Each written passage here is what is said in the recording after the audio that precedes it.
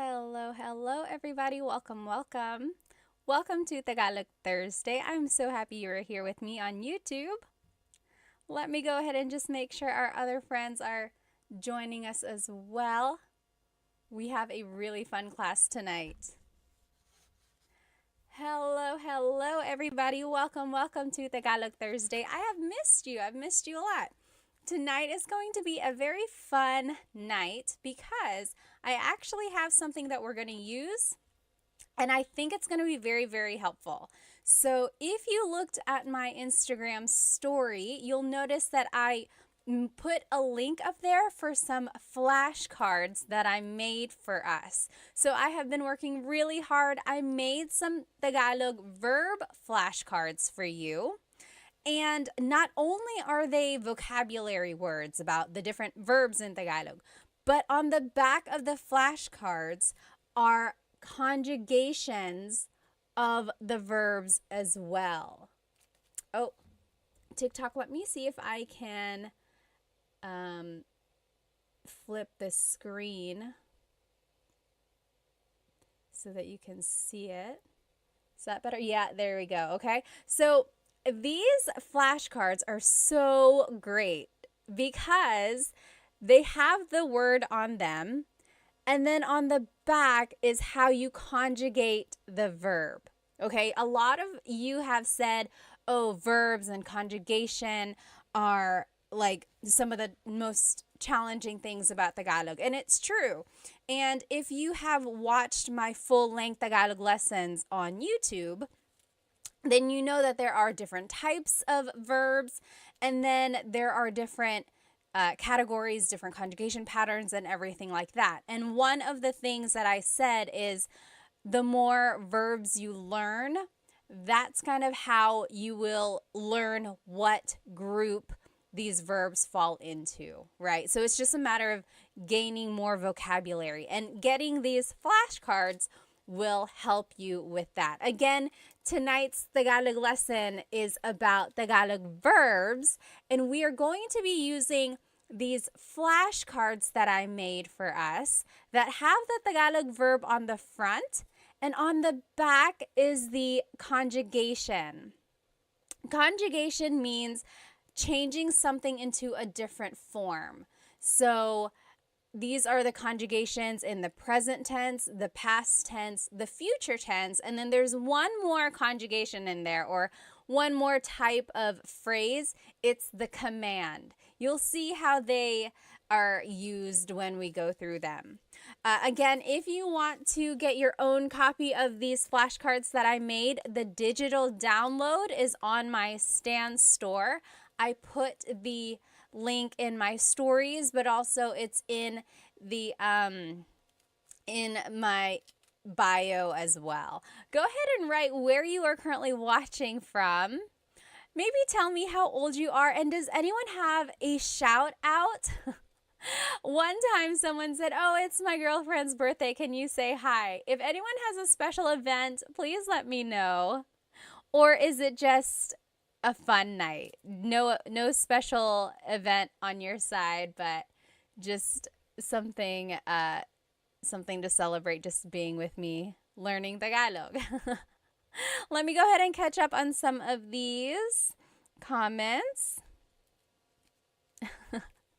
Okay, let me catch up on some of these comments on Instagram here. Major said, Ate Pat, gumagawa ako ng mabuti. You're doing something good. Are you trying to say you're doing well? You can say, mabuti ako, mabuti naman. What you said literally means I am doing something good, like you are doing a good deed or something. Oh, Chunkin Deuces said, quick question. Is there a difference between learning Filipino versus Tagalog? Very, very good question. Does anyone know? I know the answer. But does anyone know the difference between Filipino and Tagalog? Think about it, write it in the comments, and let's see what everyone thinks. Hello, magandang araw, Vic said. Let's see. Hi, ate. Kawabanga said. Miss Anna Adams said, kumusta ka, ate? Mabuti naman. Hi, Love and Lulu. All right, let's see here. Again, we're just waiting for everyone to join. Hello, hello. Oh, so many people. Let's see here. Rose from San Diego, Ronnie from LA, Royston from Singapore. I'm Heme from California, Brandon from Jacksonville, Florida. Hello, hello. Dilshan from New Zealand, Fritz from New Jersey. Hello, hello. Mabuhay Thursday. Hello, hello. Let me see. Oh, did someone have a shout out? I forgot. Earrings are fire. Team D Texas said, Salamat. These are from Pick You Official. I think Pick You Official. Let's see. How about over here on TikTok? Captain says, I'm a Filipino. I'm all the way from LA, California. Hello, hello. Yes, exactly right. So Rocky's Barber. So the question was, Chunkin Deuces asked, what is the difference between Filipino and Tagalog? And over here on TikTok, Rockin' Barber said, Filipino incorporates the borrowed phrases and words. Exactly right. So Tagalog is a very old language. In fact, it's one of the oldest ones in the Philippines. There's like written by Bayin that's been found. It's just a very old language. And of course, the Philippines itself has had a lot of influence from so many countries, like Spain, of course, when they occupied it for 300 years. Then there was America and even Japan for a little while. And Chinese, because there were a lot of immigrants from southern China. So along with all of those different cultures, they incorporated a lot of those words into Tagalog. So much so that Tagalog itself kind of got mingled with all these languages. So they had to change it a little bit. And Filipino is the language that incorporates all of those different languages. For example, hikaw, the word hikaw is earring. That is a Chinese word, or it stems from the Chinese culture. But technically, there was at one point a true deep Tagalog word that was used before hikaw. And usually, I love Tagalog, like deep, deep Tagalog, because it's very literal. When you think of the word a chair in Tagalog is upuan. There are lots of different words for chair. Upuan is a word for chair. Like the verb upo means to sit, upuan means a place to sit. But also, a deep Tagalog word for chair is salumpuet. Salumpuet. So that's like true deep Tagalog. And it means, salo means to catch. Puet is your bottom. So salumpuet is something that is catching your bottom, right? Your chair. So that's the difference between Tagalog and Filipino. So yes, Filipino kind of incorporates all of those different borrowed words, as Rockin' Barber said, whereas Tagalog really is like the pure whatever it was before all of those influences. Although nowadays, Filipino, Tagalog, Filipino, they are used interchangeably and people will understand what you mean. But technically, there is a difference. Oh, hello, Tagalog Kurt. Someone is saying hello, Tagalog Kurt. Are they here? Anyway, again, thank you. Let's go ahead and get started. Tonight's lesson is going to be all about Tagalog verbs, okay? So depending on where you are in your Tagalog learning journey, you might already know how to conjugate verbs and you just want to learn more. Or maybe you are a true beginner, you just want to gain more vocabulary. This is a good way to do it. Or maybe you are kind of a little bit more experienced and you just want to quiz yourself, or you just want to make sure you know the right words. We are going to be using these flashcards that I made for us. I'm so happy that I made these flashcards, you guys, because not only do they have the Tagalog word on the front? So this is a picture of a shower. To shower in Tagalog is maligo. And it says that on the front, okay? On the back of the card has the conjugation of the or of the verb. Okay, so it's like there are different ways you can use these cards. One way is to cover the Tagalog word and then quiz yourself. Be like, okay, what is to shower? What is to shower? Then you're like, okay, it's maligo. Now, what if I want to say, I am taking a shower? What is it again? What is it again? Then you look on the back. You're like, oh, naliligo ako. Naliligo ako. Okay, so you can purchase your own copy of these flashcards on in my Stan store. The link is in my IG stories right now, or the link to my Stan store is in my bio as well. I will note that when you purchase it, it is just a digital copy. So you're going to be purchasing the PDF form, and it's going to look like this, okay? It's just a PDF form, a document, and you will be responsible for cutting them out and putting it back to back if you want. And then I even went farther and put a lamination on them just to make it have that flashcard feel, okay?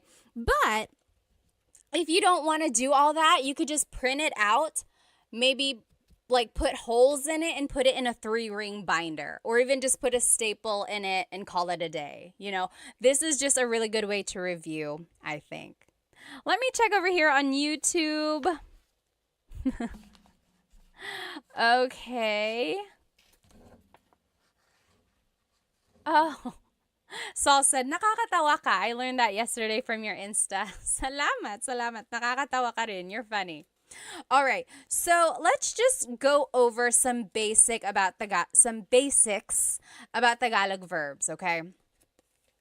In Tagalog, there are 5 different types of verbs in Tagalog. Okay, let me find these cards here. I had organized them and now I'm just gonna find, here we go. So in Tagalog, there are mag verbs, mag, meaning they start with mag. Mag is their prefix. There's mag verbs, then there's ma verbs, ma. They also start with ma, like matulog.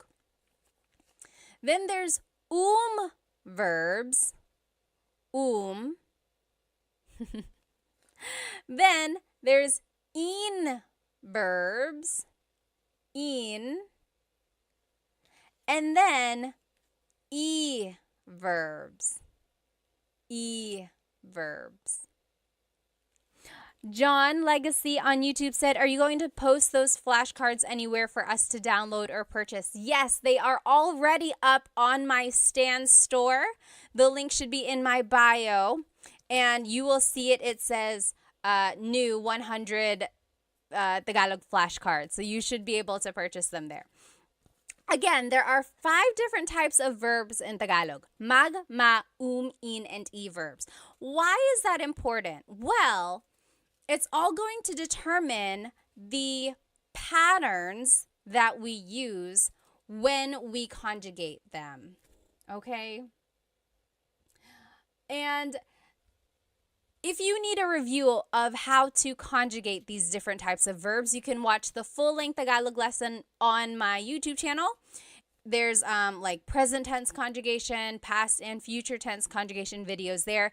It will go step by step with lots and lots of practice. But we can also just learn them tonight, okay? I don't want you to get too bogged down about the patterns themselves, but I do want you to recognize that there is a pattern. Okay, you'll see. There's repeated syllables. There's certain affixes or prefixes or infixes. Okay, so I want you to just listen, and see what we get. Okay, so let's just go through some of these verbs here. If you know the answer, write it in the comments. What is to clap in Tagalog? What is to clap in Tagalog? Do you know? What is to clap? Oh, thank you so much for all the gifts on TikTok. They are going so fast. FJMLV, thank you so much. And I think someone else up there, thank you. What is to clap in Tagalog? To clap, yes, Mr. Mark Tricks. So, palakpak or pumalakpak? Very good. Yes. Oh, Solman, thank you so much for the roses on TikTok. Maraming salamat. Thank you. So, pumalakpak or palakpak. So, technically, the root word here is palakpak. Palakpak. All verbs in Tagalog have a root, and then something is added to them to change the tense. For verbs, sometimes they are referred to as just the root, palakpak. Sometimes they are referred to with the already in it. So if you said palakpak, that is correct. If you said pumalakpak, that is also correct. JB on YouTube said magclap. Yes and no. So I love mag verbs because you can always use mag as a way to turn an English word into a Tagalog verb. If you don't know a verb in Tagalog, turn it into a mag verb and conjugate it that way. So JB said magclap because they couldn't remember what to clap is. So, but technically it's palakpak or pumalakpak. Now let's take a look at how it's conjugated. Oh, Jess, thank you so much for the gift on TikTok. Maraming salamat. So if you want to say I am clapping, it would be pumapalakpak ako.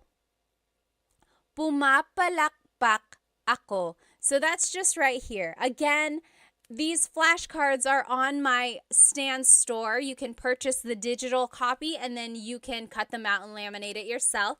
On the front of it is the verb. On the back are the conjugations. Okay, so in the present tense, it would be pumapalakpak ako. Pumapalakpak ako. Oh, Saul, thank you so much for the badge on Instagram. Thank you. In the past tense, it's pumalakpak ako. Pumalakpak ako. Future tense, it's papalakpak ako. So, it's very interesting. Again, all of these patterns are very specific and don't get too bogged down. I just want you to be able to recognize mostly the root and then see if you can recognize that there is a repeated syllable and then certain affixes and prefixes. Now, if you want to say it as a command, it would be pumalakpak ka. Pumalakpak ka. Clap your hands. Okay? So pumalakpak means to clap or palakpak. Interestingly, the noun form of clap, like applause, is palakpak.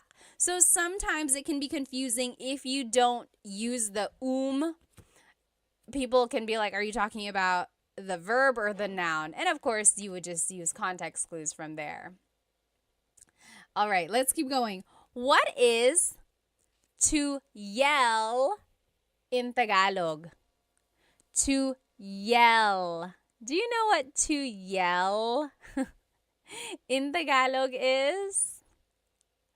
To yell in Tagalog is sumigaw. Sumigaw. So in the present tense, sumisigaw ako or sumisigaw siya. Yes, very good. Warhawk got it right on TikTok. Sumisigaw siya. She is yelling. Or sumigaw siya. She yelled. Sisigaw siya.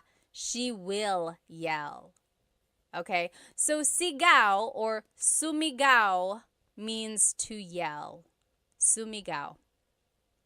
Okay, what is our next verb here? What is to dance in Tagalog? What is to dance in Tagalog? To dance in Tagalog is...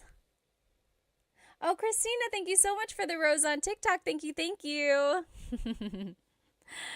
To dance is, sumayaw. Yes, very good. Leonardo on TikTok got it right. Jasmine, very close. Jasmine on Instagram said, masayaw. So that's another tricky thing there. It's like you might know the root, sayaw, but then you have to figure out, is it a ma verb, a mag verb, or an verb? Sayaw is an verb. So sumayaw means to dance. Again, on the back is the conjugation for your review if you do want to learn them. Sumasayaw ako, I am dancing. Sumasayaw ako. Sumayaw ako, I danced. Sasayaw ako, I will dance. And then as a command, it would be sumayaw ka. Dance. Sumayaw ka. Dilshan said, isn't masaya happy? Yes, masaya means happy. Sumayaw is a little different from masaya. Okay? I guess we're in this stack of verbs. What is to cry in Tagalog? What is to cry in Tagalog? Oh, Cam said, where can I get the flashcards? You can download the flashcards from my Stan store. You can, when you download them, they will come as a PDF and you just print them out yourself. And you can cut them, laminate them like I did, front and back, or just print them, maybe put a staple or put holes in it and put it in a 3-ring binder. So however you want to use them, you're going to download it. It'll come like this. What is, yes, JB, you got it on YouTube.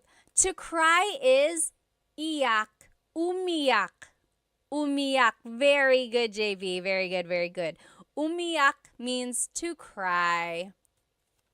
So in the present tense, umiiyak ako. Umiiyak ako. Past tense, umiyak ako. Umiyak ako. Future tense, iiyak ako. And then as a command, wag kang umiyak. Wag ka nang umiyak. Don't cry. Don't cry. Okay. So Dilshan said, diba means isn't it? Yeah. Means like right, correct? Or is it not? Yep, that's exactly right. Okay, next verb here on our list.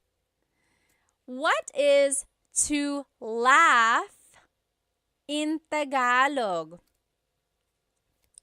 What is to laugh in Tagalog? To laugh. Yes, very good, Cam. Tumawa. Very good. So to laugh in Tagalog is tumawa. Tumawa. Very good. So tumatawa ako. I am laughing. Tumatawa ako. Or tumawa ako. I laughed. Tumawa ako. That's past tense. Tatawa ako. I will laugh. Tatawa ako. Or as a command, tumawa ka. Laugh. Tumawa ka. Okay? Here's another verb. What is to sing in Tagalog? To sing in Tagalog. You might have heard this if your family is into karaoke. People will always make you try to sing. Yes, Cam is exactly right. And Warhawk. Yes. Very good. Kumanta. Kumanta. Yes. Alpo Blit. Kumanta. Very good.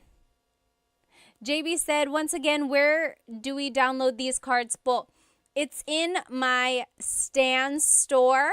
So the link should be in my bio, or if you just go to my profile, look for the Stan store link.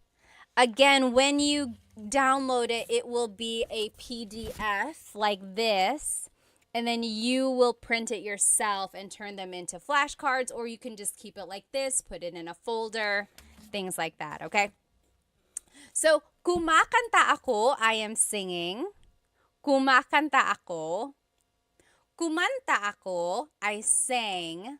Kumanta ako. Kakanta ako, I will sing. Kakanta ako. And as a command, kumanta ka, kumanta ka.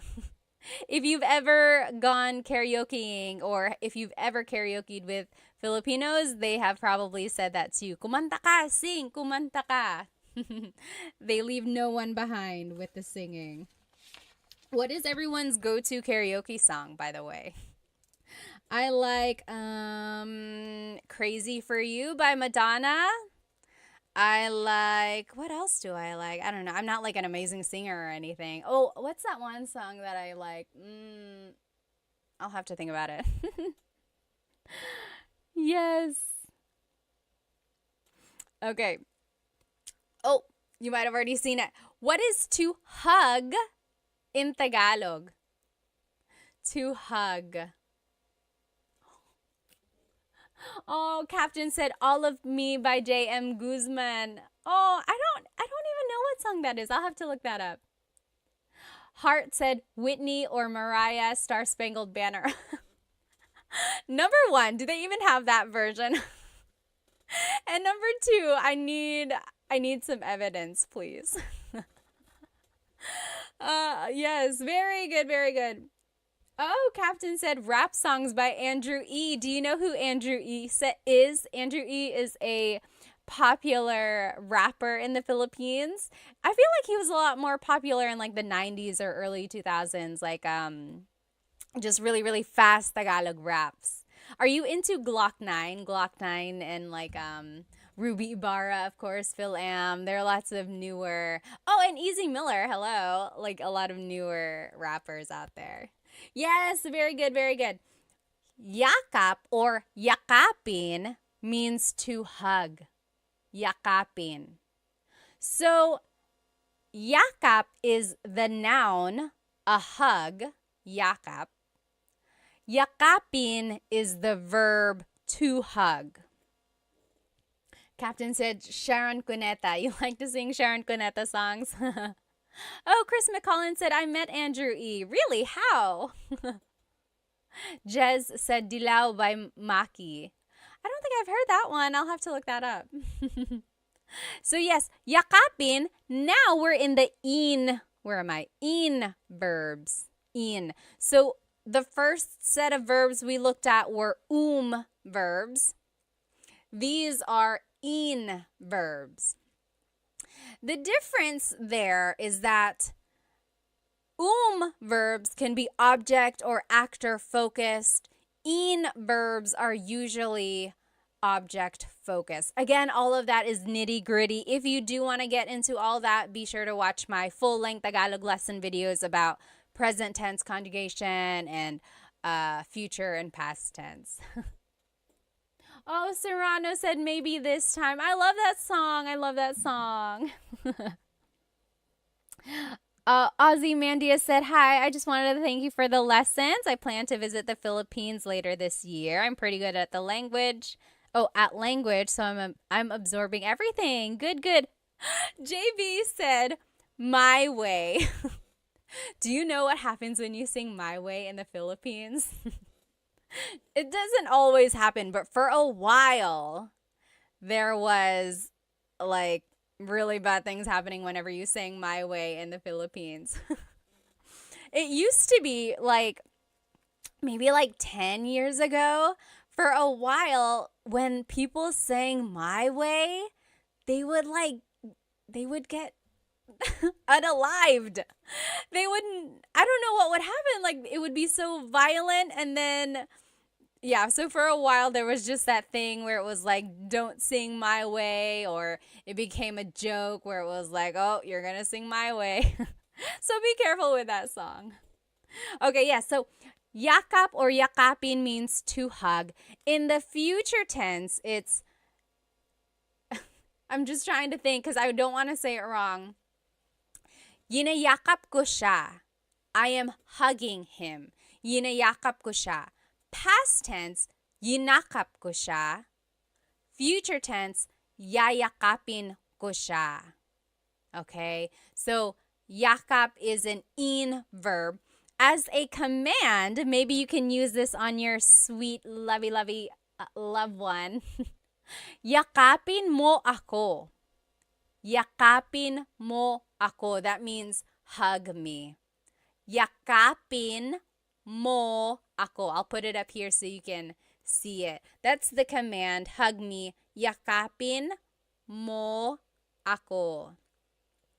Try saying that to your honey tonight. I'm sure it'll make them super kilig. Yakapin mo ako. Okay? Someone put it or wrote a question up here. Someone asked why. Why is it that when you sang My Way, you would get like unalived? I don't know. It was just like, maybe it just happened to be that when people were singing that, there were like violent people around them. I don't know. But for a while, you should look it up. It was like singing My Way at karaoke was kind of dangerous. Oh, and then someone asked, do you know how to speak Bisaya? No, I do not, but I know someone who does, and I'll be sharing them with you in just a little while, like maybe next week or in a couple weeks. Oh, someone up here asked, Ladorabi said, is Filipino Sign Language the same as American Sign Language? So I feel like either last year or the year before, I posted a video of Filipino Sign Language. And then people commented, oh, it's the same as American Sign Language because American Sign Language actually is universal. So people said it's the same, but I'm sure there might be some nuances. But that is a great question. If anyone knows, like, is there a difference between Filipino Sign Language and American Sign Language? Let us know. Jasmine said, I heard of you sing it badly. So maybe if you sing My Way badly, then that's why it was so violent. Patch said, your tutorials really helped me in my tutoring sesh with my US students. Thank you, thank you, thank you. Maraming salamat. Thank you, din. Oh, interesting. Okay, so PJ said Japanese Sign Language is a little different. Interesting. Okay, so yeah, there might be some similarities between Filipino Sign Language and then like American Sign Language, but also there might be some differences as well. Warhawk said, I'll never sing that song in the Philippines. Yeah, don't sing My Way. You might not want to. Okay, and then someone asked, do I speak Waray? No, I do not, but I'm looking for someone who can teach it. If you know anyone who can teach Waray, send them my way. Okay. What is to pull in Tagalog? What is to pull in Tagalog? Yes, JB, yakapin was an in-verb. We're actually in the in-verbs now. Tots asked, can you speak Kapampangan? No, I cannot. I wish I knew people who could, though. Yes, Serrano. Hilahin. Very good, Warhawk. Hilahin. Hilahin. Very good. Hilahin means to pull. Hila means to pull. That's the root. Hila. Hilahin is like the conjugated version, or it's just incorporating that in affix there. So hila means to pull. Hilahin is conjugating it as an in verb. In the present tense, it's hinihila ko ang lubid. I am pulling the rope. Hinihila ko ang lubid. In the past tense, hinila ko ang lubid. In the future tense, hihilahin ko ang lubid.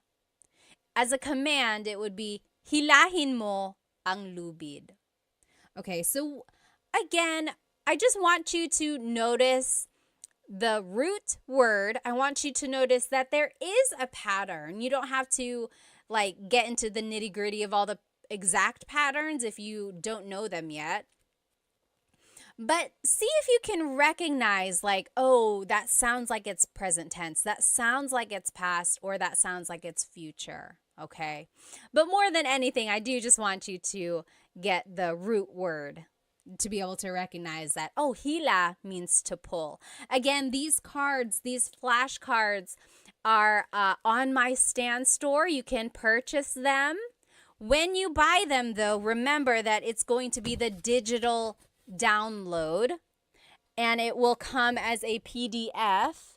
When you print them out, you can cut them, you can laminate them like I did, or you can just keep it like this in a folder and use it to study, okay? You said, can you send me that card? Someone said on TikTok. Just go ahead and get it from my stand store. There are 100 verbs. 100! I found 100 verbs for you. But tonight we're only going to do maybe like 25 or 30. I went through and got some of the more common ones for us to learn. But there are 100 verbs. You gotta go get it. Oh my goodness, you gotta go get it. Okay. Now, what is to sweep in Tagalog? What is to sweep in Tagalog? Samurai said there are many Filipino shops and restaurants in our region in Oman. Oh, that's nice. Very good, Serrano. To sweep in Tagalog is walis. Oh, Serrano, you bring up a really, really good point. So in this card, I am showing it to you as an in verb. Walisin. Take a look at the conjugations. Winawalis ko ang sahig. Winawalis ko ang sahig. I am sweeping the floor. Now, Serrano on TikTok said, magwalis. Oh, I love this, you guys. Walis is one of those verbs which can be either object-focused or actor-focused, okay? So there are certain verbs in Tagalog that can take on different types of verbs. So remember, there's magma, in, or i. Walis can be an in verb, or it could be a mag verb. When it's an in verb, it's being conjugated as an object-focused verb. So you can even see it in the conjugation example. Winawalis ko ang sahig. I am sweeping the floor. The focus of this sentence really is the floor. What are you doing? I am sweeping the floor. Now listen to this. When I say, nagwawalis ako, now I'm conjugating it like a mag verb. Nagwawalis ako, that just means I'm sweeping, right? It's a complete sentence. Nagwawalis ako, I'm sweeping. There's no floor, there's no object. It's just about me, the actor. It's actor focused. What are you doing? I am sweeping. Versus, what are you doing? I am sweeping the floor. Do you see the difference there? That is a prime example of a verb that can be object or actor focused. Very good. Very good observation there. Okay. Tim said, I love those cards. Thank you. Thank you. Again, these cards you can get on my Stan store as a digital download.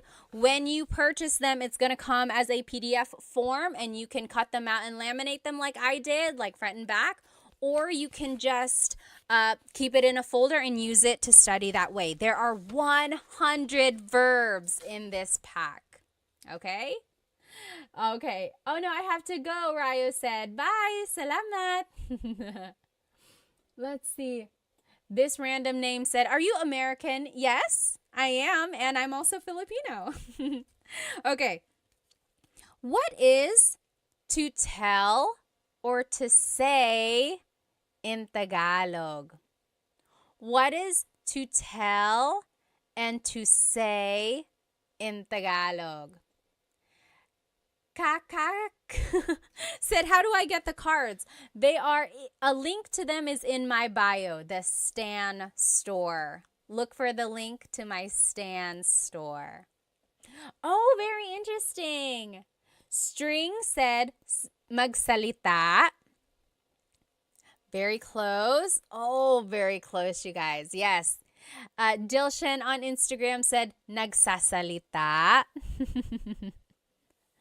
JB said, is the Stan store on your IG page? You can find it in my YouTube channel as well. Just go to the About Me area and then look for the Stan store.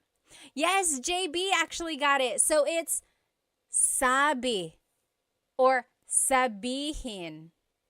So very interesting. A lot of you are saying salita. Salita means, it also means to say, but really it means like to talk. Magsalita ka, talk.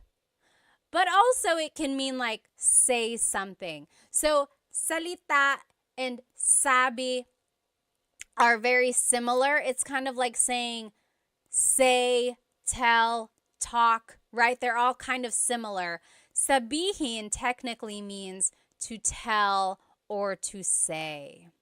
Very interesting. Oh, Yahia said, what is the best free app to learn Tagalog? Anyone know what is the best free app? I know of like this one app I made a video for. What is it? Turong Wika. Turong Wika. That means teaching a language. They teach Tagalog. I know other languages or other apps teach Tagalog as well. I just don't think they're free. Oh, Diego said, how do you say I don't know? How do you say I don't know in Tagalog? What do you think? Write it in the comments. That one is easy. There are a couple ways to say it actually. Oh, Mr. Crank said, is there an app that you would recommend to help learn Tagalog? Let's see. So the one I recommended earlier, Turong Wika, that one is a good one. Does Rosetta Stone have an app? I made a video for them. I know they have like an online profile, but I don't know if they have like exactly an app. Does anyone know? And then Ling is an app. I think they have Tagalog as well. Does Duolingo have Tagalog? Does anyone know? Oh, yes, very good. To answer Diego's question, how do you say I don't know? A lot of people on Instagram and TikTok are saying hindi ko alam. Hindi ko alam literally means I do not know. Hindi ko alam. Or an easy way to just say it is ewan, ewan, or ewan ko. Very good, okay? Yes, someone had some questions up here. Oh, Diego said, hi Pat, ako si Diego. Currently started your first video on Tagalog and I can't wait to learn more. Very good, very good. Okay. Let's keep going. So yes, sabi means to say or to tell. So take a look at the conjugations. Maybe that'll help you kind of determine or help you understand the difference between sabi and salita. So, sinasabi ko sa kanya. Sinasabi ko sa kanya. I am telling him. I am saying it to him. You see the difference there? Sinabi ko sa kanya. I told him. Sasabihin ko sa kanya. I will tell him. Okay? And then, as a command, sabihin mo sa kanya. Tell him. Sabihin mo. Oh, okay. Diego said Duolingo does not have Tagalog. Interesting, interesting. What is to find in Tagalog? What is to find in Tagalog? Oh, Warhawk said Bluebird app is decent. Bluebird app. To find in Tagalog is, yes. So, hanap is the root word. Hanapin is the verb. Hanapin, to find something. Hanapin. Like, oh, hanapin mo. Find it. Hanapin. So here's the conjugation. Hinahanap ko ang susi. Hinahanap ko ang susi. I am looking for the key. Hinahanap. That's the present tense. Past tense, hinanap ko ang susi. Hinanap. I looked for the key. Hahanapin ko ang susi. Hahanapin ko. I will find the key. Okay? So again, hanap means to find. Hanap. Oh, Jcast said, where do you buy these flashcards? You can buy them from my Stan store. Link is in the bio. Look for my Stan store. You will get the digital download. You will get the PDF form, and it looks like this. And then you can cut it, laminate it like I did, or you can just keep it like this, maybe put it in a folder or in a binder, and then use it to study like that. But I have 100 verbs for you. 100. Oh my goodness. I'm so happy for you guys that you have this resource. But we're only going over like 25 tonight. Oh, thank you so much. Sean said, I bought them. Salamat. Maraming salamat. Okay. What is to run in Tagalog? What is to run in Tagalog? Oh, Major said, Ate Pat, can you give me a Tagalog tongue twister? Ooh. Let's see. Let's see. There's so many. I don't want to say it wrong now. There's that one. It's like Mecánico ni Monica. Minicánico ni Monica. Minicánico ang. I don't even know what it is now. Someone write it in the comments. Minicánico ni Monico ang makina ni Monica. Minicánico ni Monico ang makina ni Monica. That means Mokino, the mechanic, fixed Monica's machine. Minicánico ni Monico ang makina ni Monica. Oh my goodness. And then there's so many more. Yes, so to run in Tagalog is very good. Blasian, you got it. La, Yesam, and JB, you got it. Tumakbo. Tumakbo. Yes, very good. Tumakbo. So, takbo is the root word, takbo. Tumakbo is showing that it's an conjugation. Tumakbo. So, if you want to conjugate it, tumatakbo ako. I am running. Tumatakbo ako. Or, tumakbo ako. I ran. Tumakbo ako. Tatakbo ako. I will run. Tatakbo ako. Julie and Captain both just asked back to back, where can we get these cards? Yes, so these flashcards are on my Stan store, stan.store/Tagalog Time Pat, or you can just go look on my bio. Look for the link that says Stan Store, and it's going to be a digital copy. When you purchase it, it's going to look like this as a PDF, and then you will be able to cut it, put it together, laminate it like I did, or you can just keep it like this, keep it in a folder, and study it like that. But there are 100 cards, 100 verbs. Oh my goodness. Okay, what is to drink in Tagalog? What is to drink? Oh, Diego on YouTube said, when do I use mo?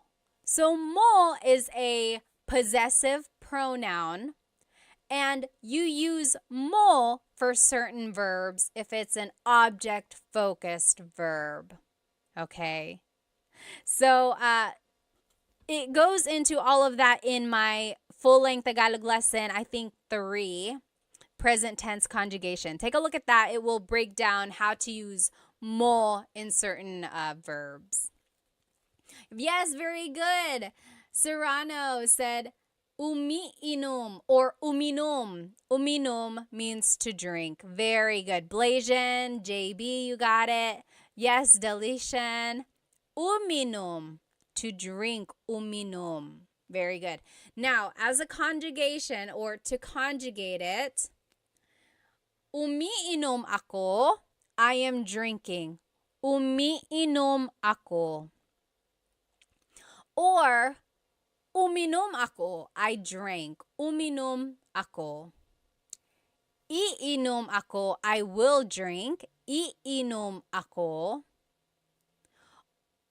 Or, uminom ka, drink, uminom ka. That's a command.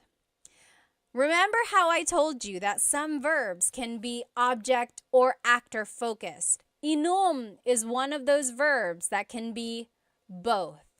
So, uminom means, or it's focusing on the actor. I am drinking. Umiinom ako, I am drinking. But if you want to focus on the drink itself, you actually have to conjugate it as an in verb. So, iniinom ko ang kape. I am drinking the coffee. Iniinom ko ang kape. So, as an in verb, it's focusing on the object. As an verb, it's focusing on the actor. Very interesting. Only a few more will do here, guys, because it's getting kind of late. So here, what is to eat in Tagalog? What is to eat in Tagalog? Yes, Shalona McFarland said, where do we get these cards? These cards, again, are on my Stan store. I made them for you. They are the digital download. So go to my Stan store. The link should be in my bio. When you purchase them, you're going to get them as a PDF form. You're going to get it like this. And you can cut it and laminate it, or you can just keep it like this and study it like this. Keep it in a folder, put it in a 3-ring binder, whatever you want. Or you can cut it out and laminate it like I did. Very good. So, very good. Kain. Kain. Kumain means to eat. Kumain. Yes. Blasian said, pwede bang magtanong? Can I please ask? Why does it change to ininom? Like in the conjugation, iinom as the future tense, that's just the pattern that it is. You have to repeat the first syllable.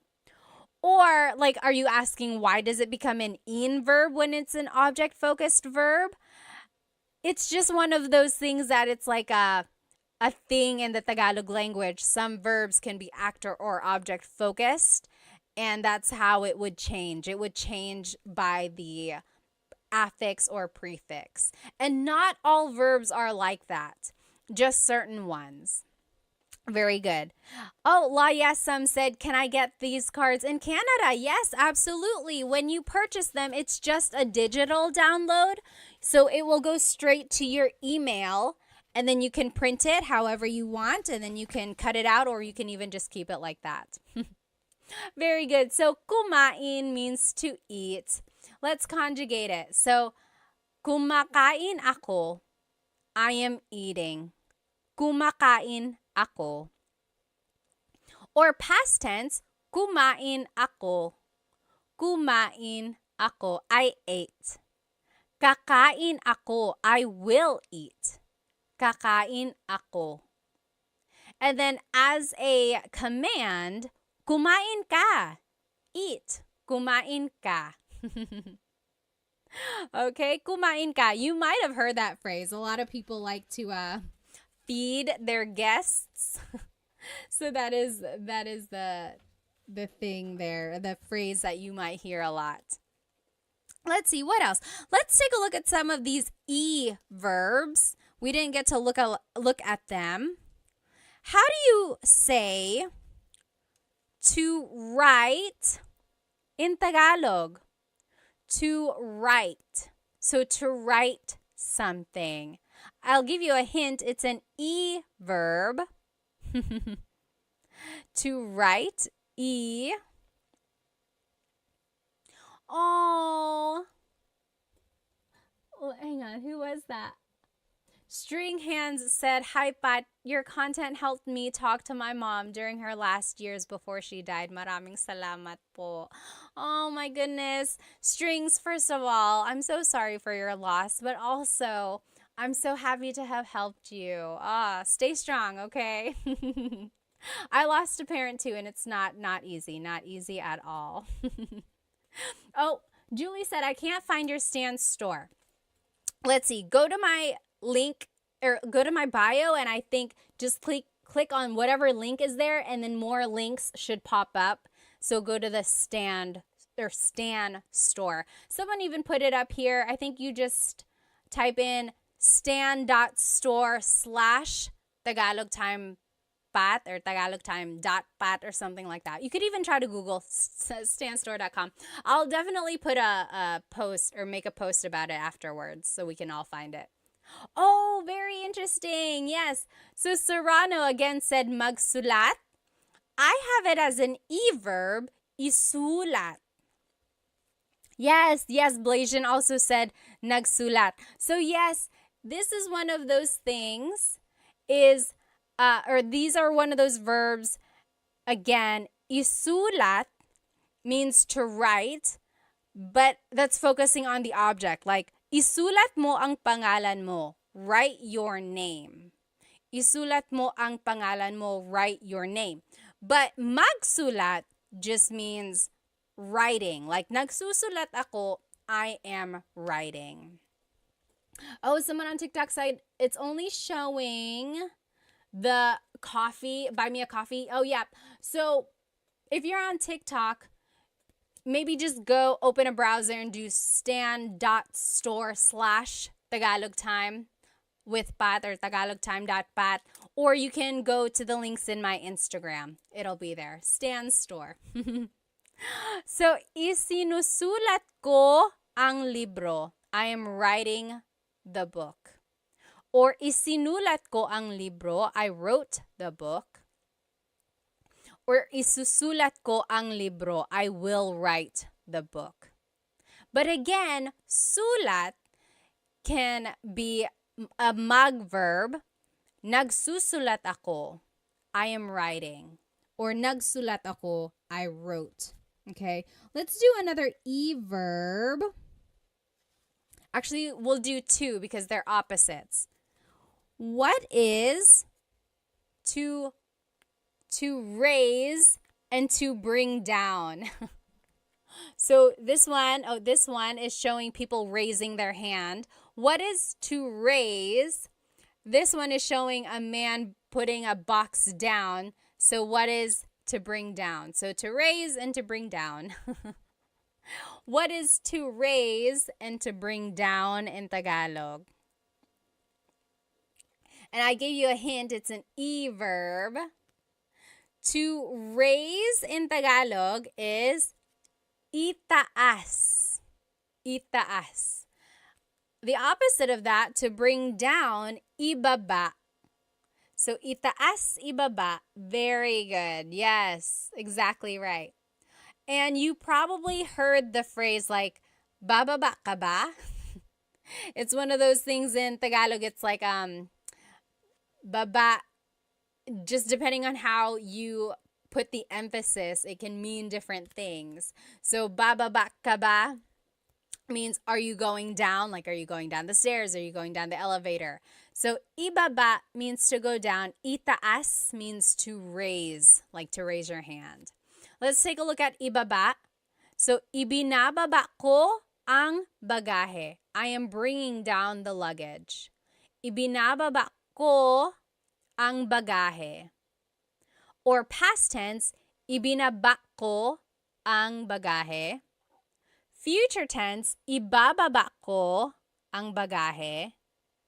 And then, as a command, ibaba mo ang bagahe. Bring down the luggage. Okay?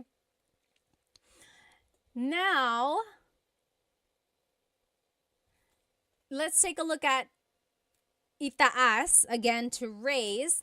In the present tense, itinataas ko ang bandila. I am raising the flag. In the past tense, itinaas ko ang bandila. I raised the flag. And then in the future tense, itataas ko ang bandila. I will raise the flag. And then as a command, itaas mo ang bandila. Raise the flag. So Love said, spaghetti pababa, pababa, ng pababa. Does anyone remember that song? So baba means to go down, and there was this song back in the day, maybe like, was it early 2000s, I think? Spaghetti pababa, pababa ng pababa, Iser said. And then, spaghetti pataas, pataas ng pataas. And it was just this silly, silly dance, and you heard it on every variety show on the Filipino channel. You heard it on the radio all the time. People still dance it. I don't know why it's like that. It's like, why is the spaghetti going down? Why is it going up? Oh my gosh. You can't like not dance when you hear that song. Yes, Blasian said, is there another word for flag? Yes, so I said bandila. Bandila means flag. But watawat also means flag. There's another one, bandila, watawat, and does anyone remember what the other word for flag is? Wumagayway. Watawat, wumagayway. Wumagayway means to wave, or like to wave around, correct? I'm pretty sure. So watawat is like waving the flag, exactly. Oh, thank you, FJMLV said, I just got the flashcards. They look so good. I'm glad they have the sentences with them. Again, if you just joined, you can purchase these flashcards that we were using during the lesson. On the front is the Tagalog verb, and then on the back are the conjugation patterns in the present tense, past, future, and a command. It's like an example. So I think it'll really help you learn more verbs. And when you download it, it is a PDF digital download. So you will be able to cut it out and laminate it if you want to, like I did. Or you could just keep it like this, maybe put a staple in it, or you can put it in a 3-ring binder and just use it to study that way, okay? And there are 100 verbs, 100. I looked up all of the different verbs for you, so I think this will really help if you're trying to learn more Tagalog verbs. Again, you can get it from my Stan store. Stan store. The link should be in my Instagram bio. I think on TikTok we're having a hard time finding it there. So just go to my Instagram or YouTube. The link is in there. Bandera. Yes, I think that's another word for flag as well. Well, you guys, I had so much fun with you tonight. I hope to see you again soon. There are so many more verbs. Again, there are 100 in this pack. This is only like 25 or 30. So maybe next time we will go through more. Oh, FJN said, what are on your YouTube slides? I'm trying to learn more for my fiance. The YouTube slides, if you decide to buy those are just the whatever slides you see in the video. So back up. I make full-length Tagalog lesson videos on YouTube, so those slides are what go with the full-length Tagalog lesson videos, okay? Budak Baru said, where can I get the flashcards? I'm not from the Philippines. You can get them on my Stan store. Go to my Instagram, click on the link in my bio, and look for Stan store. And it will be a PDF download, and you can download them, you can cut them out, you can laminate it, or you can just keep it like this and study it, okay? Yes, let's see. Yes, Benny, did you get that? Benny also asked, where can I get them? Again, on my Stan store. You just get the digital download, and then you can make the cards or you can keep it like this, okay? Well, I will see you guys next time. I hope you have a great rest of your night. Maraming salamat po. See you next time.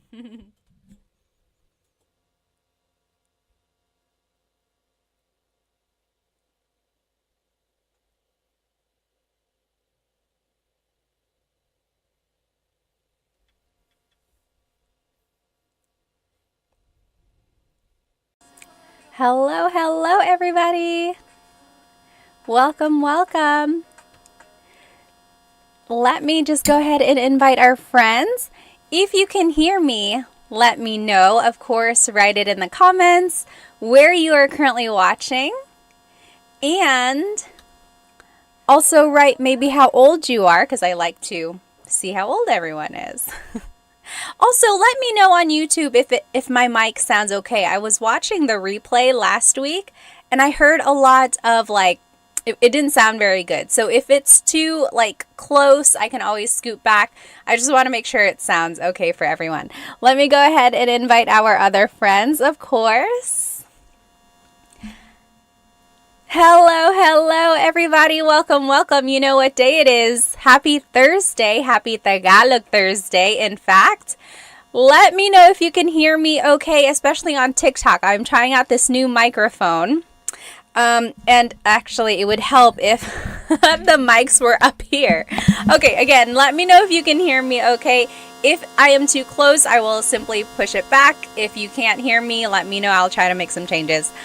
Let me know if you can hear me by writing where you are currently watching and maybe how old you are.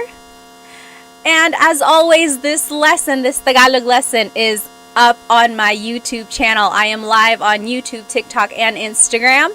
Hop onto my YouTube channel, Tagalog Time with Pat, and you will be able to follow along with this lesson. And this is a good lesson. I think you're going to enjoy it. You're going to find it pretty useful. Awesome. Okay, so I see, let's see, Soul to Weeze is from California. John on the Move is from New York. Hello. Hi, Planet Jamie. Hello. Watching from the Philippines, and I'm 15. Oh my goodness. Who is that? What does it say? Hello. Where in the Philippines are you watching from? That's so awesome. Jack DeHoog is from Alberta. Hello. Jean is from East Tennessee. His name is Jean. All right. Let me know if it sounds okay. And if not, we'll make some changes, okay? Otherwise, again, go ahead and jump onto my YouTube channel. And that is where you can follow along with this lesson.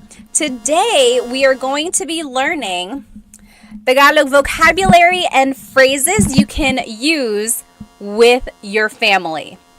It is about the family. You can use these phrases with your family. Okay, let me just go ahead and see where everyone is watching from. Mr. Aaron Arnold is from Monterey, California. Crispy Crunch is from Cali. Crown, hello, hello. Hello from Texas. TMD Texas said. Gakulka is from Hawaii. Hello, hello. National City, California, Erwin said. Hello, hello, everybody. All right, Santa Barbara, California, Vince said. John said, ang aking pamilya. Yes, again, this whole lesson is up on my YouTube channel.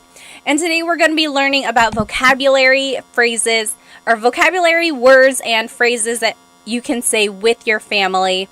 And I think it might be useful to you. So go ahead and jump onto my YouTube channel. So this is our lesson agenda for today. We're going to be learning family vocabulary. We're going to be learning phrases about the family. And then we'll learn phrases for the family, like things you can say to each other. And then we will review the vocabulary. And then we will do a translation practice. I always like doing this translation practice. At the very end of the lesson, I will say this paragraph or this short little monologue to you, and let's see if you can understand what I'm saying. Okay, so that's at the very end. Let's just go ahead and jump right into it. So again, this whole thing is on my YouTube channel. Here is a family tree. I think the easiest way to go through all of our family members is just to take a look at a family tree. So pamilya is family. Pamilya. Up here at the top, we have our lolo and lola. So lolo and lola, your grandfather and grandmother. Hang on one moment. Let me fix this for YouTube. Let me cover my face so you can see. There we go, YouTube. Okay, so here is the family tree. Again, lolo is your grandfather. Lola is your grandmother. Okay, and usually a lot of families distinguish their lolo and lola on one side from the other by giving them a nickname. Like I always called my grandmother Mama Lola. And my other grandmother, she passed away before I was old enough to really get to know her, but she was Lola as well. So some people call their Lolas something else, and their Lolos something else. Kind of like in English, we might call our grandparents like Nana, Papa, or something like that. What do you call your grandparents? Just wondering. Go ahead and write it in the comments. Hello. Oh, Yaz says, hi, I like all your videos. Maraming salamat. Music says, magandang umaga. Hello, hello. Oh, thank you so much for the gift. Maraming salamat. I wish it said the name whenever a gift was bought. Grin, thank you so much. Alrighty. Oh, my mother's name. My mother's name was Lola. Like Lola? Awesome. Yes. Mary Loves says Nanay. That's a very common name to call a Lola. Like even I call other people's Lolas and Lolo Nanay. I'm like, oh, kamusta si Nanay? How is your grandmother or grandfather? All right. So Lolo is grandfather. Lola is grandmother. Now, if we go down the family tree, now these are the mga magulang. Mga magulang, those are parents. Okay, magulang is parents. Mga makes it plural. So, anytime you want to make something plural, you have to add the word mga. Mga. It's not like in English where you would just add the letter S at the end. You have to add that word mga to make it plural. So, mga magulang is parents. Okay, now the vocabulary word for father in Tagalog is tatay. Tatay. The vocab word for mother in Tagalog is nanay. So tatay and nanay. Those are mga magulang, so parents. Now, some people call their dad tatay. Some people call, excuse me, I could feel that coming. Anyway, some people call their mother nanay. Oftentimes, they call their mom and dad something else. Mama, papa, mommy, daddy, whatever you prefer. Thank you. Dominique said, bless you. Maraming salamat. Yes, yes. Francis said, nay. Sometimes you can just call your nanay, nay. Right? So, nanay, tatay, that is mother and father in Tagalog. And those are mga magulang, parents. Okay?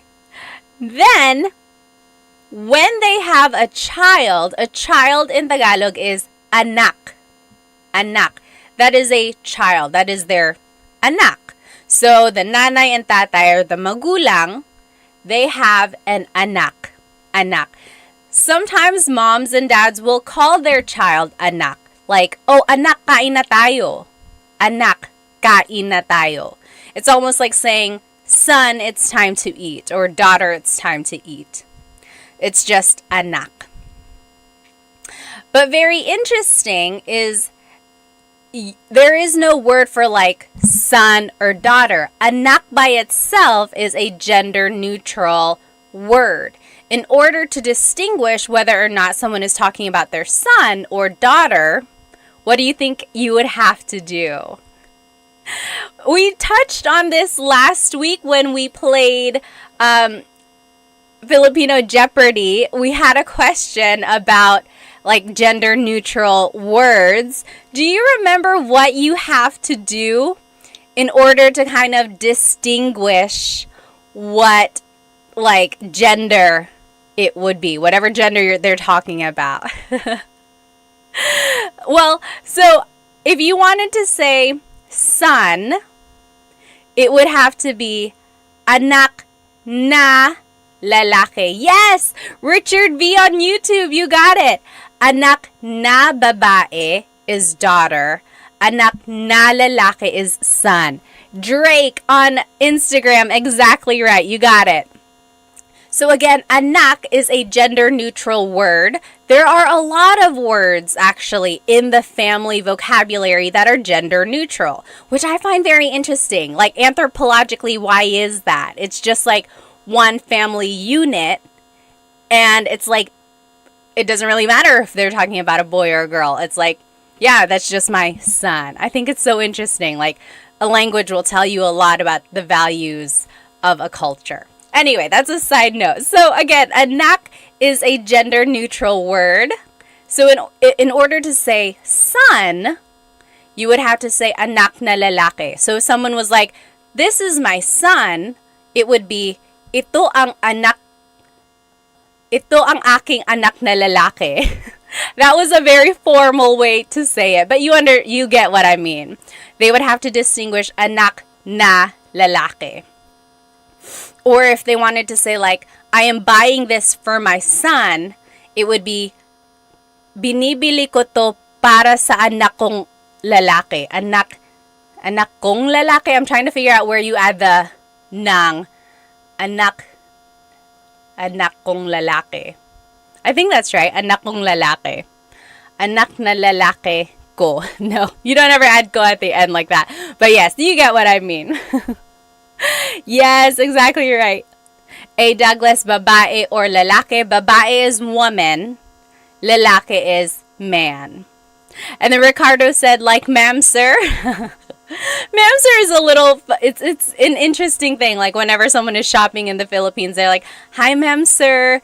I think just over time, people got used to saying it together. And so it became one thing. Okay, so that's anak. Anak is child. Now, if a person gets married, that would be their asawa. Asawa. So again, if you're following along on YouTube, here is our family tree. Asawa is their spouse. Spouse. Again, another gender-neutral word. It's not husband, it's not wife, it's asawa. Like, I call my husband asawa, not literally, but like he is my asawa, and he calls me, I am his asawa. You know, it's not like husband or wife, it's just spouse. Very interesting, right? So asawa is spouse. It encompasses like the wife and husband gender there. Let me go ahead and just read some of these comments. I don't want to miss any questions. Let's see. Okay. Yes, someone said, I'm sorry. Did someone ask, how do you say I'm sorry in Tagalog? I'm sorry is pasensya na. Forgive me is patawad na. Or patawad po. Please forgive me. Let's see. All right. Let's see. And then over here on Instagram, yes, asawa is husband or wife. All right. And then over here on YouTube, yeah, you guys got it. Ricardo said, I don't use asawa. It's too close to aswang. Aswang is a little different. Aswang is the supernatural being in the Philippines, like a vampire shape-shifting type of thing. But it's different. Asawa and aswang, they're different. Okay, so a person and another person get married. They are mag-asawa. Mag-asawa. That means they are husband and wife. Mag-asawa. When they have kids, here are the vocabulary terms for the order of kids, or just like family vocabulary words. Again, here on YouTube. So, ate is the older sister. Ate. Kuya is the older brother. Kuya. Then there's bunso. Bunso is the youngest child in the family. Ate is the oldest daughter, or not even oldest, it's just an older daughter, older sister. Kuya is an older brother. Bunso is the youngest child in the family. It could be a boy, it could be a girl, just the youngest child. They are the bunso. And then together, they are mga kapatid. Mga kapatid. Kapatid means siblings. Or sibling. Mga kapatid means siblings. Okay?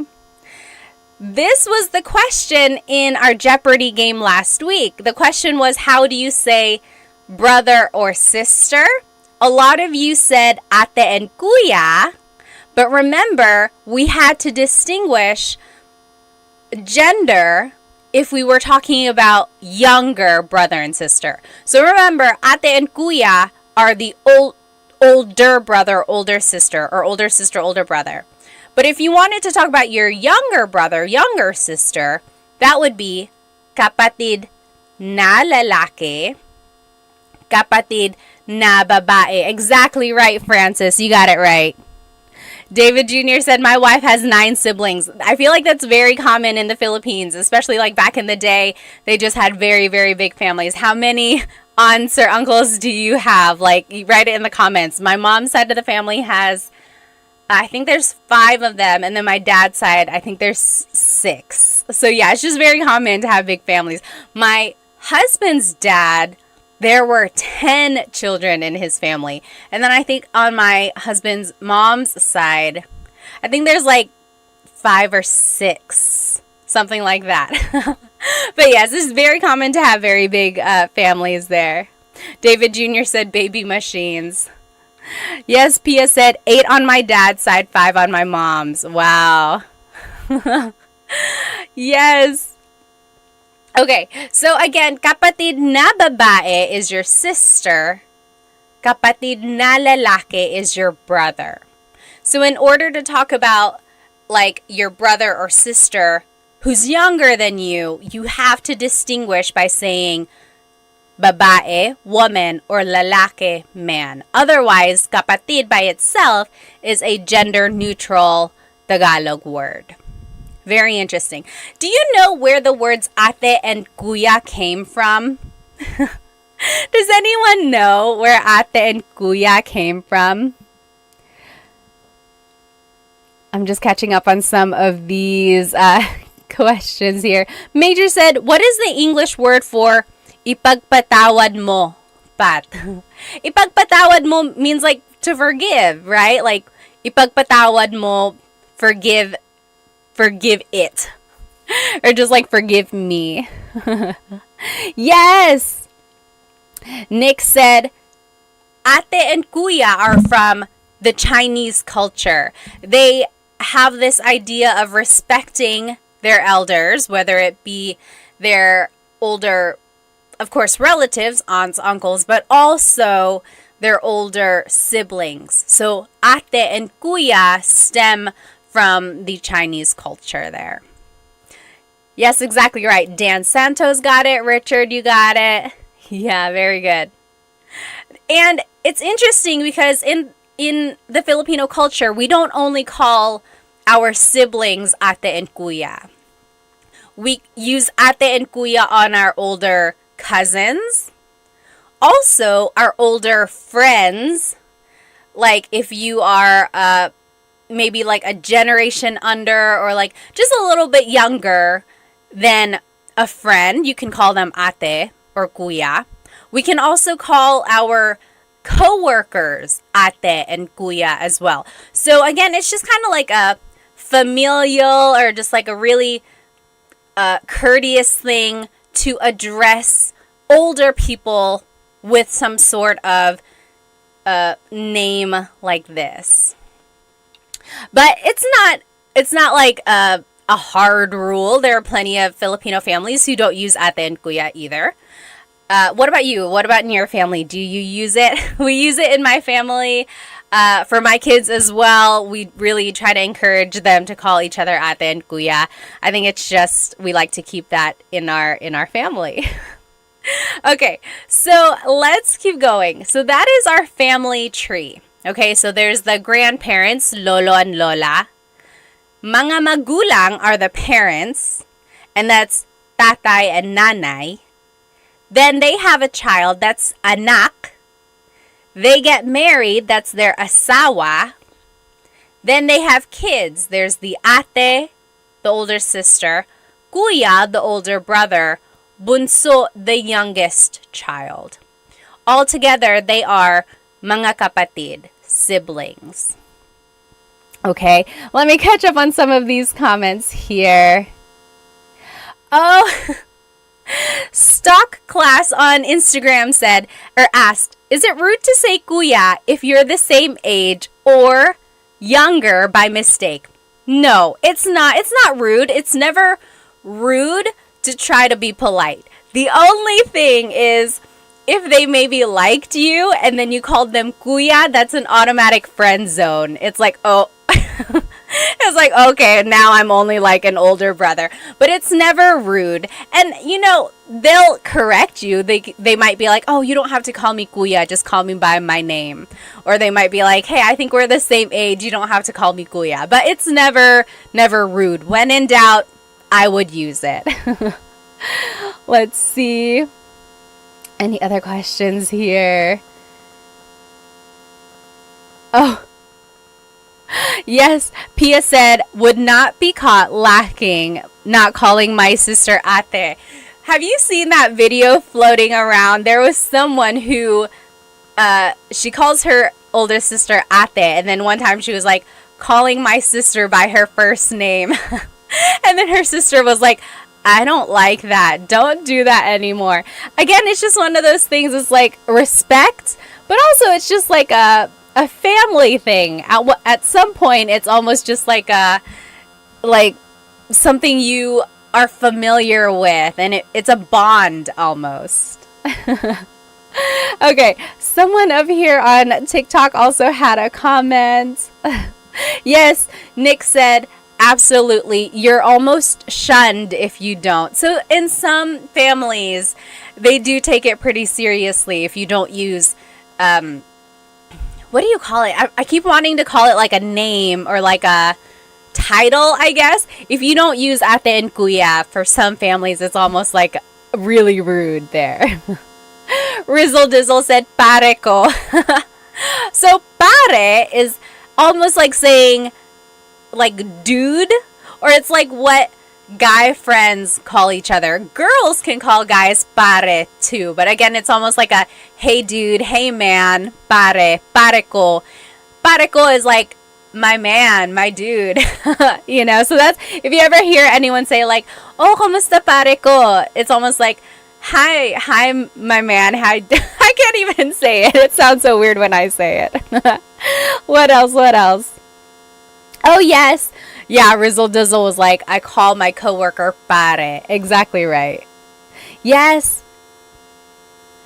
P.S. Chris said, church members too, you can use ate and kuya. Yeah, so anyone you're in like some sort of community with, or some sort of like, I don't even know how to say it, like just like a connection or a community or group, you can call each other ate and kuya. Oh, okay. Yes. Jordan said, sometimes I see Filipinos use pre in comments. What does that mean? Pre is just short for pare. So again, it's that word of like dude, man. It's just like, hey man, hey dude, pre. Yes. Jay from the Bay said, I thought pinsan is cousin. It is. We will go through that in just a second. Okay. Let's keep going here.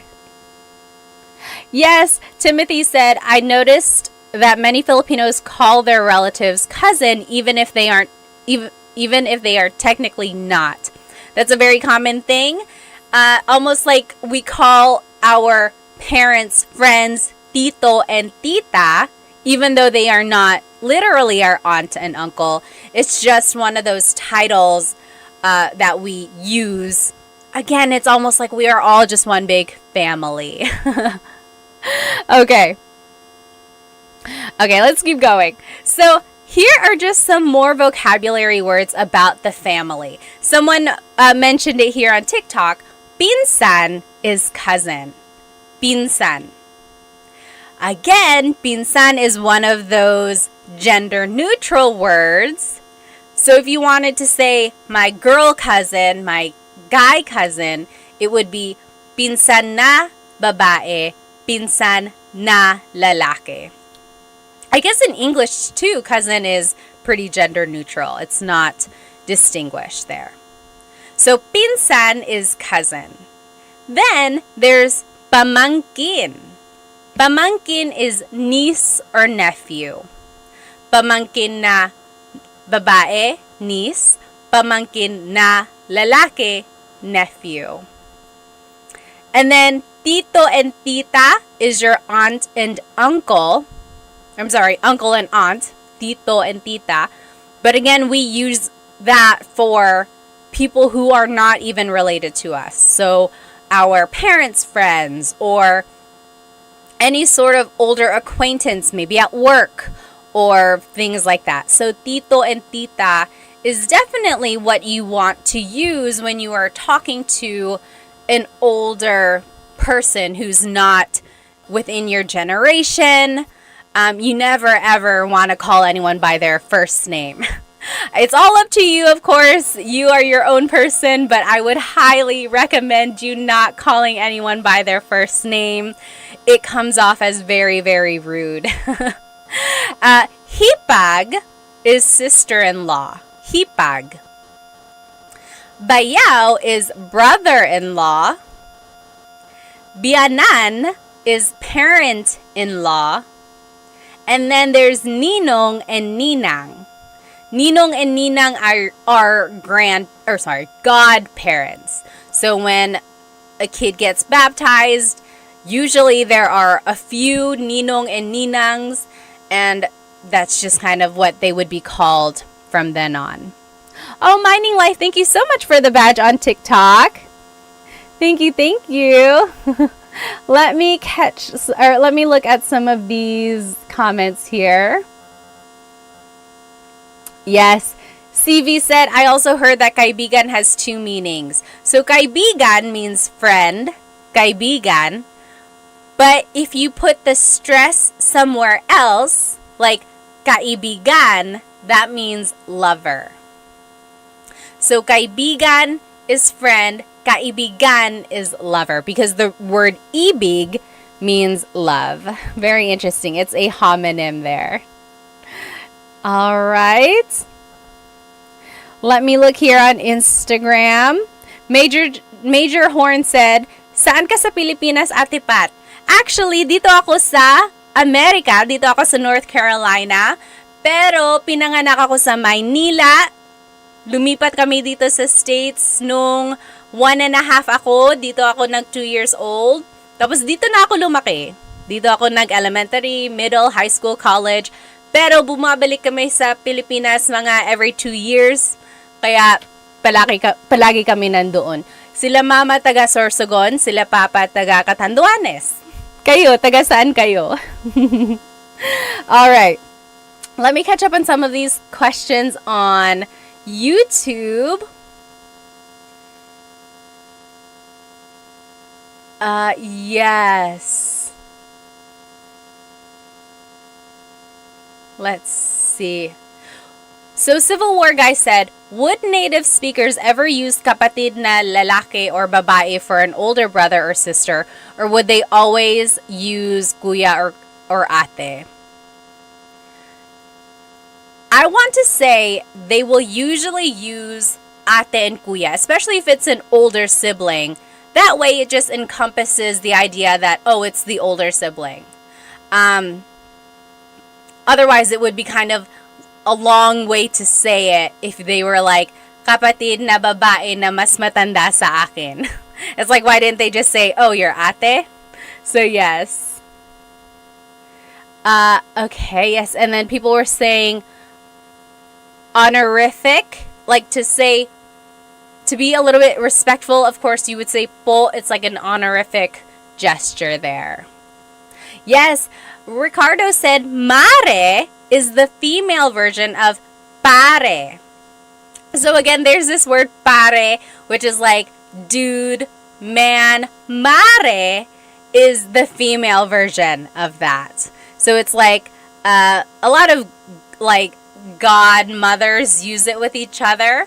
It's like, oh, hey, it's my girlfriend. It's my girl who's a friend.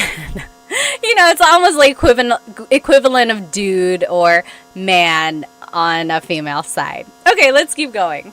So we learned a lot of vocabulary, right? So again, if you are just tuning in now, this whole presentation is on my YouTube channel. And we looked at a family tree. We learned all the different vocabulary words for grandparents and then parents and then all the way down to the children. Now, let's learn some phrases about the family. Okay, so if you want to maybe introduce your family members to someone, or if you're simply just like talking about them, these are some phrases that you might use. Okay? All right, let me just catch up on some of these comments. Need a Nap has a really good question. How should I address my fiance's mother? Should I call her tita? This is an interesting question, of course, because of course you want to make a good impression, right? So number one, you don't ever want to call them by their first name. Tita is a good start. Yes, maybe just call them tita whatever. That will definitely kind of make them smile. Now, when you do get married, this is up to you. You can either start calling your mother-in-law mom or mama or nanay, whatever your fiance calls them, you know, just kind of assimilate. Or you can keep calling them tita. I don't know. What do you guys think? What is your vote?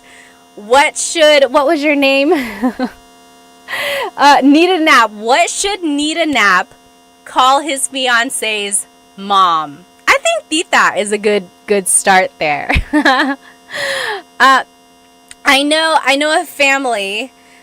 The wife is Filipino, the husband is white, and he just calls her parents Mr. and Mrs.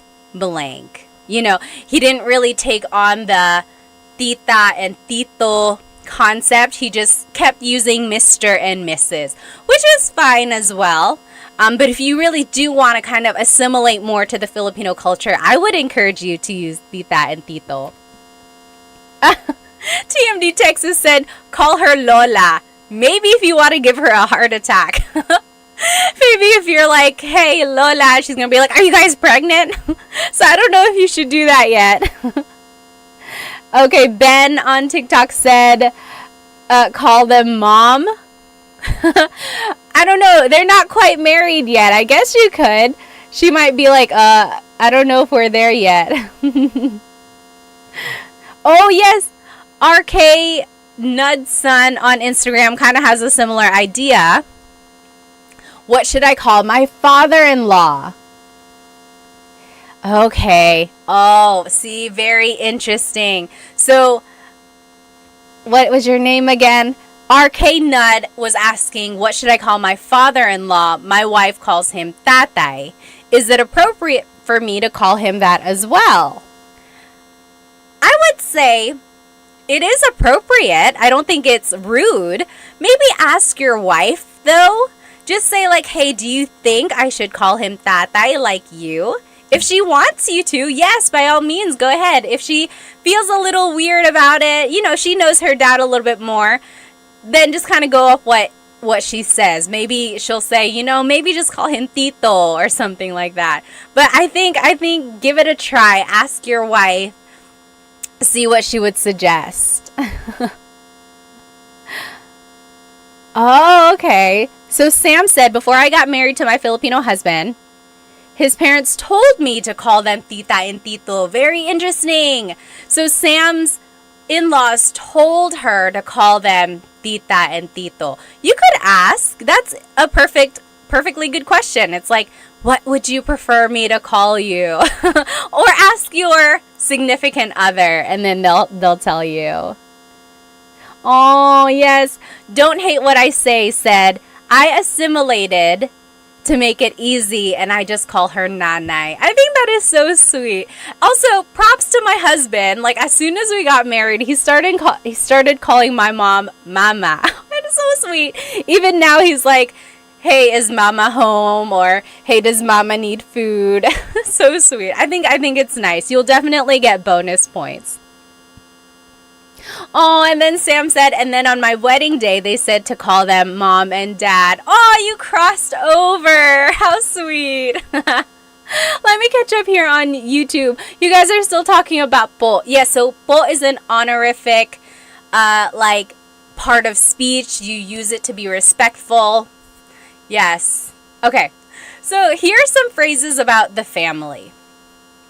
If you wanted to introduce someone, oh my goodness, what is happening, Instagram? Why am I sparkling? Okay, there. For some reason, sometimes I hit a filter and then it makes me look different. For a while over the summer, I always had dog ears and stuff. Okay, so if you want to introduce your family member, you would say, ito ang blank ko. This is my blank. For example, ito ang nanay ko. This is my mother. Ito ang kapatid ko. This is my sibling. Ito ang asawa ko. This is my husband or wife, my spouse. Okay, so if you want to introduce a family member, it would be ito ang blank ko. Ito means this. Ang is a part of speech that can take on many different things, but in this phrase, it kind of translates to is. Ko is my. So, ito ang nanay ko, this is my mother. Ito ang kapatid ko, this is my sibling. And you can use that for anything. Like if you're like, oh, ito ang ballpen ko, this is my ball pen, this is my pen. Ito ang cellphone ko, this is my phone. So this is my blank. That's just the sentence structure there. If you want to be specific and you want to add someone's name, you would add this word si. Si. Si is a part of speech in Tagalog which is used to introduce a person. So, ito ang nanay ko, si Samantha. This is my mother, Samantha. Ito ang kapatid ko, si AJ. This is my sibling, AJ. Ito ang asawa ko, si Chris. This is my husband, Chris. Okay, so I wanted to show you two different things on this slide. Again, this whole presentation is up on my YouTube channel. First, just get to know, become familiar with this phrase, ito ang blank ko. This is my blank. Ito ang nanay ko. Then, if you want to be specific, you can use this word, si. So, ito ang nanay ko, si Samantha. This is my mother, Samantha. Okay, let me catch up on some of these comments. I don't want to miss any questions. Let's see. Oh, Guardian Angel said, besides using all of your videos, how is the best way to learn Tagalog? This is going to be a little biased, but I think the best way to learn Tagalog is having one-on-one tutoring, which, by the way, I have Filipino Tutors LLC. If you go to myfilipinotutors.com, that is my very new tutoring company, and I have some really good tutors for you. I have 3 Tagalog tutors, 1 Bisaya tutor, and then 1 tutor who is really good with math, college prep, and SAT prep. And then 2 of my Tagalog tutors can do grade school subjects like reading, writing, grade school math. So check out myfilipinotutors.com for one-on-one tutoring. Okay, let's see. Okay. Oh, Nita Knapp said, my mom will get jealous if I call my in-law mom. Yeah, that can happen sometimes. Again, just kind of ask your significant other, maybe get a feel for what you think they would feel like. Okay, let's see. Manglia said, ito ang aso ko. Oh my gosh, what is this filter? Okay, yes. So Manglia said, ito ang aso ko. This is my dog. Exactly right. So if you want to just talk about something that is yours, you can use this phrase, ito ang blank ko. Okay? Civil War Guy on YouTube said, is it incorrect to say itong? Very good question. In Tagalog, it's very common to put words together, especially when the word is ang. But in this case, you keep them separate. Not a lot of people say, itong nanay ko. You can if you're speaking really fast. But usually, it would be, ito ang nanay ko.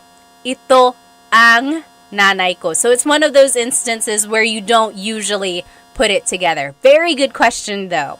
Usually, you do put ang together with the other word to make yourself sound like a native speaker. Oh yes, Richard V said, can you use siya instead of ito?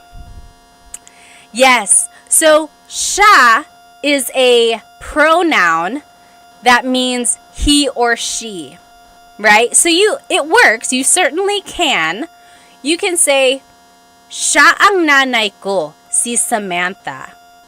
She is my mother, Samantha. So if you want to say she, like, she's my mother, you can. Or you can say, this is my mother. Up to you if you want to say, she's my mother, or you can say, this is my mother. It depends on the context, depends on how you're wanting to present your mother, right? Okay. Let's see here. Oh, yes. Santasio said, I have started one-on-one tutoring, but I have nobody to speak Tagalog with and practice. Do you have any advice? My advice, if you don't have anyone to practice Tagalog with, is to practice with yourself, right? That's all you have. So when you are driving, maybe have a conversation in your head. You could say, "Oh, Pat, kamusta yung araw mo ngayon?" Mabuti naman, medyo busy, pero marami naman akong nagawa. O talaga, anong ginawa mo? Naglaba ko, naglinis ako, nag-alaga ng mga bata. Wow, ang busy naman. You see, I'm just talking to myself. So, practice that. Practice asking yourself questions, and then practice like responding to yourself. Okay, give that a try. Okay, what else? What else? Yes, Stevie said. Just basically talking to yourself? Exactly right. Also, maybe find someone who is also learning Tagalog. Maybe like a Facebook group, or I'm trying to think like if there are any online groups that I know of. But like, try to find other people who are also learning Tagalog. That's a good way to practice. Okay.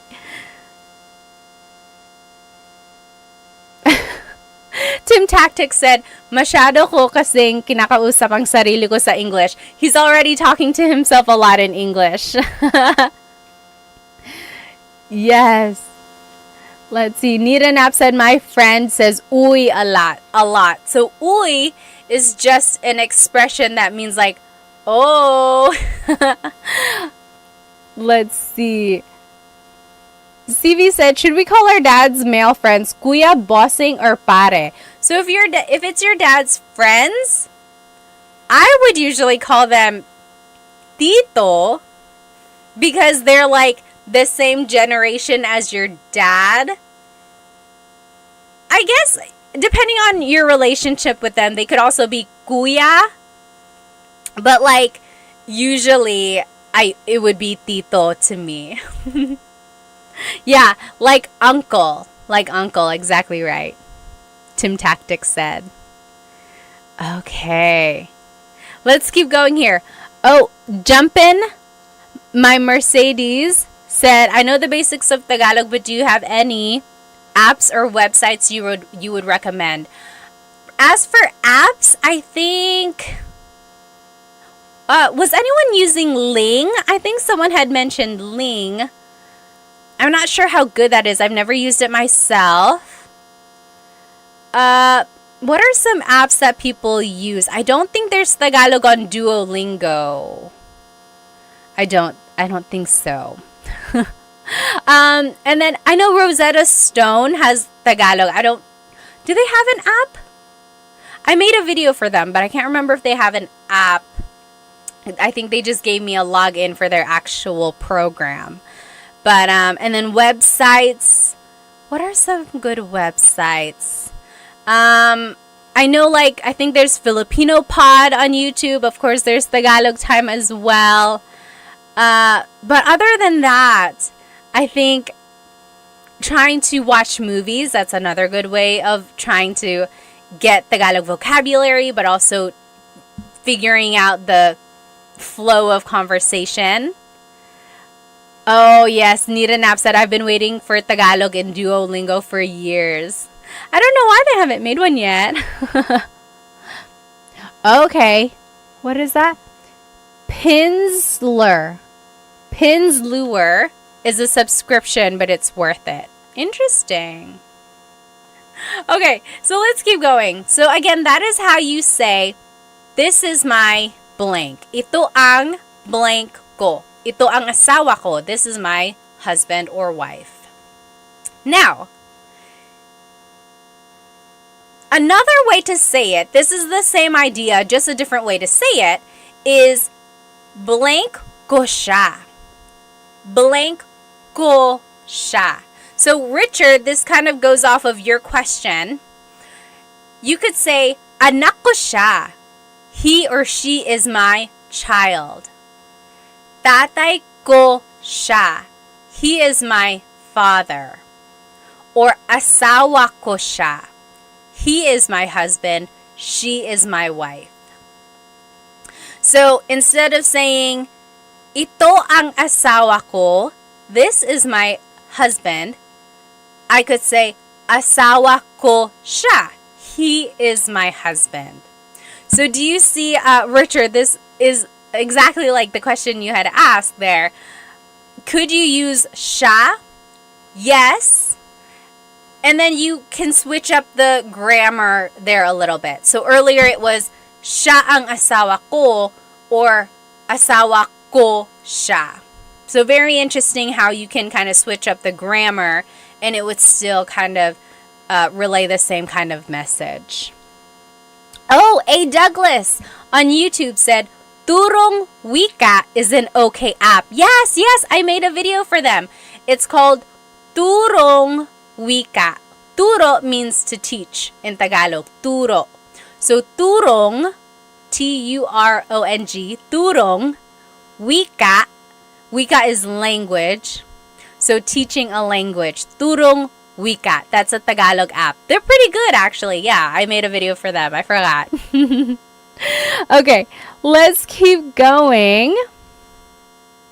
So here's another phrase that you can say as well. Anak ko yan. That is my child. Tatay ko yan. That's my dad. Asawa ko yan. That's my husband. Or that's my wife. So you can use this demonstrative pronoun as they say yan. Yan means that. Anak ko yan. Tatay ko yan. Asawa ko yan. That is my child. That is my dad. That is my spouse. Okay, like if they appear on TV, you're like, hey, nanay ko yan. That's my mom.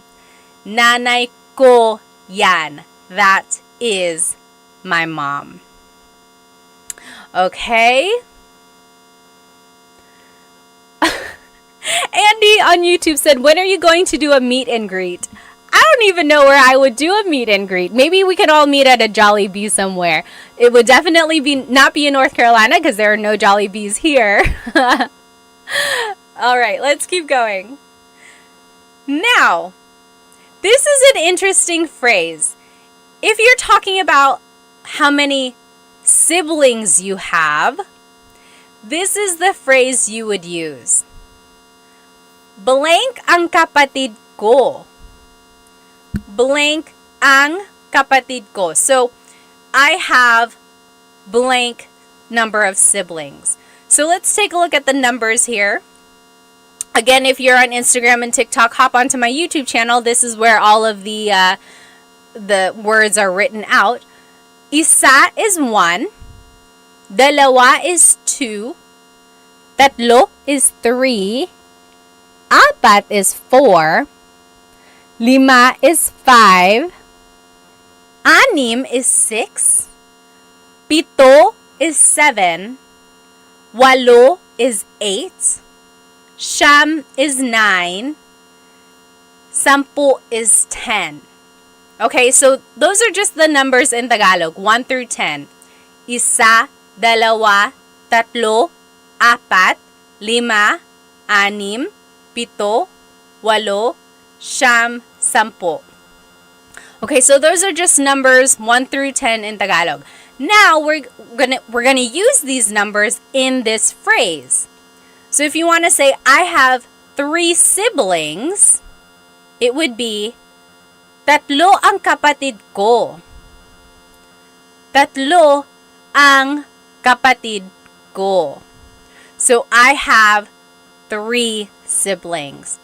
Tatlo ang kapatid ko. Okay? Now, if you want to add like other words to be specific here, you could say like, isa lang ang kapatid ko. Isa lang ang kapatid ko. That means I only have 1 sibling. I only have 1 sibling. Lang means only. So, isa lang ang kapatid ko. Or if you don't have any siblings, you would say, wala akong kapatid. Wala akong kapatid. I forgot who it was who asked about putting the 2 words together. This is the case where you can. So, wala ako ng kapatid. You could just say, wala akong kapatid.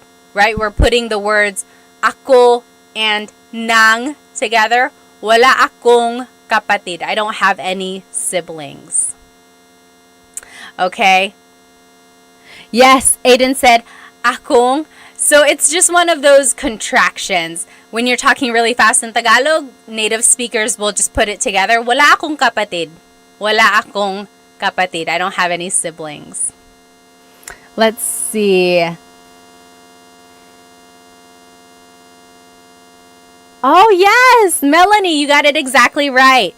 Could you say, tatlo ang kapatid ko at babae silang lahat?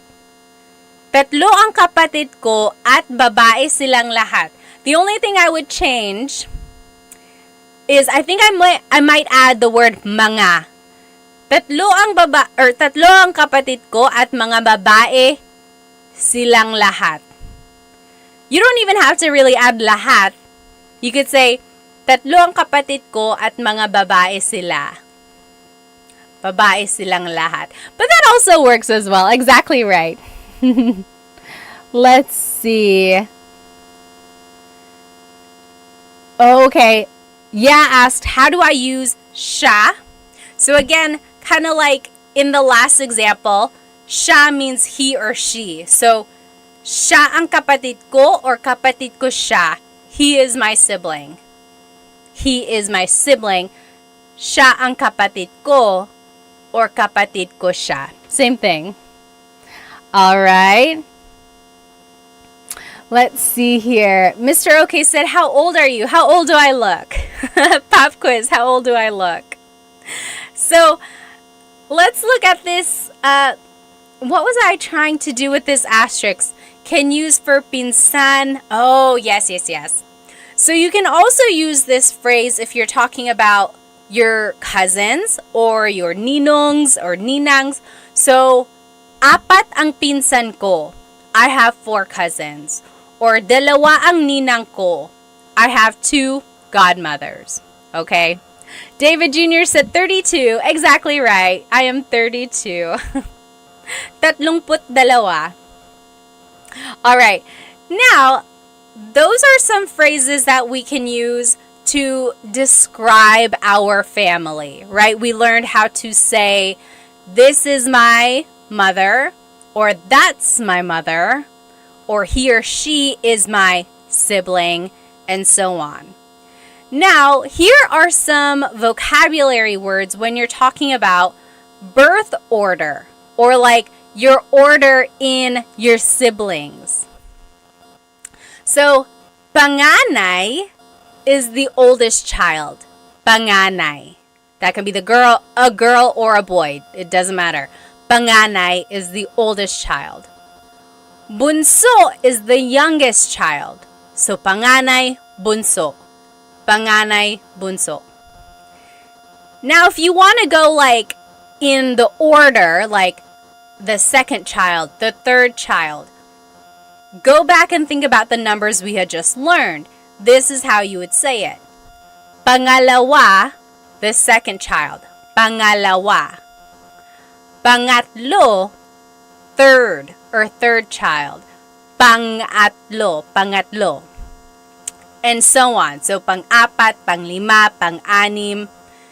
And then if you want to use those words to describe your order in your siblings, you would just add the word ako. So, panganay ako. I am the oldest child. Or, bunso ako. I am the youngest child. Blank ako. Okay? So, pangalawa ako. I am the second child.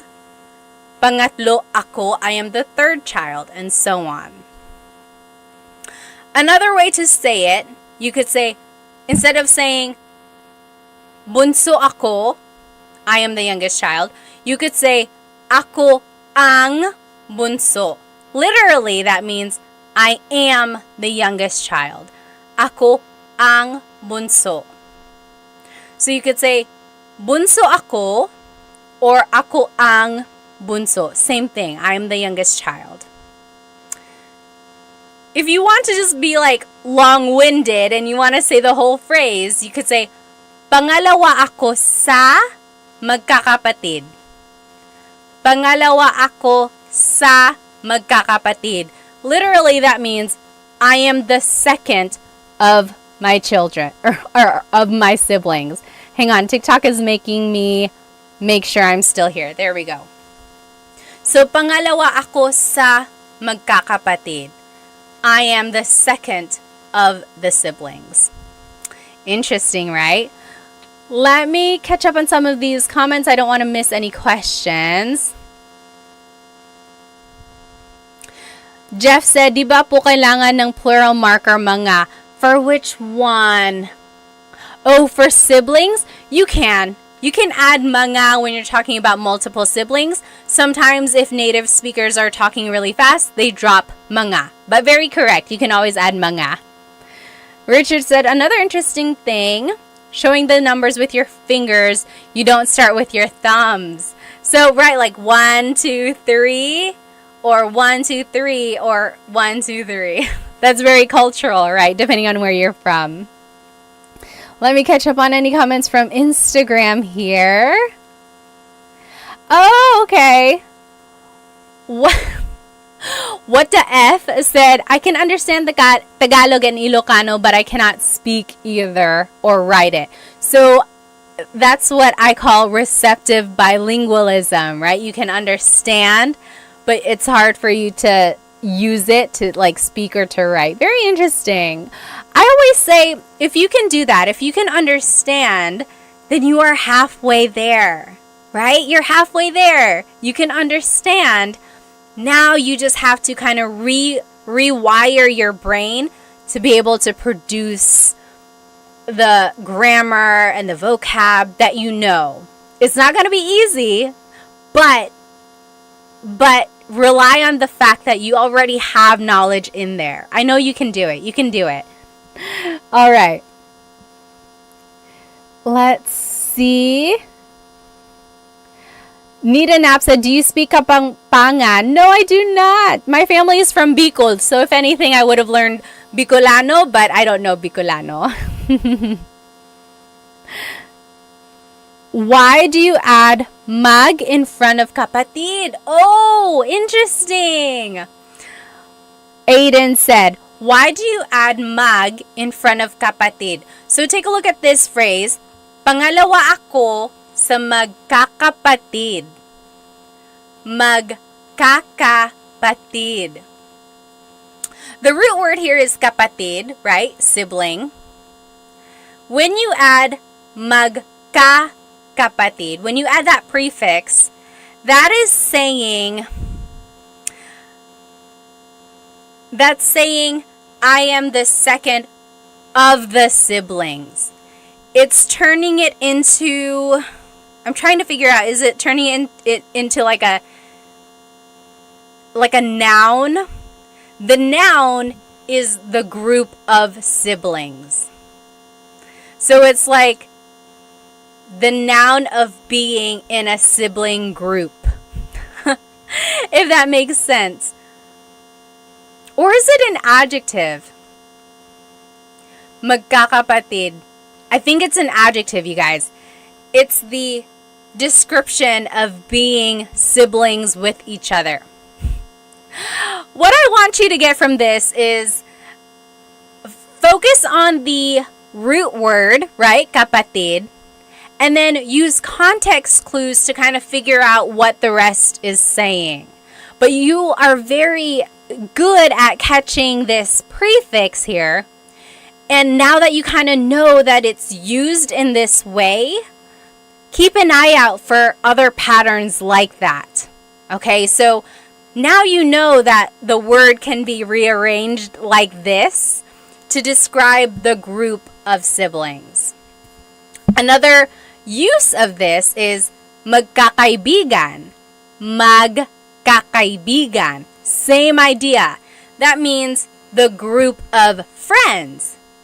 Magkakaibigan tayo. We are all a group of friends. So it's the same idea, right? Magkakapatid sila. They are all siblings. magkakaibigan tayo. We are all friends. All right. Esteban said, "Are you still in the Philippines?" No, I'm here in the US. I'm here over here in I'm here in North Carolina. Superflative. Is that what it is? Superflative? Oh, Nair Grease said, "I love your YouTube channel. You explain stuff very easily. Salamat." Oh, yes. Learning Tagalog grammar can be very difficult. Okay, let's keep going. Mari said, "Where in North Carolina?" I'm in South Carolina. I'm here in the Raleigh area.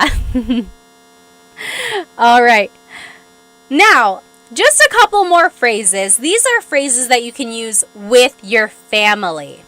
So we learned phrases that you can use about your family, right? If you're describing them. Now here are phrases you can use with your family. For example, nasaan si blank? Where is blank? Nasaan si nanay? Where is mother? Nasaan si ate? Where is older sister? Nasaan si tito? Where is uncle? So nasaan si blank. Remember, anytime we use that word si, we are indicating a person is coming after that word, right? So si is the part of speech in Tagalog that is used to indicate a person coming after. Nasaan si blank. Now to respond, another way to ask is, nasaan ang blank mo? That means, where is your blank? For example, nasaan ang lola mo? Where is your grandmother? Nasaan ang lola mo? Where is your grandmother? Or nasaan ang pinsan mo? Where is your cousin? Nasaan ang asawa mo? Where is your husband or wife? Now, to be respectful, don't forget to add po, and it would be nasaan po si blank. So if you're talking to your grandparents, you could say, nasaan po si nanay? Where's mom? Where's nanay? Nasaan po si blank? Now, to respond, you would simply use this phrase. Nasa blank siya. He or she is at blank. So, nasa trabaho siya. He or she is at work. Nasa tindahan siya. He or she is at the store. Nasa blank siya.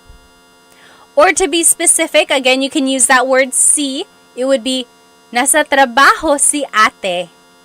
Ate is at work. Nasa trabaho si ate. Okay? And then, to be respectful, add po. So, nasa trabaho po siya. Nasa trabaho po siya. So, again, to ask where someone is, it was, nasaan si blank. And then to respond, nasa blank siya. Okay? Very interesting there. And if you want to ask what someone is doing, it would be, anong ginagawa ng blank mo? What is your blank doing? So, anong ginagawa ng tatay mo? What is your father doing? Anong ginagawa ng kuya mo? What is your older brother doing? And then, if you want to kind of be specific, anong ginagawa ni tatay? What is father doing? So you're dropping the your, right?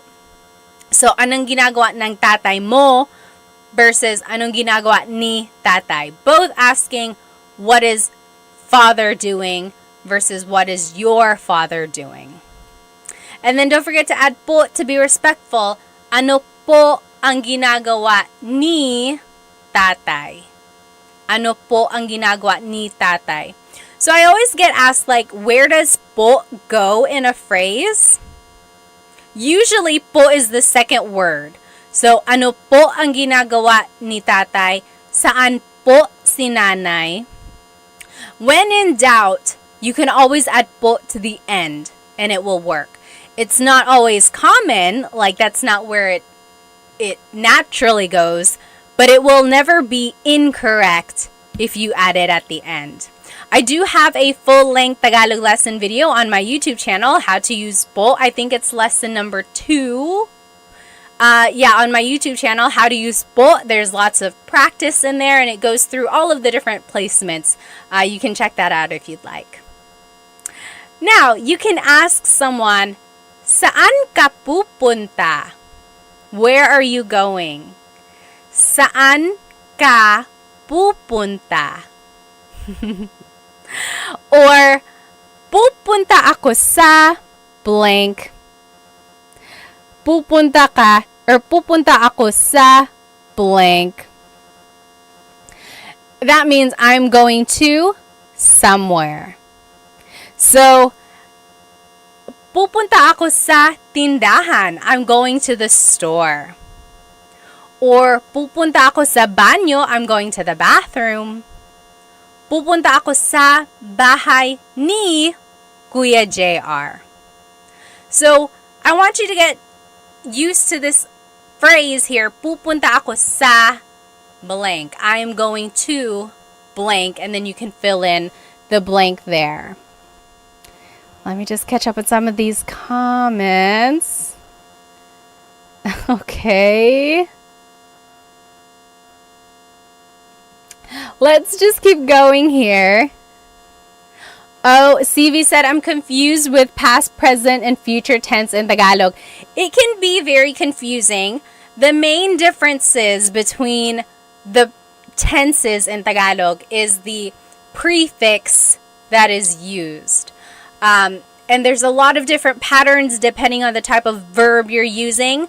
Again, I have another full-length Tagalog lesson on present tense conjugation, and then another full-length Tagalog lesson on my YouTube channel for past and future tense. And it breaks down how to conjugate the verbs in different tenses depending on their verb types. It can get tricky, but with some practice, I think you can kind of see the differences. Okay, again, if you want to use po to be respectful, it would be, saan po kayo pupunta? Where are you going? Saan po kayo pupunta? Or pupunta po ako sa trabaho. I'm going to work.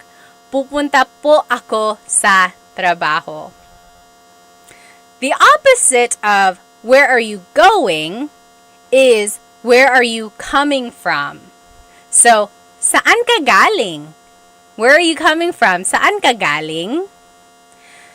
Your response would be, galing ako sa, I came from, blank. So, saan ka galing? Galing ako sa tindahan. I came from the store. Galing ako sa trabaho. I came from work. Galing ako sa bahay ni Kuya. I came from Kuya JR's house. And then to be respectful, saan po kayo galing? Galing po ako sa blank. Oh, DJ Marsky, thank you so much for the gift on TikTok. Maraming salamat. Okay, so those were just some phrases that we can say to our family members. Again, this whole lesson is on my YouTube channel.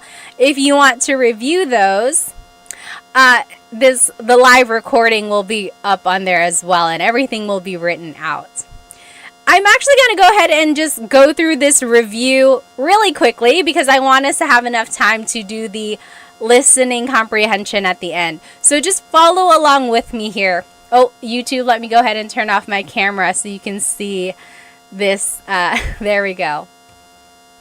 So let's just go through these vocab words.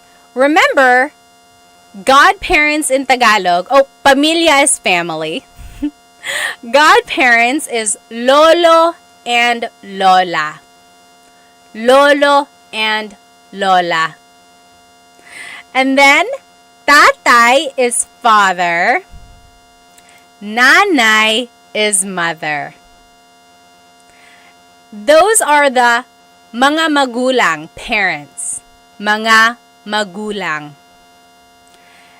They have a child, that is their anak. They get married with someone, that's their asawa. Then they have kids. Ate is the oldest sister or older sister. Kuya is the older brother. Bunso is the youngest child. Altogether, those are mga kapatid, so siblings. And then if you want to be specific, again, remember kapatid is one of those gender neutral words. Kapatid na babae is your sister. Kapatid na lalaki is your brother. Okay, here's a translation. I'm gonna say this chunk of dialogue in Tagalog. See if you can understand what I'm saying, okay? Uy, kamusta? Ako si Pat at asawa ko si Chris. 3 ang anak namin. 2 babae at 1 lalaki. 4 ang kapatid ko. Ako ang panganay. Si JP ang pangalawa. Si Marie ang pangatlo. At si Mark ang bunso. Nasa Pilipinas pa ang mga tito ko. Nasa Pilipinas pa ang mga tito, tita, at ang mga pinsan namin. Ikaw, may kapatid ka pa ba? Or may kapatid ka ba? May mga anak ka ba? Did you get it? I'll say it one more time, okay? I'll go slower. David said, "What?" And this is not accurate. A lot of this was just made up so I could use the vocabulary words. Someone was like, "You lost me at 3 siblings." I'll say it one more time, okay? Kamusta? Ako si Pat at asawa ko si Chris. 3 ang anak namin. 2 babae at 1 lalaki. 4 ang kapatid ko. Ako ang panganay. Si JP ang pangalawa. Si Marie ang pangatlo. At si Mark ang bunso. Nasa Pilipinas pa ang mga tito, tita, at ang mga pinsan namin. Ikaw, may kapatid ka ba? May mga anak ka ba? How was that? Oh, yes. Aiden said, "I understand, but it's still hard."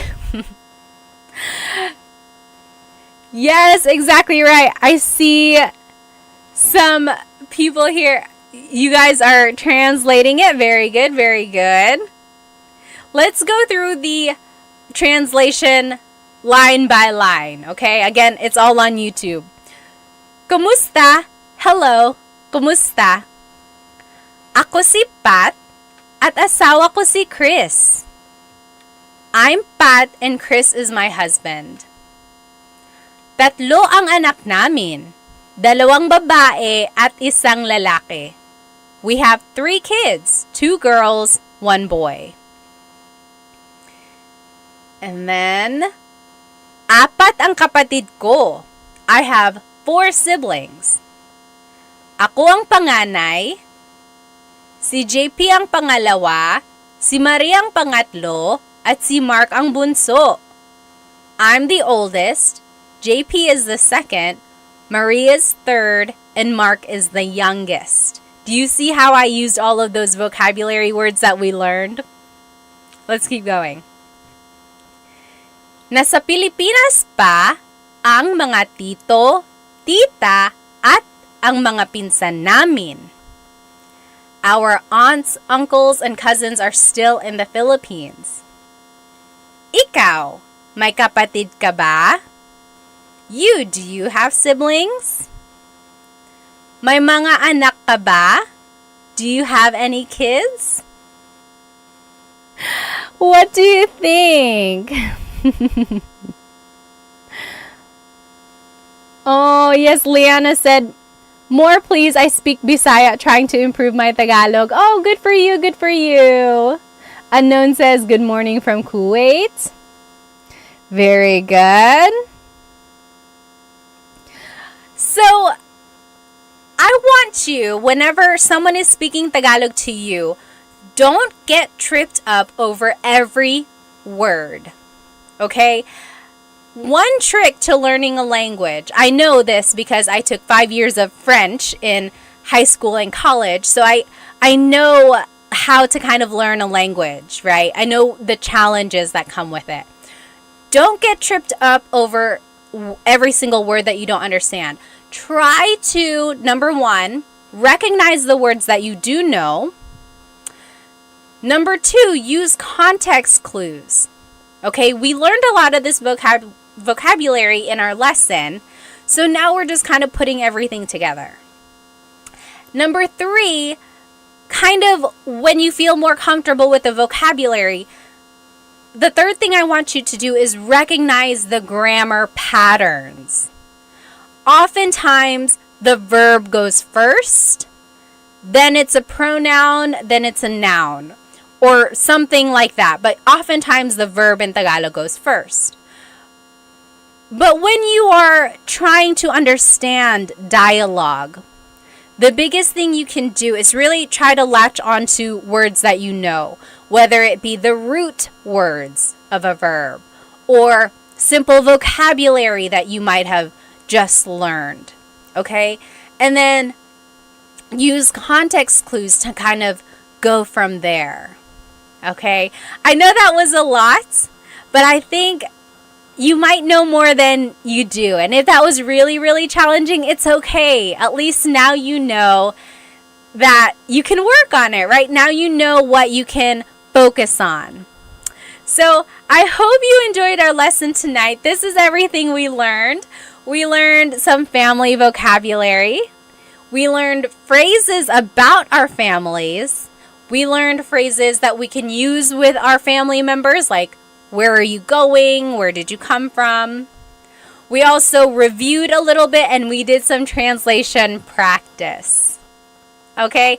I hope you were able to get some vocabulary that you didn't know yet. I hope you learned some phrases that you can start using with your families. And I hope to see you next week in our Tagalog Thursday. So, I hope you have a good rest of your night. I don't want to keep you any longer. Maraming salamat. Thank you so much for joining me. Have a good night.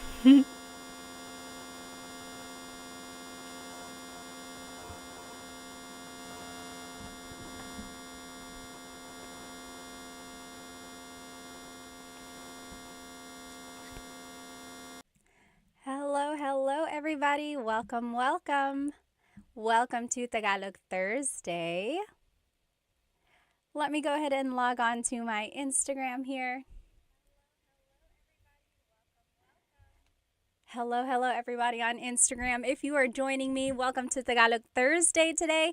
We will be learning some useful phrases that I think you can use every day. So, if you want to see my presentation, go ahead and hop onto my YouTube channel, and that is where you will see my slides and everything written out. There might be some animations in there as well. Hello, everybody. Go ahead and write where you are currently watching, and as always, feel free to write your age or your age range. I like to know my demographics, who's watching. I had Dita on here last week. 12 years old. Oh my goodness. Good for you. Good for you for learning Tagalog. Let me go ahead and just make sure everyone is in here on my YouTube channel. Hello. Oh, aloha from Maui, Caleb said. And Ola from Seth. Hi. Hello. Love and Lulu. Hi. Hello. Good to see you. K-Day GC is from California. Food Fascination is from Seattle. Hello. Stefan is from Toronto. And then Del Caballero is from Long Beach, California. Hi, Deborah.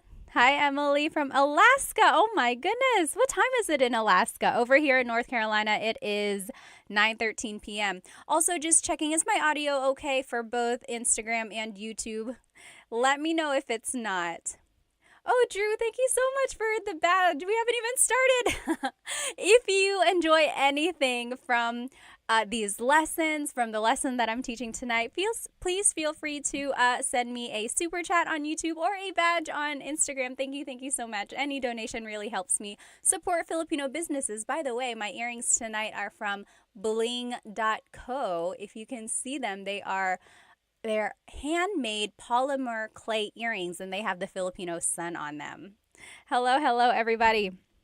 Oh, Kelly said, just married the love of my life. That is so great. Congrats. All right, let's go ahead and get started here. So again, this whole lesson is on my YouTube channel, and the recording will be on YouTube as well. So if you happen to not catch it, or if you want to rewatch it later, it will be here on my YouTube channel. Kelly is from Louisiana. Oh, Emily said audio is good. Good. All right. David is from New Hampshire. Deborah is watching from India. Hello. Okay, let's go ahead and get started. So today we will be learning some shopping phrases, or phrases that you can say while shopping in the Philippines, or phrases you can say while eating at a restaurant. However, a lot of these phrases will also work in different contexts. So I want you to take a note of them, even if you're not shopping in the Philippines or eating at a restaurant in the Philippines anytime soon. You'll see that a lot of them can be used in other contexts. So let's take a look at these. Hello. Mr. Sean is from Tampa, Florida. Welcome. Okay, so first of all, I just want to go over the different types of stores in the Philippines. Anyone here been to the Philippines? Raise your hand or just give me a thumbs up. I know many of us might have. Some of us might not have ever been there. Maybe we are just never had the opportunity to go. But in the Philippines, you might see little stores in people's houses. So usually if it's like a 2-story house, there might be a store in the first floor, and it's like their window has things that you can buy. So chips or rice or even some meat and fish, ice sometimes. Those are called sari-sari stores. Sari-sari. Sari-sari means like different things. Different. Because you can buy a lot of different things. So in my picture here, you'll see that you can buy rice, you can buy chips. It's like a really true definition of a convenience store. Maybe you can't go to an actual store, so you just want to walk down the street and you notice that your neighbor has things that you might need. So that is where you can buy things if you're kind of in a pinch. That's called a sari-sari store. Next, there's the palengke. Palengke. This is like an open market, sometimes called a wet market. And you can buy meats, vegetables, but really you can buy anything here. School supplies, clothes, household items. And the thing about the palengke is that some people might consider it not as clean as a grocery store, because they are just there chopping up the meat, preparing the vegetables, weighing it right there. So it's not quite the same as a grocery store because everything is open. Another thing about the palengke is that they are open very, very early, like before dawn. They are hustling and bustling, getting their stalls ready. And then they're usually closed, or like activity isn't as busy in the afternoons. Whereas in the grocery store, they are open all day long, usually pretty busy. After people go, get off from work, they'll probably go there. So that's the difference between a palengke and like a grocery store. And then one more thing here, the Divisoria. Has anyone ever shopped at a Divisoria? So I love shopping at the Divisoria because they are known for very cheap products. Not cheap like poor quality, although some of it might be, but cheap as in very affordable. So if you want to get a good deal, this is where you would go, the Divisoria. And this is usually in like really busy areas. The Divisoria that I'm thinking of is in Manila, and Some people might say it's a little sketchy. Just make sure you are aware of your surroundings when you are shopping in these places because everyone is trying to get a good deal, right? So it can get kind of crowded. And an interesting thing about the divisoria, literally in Spanish, the divisoria means like the dividing line. And it got that name because back in the day when the Spanish colonizers were there was this city called Intramuros, literally meaning like the gated city. That's where government officials were. This was like where the elite lived, Intramuros. Right outside of Intramuros was where the Chinese immigrants were. They were kind of segregated. So this dividing line, the divisoria, was dividing the wealthy Spanish from the Chinese immigrants who were kind of segregated.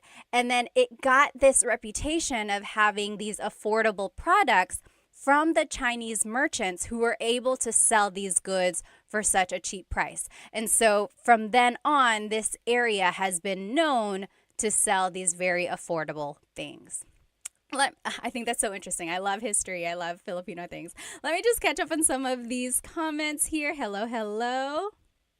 Oh, Love and Lulu said, in Pampanga, there's a lot of pickpocketers. I think in any big city, yes, Manila, even Cebu City, you just got to be aware of your surroundings. Yes, very good. Oh, Rua said, I love your content. I'm from Japan. Hello, hello. Welcome, welcome. All right, let me check over here on YouTube. Oh, Belle said, going soon, going to the Philippines. Oh, very good. Oh, Lost in the Philippines says, I am in Manila right now. Well, have fun, have fun. All right. A lot of people are planning to go soon. Oh, hi, Dita. There you are. Good to see you. Okay. Yes, so here are the different types of stores. So sari-sari, palengke, divisoria. These are known for like places where you can haggle the price. So if you are good at maybe bartering or like asking for a lower price, these are the places to go for that. However, if you go to like a mall, those prices are pretty set in stone, right? You can't really haggle a price tag at the mall. And the picture here on my YouTube channel, if you are looking with me, this is the Mall of Asia. Raise your hand if you've been to the Mall of Asia before. At one point, it was the biggest mall in Asia, but I think last I saw, there are bigger malls now, I think in other countries, but it's still the biggest mall in the Philippines.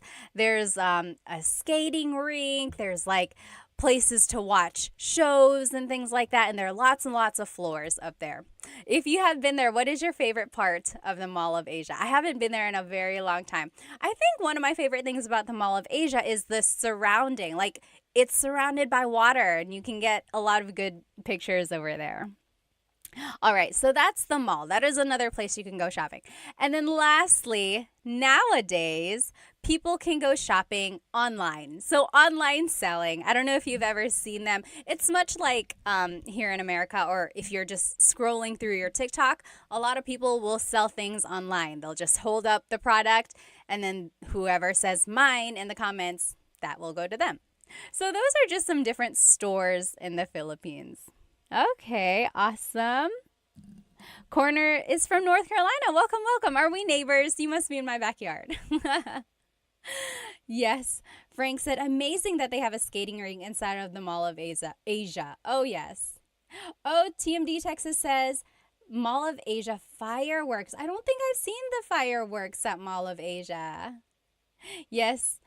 The great Chadsby said MOA. That's what they call it, Mall of Asia, MOA. Very good, very good. Okay, so let's jump into these phrases now. So if you are shopping, oh my goodness. I don't know why I have this filter on my Instagram. If you're looking at me, I have dog ears. I don't know how to undo that. So it's going to have to stay like that. I'm sorry. If anyone knows how to turn off this dog filter on Insta, let me know. Anyway, we're going to keep going. So here are some phrases that you can use while shopping. So an employee might come up to you, or they might ask, ano po ang gusto nyo? Ano po ang gusto nyo? So ano means what? Po Po is a sign of respect. Ang means is, or sometimes it's an article. Gusto means to want or like, but in this case, it means to want. Nyo is referring to you. So, ano po ang gusto nyo? What do you want? That is something they might ask you when you enter a store. Yes, very good. And then to reply, you can say, pabili ng blank. Can I please buy blank? Pabili ng blank. When you're listening to Tagalog, this is one of my biggest tips for anyone who is like very beginner, still trying to get an understanding of Tagalog. Listen for root words. Okay, so let's take a look at pabili ng blank. The root word here is bili. Bili means to buy. Pabili, the prefix pa, is turning it into like a question. Can I please buy? Pabili ng blank. Can I please buy? So here's some things you might ask for.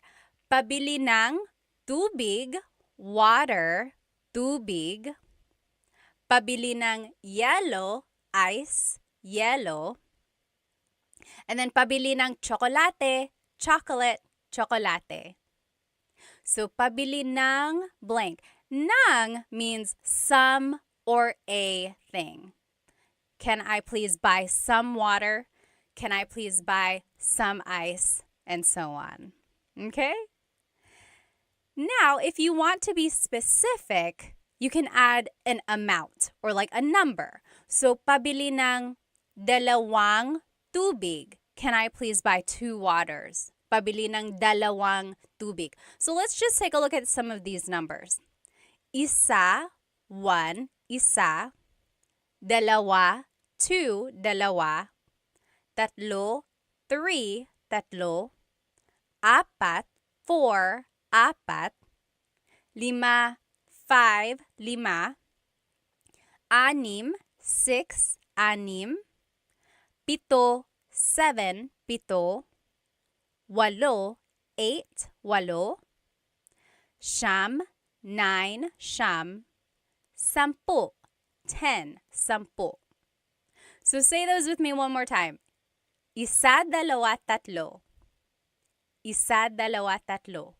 Apat, lima, anim. Apat, lima, anim.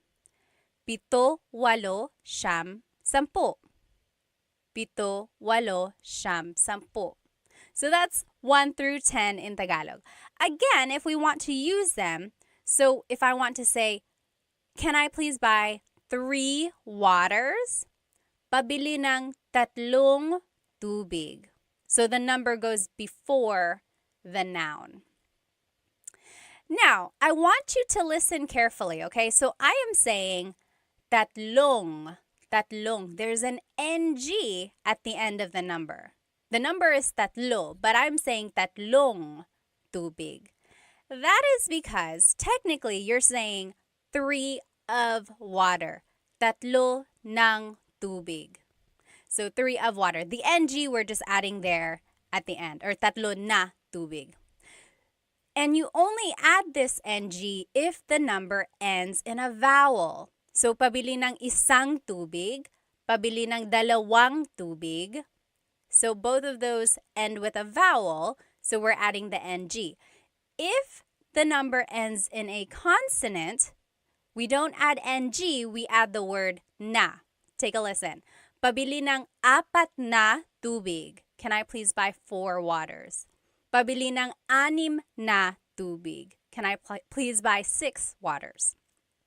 So that's the difference there. You can make the contraction if the number ends in a vowel.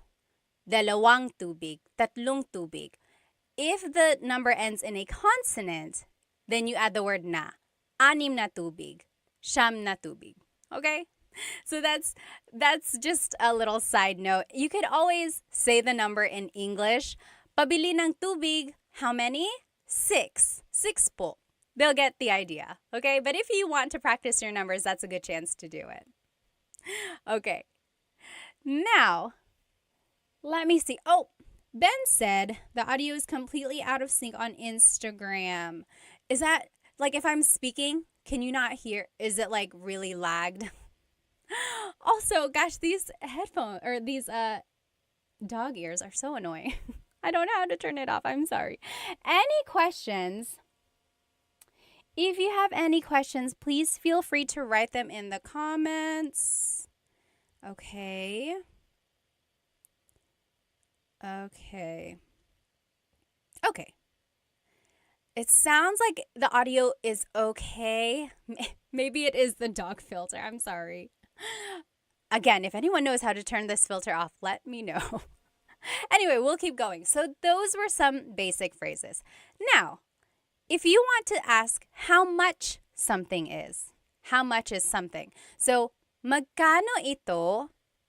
Magkano ito? That means how much is this? Magkano ito? Now, again, if you are good at haggling, if you are good at bartering or asking for a lower price, this is something you could say. Walang tawad. Walang tawad. So, wala means nothing. The ng means of, so none of. Tawad literally means forgiveness. So, no forgiveness. Walang tawad. Basically, that means, can the price be reduced? Walang tawad. And then if something is expensive, you can say, ang mahal naman. Ang mahal naman. Mahal means expensive. And technically, you could just say, ang mahal. That's expensive. Ang mahal.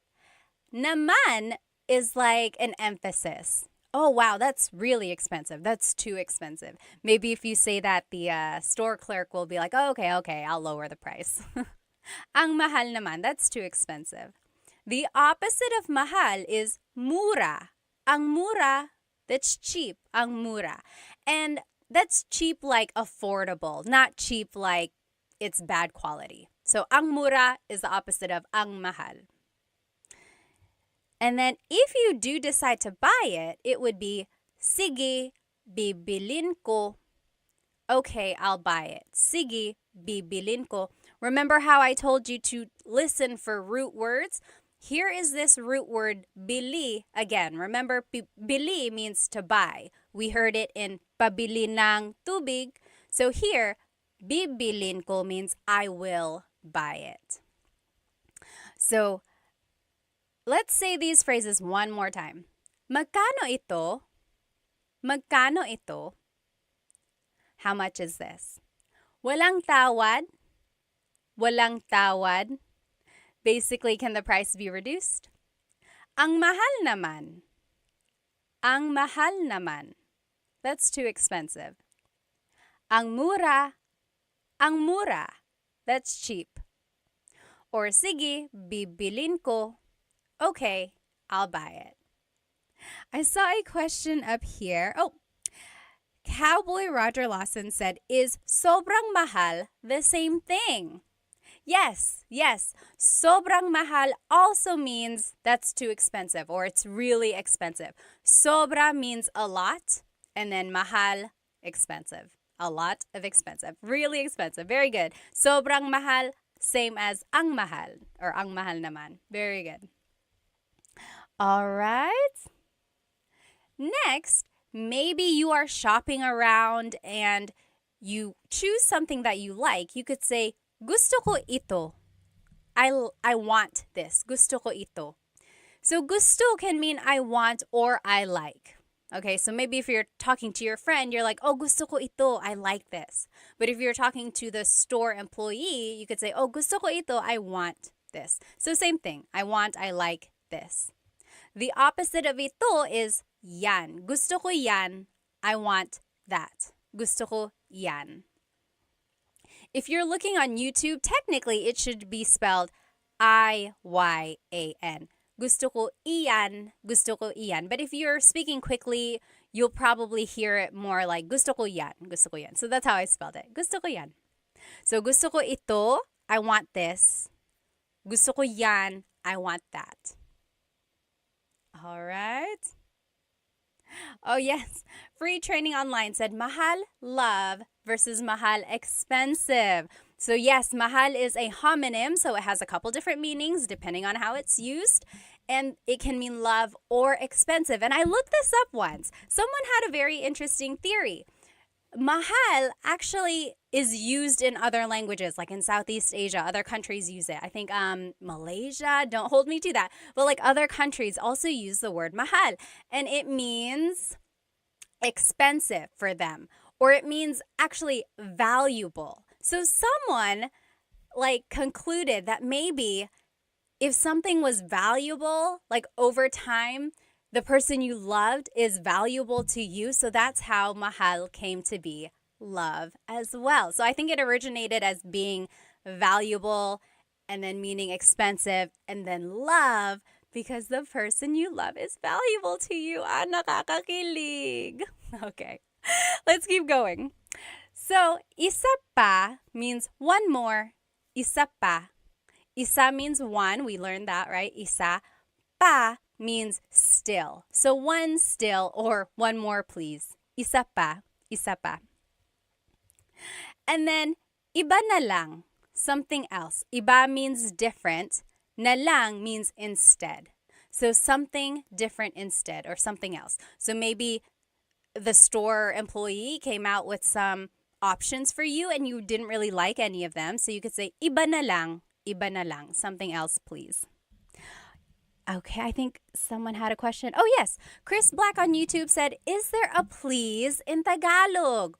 Please in Tagalog is paki. Paki. So, like, buksan means to open. Paki buksan yung bottle. Can you please open this bottle? Paki buksan. So paki is like what you would add before the verb. It's not so much like its own word like we would say please by itself. Although I've heard people say, hey, can you do this, paki? But it's not quite the same. Very good question though. Let's see. Yes. Someone asked on YouTube, I don't know your name because it's in characters. But it said, pwede ko bang gamitin yung salita ng, can I say this instead? So can you say, kukunin ko to instead of bibilin ko? Yes. So we learned, sige, bibilin ko. Okay, I'll buy this. Literally, I will buy this. You could also say, sige, kukunin ko to.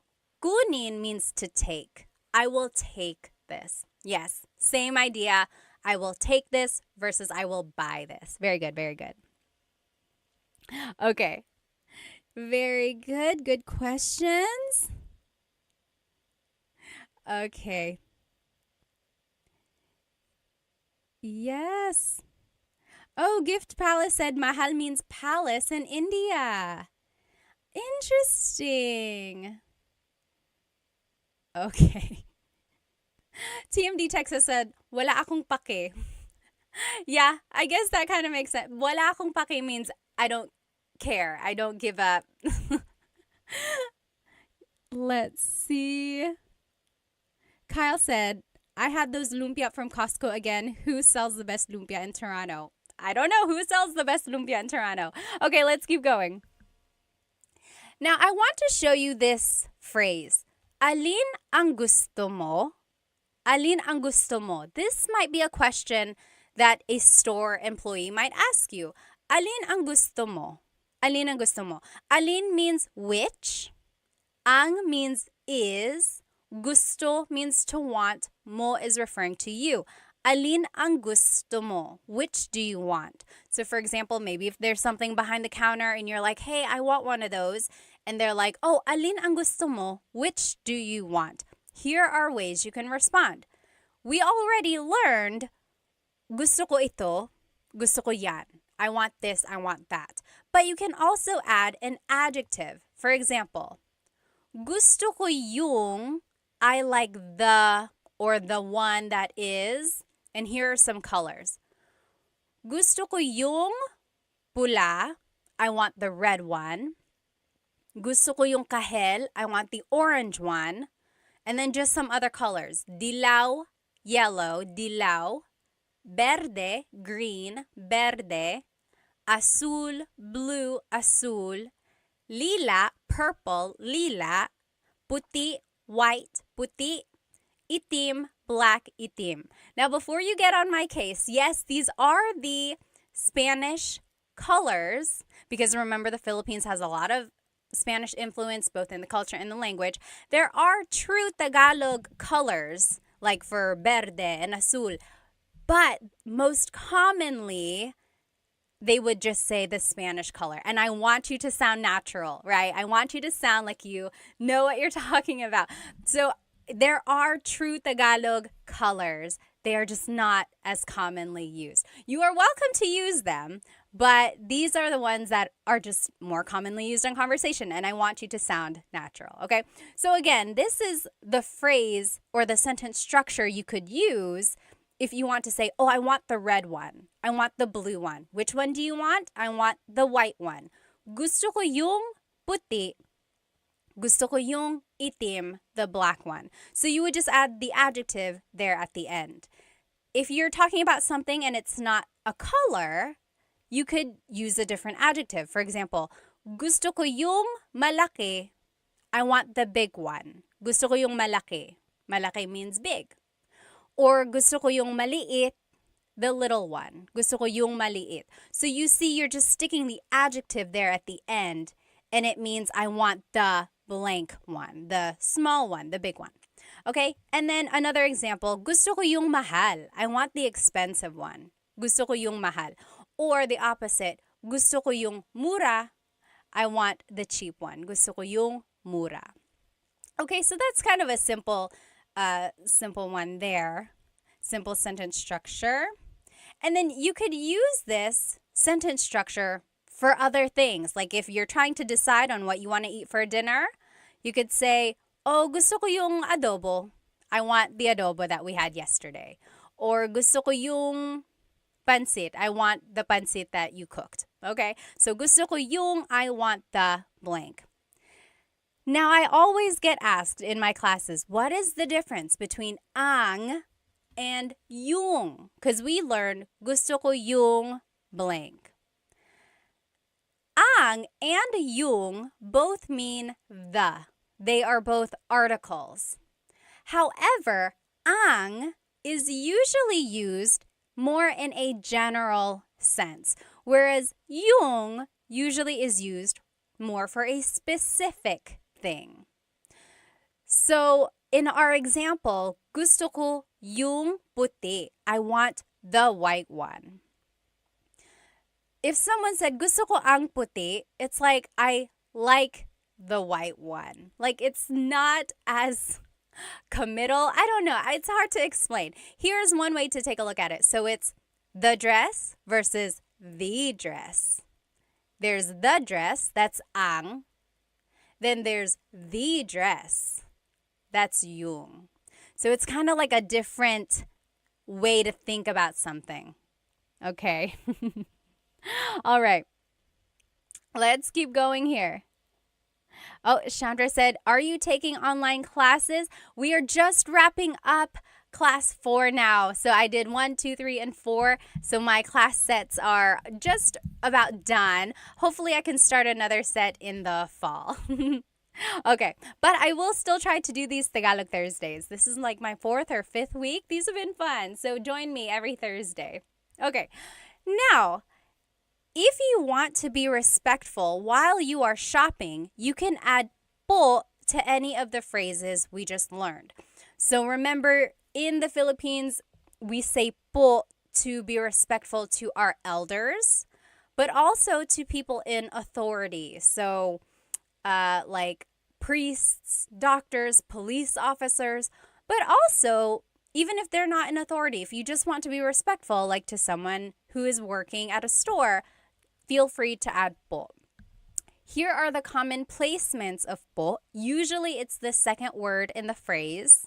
Most commonly, it's the second word.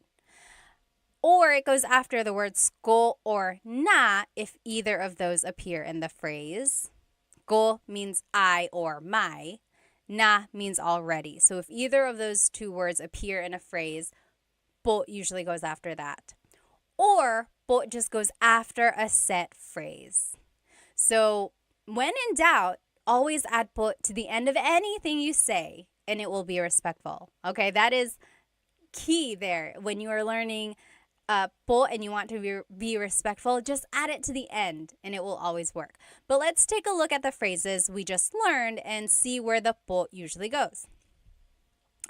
Pabili po ng blank. Can I please buy blank? So as you can see, it's the second word there. Pabili po ng tubig. Pabili po ng blank. Or magkano po ito? How much is this? Again, it's the second word there. Walang tawad po. It's just after this set phrase. And basically for the rest of them too. Ang mahal naman po. It's a set phrase, so it just goes at the end. Ang mura po. Another set phrase. And then, sige po, bibilin ko po. It's just another set phrase. Okay. Let's see. And then just to finish up, here are the other phrases we learned and where po would go. Gusto ko po ito. I want this. Gusto ko po yan. I want that. Remember, we learned gusto ko ito, gusto ko yan. Gusto ko ito, gusto ko yan. If you want to add po, it's gusto ko po ito, gusto ko po yan. And that was rule number 2. If ko appears in the phrase, po would go after that. Next, isa pa po. Isa pa po, that's just a set phrase. One more, please. And then, iba na lang po. Something else, please. Iba na lang po. Just another set phrase. Let me catch up on some of these questions.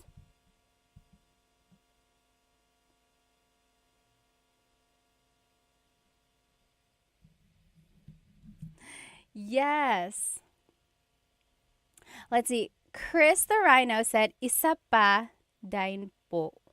Gusto ko yung malaki po. Is this right? It depends on what you're trying to say. Yes, the gusto ko yung malaki po. I want the big one. That one is correct. I'm not quite sure about the first part of your statement. Okay, all right. Yes, let's keep going.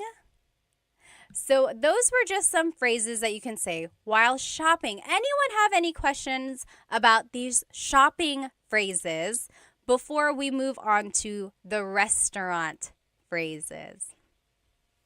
So a lot of these you can use in other contexts. So like gusto ko ito, gusto ko yan. It doesn't only have to be about shopping, right? You could be talking about a book, or you could be talking about anything, really. The show that you're watching or a song that you're listening to. Gusto ko ito, gusto ko yan. Okay, now let's keep going. Here are some phrases you can use while eating at a restaurant. When you enter a restaurant, the host or hostess will probably ask you, ilan po sila? Ilan po sila? So ilan means how many. Po is referring to you, or I'm sorry, po is a sign of respect. Sila means they. So how many of you are there? How many are they? So how many are in your party? And then this is where you can just use your numbers in Tagalog. So isa, dalawa. You could say like dalawa kami. There are 2 of us. Dalawa kami. Or tatlo kami. There are 3 of us. Or you could say isa lang, just one. Isa lang. Okay? Now, if you want to ask for a menu, maybe you sat down and they haven't given you a menu yet, this is how you would do it. Pahingi ng menu. Pahingi ng menu. May I please have a menu? Let's take a look at the root word here. Hingi. Hingi means to ask for something. Hingi, hingi. Pahingi means, can I please ask for a menu? So the pa is like asking to do that action. Can I please ask for a menu? Pahingi ng menu. And then if you're looking on YouTube with me here, these asterisks mean that you can switch out this word. So pahingi ng napkin. The thing about napkin, though, in the Philippines, if you ask for a napkin, they call a napkin the feminine, like, sanitary pad. So if that's not what you're asking for, don't ask for it. A napkin that you use to wipe your face, they call that a tissue. So pahingi ng tissue. Can I please have a tissue? Okay, so that's just one thing. I made a video once of like restaurant phrases and I said pahingi ng napkin, and a lot of native Filipinos were like, why napkin? Napkin is sanitary pad. Haha, yes, I understand. So don't ask for a napkin if you're at a restaurant. Ask for a tissue. Okay, so pahingi ng blank. And again, you can use this phrase for other contexts. Maybe you are at a friend's house and you're cold. You could say, pahingi ng blanket. Can I please have a blanket? Or can I ask for a blanket? Pahingi ng blank. Can I please have something? Let's see. Deborah asked, what's the difference between kami and what is it's being covered up here. Let me see. Deborah, I'll answer your question as soon as it like moves up. There's like a heart icon that's covering up part of your question. But kami is the subject pronoun meaning us. And there are other pronouns that mean us or we, but they're probably a different type. There's possessive pronouns, there's subject pronouns. Kami is us in the subject pronoun. Oh, I see. Deborah asked, what's the difference between lang and kami? So I said, isa lang, only one. Lang means only. Kami means us. So dalawa kami, there are two of us. So that's the difference, lang and kami. Oh, Tony asked, why did they say ilan po sila instead of ilan po nyo? Nyo is the possessive pronoun meaning your. So that would be like saying, yes, that's a good question, or that's a good point, because technically it's like how many are in your party? That's a good question. I think because sila is the subject pronoun, it's like they're asking about you as the subject versus the possession of how many people there are. I don't know how to explain the difference between possessive and subjective pronouns sometimes, or subject pronouns. And sometimes there's no rhyme or reason, but just keep that in mind. They will likely say ilan po sila. Good question though. Okay, let's keep going. So, meron ba kayong blank? Meron ba kayong blank? The other spelling of meron is mayroon. Mayroon. That means to have. Meron means to have. Ba is a question word. Kayong means you all, you plural. And then adobo, do you have adobo? Maybe you are looking at the menu and you just want to ask or double check, meron ba kayong adobo? Do you have adobo? So that is one question you can ask. And then again, it's underlined because you can always switch that out. Meron ba kayong pansit? Meron ba kayong blank? Meron ba kayong sinigang? Do you have pansit? Do you have sinigang? And then you can use this phrase in other contexts. Meron ba kayong aso? Do you have a dog? I'm scared of dogs. Meron ba kayong aso? Do you have blank? Okay. Next, if you want to ask about the food, you can say, maanghang ba ito? Is this spicy? Maanghang is spicy. Ba is a question word. Ito means this. Maanghang ba ito? Is this spicy? And then they would say, oo or hindi, yes or no.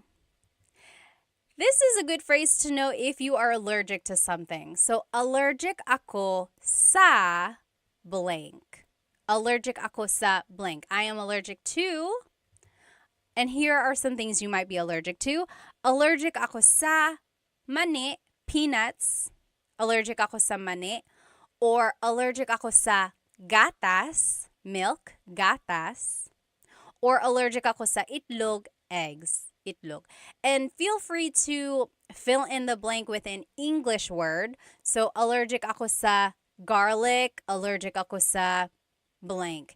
And it doesn't only have to be food. It could be allergic ako sa pusa. I'm allergic to cats. Allergic ako sa blank. I am allergic to something.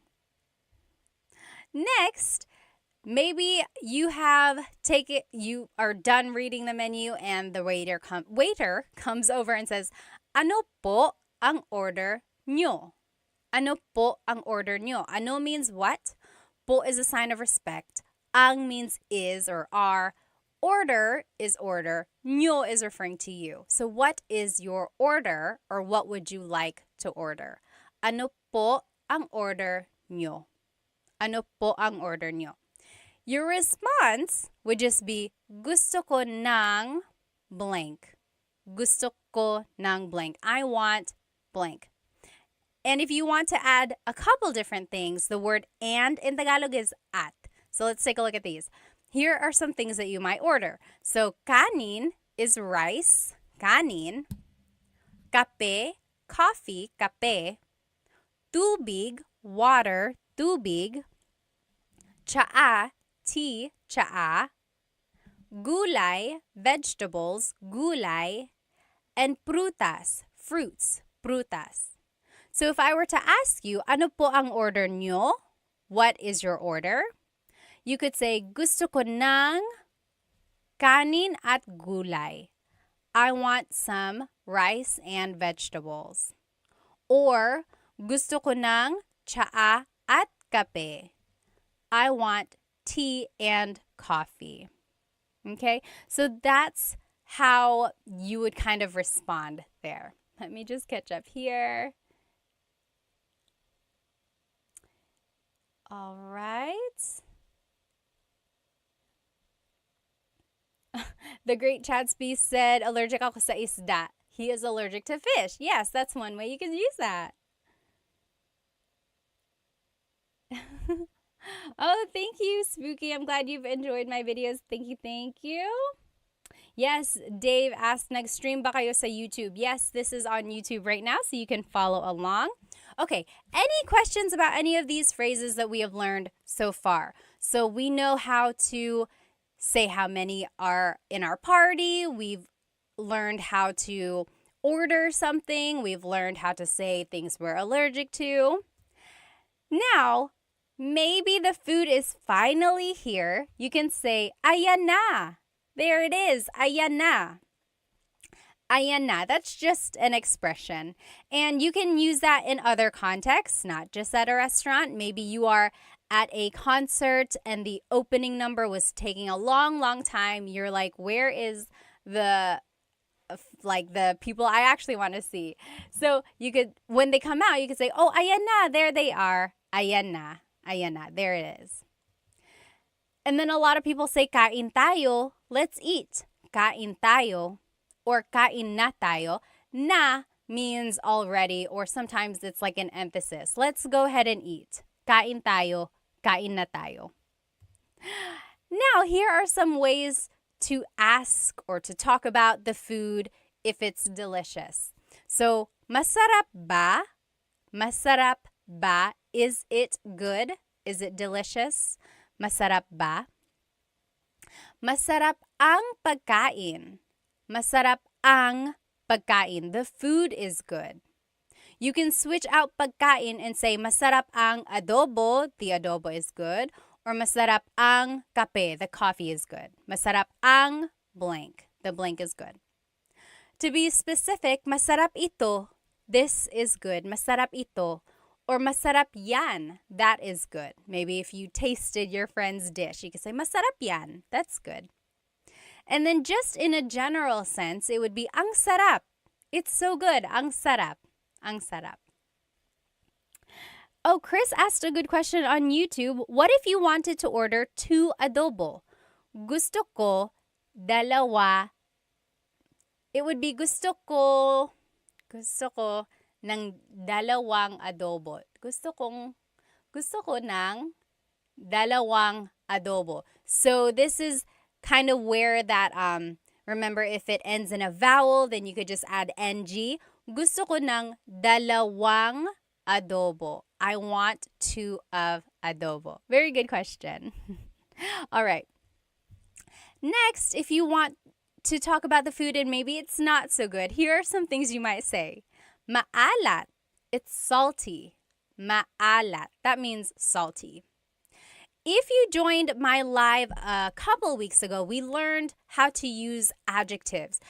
And there are a couple different ways to use an adjective. So you could say maalat, it's salty, maalat, or you use the root word and say ang alat, it's salty, ang alat. They both mean the same thing and they are used interchangeably. Maalat, it's salty, or ang alat, it's salty. Sometimes ang alat, that form is a little bit more like it would mean, oh, it's so salty. It's too salty. Like it's a little bit more expressive. Or it's like really that thing. Next, matabang. That means tasteless or it needs more seasoning. Matabang, matabang. And then hindi masarap. It's not good. It doesn't taste good. Hindi masarap. All right, so those are just some ways to say, to describe food if it does not taste very good. Okay? So next, maybe you are on your way home and you are talking about your experience at the restaurant. Here are some things you could say with the people you are riding home with. Nagustuhan mo ba yung pagkain?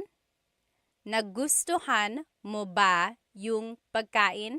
So the root word again, gusto, means to like. Nagustuhan means to have liked. So it's past tense. Mo is referring to you. Ba is a question word. Yung pagkain means the food. So, nagustuhan mo ba yung pagkain? Did you like the food? And then your response would just be oo or hindi. Yes or no. Oo, hindi. Let's see. Free Training said, how would you say I don't like something like food? Oh, it would be, I think I have it here. Here it is. So, paborito ko yung means my favorite was the blank. Paborito ko yung gulay. My favorite was the vegetables. Or I didn't like, ayoko yung gulay. I didn't like, ayoko yung. Technically, it's ayaw ko, but make it a contraction, ayoko. Ayoko yung blank. Ayoko yung gulay. I didn't like or I don't like the vegetables. And then at the very end, if you want to be very respectful, you can say maraming salamat po. You could say that to the waiter or the waiting staff. Maraming salamat po. Thank you very much. So thank you by itself is salamat, salamat. And to be respectful, it would be salamat po, salamat po. If you want to be very thankful, very respectful, maraming salamat po. Thank you very much. All right. All right. Let's see what else. Okay, let's keep going. Now, I want to take a look at this phrase a little bit closer. Gusto ko ng blank. I want blank. So, gusto ko ng kanin at gulay. Remember, I want rice and vegetables. So, we've already seen this phrase. I want to break it down a little bit. There's a difference between gusto ko ng, which is what we learned, versus gusto ko yung. So, gusto ko ng means I want some or a thing. Gusto ko ng kanin, I want some rice. Gusto ko ng saging, I want a banana. Gusto ko ng tubig, I want some water. So, as you can see, ng can be some or a thing, depending on what you're trying to say. So, gusto ko ng blank means I want some or a thing. I want. However, if you say gusto ko yung, that means I like something. So, gusto ko ng means I want. Gusto ko yung means I like. So, let's take a look at these. Gusto ko yung tinapay. I like the bread. Gusto ko yung tsaa. I like the tea. Gusto ko yung server natin. I like our waiter. Okay, so that's the difference there. The ng means you want it. Yung means I like it. It's a very minor difference. If you happen to mix it up, it's not that big of a deal. However, there is a difference when it's a question. So let's take a look at this. Gusto mo ba ng tinapay?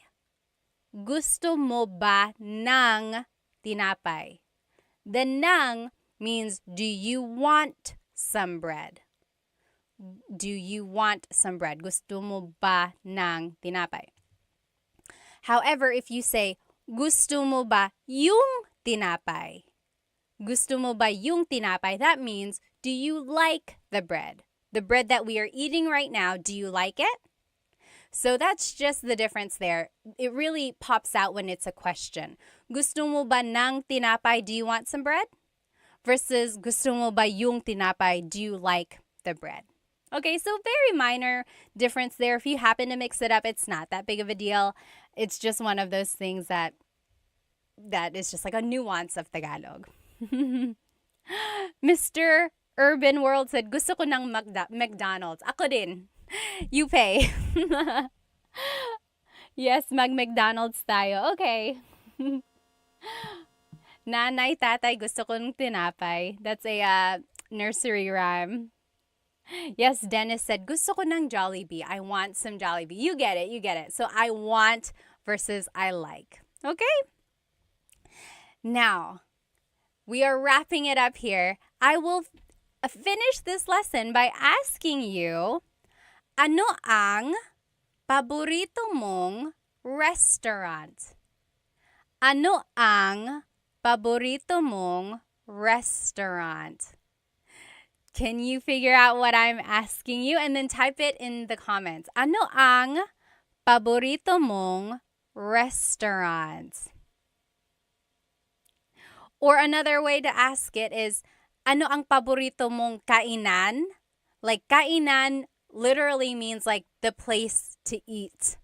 So it's like technically restaurant. So yeah, that's the way you could say it. Ano ang paborito mong kainan? Yes, very good, very good. Filipino 25, got it right.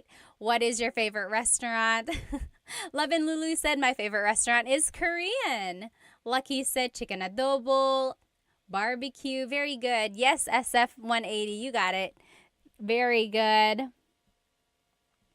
Yes, Tony said, how would you say I want that bread? So I want that bread would be gusto ko yung tinapay. Now, that bread, like this specific one, would be like, gusto ko yung tinapay na yun. Gusto ko yung tinapay na yun. I like that specific bread. Very good. Very good. Yes, you guys all got it. Now, if you want to reply in Tagalog, this is how you would do it. Paborito ko ang blank kasi blank. So, ano ang paborito mong restaurant? Paborito ko ang, here are some examples. Paborito ko ang Jollibee kasi masarap ang pagkain. So, kasi means because, kasi. And then, masarap ang pagkain means the food is delicious. Very good. Paborito ko ang blank kasi blank. I want you to write that in the comments. Ano ang paborito mong restaurant? And then formulate your answer. Paborito ko ang blank kasi blank. Here's another example. Paborito ko ang McDo kasi mura lang. So my favorite is McDonald's because it's cheap. So that's just to show you the sentence structure here. Paborito ko ang blank kasi blank. My favorite is blank because blank. I'm just reading some comments here. So Free Training said, there's that word ba, and if you continue saying it, it becomes many different words. Oh, the ba. Are you talking about like ba? A lot of comedians make jokes about that, right? Like ba. So depending on how you're saying it, it could be ba, chin, ba. Emphasis is on the first syllable, ba. Then there's ba. Emphasis is on the second syllable. That means to go down, ba. Like going down an elevator, ba. Then there's ba, like the question word that we know. So a lot of people say like, bababa ka ba? Are you going down? Bababa ka ba? Are you gonna go down the elevator or going down the stairs? Yeah. Funny, funny. All right. Let's see what people's answers were. Oh, Tony said, paborito kong restaurant, ang Red Lobster. Or, paborito ko ang Red Lobster kasi, because, why? Very good, very good. Paborito ko ang ... So, those are just some phrases that you can use when you're shopping or when you're eating at a restaurant. Parker said, paborito ko ang mesa kasi masarap ang sisig. I've never eaten there before. Saan yan? Where is mesa? Filipino 25 said, love your earrings. Thank you. They are from bling.co. Make sure you find them on Instagram.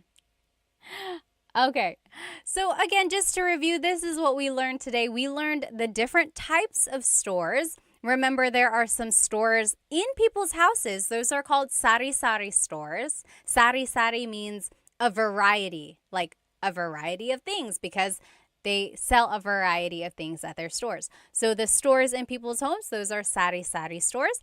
Then there's the palengke, or the wet market. You can buy produce, you can buy meats, you can buy household items there. Then there's divisoria. That's like an outdoor, it's not even outdoor. It's just like a bazaar, or like a place where you can buy really affordable things, usually clothes or even household items as well. And then there's the mall. Of course, you can't really haggle the price at the mall. Those price tags are pretty set in stone. And then there's online selling, of course. And then we also learned some shopping phrases. So, can I please buy something? Or asking for more or something. Then we learned how to incorporate numbers and colors. And then we learned that you can use a lot of these phrases in other contexts, right? Not only in shopping, you can ask for something, maybe if you're at a friend's house, or you can say these phrases maybe when you're just hanging out, like watching a movie. And then lastly, we finished off by learning some restaurant phrases as well. We learned how to describe food, if food is delicious or something like that. Let me just catch up here. Oh, Hoff Basse said, shout out from Tagaytay, Vesh. When my kid gets old enough, I want him taught by you. Sige, kaya mo yan. You can do it. G-Max said, hi from Canada. Hello from Victoria, BC. Hello, hello, everyone. Oh, Deborah said, what's pasalubong? Anyone know what pasalubong is? Pasalubong is, so salubong, the root word salubong means to like meet someone where they are. Salubong. Pasalubong is a souvenir usually brought by someone who has been away. So usually Filipinos who go back to the Philippines have a lot of pasalubong for their families. So chocolates, t-shirts, toys for kids, a lot of the things that they can't afford on their own, or things, just a way to show that you've been thinking of them. Or like if you just happen to go on a business trip, you might bring a pasalubong back for your family because you thought of them while you were away. That's a pasalubong. All right. Jackie said, hey from the Bay Area. Hello, hello. Alrighty. Yes, you meet them and give them a gift, Love and Lulu said. Well, I will see you next Tagalog Thursday. If you joined our lesson midway, I will be redoing this lesson sometime during the week. I like to do my lives twice, just in case anyone wasn't able to join. The recording will be on my YouTube, but I know people like to be in the chat and like ask their own questions. I wasn't able to do a repeat of last Thursday's, so I will do a repeat of that one too. So there will be 2 repeat lessons. Anyway, if you have any questions, please feel free to write them in the comments and then I will try to answer. Have a good rest of your night, everybody. Salamat!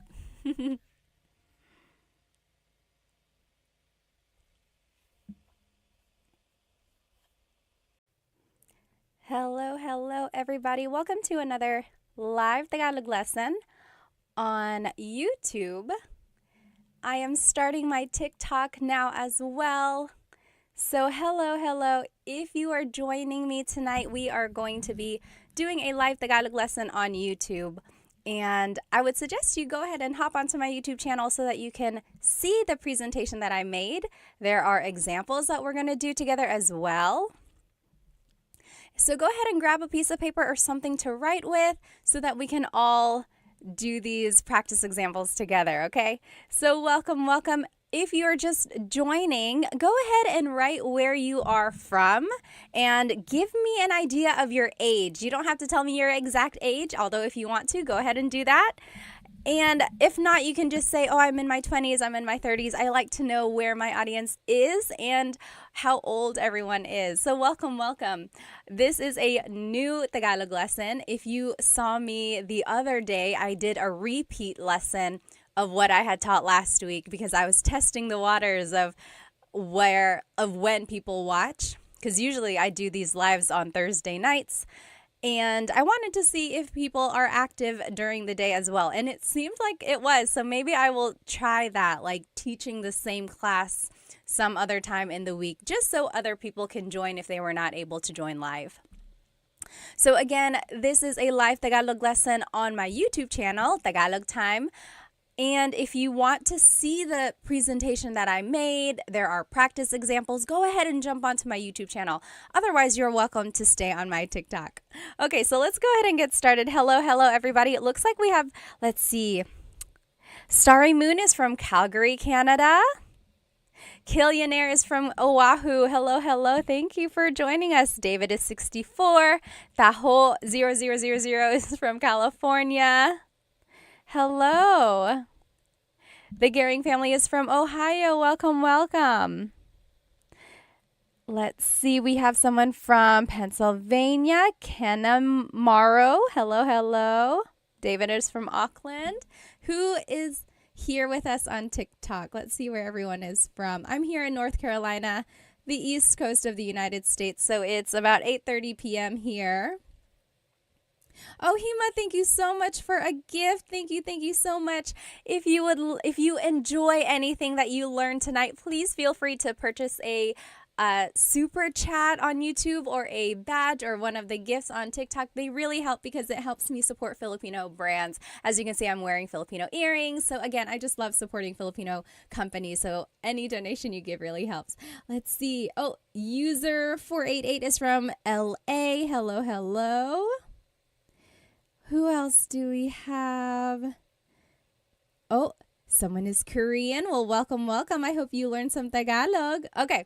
Oh, Trent is from Iowa. Hello, hello. Okay, let's go ahead and get started, guys. Flo Cash is from West Virginia. Hello.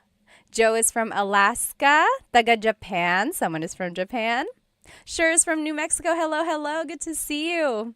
James is from Texas. Johnny is from Oklahoma. Okay, let's go ahead and get started. So again, we are on YouTube and on TikTok, but if you want to see the presentation, it's on YouTube. And we will be learning some adjectives as well as some sentence structures so we can say some simple descriptions and compliments or any like short phrases to describe someone or something. Okay, I think this will be a very useful lesson because then you'll be able to start saying short, useful phrases. So when you want to describe someone, the simple sentence structure is adjective, then pronoun. So the adjective comes first, then it's the pronoun. For example, maganda ka. You are beautiful. Maganda ka. And that's a very common phrase. A lot of people already know how to say that. Maganda ka. You are beautiful. So there's the adjective, maganda. And then it's the pronoun ka, meaning you. You are beautiful. Or you might hear matalino ka. You are smart. Matalino. Matalino means smart. Matalino ka. Or nakakatawa ka. You are funny. Nakakatawa. So people ask, why are some adjectives, why do they have this ma prefix. So maganda, matalino. And then why do some adjectives not have that? So nakakatawa means funny, but it doesn't have that pattern of having the ma prefix. And in Tagalog, the ma prefix just means it's describing the quality of something. So when you take off the ma, it's actually a noun sometimes. So take the word maganda. That means beautiful. But if you take off the ma and it's just ganda, that is the noun meaning beauty. Isn't that interesting? But it doesn't work for all adjectives. It does work for matalino. Matalino means smart. Talino means your intelligence. So it's the noun meaning your intelligence that you have. So interesting, right? And then nakakatawa does not follow this ma adjective pattern. And that's just how it is. Some words don't follow the pattern. But so this is the simple sentence structure when you want to describe someone or something. Maganda ka. So it's adjective pronoun. You are beautiful. Maganda ka. Matalino ka. You are smart. Nakakatawa ka. You are funny. Okay, so let's keep going. Oh, one more example. Mabait ka. You are nice. Mabait ka. Now, I want to show you the different subject pronouns that you can use if you're talking about someone or multiple people. So, ako means I. So, mabait ako. I am nice. Mabait ako. Ako means I. Mabait ka means you are nice. Mabait ka. And then, mabait siya. He or she. Mabait siya. A couple things I want to point out about siya. First is the pronunciation. It looks like it should be pronounced siya, siya, but it's actually pronounced sha, sha. So the S-I-Y, it's a sha sound, sha. And then another thing I want to point out about the subject pronoun sha is that it is gender neutral. So it can be man or woman. So you actually have to figure out who they're talking about based on the context clues. So mabait siya, he or she is nice. And then sila is they, mabait sila. Mabait sila, they are nice. And then tayo is we inclusive. Kami is we exclusive. So in Tagalog, there are two different types of we. And I don't know why. It's very interesting. So tayo is we inclusive. That's you and me, all of us as a class. We are nice. All of us. Mabait tayo. You get it? Everyone is included, so it's inclusive. Mabait tayo. Versus kami is we exclusive. So that would be like if you were calling me on the phone and you were like, hey, what do you like? Or what do you guys like? And then I would say, oh, mabait kami. Me and my husband, Chris, mabait kami. We are nice. So you're not included. I'm just telling you about it. Okay, so that's kind of the difference there. And then kayo is you plural. Mabait kayo, you all as a class, mabait kayo. Okay, so those are the different subject pronouns. Let me catch up on some of these questions here. Let's see. Oh, yes. Turtle Tim asked or said, I get confused about the placement of po in sentences. We're actually going to see where po would go here, so hold that thought. Robbie said, Filipino teacher ka ba? Hindi po. I mean, I am Filipino and then teacher ako. So, nagtuturo lang ako ng Tagalog sa mga anak ko, tapos I wanted to share it with everyone else. Okay, salamat.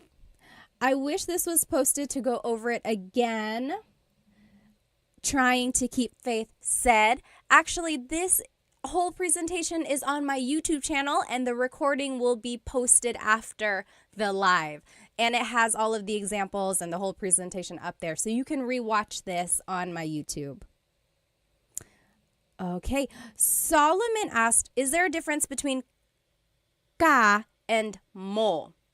Very good question. Ka is a subject pronoun, which is what we are using right now. Mo is a possessive pronoun, which we will be using in just a minute. So keep that thought. Let me check these questions on my YouTube.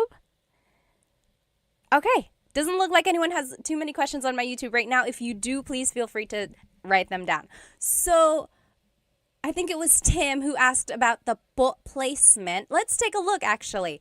So when you use the word po, you actually have to use the plural you pronoun. So we learned mabait ka. You are nice. Mabait ka. But when you're using po to be respectful, when you're talking to someone older than you or to someone in authority, you actually have to use the plural you pronoun. So instead of mabait ka, it will be mabait po kayo. Kayo is the you plural. So it's almost like you're saying you all are nice, but it's just one person. Even if it's just one person, you have to use the plural you pronoun when you're using po. And that's just another way to show respect. Other languages do this as well. I took French in high school and college, and they do that too. Whenever they want to be respectful, you have to use the plural you pronoun. So yes, mabait po kayo. And po is just the second word in that phrase. Usually, po is the second word in a phrase. Or sometimes it goes after the words ko or na if they appear in the phrase. Or it just goes after a set phrase. And then when in doubt, always add po to the end of anything you say, and it will be respectful. Okay, that's usually how kids are taught to use the word po. Just add it to the end. And then as you hear po being used, then you'll start to pick up on where it does go, like the patterns. Okay, let's see. Lori said, where can I start learning Tagalog as a minor? Well, you can follow Tagalog Time. I teach very simple, basic Tagalog. I have some very easy kids videos, and then I have just some like starting with the fundamentals of Tagalog and then moving on. They all build on each other on my YouTube channel. So I would say start there. But then there are also lots of books on Amazon and listening to Filipino music or watching movies. I think those are good ways to learn as well. Okay, so those are some pronouns. Now let's just add more vocabulary to what we know. So here are some Tagalog adjectives. Let me put both of these up. So there are two lists here, and they are opposite. So let's take a look at them. Maganda is beautiful. Maganda. Pangit is ugly. Pangit. Matangkad, tall. Matangkad. Maliit, little or short. Little, maliit. Mabigat, heavy. Mabigat. Magaang, lightweight. Magaang. Mabilis, fast. Mabilis. Mabagal, slow. Mabagal. I'm sorry, I was trying to read some of the comments. Hang on. Yes. Sure said, I made the mistake of trying to skip the basics when I started learning. I know it's sometimes you want to just go fast, but sometimes people can do that. But yeah, if you want to start from the beginning, I have fundamentals of Tagalog on my YouTube channel. Okay, so we did mabilis, fast, mabagal, slow. Malakas, strong, malakas. Mahina, weak, mahina. Tahimik, quiet, tahimik. Maingay, noisy, maingay. Malinis, clean, malinis. Madumi, dirty, madumi. Mahal, expensive, mahal. Mura, cheap, mura. Matalino, smart, matalino. Bobo, stupid, bobo. Bago, new, bago. And then luma, old, luma. So those are just some different adjectives. Fidel, thank you so much for the gift on TikTok. Thank you. It really, really helps. Thank you. So those are the different adjectives that we can use. And again, as I mentioned, usually Tagalog adjectives have the prefix ma. As you can see, a lot of these adjectives have the prefix ma. Maganda, matangkad, mabigat. And when the ma is dropped, sometimes it's the noun form. So like I said, ganda is beauty, maganda is beautiful. But it doesn't really work for all of them. Like mahina is weak, hina isn't like weakness. Kahinaan is weakness. So you kind of get the idea. If you can kind of recognize root words, that'll help with your translation. Yes, Deborah asked, is mahal the same word for love and expensive? Yes, it is. Mahal can mean expensive, like, oh, ang mahal ng pagkain. The food is expensive. Ang mahal. Or it can be love. Mahal kita. I love you. Mahal kita. Interesting, right? Okay. Oh, Solomon asked on TikTok, is it right to say ganda mo? Hold that thought. We're going to see that. Okay. So I want us to do some practice. So here on the top left corner are the is the sentence structure. Adjective plus pronoun. And the example is maganda ka, you are beautiful. Maganda ka. There's the adjective, there's the pronoun. Under that is the subject pronouns. So ako is I, ka is you, siya is he or she, sila is they, tayo, we inclusive. Remember, that's all of us, tayo. Kami is we exclusive. So me and someone else. That's kami, we. And then kayo is you all. So those are the different subject pronouns. Now on the right side of your screen, you will see the practice questions. I gave you the English statement, and I want you to translate to Tagalog.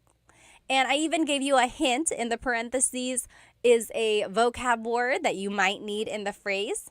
So for example, they are happy. They are happy. How would you say that in Tagalog? Let's do number 1 together. They are happy. So remember, we're just following this sentence structure. Oh goodness, my face on YouTube is covering up the part of the screen. I'm just going to turn off my face over here on YouTube. Okay, there we go. So sorry about that. So there we go. So this is what you're going to need to do these practice questions. Top left is the sentence structure. Bottom left are the subject pronouns. And then to the right side of your screen, you will see the practice questions. They are happy, and I gave you the hint. Masaya means happy. So let's do that one together. The adjective happy is masaya. And then it's the pronoun they. What is they? They is sila. Masaya sila. They are happy. Masaya sila. Easy, right? It's just 2 words. Masaya sila. They are happy. What do you think he is new is in Tagalog? He is new. How would you say that in Tagalog? Go ahead and take a minute to answer that. I'm just going to catch up on some of these questions or comments.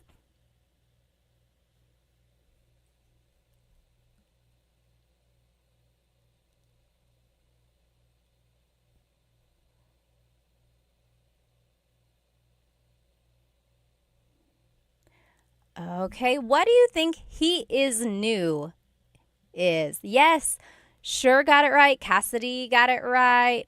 Rebe got it right on YouTube. Very close over here on TikTok. Very close. Yes, I'm seeing some very close answers. So in Tagalog, if you want to say he is new, it would be, the adjective goes first. New in Tagalog is bago. And then he is siya. Bago siya. Bago siya. He is right. Yes, bago siya. Yes, Tony got it right. You did. Very good. Eileen got it right. Very good, everybody. So bago siya. That means he is new. Again, that could also mean she is new because siya is gender neutral.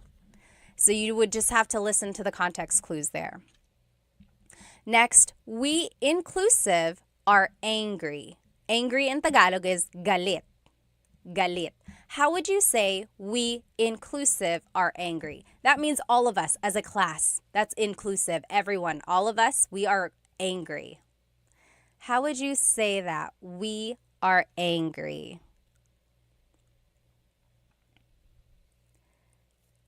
Yes, Carl. Oh, Carl is very close. Your pronoun that you are using, Carl, that's not quite the one we're using, but we'll actually see that in just a minute. Sorry, my nose gets so stuffed up. Eileen got it right. Twinkie's got it right. Bonnie, yes. So, galit tayo. We are all mad. Galit tayo. Very good.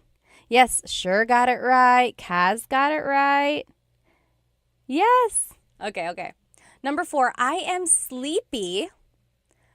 In Tagalog, sleepy is antok. How would you say I am sleepy in Tagalog?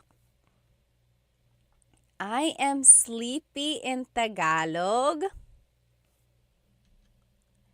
I am sleepy is very close. Yes, Eileen, antok na ako. So, antok is the adjective and it goes first. And then it's just ako. Antok ako. I am sleepy. When you add na, like Almarie did and like Eileen did, na can mean already, like, oh, I'm already tired. I'm tired already. Or sometimes it's an emphasis. So like, oh man, I'm tired. Antok na ako. So yes, very good. But you could also just say, antok ako. I am sleepy. Antok ako. Yes, very good. Doctor got it. Sure got it. Very good. Yes, Cassidy asked on YouTube, can I use inaantok ako? And then someone on TikTok said that as well. Yes, inaantok also means sleepy. It's almost like the verb form of I am feeling sleepy, if that makes sense. Machi, thank you so much for the gift on TikTok. Thank you. But yes, basically the same. Inaantok ako and antok ako both mean I am sleepy, I am feeling sleepy. Very good. Last example here. Are you tired? So now this one is a little different because it's a question form. So I want to see if you can guess how to make it a question. So are you tired? Pagod is tired. Ba is the question word that you would add. Where do you think it would go? Are you tired? How would you say that in Tagalog?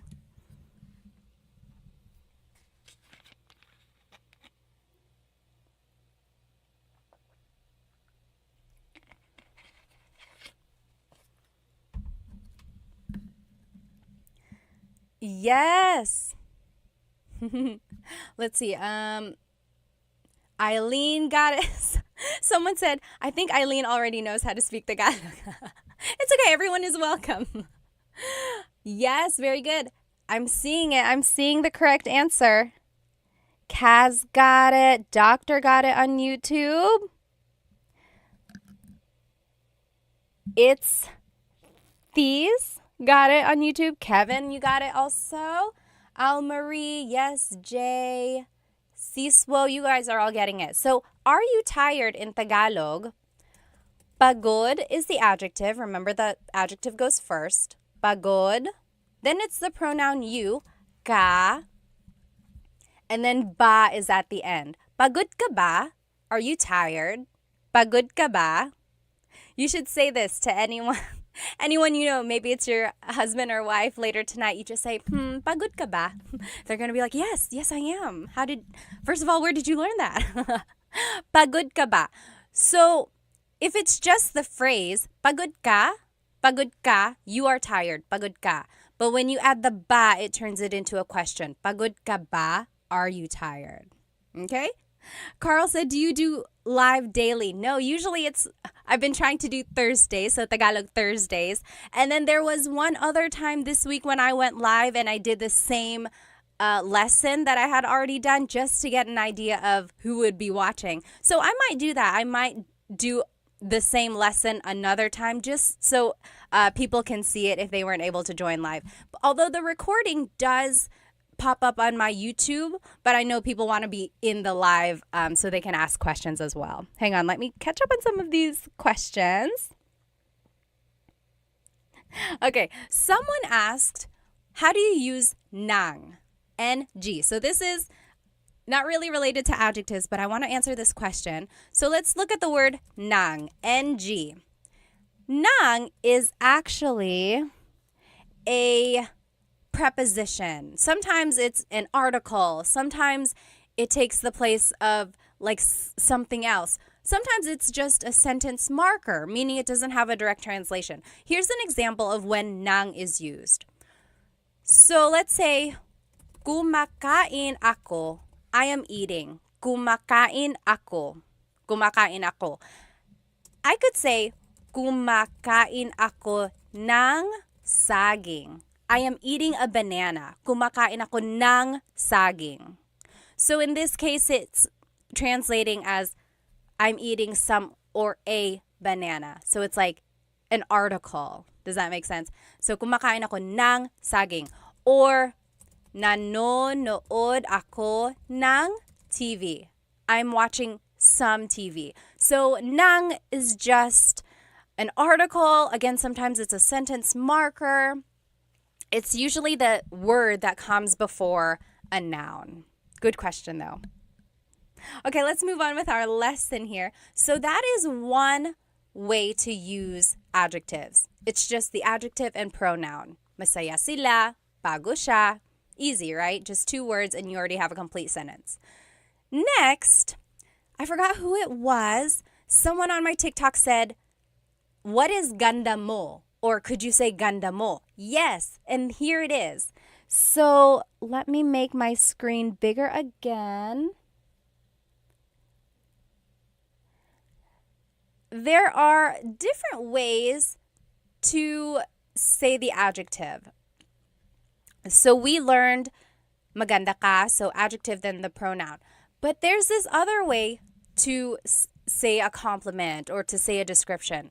It is ang, then the adjective root, and then it's the pronoun. For example, we learned mabait ka, you are nice, mabait ka. But you could also say ang bait mo, that also means you're nice. Ang bait mo. So do you see they are very similar? Mabait ka, ang bait mo. They both mean you are nice. There are some differences here. For one thing, you're only using the root of the adjective, right? We're not saying mabait. We're only saying bait. So we're using the root of that adjective. Another difference is that we are using a different pronoun. So instead of ka, now it's mo. Someone asked about that as well. Can you use ka and mo interchangeably? No, there's actually certain sentence structures where you have to use one over the other. So literally, ang bait mo means your niceness. It's almost like saying you have the quality of being nice. So it's very interesting. Let's see some more examples here. Ang talino mo, you are smart. Ang talino mo, you are smart. Because earlier we saw matalino ka. Matalino ka, same as ang talino mo. And then, ang ganda mo, you are beautiful, same as maganda ka. Maganda ka. And then another example, ang bagal mo, you are slow, versus mabagal ka, you are slow. Some would even say that this form, ang bait mo, is a little bit more with emphasis. Like, if someone was walking really slowly, and you're like, oh, mabagal ka, you're slow. But if you're like, oh, ang bagal mo, you are so slow. That's kind of like sometimes when you might use one over the other. But generally, they are interchangeable. Yes, let me catch up. Winter Storm said, I see it like your goodness and you're good. Yes. That's kind of the idea. It's like it's almost like the noun form of the adjective versus the adjective describing someone. Yes. Wonderful Day said, ang galing mo. Yes, that's another example. Like, magaling ka, you are good. Magaling ka, you are good at doing whatever you're doing. Or ang galing mo, You are good. Yes, very good, very good. So you're just using the root of the adjective. Okay. Yes, someone said, you got a YouTube channel? Yes, it's the same, Tagalog Time. I have full Tagalog lessons all on there as well. Someone joined on my Tagalog lesson recording, and they were like, I think they just wanted a faster lesson. Whenever I do a live, I sit and I try to catch up on comments and things like that. And they were like, can you go a little bit faster? If you want a straightforward lesson, I would say go watch my full-length Tagalog lessons because those are just straight to the point. There's not a lot of fluff. And then, of course, on my YouTube, I like doing polls, like challenges, which we'll do later. So that takes up some time, too. Let me see these comments on YouTube.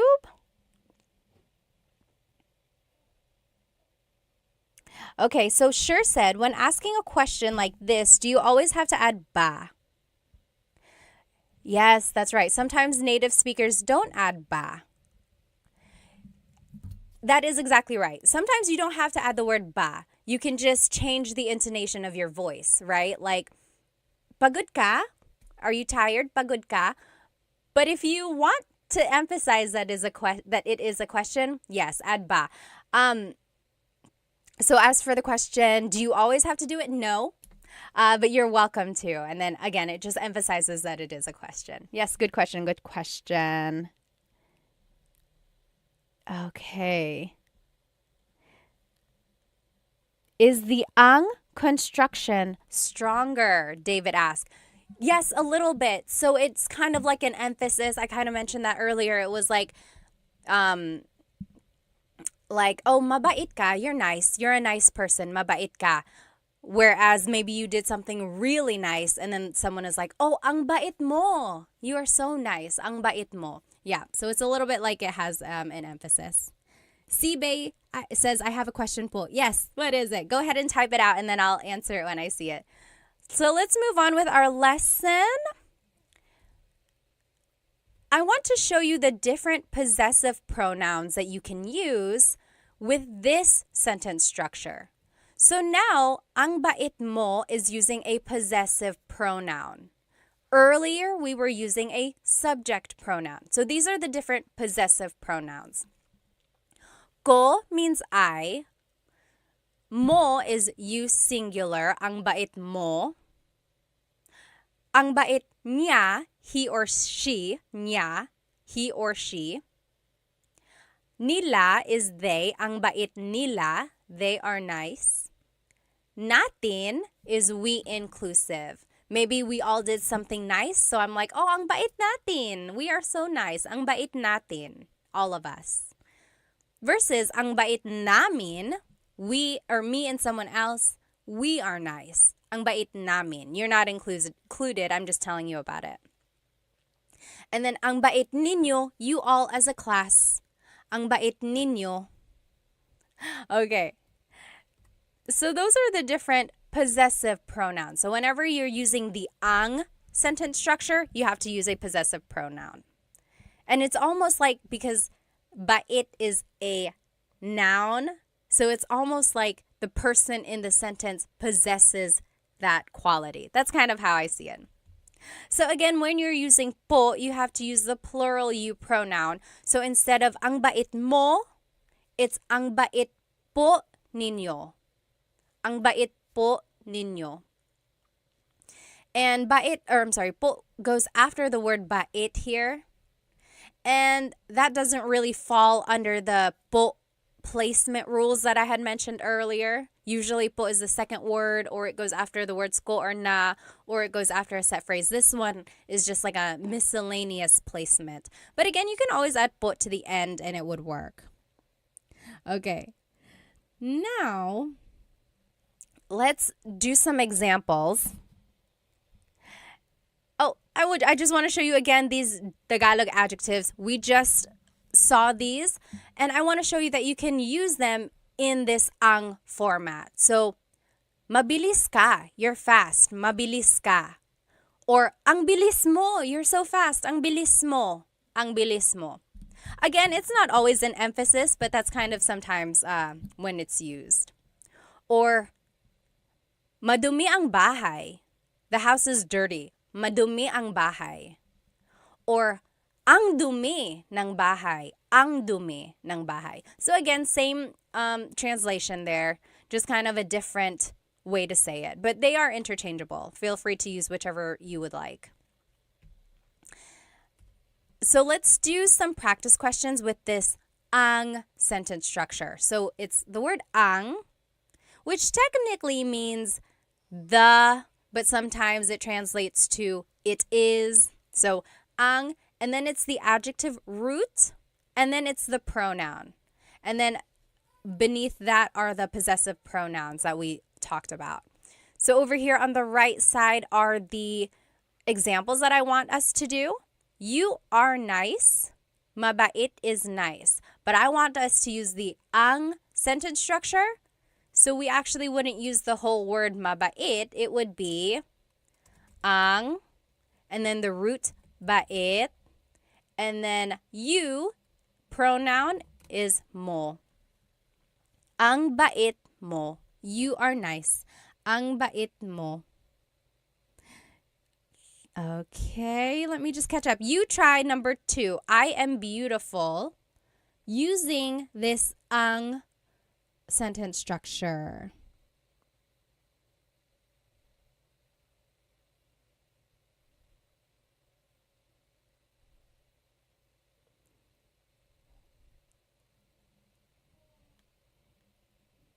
I will answer in just a minute.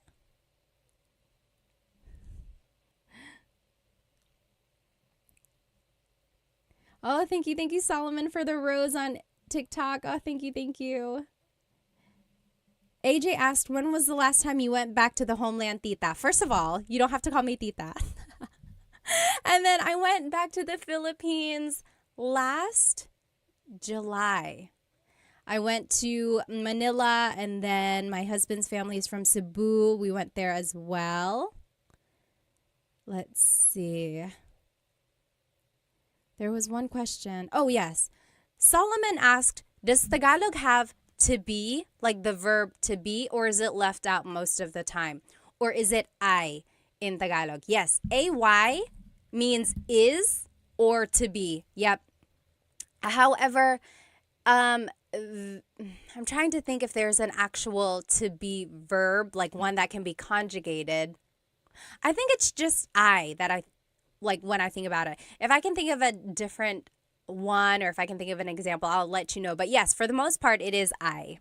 Okay, let me see on YouTube here. Oh, Kaz asked, are nila and sila the same?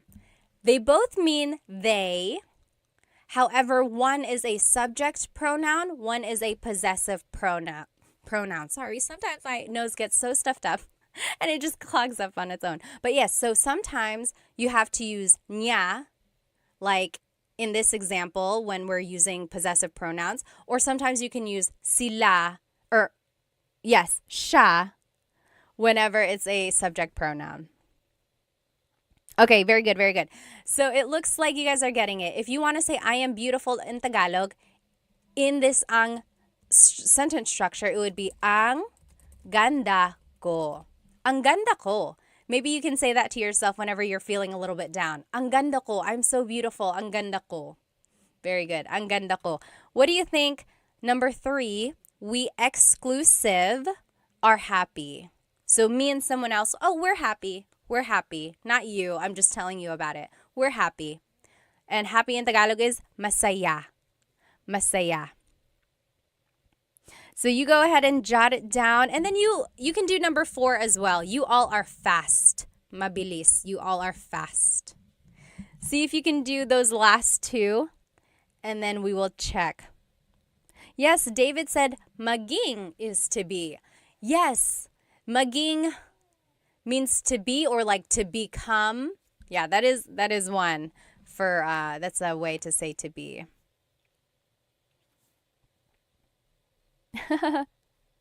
Nez said, mapalad ako kasi guro mo ko po. He feels lucky because I'm his teacher. Oh, thank you po. Masaya kami. Yes. Oh, Very close, very close. So yes, those are good those are good answers. But when we're trying to say it in this ang sentence structure, it would be ang saya namin. Ang goes first, then it's the root of the adjective, and then it's the pronoun we exclusive, which is namin. Ang saya namin. We are happy. And then how would you say you all are fast? You all are fast. How would you say you all are fast? Oh, very close. Kaz said, ang bilis nila. You plural is actually ninyo. Ang bilis ninyo. Maybe you're walking behind some people and you're being left behind. You could say, oh, ang bilis ninyo. You all are fast. Ang bilis ninyo. Very good, very good. I know these these possessive pronouns can get a little bit tricky. I would say try listening to a native Tagalog speaker or watch a movie and you will see when these different pronouns are used. And I think that'll help kind of decipher when to use a subject pronoun, when to use a possessive pronoun. But when you're learning, it's okay to mix it up. It'll come the more you use them. Tony asked, are you a teacher? I am. I used to teach like elementary faith formation, like at church, those like CCD classes. And then I got my teaching license. At one point, I could teach high school, which was very hard because I look very young. But yes, and then I just love teaching Tagalog. You guys on YouTube, why didn't you tell me that my face was covering up part of the page again? I'm so sorry. Next time I'll make sure that's not covering it. But yes, okay, let's go ahead and do this other sentence structure. So those are some ways to use adjectives with a pronoun. Now, if we want to use it with a noun, it would be adjective, then it's the word ang, then it's the noun. For example, mabilis ang kotse.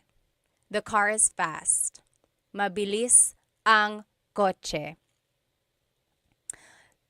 Or you could say, mahal ang bahay. The house is expensive, or a house is expensive. Mahal ang bahay. Mahal ang bahay. Or you could say, bago ang mga sapatos niya. So the adjective is bago. Then it's the word ang. Then it's mga sapatos, shoes, mga sapatos. And then niya is hers. So her shoes are new. Bago ang mga sapatos niya. And I wanted to show you the mga sapatos because if you want to make something plural, you have to add this word mga. Mga sapatos, shoes. And then another example, maliit ang pusa. The cat is little. Maliit ang pusa. Okay? Kaz mentioned on YouTube, I've been speaking Tagalog wrong for so long and people don't correct you in the Philippines. Sometimes they don't care. Sometimes they will correct you and help you out. Okay. Oh yes, Nez said make a video of how to use nang as a marker. I will. Maybe some prepositions, a video about that. Let me see on TikTok. Tony asked, do people mostly speak Tagalog or Bisaya? So it depends on where you go. In Luzon, up in like the northern area of the Philippines, sometimes in the central areas as well, those are the Tagalog speaking regions. When you go south, like in Cebu or Leyte, that's where they speak Bisaya. And then all around the Philippines, there are lots of different languages and dialects as well. Let me see. Okay. Yes, Winter Storm said TFC and GMA are TV channels that you can watch. They're Filipino channels. Okay, so those are just some ways to use the sentence structure.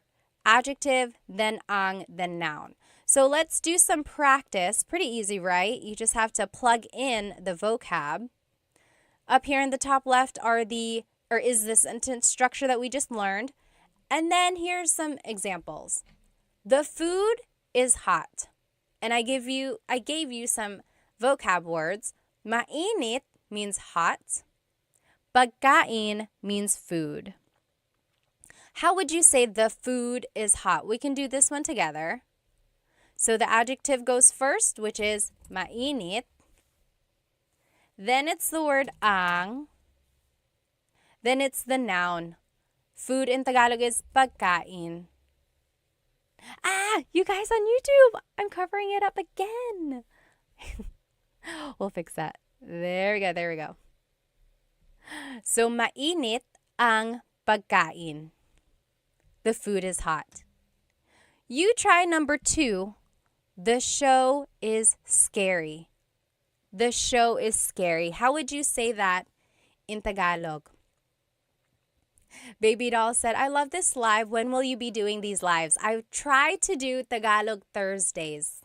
So, yes, hopefully on Thursdays I'll be here again. And then I'm going to try to do the same lesson on a different day for those who weren't able to join live. So if you happen to catch me like on a random day, it might be the same lesson that you've already seen if you were with me on a Thursday.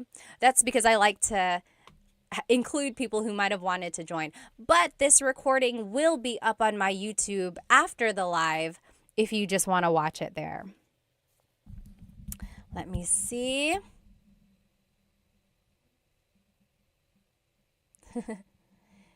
Yes. Az said hello from Brazil. Hello. Okay. Oh, thanks everyone for telling me about my screen on YouTube. Okay. So let's go ahead and answer this one. The show is scary. So the adjective for scary is nakakatakot. Nakakatakot. Then it's the word ang. Then it's the noun. Show in Tagalog is palabas. Nakakatakot ang palabas.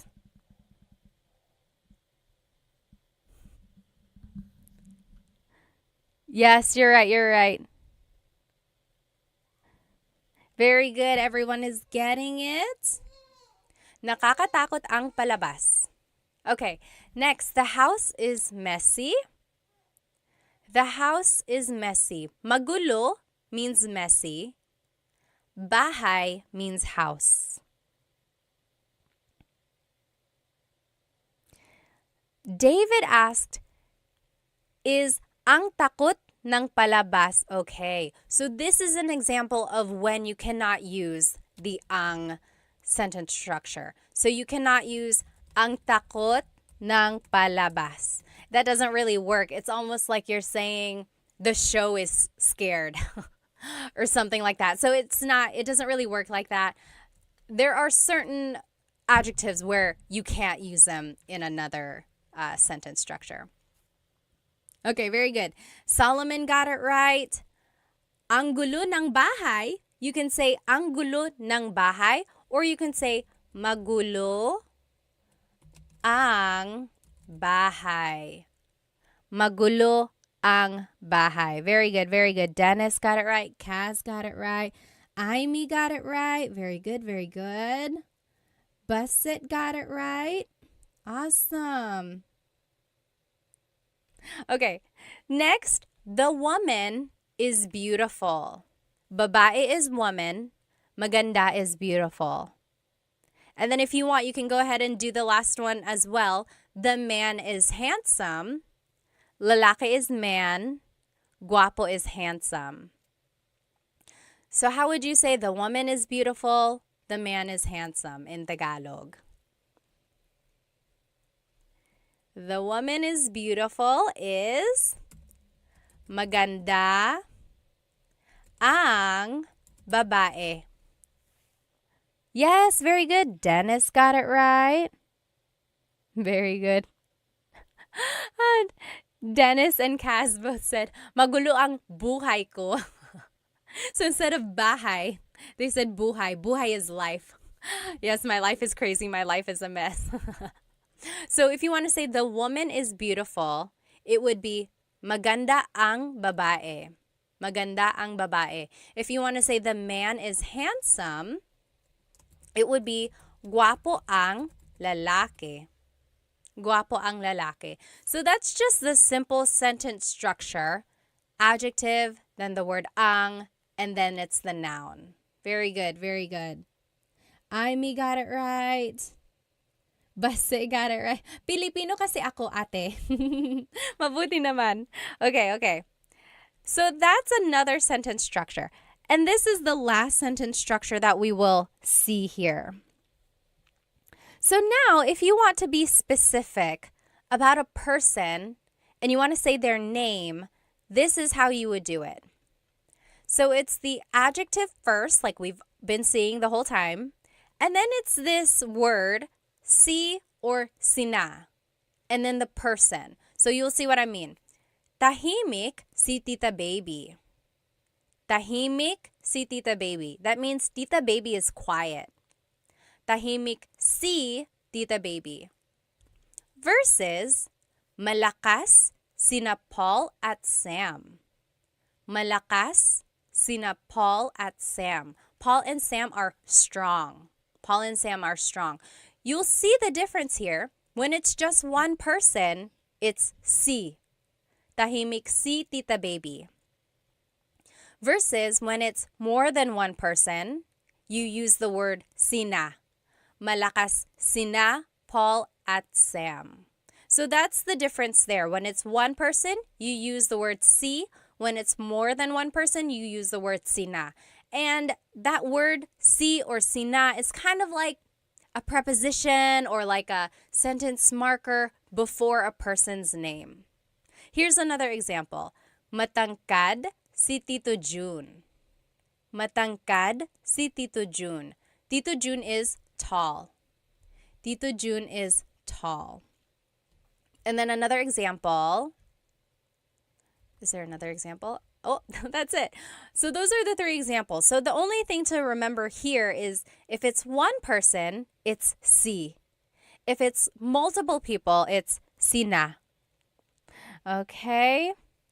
Let me catch up. Someone had a good question up here. Going back to one of the examples, Aimee said, can you use maganda yung babae? Because we said maganda ang babae. Yes, you can say maganda yung babae. So, ang versus yung is a very slight difference. Yung is a little bit more specific. It's like, the woman is beautiful. The woman, that one, the one I'm looking at, that woman is beautiful. Or, kind of, maganda ang babae, the woman is beautiful. It's a little bit more generic or general. So that's the difference there, but usually they're interchangeable. Maganda yung or maganda ang. Yes, very good, very good. Solomon asks, when do you attach the ng or ang to the adjective? So yes, in Tagalog, we like to make a contraction or put words together when we can. Usually if the adjective ends with a vowel, then you can add the ng at the end. Yes, very good, very good. Okay, thank you again for another Rose Solomon. Thank you so much. Let's see. Pogi is another word for handsome. So in our example, we used guapo. But yes, pogi is another one as well. Let me check here on YouTube. Oh, Manny said, I really enjoy these lessons. Does anyone know of a good translator app for Tagalog? I don't know any apps, and I'm trying to think like Google Translate will get the job done. It's not always 100%, but I would say maybe start with Google Translate, and then the more vocabulary you learn on your own, I would say maybe like just kind of add to that. But their sentence structures aren't always correct, like their grammar. Very good. Okay, let's keep looking.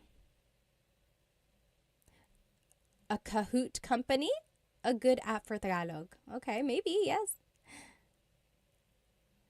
Jaina asked, how do you know when to interject po? How to after the words around it. Okay, so basically like when do you add po? There are certain placements for po. Usually it's the second word or after certain words or after a set phrase. But when in doubt, you can always add po to the end. So for these examples, tahimik po si Tita Baby. Tita Baby is quiet. Tahimik po si Tita Baby. So it's the second word there. Or malakas po sina Paul at Sam. Malakas po sila Paul at Sam. So second word again. Or matangkad po si Tito June. So for the most part, it's the second word. Okay, let's take a look at these examples.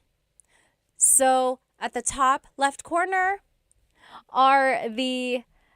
is the sentence structure that I showed you. So adjective, then it's si and sina. And then it's the person's name. So let's take a look at the first one. Mom and dad are hungry. Nanay is mom. Tatay is dad. Gutom is hungry. So how would you say mom and dad are hungry? We can do this one together. And it's just a matter of plugging things in to the sentence structure. So the adjective goes first. Hungry in Tagalog is gutom. Then it's si or sina. Should we use si or sina? Jason, thank you so much for a gift. Thank you so much. Any gift really does help out. I like to promote Filipino products, as you can see in my earrings. So thank you so much. If you enjoy anything in this lesson, I appreciate any gift. Thank you. So gutom, sina, nanay, at tatay. So mom and dad are hungry. Gutom sina nanay at tatay. Marie said, hello ate. Hello po. Hello po sa inyo. Very good, very good. Kaz on YouTube asked, how often do you add po? I hear some people use it sometimes when they're talking to someone, then sometimes it seems like respect, and they use po a lot in sentences. Yes, there are times when you can add po multiple times in a sentence. Like, hey, do you want to come with me? Sige po, sasama po ako. So I used po twice there. Sige po, sasama po ako. But you don't have to add po after the sige. You could say, sige, sasama ako po. You could say it once. So it's up to you. If you say po at all, that is a very respectful thing. So add po to the very end, at least, and then it will cover your bases. If you want to be very respectful, then yes, add po everywhere. But you don't have to overkill. You don't have to do it so much. Very good, very good. Okay, number 2, Stacy is hardworking. Masipag means hardworking. So adjective goes first, masipag. And it's just one person, so it's si, and then Stacy. Masipag si Stacy. Stacy is hardworking. Very good. Masipag si Stacy. How would you say John and Amy are lazy? John and Amy are lazy. Oh, Nick, thank you so much for the gift on TikTok. Thank you so much. I'm so glad you like these lessons. Thank you. Yes. Sean said, so po is out of respect for elders. Yes. So whenever you're talking to someone older than you, definitely your grandparents, even if it's someone else's grandparents, always add po. But you can also use po when you're talking to authority figures. So priests, teachers, police, doctors, anyone you want to show respect to, yes, definitely say po. And also, I would say to anyone in customer service, like if someone is helping you at a hotel or if someone is cleaning your room, I would say salamat po, maraming salamat po. Always add po. I don't think you can go wrong. Okay, there was one more thing I wanted to add here. Oh, Elena asked, what is excuse me in Tagalog? Honestly, it's just excuse me po. Excuse me po. It's very Taglish, and that is a lot more common than the actual Tagalog phrase, excuse me po, is almost like pasensya po. That's kind of like I'm sorry. Does anyone know what excuse me po in Tagalog is? Honestly, because everyone just says excuse me po. Let's go back to the example here. Yes, you guys are getting it. OP colon got it right. Sure, got it right on YouTube. Tamad sina John at Amy. John and Amy are lazy. Tamad sina John at Amy. Oh, yes. Ashley got it. Pasintabi po. See, no one says that. I guess you could. Pakidaan po. Yes, Eileen said pakidaan. I guess it depends on what kind of excuse me. Pakidaan means like, excuse me, I need to get by. Or, yes, Hallie said pakiraan po. Same thing. Pakidaan, pakiraan po. The R and the D sound are interchangeable because they were represented by the same symbol in the baybayin alphabet. Very interesting. Very good, very good. Yes, Bayani on YouTube said, excuse me po could also be mawalang galang po. Mawalang galang na po. Yes, lots of different ways to say excuse me. And then last example, Ate Jane is sad. Malungkot is sad. How would you say Ate Jane is sad? Very good. Let's see. Ate Jane is sad. So malungkot is the adjective. Then it's just one person. So si. Yes, Millennial Aviation got it right. Malungkot si Ate Jane. Malungkot si Ate Jane. Yes. Crying, Hashira got it right. Eileen got it right. Very good, very good. Awesome. Okay, now here is just a quick review of what we learned today. So we learned some adjectives. We learned a lot of vocabulary words. Hopefully you can start using. Take a look at that list of vocabulary words that I had shown you kind of in the beginning so that you can add these adjectives to your everyday conversation. We also learned the different sentence structures when you're using a pronoun or a noun or when you're adding people's names, right? Sometimes you have to add si or sina. Sometimes you have to add the word nang. And sometimes you can change up the whole sentence structure and it would be ang blank mo or something. So take a look at those different sentence structures. And then we talked about the po placement and then a little bit of question formation as well, right? So those are the different ways to use adjectives. Does anyone have any questions about this lesson before we move on to the poll? Can I do a poll on TikTok? There is a quick poll. Oh, that'll be fun. Does anyone have any questions about this lesson? If you do, go ahead and write it down. And then I am going to share my screen here. Let's do a quick challenge. If you don't want to do this contest or challenge, feel free to leave. Someone was like, you're doing too many games. You don't have to stay, but thank you for joining us. So here we go. Today's bracket challenge is our favorite Filipino American, not even Filipino American, our favorite Filipino athlete. So our very first bracket challenge was our favorite Filipino food. And then last week we did our favorite Filipino American celebrity. Today it's our favorite Filipino athlete. So our first poll here is going to be Manny Pacquiao versus Nonito Donaire, or is in the Tagalog pronunciation, Nonito Donaire. I think someone had a question on YouTube. Hang on. Sure said, is ate capitalized when speaking of someone? No, it doesn't have to be. It can be lowercase. Yes. Yes, Michelle said, si is one person, sina is two people. Yes, sina can be two or more. Correct.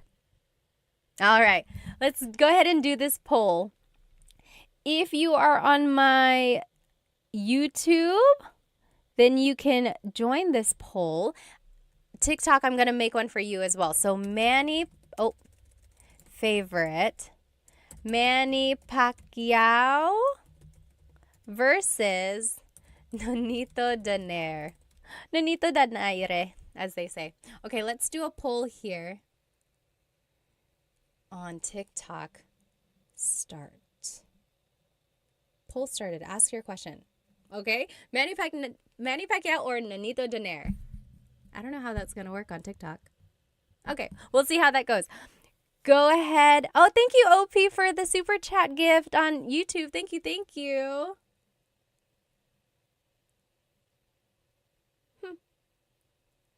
Okay. There we go.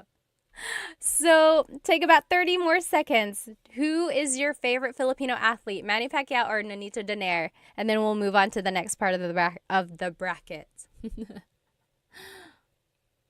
Oh, I see. I see how it's working now. Okay. Yeah, so it looks like Manny Pacquiao is the winner by a landslide. Okay, so Manny Pacquiao is going to move forward in our bracket. You can follow along on YouTube if you're over here on my TikTok. So now it's Jalen Green versus Jordan Clarkson. So these are both Filipino-American basketball players in the NBA. Let's see, favorite. Jalen Green versus Jordan Clarkson. Jalen Green is on the Rockets, and then Jordan Clarkson is Utah Jazz. Oh, Kaz said, do a Jollibee and McDonald's poll. Oh my gosh, maybe we should. Favorite Filipino fast food restaurants. That will be next week's. Very good, very good. Michelle said, when do you do these lives? I just found you today. I'm trying to do Tagalog Thursdays, so catch me next Thursday. But I'm also going to try to do the live on a different day, but the same exact lesson, because I know people want to be in it when it's actually live. Very good. Oh, okay, Bayani said, informal writing, yes, ate should be capitalized because it's like a title. Yes, that's true. It's like Mr. or Mrs. Ate and kuya. Yes. I guess I never thought of it like that. Okay. Millennial said, is there a neither option? Just don't vote. That's okay. Sure said, Clarkson used to be on the Lakers. Okay, okay. Let's see. Okay. It looks like it's Jordan Clarkson over here on my YouTube. He is the winner. He's going to be moving forward. So Jordan Clarkson. And then, do you guys know about Bianca Bustamante? On Insta, she goes as Bia, Racer Bia. She is an F1 racer, and she's so cool. I wish I could be like her when I grow up. She's an F1 racer. I think she's like working with Sephora. She's in Miami practicing. But yeah, she's a really cool racer. So Bianca Bustamante. And then Heidelin Diaz. Anyone know who Heidelin Diaz is? She was the weightlifting gold medalist in the Olympics. What was that? Was that 2020? I can't remember now. Yeah, she was the gold medalist in one of the Olympics. Alrighty, so, very nice. Okay. Kaz said, Cebuano Saturdays. Do you know a Cebuano teacher? Because I want to learn. If you know, please tell me who they are. Solomon asked, is it night or day where you are? It is night for me. I'm over here in North Carolina, so the East Coast, same as like New York and Florida. It's 8:38 p.m. Or no, I'm sorry. It's 9:40 p.m. here. Okay. Yes, the only gold medalist ng Pilipinas, Buzzet said. Yeah. Okay. Bianca Bustamante is winning. Bianca will move forward. She is an F1 racer, like I mentioned. Oh, my screen is getting so crowded here. Oh my gosh, YouTube. Why are we not sharing the screen? I am so sorry. I'm the worst. I am the worst host. Here we go. Here we go. Ah, there we go. You guys are so nice. No one is like, hey, we don't see anything. Okay. Next, it's going to be Efren Reyes. Anyone remember him? Efren Reyes. He is a billiard champion. So pool. And then Alex Iala. She is a tennis player. So definitely different generations there. Alex is young. Efren is a little older. Let me see. Bayani said Jordan Clarkson should start learning Tagalog. Yes. Sure said Pinay F1 racer. That's so cool. Yeah, she is really cool. Very good. Very good. Let's see. Maya said, did you grow up on the East Coast? Yes. So my family immigrated to North Carolina and we've been here ever since. I moved here when I was 2. Dalawang taon. Oh, Efren Reyes is winning. We have some old folks in here. Old at heart. Okay. So Efren is moving forward. Oh, as Bayani said, he is the goat. We can't mess with the goat. Okay, next. Okay, now we're moving on. It's going to be Manny Pacquiao versus Jordan Clarkson. Manny Pacquiao versus Jordan Clarkson. Do you guys remember when he got knocked out? Or are we not talking about that? I remember exactly where I was. I remember how I felt. 2008. I guess we won't talk about that. Oh, yes. Gabriel said, I have a friend who is what I wish she can join you and have what I Thursdays. And then John said, what I always sounds mad. There are some languages and dialects that just sound so angry, but they're not. That's just how they are. They're like very strong in their pronunciation. Okay. Oh, Manny Pacquiao is beating Jordan Clarkson. Oh, John said not sweet like Ilongga. Do they have a sweet tone? Veronica said, my fam is from Catanduanes too. Talaga? Taga saan sa Catanduanes? My family is from Bato. We usually fly into Virac. Very nice, very nice. Okay. Manny Pacquiao is winning. Manny Pacquiao is going to move on.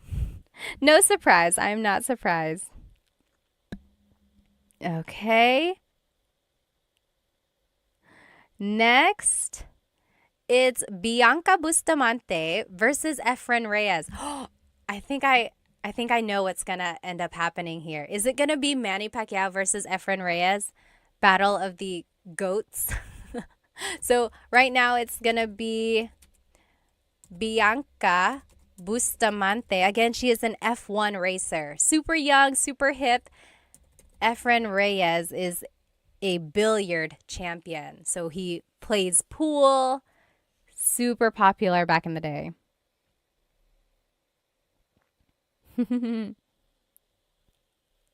Kaz said, Ilocano is the angry bird dialect. On a scale of 1 to 100, how would you rate your Tagalog in terms of speaking? I would say 95%. I'm pretty confident in my Tagalog speaking skills. There are times when I get nervous. So when I'm speaking to my mom, for some reason, whenever I'm speaking to my mom, I speak to her a lot in English because I don't know, I feel like I get nervous in front of her. But she was the one who really pushed me to speak Tagalog when I was growing up. I remember when I was a kid and I would be speaking a lot of English, she would tell me, hindi ka na nagtatagalog. You're not speaking Tagalog anymore. Hindi ka na nagtatagalog. So then that would like push me back into speaking more Tagalog. So yeah, I get nervous around her. I get nervous around my family in the Philippines sometimes. Like, I just get kind of self-conscious about my accent and then I stumble over my words. But that happens to everyone. So if it happens to me, I mean, don't worry about it if it happens to you, right? Let's see. Maayong buntag po. Hello po. That's Cebuano, right? Tagalog is easier, but I'm still at nosebleed level. So nosebleed is what people say whenever they're having a hard time speaking. Usually Filipinos will say, oh, nosebleed ako, or I'm having a nosebleed because they're having a hard time speaking English. Let's see, who's the winner? What? Bianca Bustamante is beating Efren Reyes. I'm kind of surprised here. I really thought it was going to be a battle of the goats. Like a battle of the older male athletes. Wow. Well, go Bianca. Racer B on Instagram, by the way. Let's see. Now it's going to be Manny Pacquiao versus Bianca Bustamante. Let's see here. It's the final one. It's the championship. Favorite. So Manny Pacquiao versus Bianca Bustamante. Who is our favorite Filipino athlete? Someone had a good question up here. Okay. Oh, someone asked, born and raised ka sa US? Hindi po, pinanganak po ako sa Maynila, tapos lumipat kami dito ng 2 taon po ako. Tapos every other year, umuwi kami sa Pilipinas. So umuwi ako nung una nung 5 years old yata ako kasi nabantay yung mama ng papa ko. Tapos after that, mga every other year na kami umuwi. Tapos mayroon kaming TFC, tapos nagtatagalog yung mga magulang ko sa akin. So that's how I kept my Tagalog. Yes, Maya said, me and a lot of my friends that grew up in the US understand Tagalog but can't speak it. Why does this happen? You know, I have very young kids, and I am trying to teach them Tagalog. And of course, we're teaching them English because of school. And I know why it happens. I completely understand parents. It's hard.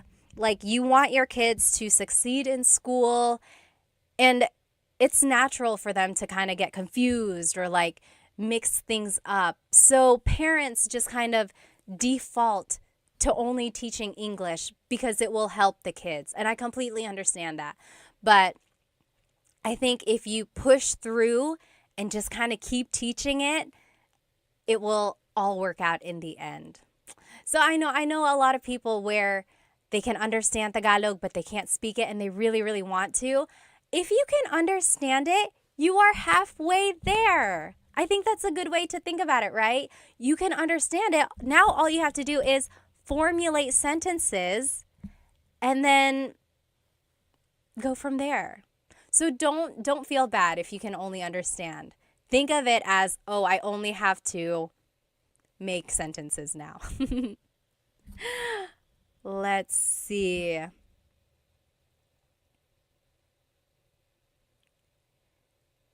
Let's see.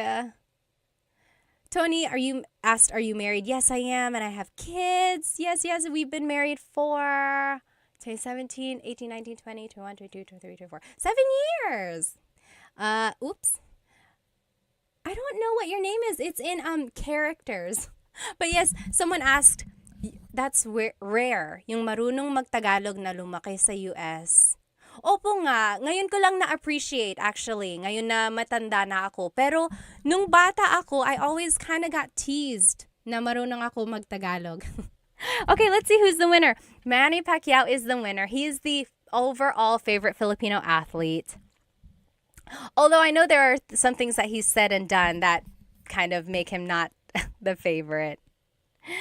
Okay, Kaz said, I'm learning Cam Norte Bicol language. And then there's Sorsogon. Yes, my mom's side of the family is from Sorsogon, actually. Bayani said they forgot the greatness of Efren Reyes. I know, I was so surprised about that, actually. Let's see, does anyone have any questions about anything we learned today? Anything? Hello. Now that we are done with the lesson, I'll just turn on my camera here. Anyone have any questions about adjectives or about sentence structures?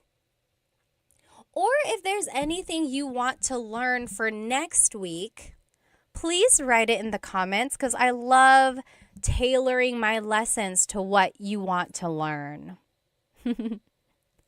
Otherwise, thank you so much for joining me, and I will see you next week. If you weren't able to join this live, I will try to teach this same exact lesson another day, or you can watch the recording of this later on, right after this live, actually. Okay? Thank you so much, everybody. Maraming salamat. Thank you for spending some time with me.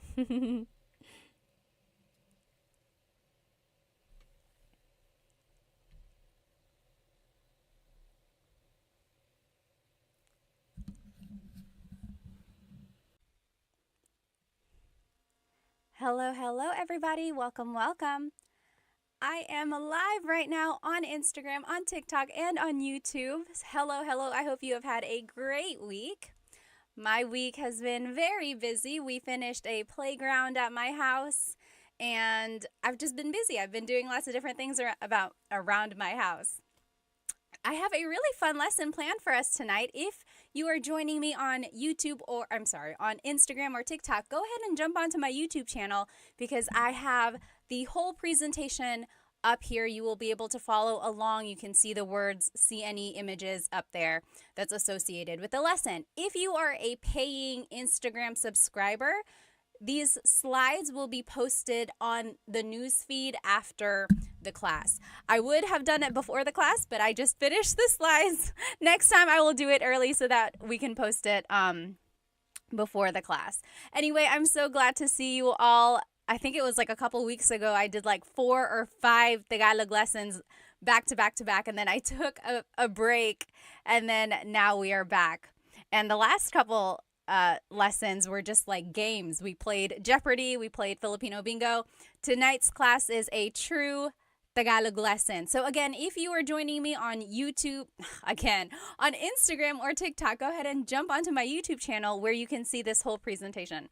Let me just make sure everything is set up here. Okay.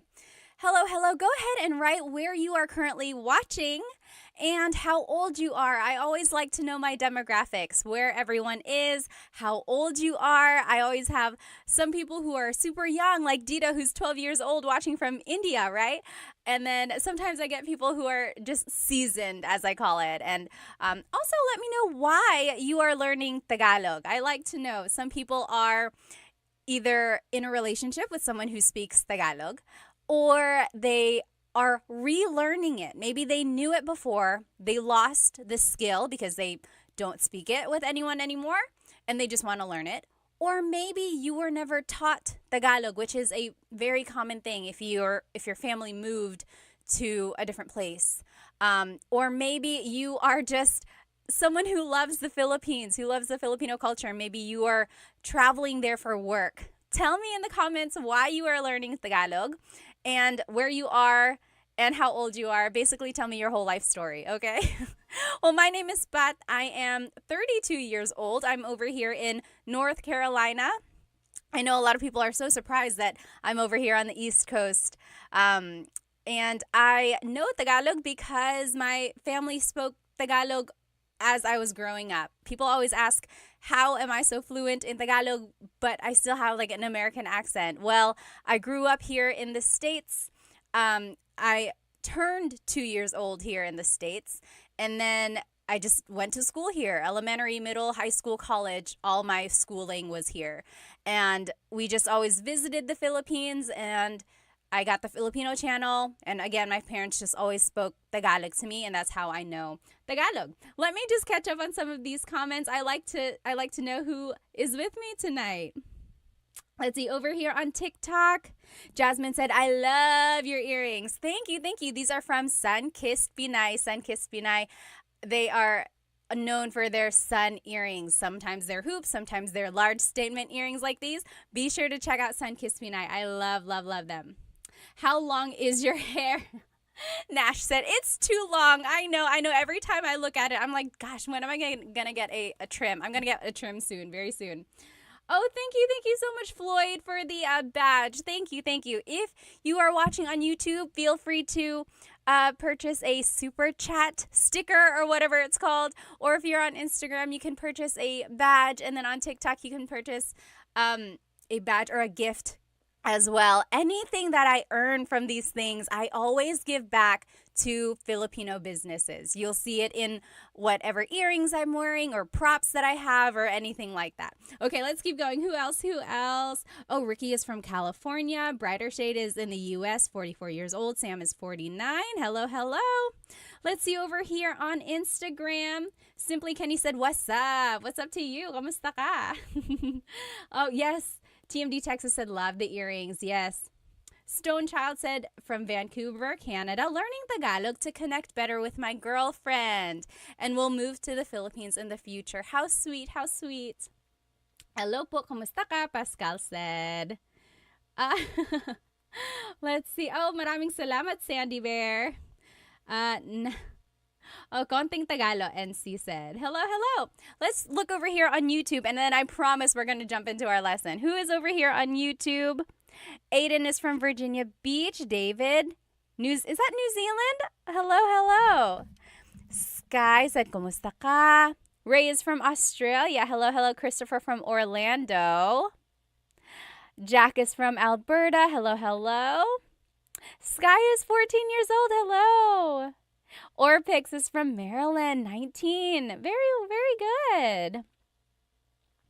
Oh, nag-aaral ako ng Tagalog kasi Pilipina ang jowa ko. At ang sarap ng pakinggan ng Pinoy. It's nice to listen to Tagalog, and also his or her girlfriend is Filipino. Hello.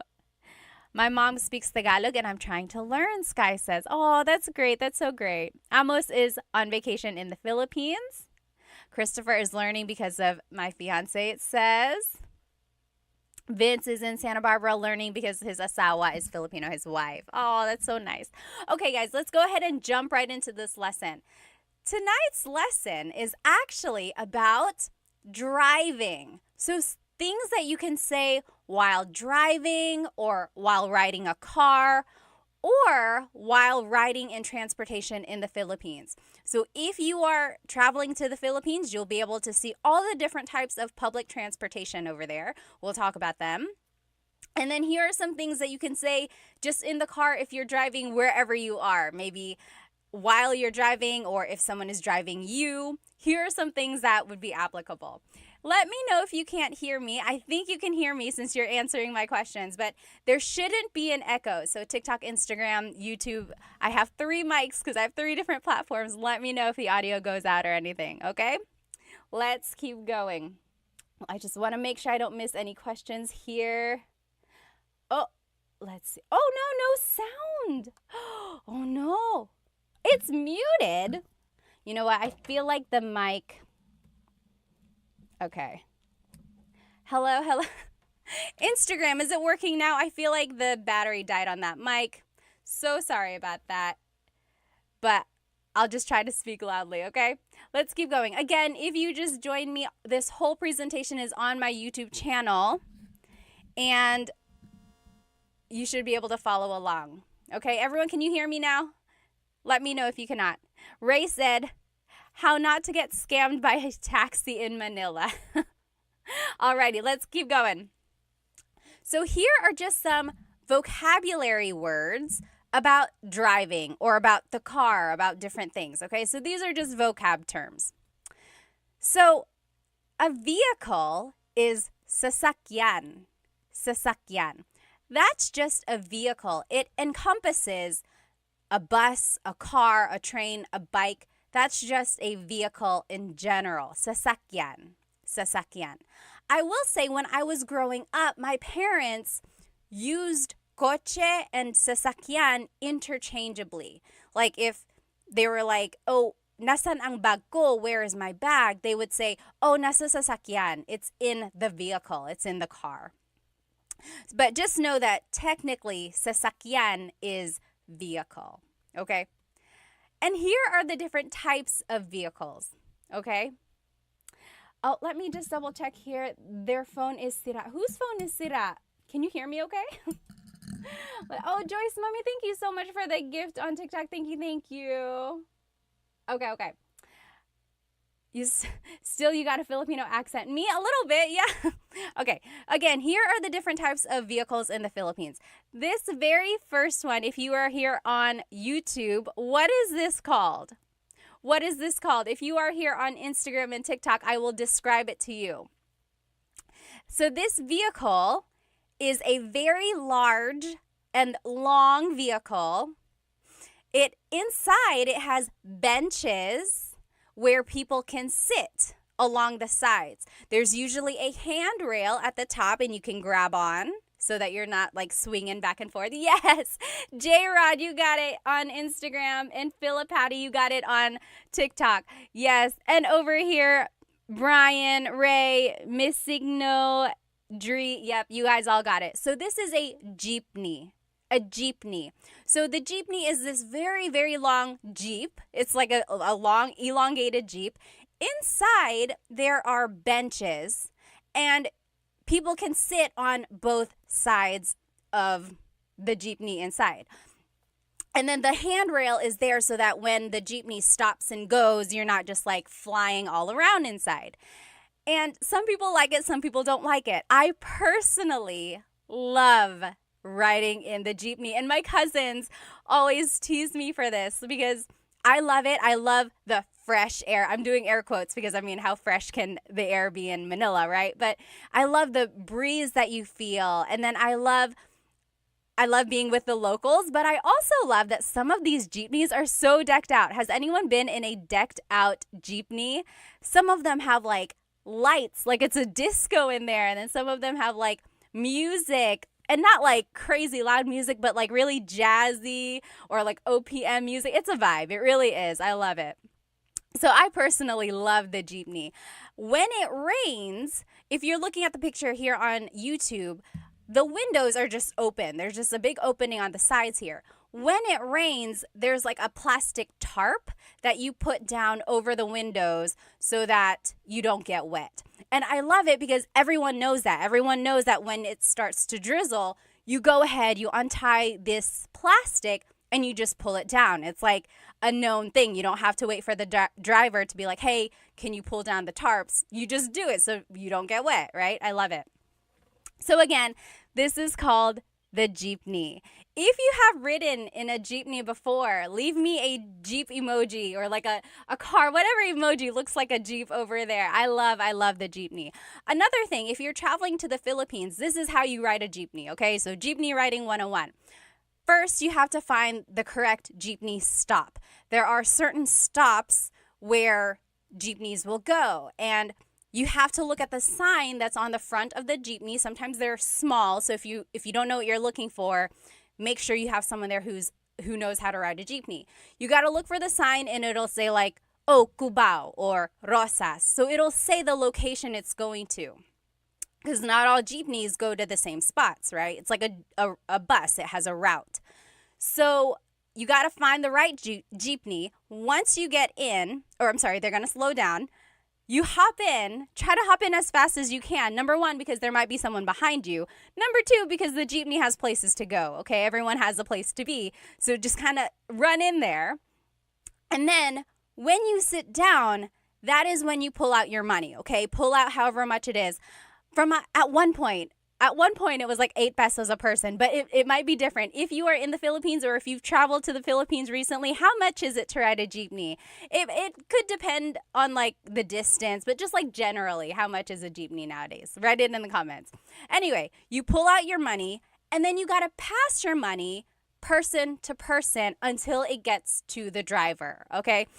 And you don't have to worry about like people stealing your money or taking your money. Usually it's just like a few coins, right? Now, if you do have a big bill and then they have to give you like a big change back, that might be a little iffy. But the general idea is that you pass the money from person to person. You say, bayad po, bayad po. So bayad is payment. Po is, oh my gosh, is it 20 pesos already? JP Hustle said, wow, okay. So yes, so yes, you say bayad po, which means payment, please. Okay, so that lets the driver know money is going to come their way. And they're usually facing forward, so they're going to reach back to get the money. Or someone might be beside them, like their assistant or something, grabbing the money. They will usually have like bills in their fingers, or they have a little container of coins and they'll just grab however much they need. Then they will send the change back to you. And again, it will go from person to person to person until it gets back to you. Okay, so that's how you pay, that's how you get your change. Now, if you are getting close to your stop, you really got to pay attention because they might just keep going. And your stop doesn't have to be at a designated stop. You can stop anywhere as long as it's on the route, right? Usually. There might be exceptions. When you get to the place you want to go, you have to say para. That means stop. Or like that's letting the driver know someone has to get off. Para po. Okay, para. So then they will stop. They will go to the side of the road. They'll stop. You just get out the way you came in, okay? Again, try to be fast, grab all your things, make sure you didn't leave anything behind, and then get off because, again, they have places to go. Also, be careful because someone might be trying to come in, okay? So just be aware of your surroundings, definitely. Be careful if you have, like, expensive things. Really hold your bags close to you and things like that. Just be aware. Be aware of your surroundings. And then that is how you ride the jeepney, okay? Another thing about the jeepney, goodness, I love the Filipino culture. I love jeepneys and everything like that. But it's really cool because on the top, on the front of the jeepney is usually a name. So like if a family has a jeepney, they might name their jeepney after one of the children, like Sabrina. It's like, oh, I'm going to take the Sabrina today. Or it's like this one in this picture says, what does it say? I think it says like God is with us. So sometimes it might just have like a saying, or usually there's a name, like a family member's name, just to kind of like how you name a boat or something like that, you know? Okay, so that is a jeepney. Now here's another type of vehicle in the Philippines. If you're looking here on YouTube, what is this type of vehicle in the Philippines? Again, if you're just joining me here, someone said, is this a Tagalog lesson? It is, I promise. We are learning vocabulary and phrases about driving. So right now we're just talking about the different types of sasakyan. Sasakyan is vehicle. So we're just talking about the different types of sasakyan in the Philippines. So we talked about the jeepney. Over here, this is a motorcycle with a pedicab on the side. What is that called? Yes, almost polyglot got it. Steve got it on YouTube. So it is a Mista said a sidecar motorbike. Yes, literally. Yes, Roach Clip said tricycle. Yes, and it's Richard on Instagram. It's called a tricycle. So a tricycle is a motorcycle with a pedicab attached to the side. Sometimes it's not a motorcycle, in which case it's a bicycle. Sometimes in like the province, or if you're just going a really short distance, it might just be a bicycle. It's a little bit more work for the driver in that case, right? But for the tricycle, the pedicab can fit usually 2 people facing forward. In the front of that same sidecar, there might be a little seat facing the other direction. So that's another person who can fit in there. And then there might also be a little seat on the side next to the driver. So that's 4. So if there are very small people or like children, they can fit in those tiny seats. So again, there's 2 seats in the back of the pedicab. There might be a tiny seat in the front. There might be a tiny seat on the side. Okay. And then there are 2 seats behind the driver on the actual motorcycle. So that's another 2 people who can sit there. Sometimes they're usually sitting sideways so that your feet dangle off. That's just how you would fit there. Now, during busy times, like in the province or in certain places, people might latch on to the sides of a tricycle. They'll hold on to the sides, they'll hold on to the back. Some of them might even sit at the very top of a tricycle. So, and they do that because sometimes there aren't a lot of tricycles traveling that way. Like, for example, if kids are trying to go to school and it's going to be the last tricycle for a while, a lot of kids will try to pack onto that one tricycle just to get to school on time. From my understanding, though, there might be some places that don't allow that just because it's a little dangerous. But again, there are some places that will try to do that as well. So a lot of people will just like hang on to the side. Some people might hang on to the back of a jeepney as well. But again, it's dangerous, so some people try not to do that. Okay. Mr. said, my head keeps hitting the top. Yes, if you are a big person, you might hit your head on the top of a tricycle. So just be careful with that. You know, in Cebu, they have very big tricycles. They have tricycles with like a front seat and a back seat. I had never seen that until I went to Cebu. Very interesting. Okay, so yes, again, this is called a tricycle. And then in the Philippines, there are also other types of vehicles. There's a bus, or in Tagalog, bus. This picture that you see on YouTube, I'm doing this whole live on YouTube and you can see the presentation there. This bus is air-conditioned. And have you ever ridden an air-conditioned bus in the Philippines? They turn the air conditioner up so high, or like very, very strong.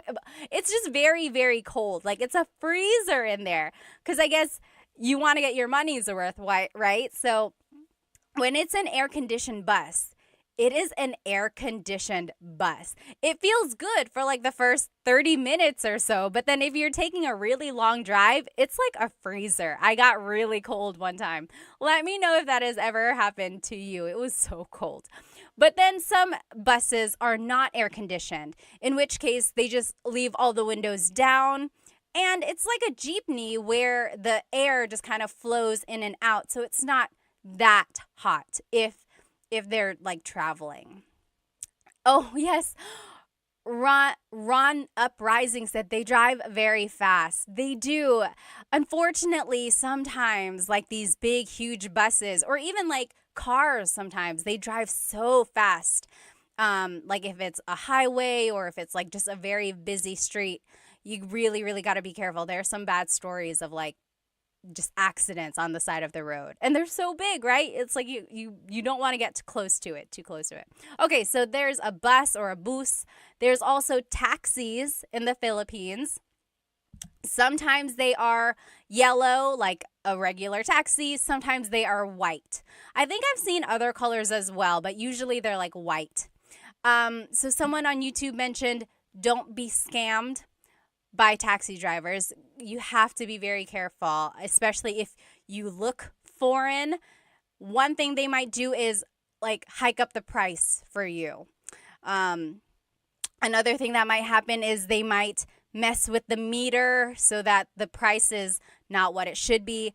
Another thing is that they might take you to a place they're not supposed to go, or they'll take you a long way. When I was a kid, we wanted to go to Fort Santiago, but the person didn't hear us, they said, and they were taking us to Fort something else, like Fort San Pedro or something like that. Like we clearly had said Fort Santiago, but then they were taking us to a different fort because they misheard us. So they, it was just not a very nice thing. But yes, so just be very aware. They also have like grab cab or grab taxi or something like that. That kind of helps with the liability, or like just keeps someone accountable because there's like the record of you getting that one taxi, right? So just be careful.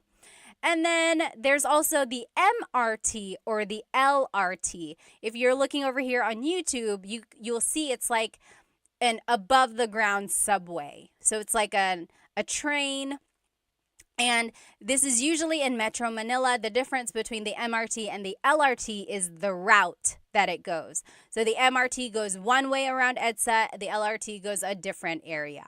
Okay, but just know it's like an above the ground subway. So there are lots of different types of vehicles in the Philippines. Again, let's go back to our Tagalog lesson. So vehicle in Tagalog is sasakyan. Sasakyan. Okay?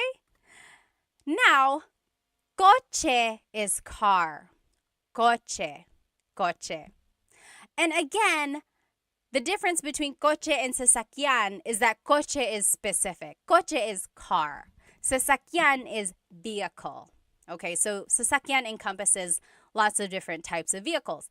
But my family used sasakyan and coche interchangeably. It's like, oh, nasaan ang susi? Where is the key? Nasa sasakyan. It's in the vehicle.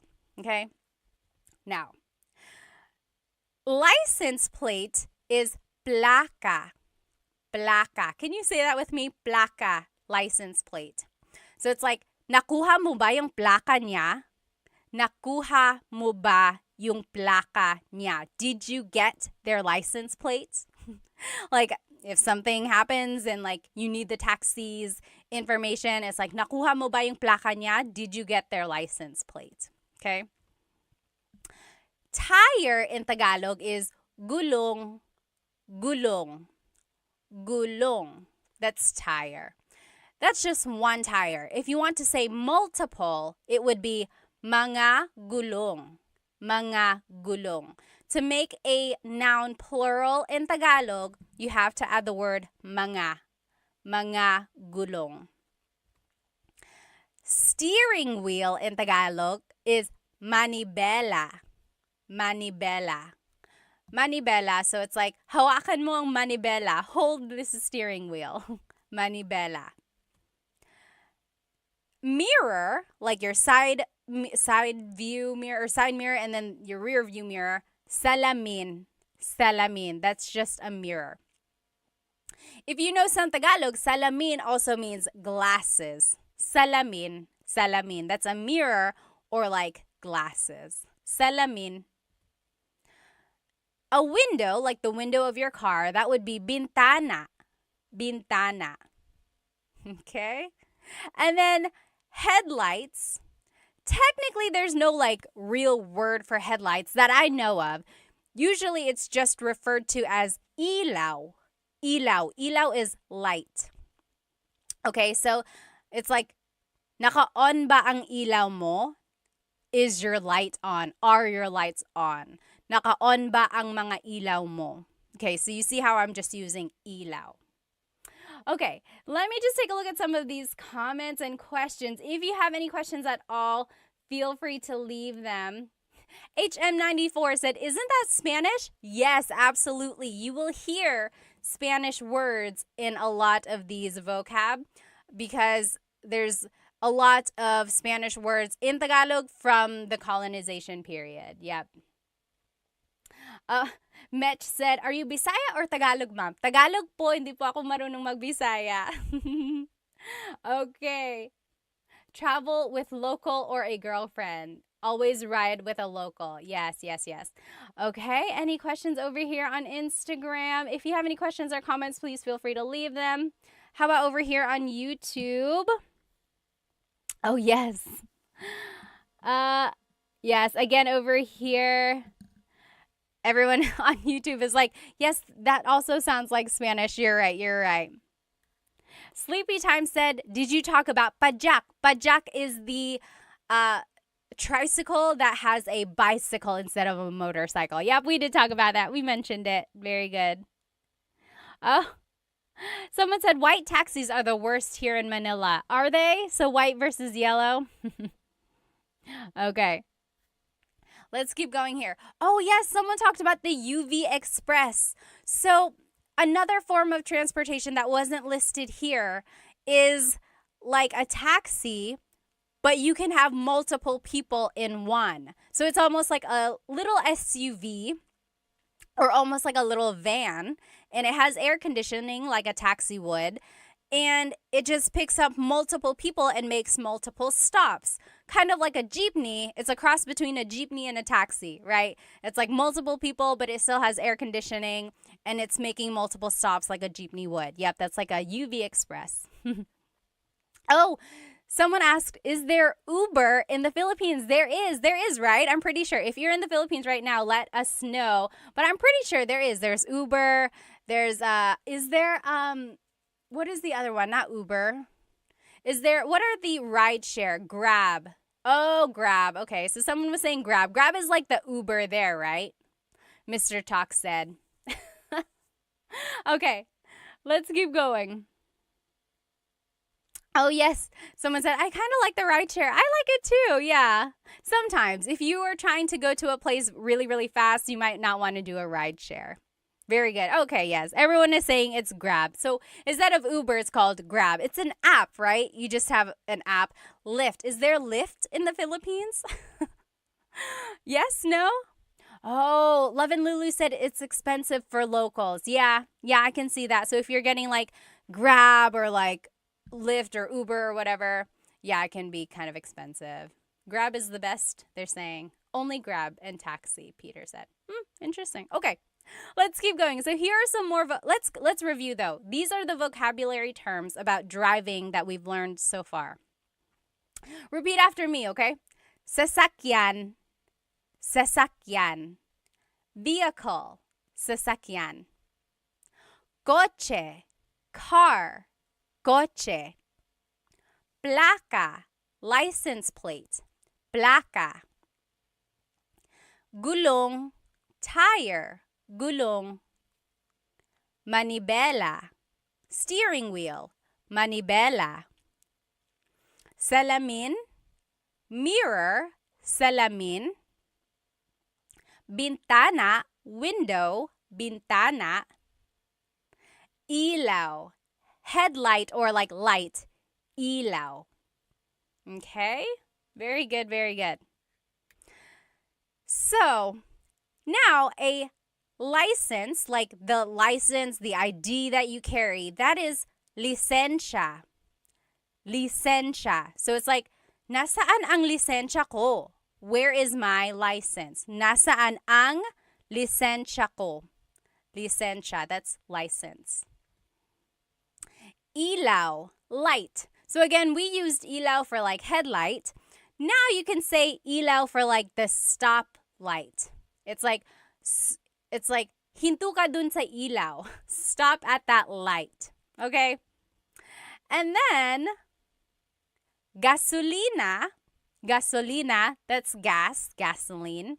Easy, right? Gasolina. Kanto is the corner, or like, so for example, if I wanted to say turn left at that corner, I would say kaliwa ka dyan sa kanto. Kaliwa ka dyan sa kanto. Kanto is corner. Okay? And then here's just directions. Kaliwa is left, kanan is right. Kaliwa is left, kanan is right. Okay? Now, is my audio okay? I don't know if someone mentioned that on TikTok here. So, the way I remember kaliwa and kanan is that kaliwa has an L for left. Kaliwa has an L for left. Oh, thank you, Blue. Said audio is good. Awesome, awesome. So kaliwa and kanan. Kaliwa, kanan. Kaliwa is left because it has that L. Kaliwa, left. And then kanan, right. Grace said, do you guys have an alphabet? Yes, there is a Tagalog alphabet. Abacada. Okay. So kanan is right. Kaliwa is left. Now, mabilis is fast. Mabilis. The opposite of mabilis is mabagal. Mabagal. Oh, Ms. Fernini had a great question. Can you use kanan like saying, yes, right? No, very good question. So kanan is the direction right. If you want to say right as in correct, that would be tama.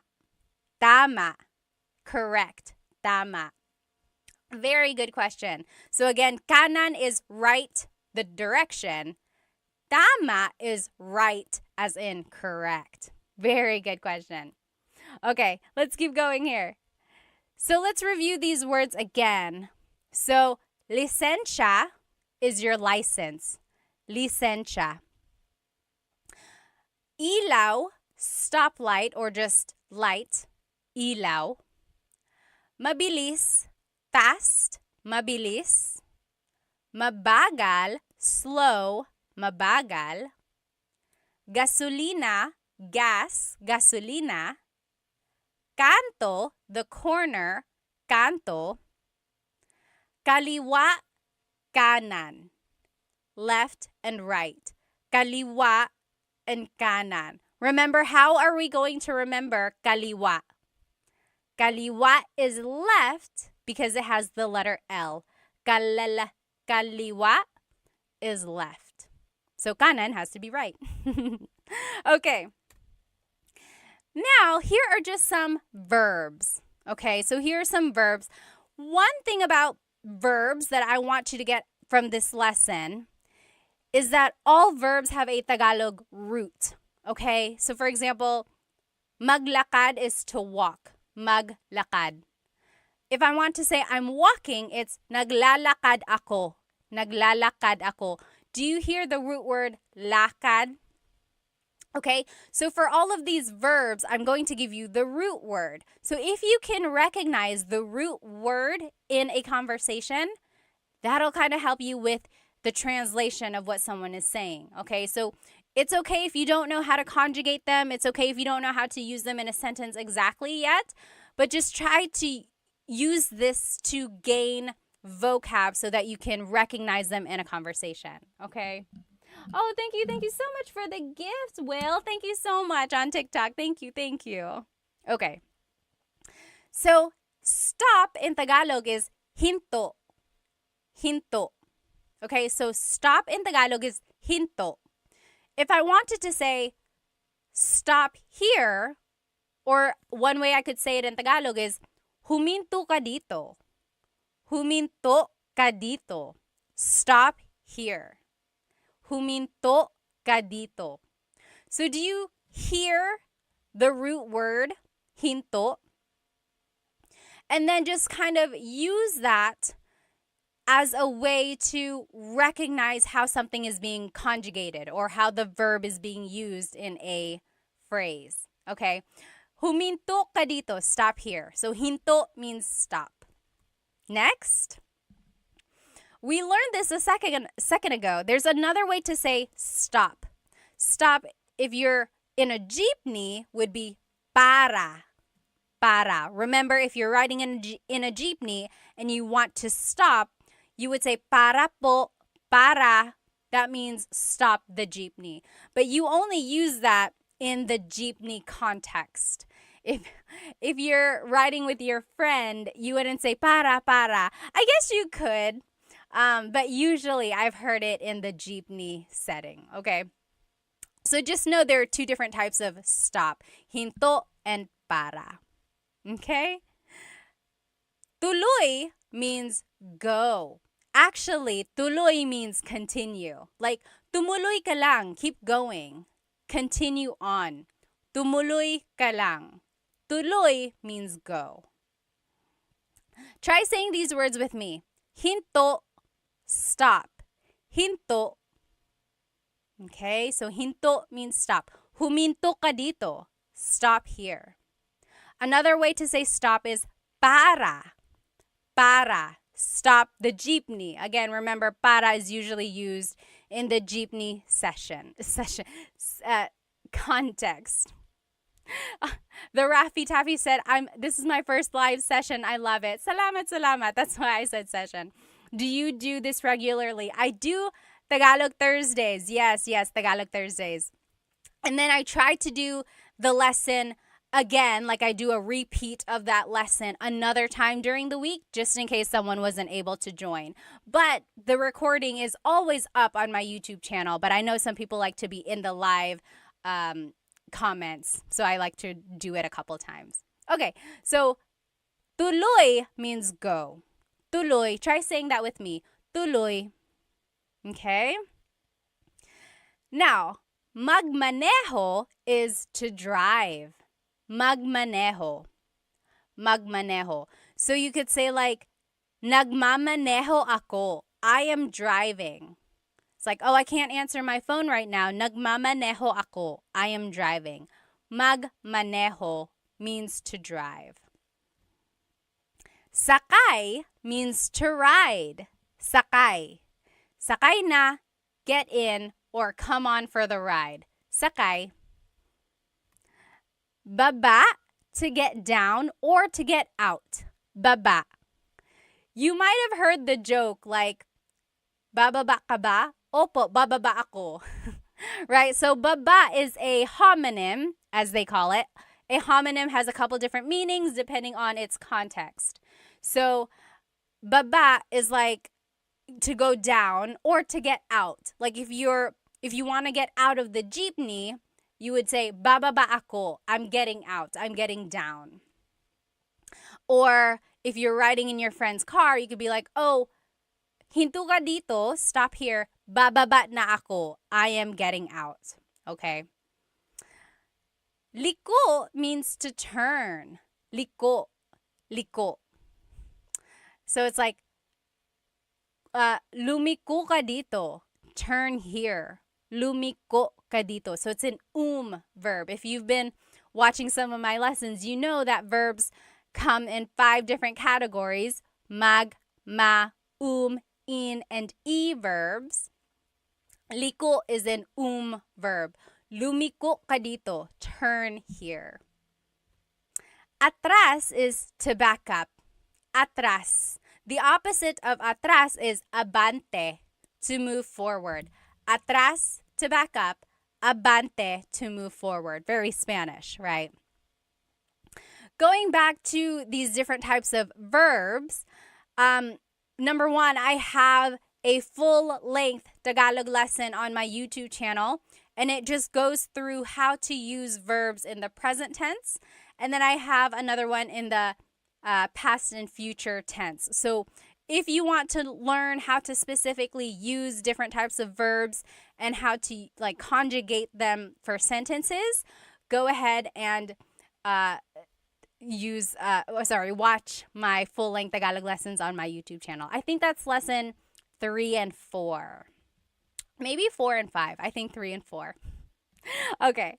So let's try saying these verbs one more time. Again, just focus on the root, okay? These are all the root of the verb. So if you can recognize these roots in a conversation, that should help with the translation, okay? Try saying them with me. Hinto, stop. Hinto. Para, stop a jeepney. Para. Tuloy, go. Tuloy. Magmaneho, to drive. Magmaneho. Sakay, to ride. Sakay. Baba, to get down. Baba.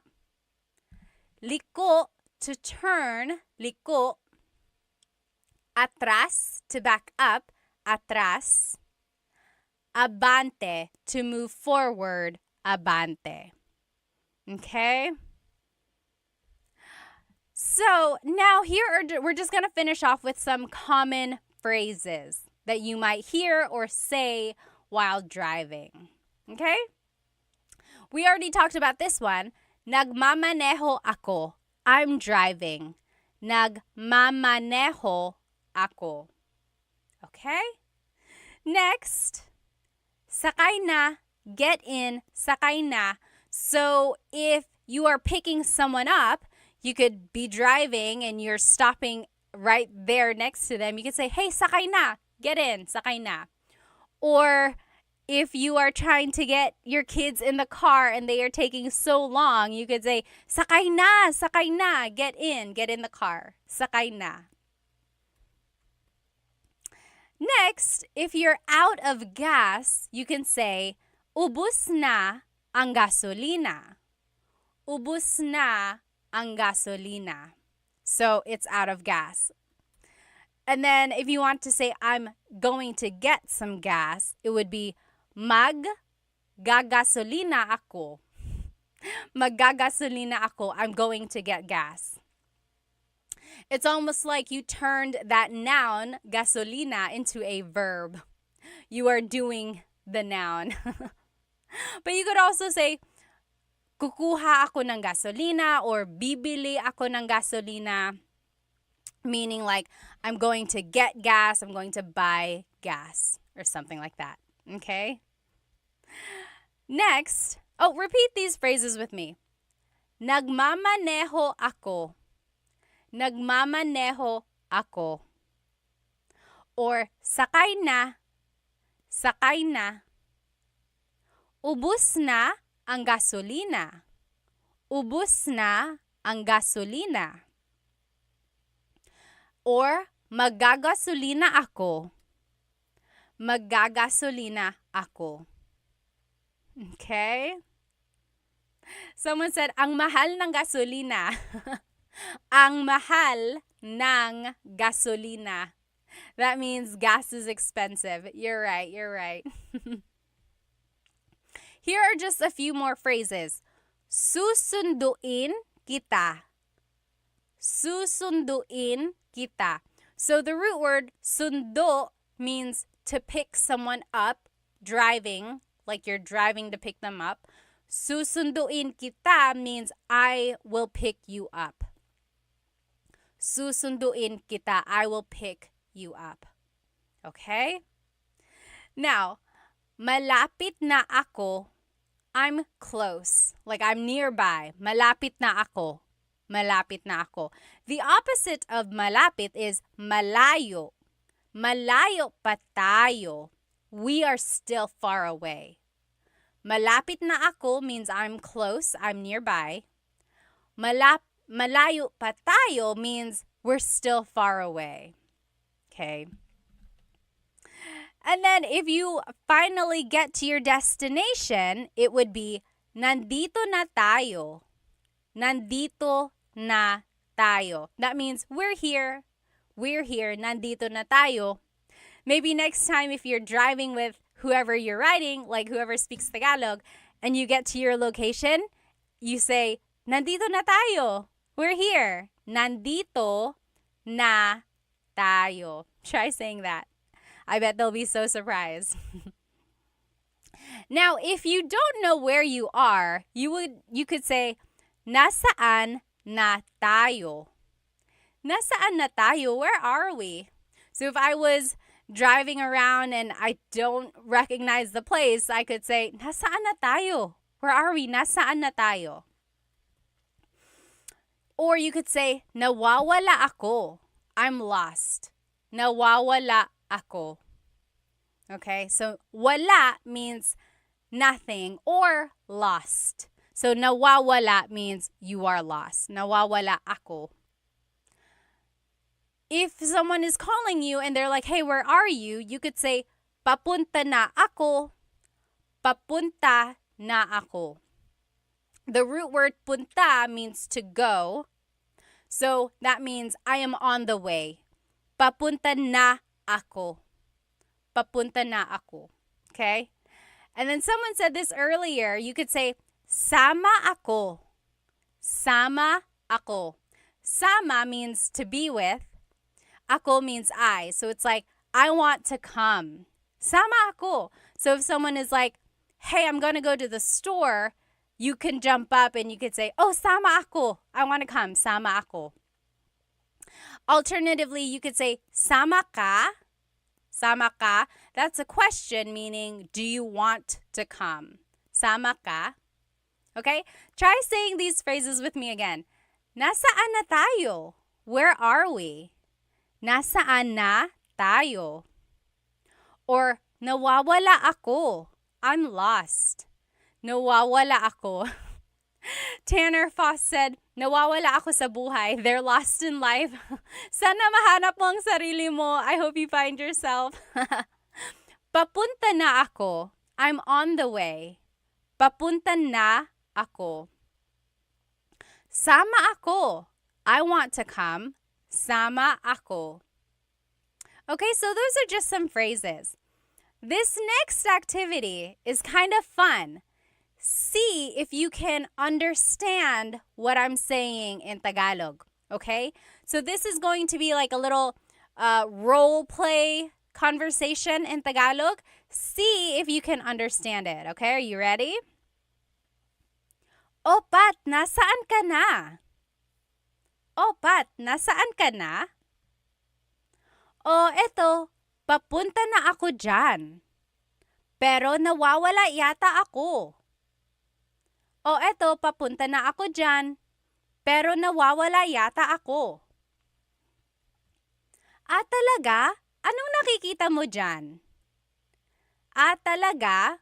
Anong nakikita mo dyan? Nakikita ko ang 7-Eleven at ang McDo. Malapit na ba ako? Nakikita ko ang 7-Eleven at ang McDo. Malapit na ba ako? Ay, malayo ka pa. Diretso ka lang ng 1 kilometro. Tapos kumaliwa ka sa Jollibee. Tapos kumanan ka sa gasolinahan. Pagkatapos nun, makikita mo na yung bahay ko. That was a lot, wasn't it? Did you get it? I will say the whole thing one more time, okay? O Pat, nasaan ka na? O eto, papunta na ako dyan, pero nawawala yata ako. Talaga? Anong nakikita mo dyan? Nakikita ko ang 7-Eleven at ang McDo. Malapit na ba ako? Ay, malayo ka pa. Diretso ka lang ng 1 kilometro. Tapos kumaliwa ka sa Jollibee. Tapos kumanan ka sa gasolinahan. Pagkatapos nun, makikita mo na ang bahay ko. What did I say? If you are just joining me, you're probably like, what are you talking about? So we are doing a Tagalog lesson about driving, directions, vocabulary, and just common phrases about like driving. And I wanted you to see if you could understand what I said. Brianna on YouTube said, I just joined. I'm very confused. I'm sorry. That was the worst time to join. But this whole recording will be up on the YouTube channel, okay? Let's go ahead and see. Yes, I see some of you guys got some of the phrases. Yes, you're writing it in the comments right now. Oh, Agzi said, I understood pretty much everything, but I would be so confused in a real situation. I think you can understand more than you think. Even in a real situation, just kind of focus on what you know, okay? So let's go through these phrases one more time to see what it means, okay? O Pat, nasaan ka na? O Pat, nasaan ka na? That means, Pat, where are you? O Pat, nasaan ka na? Where are you? O eto, papunta na ako dyan. Oh, I'm on my way there. Pero nawawala yata ako. But I think I'm lost. Yes, very good. You guys are writing it in the comments as we go. Very good, very good. Yes. J3 said, what is your YouTube channel? It's Tagalog Time. Same name, same name. Okay, very good. So I asked, or the question was, Pat, where are you? And I said, oh, I'm on my way there, but I think I'm lost. Okay, let's keep going. Talaga? Anong nakikita mo dyan? Oh, really? What do you see there? Talaga? Anong nakikita mo dyan? What do you see there? And then the response was, nakikita ko ang 7-Eleven at ang McDo. Malapit na ba ako? That means, I see a 7-Eleven and a McDonald's. Am I close? Am I close by? Okay. Yes. Swingovic said, I would just say mahal kita. I don't know if you want to do that. That might give off the wrong impression. I don't know what would happen if you say that. Okay, so are you with me so far? So first, it was like, hey, Pod, where are you? And I said, oh, I'm on my way there, but I think I'm lost. Then the person asked, oh, really? What do you see? And I said, I see a 7-Eleven and I see a McDonald's. Am I close? Let's see what else I said. Okay. Ay, malayo ka pa. Oh, you're still far away. Ay, malayo ka pa. Diretso ka lang ng 1 kilometro. Keep going straight for 1 kilometer. In the Philippines, they measure everything by kilometers, not miles, like they would in America. So, diretso ka lang ng 1 kilometro. Go straight for 1 mile, or 1 kilometer. Tapos, kumaliwa ka sa Jollibee.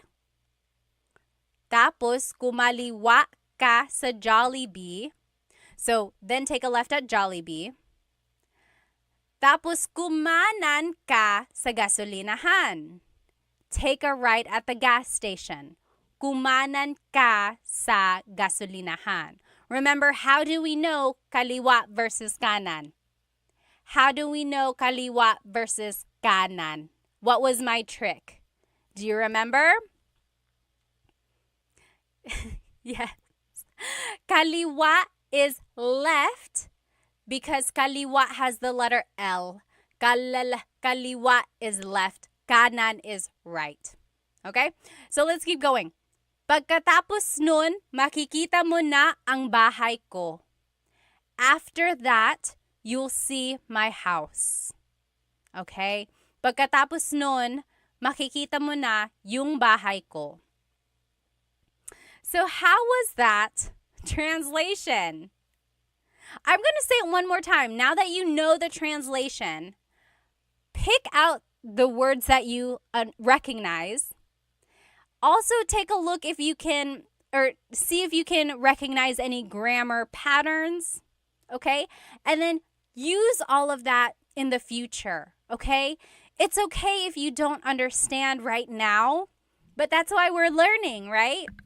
Use this as an opportunity to take pieces, keep it in your pocket, and use it again in the future.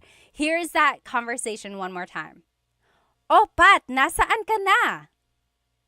Oh, eto, papunta na ako dyan. Pero nawawala yata ako. Talaga? Anong nakikita mo dyan? Nakikita ko ang 7-Eleven at ang McDo. Malapit na ba ako? Ay, malayo ka pa. Diretso ka lang ng 1 kilometro. Tapos kumaliwa ka sa Jollibee. Tapos kumanan ka sa gasolinahan. Pagkatapos nun, makikita mo na yung bahay ko. Okay? Yes. Very good, very good. I hope you guys can recognize some of the words and phrases that we learned tonight in that activity there. Okay? And let's just do a quick review of some of these vocabulary terms. Again, if you're following me on TikTok and Instagram, these pictures are up here on YouTube. So, what is this type of vehicle? I'll describe it for you. This is a really, really long bus. And, sorry, hang on one sec. My phone is making me verify that I'm still active. There we go. So this is like a really, really long vehicle. People can ride in it on the sides. You pass your money down person by person, and you have to say para. What is that vehicle in the Philippines? Yes.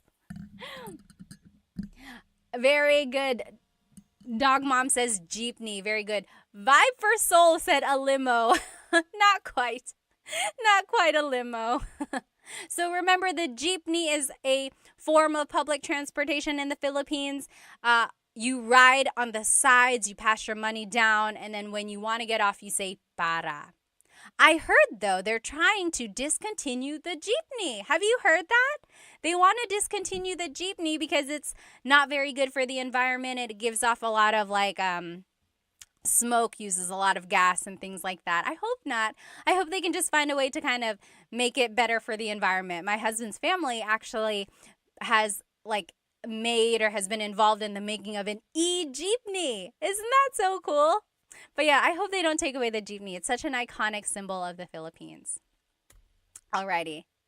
Next, what is this vehicle? So this is a motorcycle with a pedicab attached to the side. What is that called? Anyone? Yes. Charles Ryan said, save the jeepney. Save the jeepney. Yes, please. Alrighty. What is this term called? Or what is this vehicle called? So it's a pedicab attached to a motorcycle. Very good. The tricycle. Tricycle. Yes, absolutely. Oh, JB said, why get rid of it? It's historical. You're right. Both the jeepney and the tricycle came about in World War II. Did you know that? The jeepney was a vehicle that they used in the Americans used during wartime, or that's what they brought over to the Philippines, and then it became part of the culture as a public form of transportation. And then the tricycle was introduced to the Philippines by the Japanese when they came to the Philippines. Crazy, right? Crazy, crazy, crazy. Okay, so yes, very good. This is called a tricycle. Okay. Yes, next, what is this? So what is the Tagalog term for vehicle? Vehicle. Sorry, vehicle. Pinay said, I love learning from your videos. Thank you. In all caps. Salamat. Maraming salamat. I love teaching you. So really, it's my honor. Salamat. Yes, this is a sasakyan. Very good. Very good. Gibolicious. Yes, sasakyan. Very good. Sasakyan is just vehicle in general. Okay. Next, what is car in Tagalog? Ano ang car sa Tagalog? Oh, Sha, thank you so much for the gift on TikTok. Maraming salamat. Thank you. And Shawnee, thank you for the gift. Maraming salamat.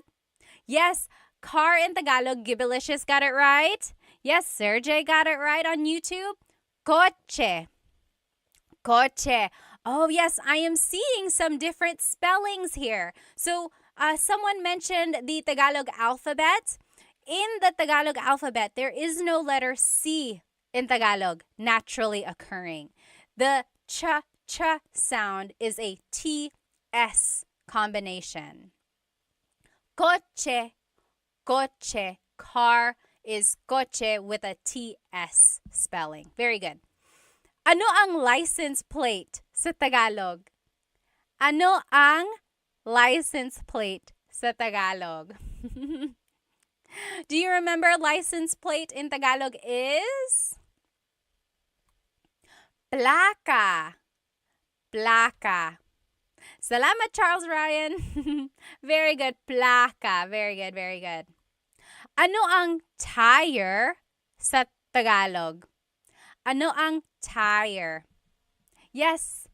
Very good. Almost polyglot said it's like the word chaa. Chaa in Tagalog is tea, like the tea that you drink, and it's spelled T-S-A-A. Chaa. Chaa. That's such a Tagalog spelling. I love it. There's the T-S sound and then the double vowel pronunciation. Chaa. It's so Tagalog. Yes, very good. What is tire in Tagalog? Gulong.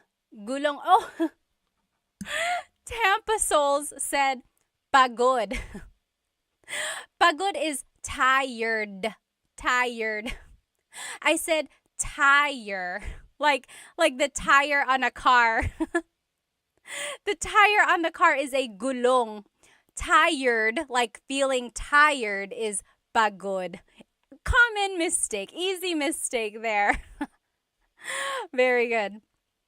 What is steering wheel in Tagalog? What is steering wheel in Tagalog? Oh, Big Boss on YouTube also said pagod. Sorry for the confusion there. Steering wheel, yes, very good. Oh, I don't know your name because it's in different characters. But yes, Manibela. Manibela, very good. Jean got it on TikTok. Gibalicious, you got it. I mean on Instagram. Very good. Manibela is the steering wheel. Okay? What is the mirror? So the mirror, like to see the back or like your side, and then the rear view mirror. What is a mirror in Tagalog? It's also the Tagalog word for glasses. Mirror in Tagalog is salamin. Salamin. Salamin. Oh, very close. Very good. Driving said bintana. Bintana is actually window. So salamin is the mirror. Bintana is the window. Very good question there, or very easy mistake. If you didn't see the beginning of this lesson and you don't know the words we're talking about, this whole lesson is recorded and it will be on my YouTube channel, Tagalog Time with Pat. Okay, so don't worry there. And the whole presentation is there. Okay. And then headlight in Tagalog, or just light, is ilaw. Ilaw. So that's light, or like headlight. Ilaw. What is your license in Tagalog? License, like your ID. What is license in Tagalog? Yes, very good. Everyone is getting it. What is license in Tagalog? License in Tagalog is, yes, very good. Jelly Piggies. Lisensya. Lisensya. Nasaan ang lisensya ko? Where is my license? Lisensya. Very good, everybody. Bobby Mayo said hello from Louisiana. Hello, hello. Ano ang stoplight sa Tagalog? Ano ang stoplight sa Tagalog? This one is a little tricky. I'll just give it to you. Ilaw is what I would say. So light, ilaw. So it's like, kaliwa ka dyan sa ilaw. Take a left at the light, or something like that. Ano ang gas sa Tagalog? Ano ang gas sa Tagalog? Gas in Tagalog is, yes, V, very good, very good. Gasolina. Timothy, you got it on TikTok. Very good, very good. Jelly Piggies on Insta. Very good. So gasolina. So very similar to Spanish, right? Again, there's a lot of Tagalog or Spanish influence in Tagalog. Yes. Ano ang corner sa Tagalog? Corner in Tagalog? Like if I want to say turn at the corner, corner in Tagalog is kanto. So kanan ka sa kanto. Take a right at the corner. Tampa Soul said, stoplight, close the light. So yes, ilaw in Tagalog is light. And there's that running joke of Filipinos when they say close the light, right? When they want to say turn off the light, they say close the light. And that's because in Tagalog, if you want to say turn on the light, literally you say buksan mo ang ilaw. Buksan mo ang ilaw. That is how you would say turn on the light. However, buksan means to turn on or open. Okay, so that's why there's a little confusion when native Tagalog speakers are learning English. They want to say close the light because they are so used to saying open the light, right? So they're like, oh, well, what's the opposite of open? It would be close. But then they have to kind of learn later on that actually it's a different type of verb in English. Okay? All right. What is left and right in Tagalog? What is left and right in Tagalog? Remember, I gave you a way to remember it. What is left and right in Tagalog? Left. Yes, very good, very good. Aubrey got it right. Y got it right. Yes, so kaliwa is left.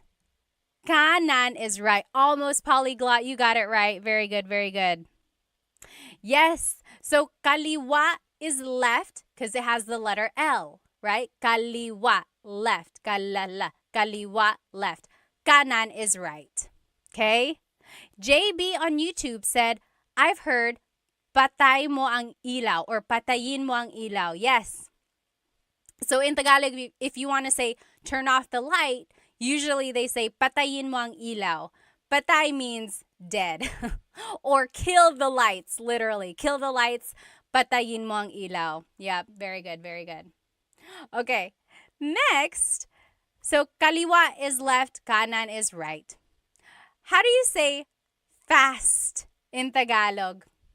Ano ang fast sa Tagalog? Fast in Tagalog is, yes, V and Matt, Nick, you got it. Bilis. Bilis means fast, but if you want to use it like an adjective, like in a sentence, it's mabilis. Mabilis. Bilis is like the root word there. Mabilis, fast. What is the opposite of mabilis? Ano ang slow sa Tagalog? Ronald Smith on YouTube said, rapido. Rapido.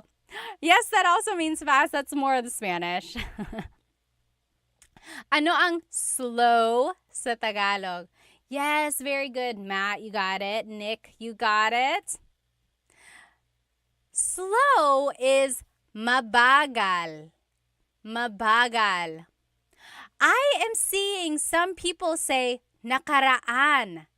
So nakaraan means in the past.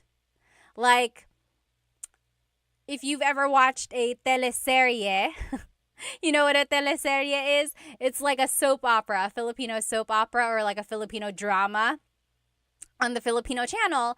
Usually, like, if today's episode is on, they have a short recap of what happened in yesterday's episode. At the bottom of the screen, it would say, ang nakaraan, which means in the past or what just happened.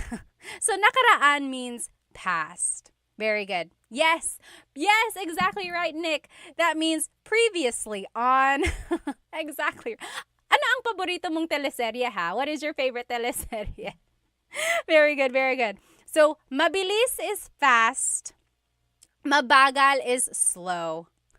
Levin Lulu said they take too long to end. You are exactly right. They will drag on a story and they will add more problems, more characters until you're like lost in this crazy whirlwind. But then you can't stop watching because you got to know how it all ends, right? Side note, I was watching Halik on TFC, or no, I Want TFC with my husband, and they had the English subtitles, but then we lost it.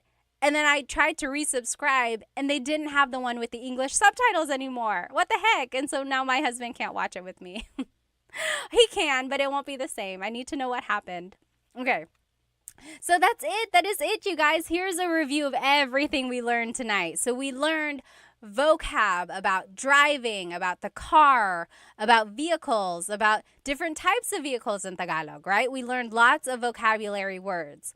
Then we also learned verbs in Tagalog. We learned lots of different verbs like to go forward, to go back, to stop, to go. Okay? Now, and then we also learned some common phrases. Common phrases. Someone said, gusto ko nang bumitaw. You want to let go? Why? I thought you said gusto ko nang bumati. Bumati means I want to give a shout out. If you do, write it in the comments. Go ahead and make your bati if you want. If you know anyone else who's watching, tell them that you're going to make a bati to them. If you would like to go, feel free to go. I'm just going to catch up on some of these comments before I head out. Oh, Andrea said on YouTube, what Filipino TV show should I watch to help learn Tagalog? Oh my goodness, that is such a good question. If you want to learn Tagalog, like in real time, or like about current events, I would say watch the news, right? It might be a little tricky because sometimes the reporters will use very deep Tagalog words if it's about something that's like specific about a case or something like that. But it's also very like it's in a context that you can use every day, like something that has happened around you or around people. So the news is good for learning kind of phrases and words like that. Now, if you want to learn like funny phrases or romantic phrases, go watch movies, like romantic movies or comedies, things like that. You'll learn like funny punchlines or like one-liners that are quick and witty. Those would be good. As for like shows, honestly, I don't watch a lot of shows lately. Anyone have any good show recommendations? But another good one is like Showtime. So Showtime is just like a variety show that comes on every afternoon. And it's good because there's a lot of dialogue between people. It's just like ways to get to know people. They're introducing each other. Also just like funny one-liners again. So anything you watch, I think will be useful there. JB said, oh, totally immersing myself in Tagalog. That's great. That's great. Yeah, just like surround yourself with Tagalog movies, shows, or music, things like that. Very good. Salamat, Jay. Maraming salamat din. Oh, Hank said, I loved watching or enjoyed watching your brain multitask.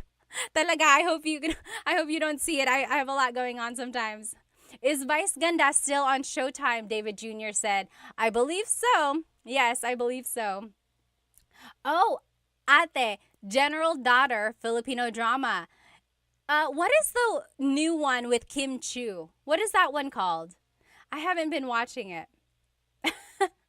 Love and Lulu said Coco Martin and his drama show. So Coco Martin had a show that went on for years and years and years.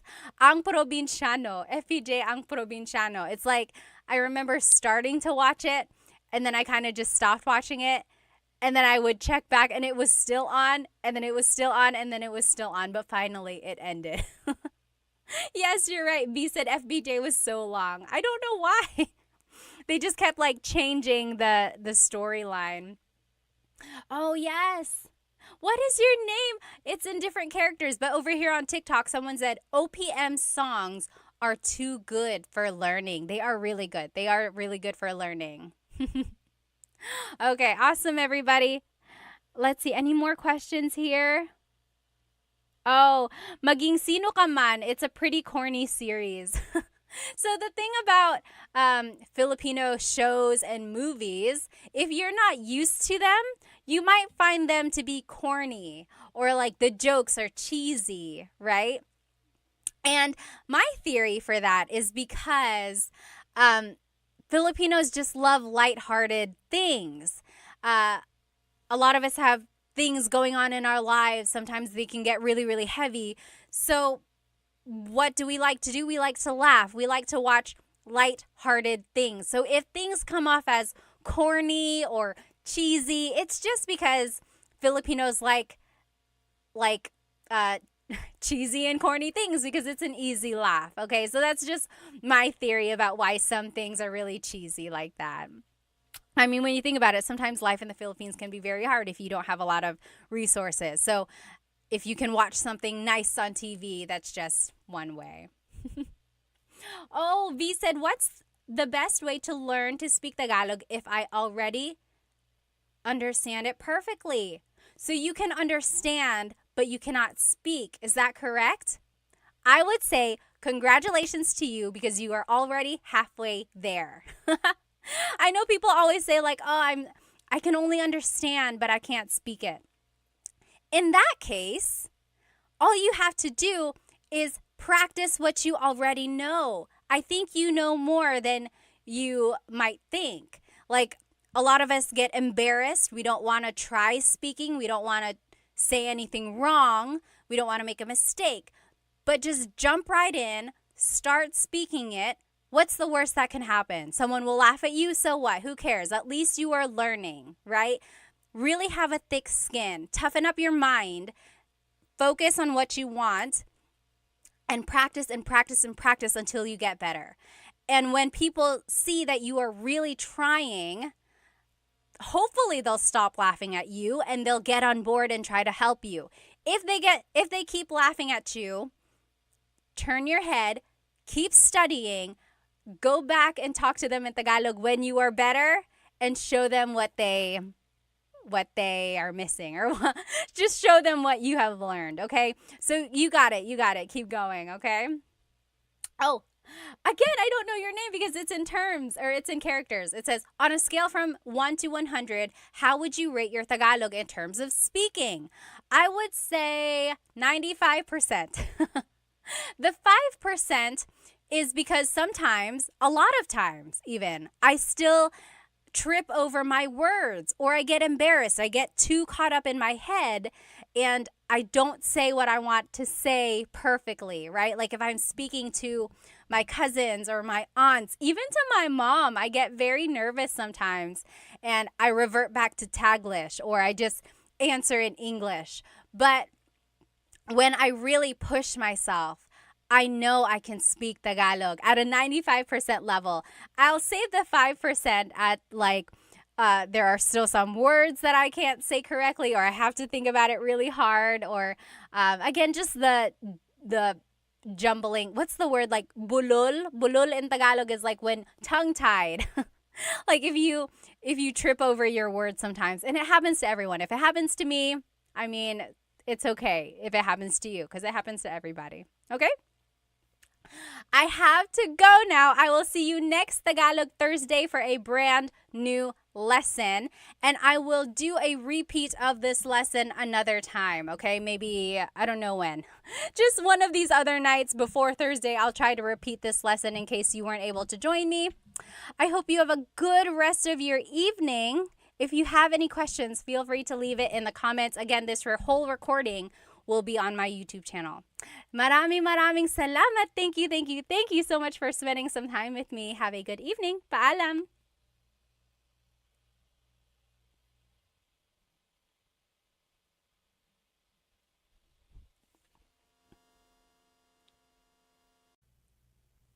Hello, everybody. So sorry for the delay, but I'm so glad you're here with me now. Okay, I'm turning on my TikTok now. Let me go ahead and just make sure I can see all the comments because I do want to see you. Hello, everybody. Welcome to my live Tagalog lesson tonight on Tagalog Thursday. I think you're going to enjoy today's lesson. So today we will be learning some vocabulary. Last week we learned a lot of grammar. If you joined me last week, we learned adjectives and then we learned some simple sentence structures so that we can use those adjectives in sentences to describe people or to describe things. Today we will be focusing less on sentence structure, so less grammar, and this time more on vocabulary. I know a lot of you guys wanted to learn more useful phrases, so I think tonight will be a fun lesson for you. Hello, everyone. If you are joining me on TikTok, you are welcome to join me on YouTube where you will see my presentation. And if you are on YouTube, hello. I know there's a little lag on YouTube, so if you are like listening to me on TikTok and then joining me on YouTube, there might be a little delay there. Yes, Maximilian, hello. You did exactly what I wanted you to do. If you would like, please tell me where you are currently watching and how old you are, or give me an age range. Like I'm in my 20s, I'm in my 30s, and so on. I just like to get an idea of my audience. So Maximilian is from Canada. Hello. Hi, Dita. Oh, you have school? Okay. Oh, you don't have school. Awesome, awesome. I'm so glad you're here. Hello, hello. Yes. Oh, thank you. Yes, my earrings are from Sunkissed Pinay, my favorite. Be sure to check them out on TikTok, Insta, everywhere. Sunkissed Pinay. Hello, hello. Dita is from Singapore, 12 years old. My goodness, Dita. Well, welcome, welcome. Sure is 33 from their house. James is in their 50s. Hello, hello. Aaron, thank you so much for sending me a badge on TikTok. Sorry. Any donation or anything you all give, I love giving back to Filipino businesses. Thank you, thank you. So if you like anything that you see in tonight's live, go ahead and either do a super chat or a donation on TikTok, but you don't have to. Thank you, thank you. Okay, so tonight we will be doing a Tagalog lesson about some vocabulary. So let's take a look here. Here's tonight's lesson agenda. We will be learning some house vocabulary. So we'll be talking about parts of the house. We'll be talking about the kitchen, the bathroom, and the bedroom. That's all we have time for today. There's so many words and so many things to talk about the house. We'll save the other rooms for another night. But tonight we will be talking about the kitchen, the bathroom, and the bedroom. And then some related phrases about those vocabulary words. Let me just catch up on some of these comments. If you have any questions, be sure to write them in here because I do want to make sure I catch them. Oh, yes, meeting you said, what about you, Pat? Where are you from? Good question. So sorry I didn't mention it. I am here in North Carolina on the east coast of the United States. It is 9:19 right now over here. So sorry for the delay. Ikwa is from Brunei, 26 years old. Ikwa is currently watching in class. You should probably pay attention to class, whatever class that is. Okay, let's go ahead and jump right into this lesson, okay? So, house in Tagalog is bahay. Bahay. Try saying that with me. Bahay. Bahay. You might notice that the spelling is A-Y at the end, so it looks like bahay, but it's pronounced bahay. That A-Y combination is bahay. Bahay. Now, you might also hear the word tahanan. Tahanan. That means home. So it's the difference between a house and a home. A house and a home. So bahay is house. Tahanan is home. Okay? And here are some phrases that you might hear about the house.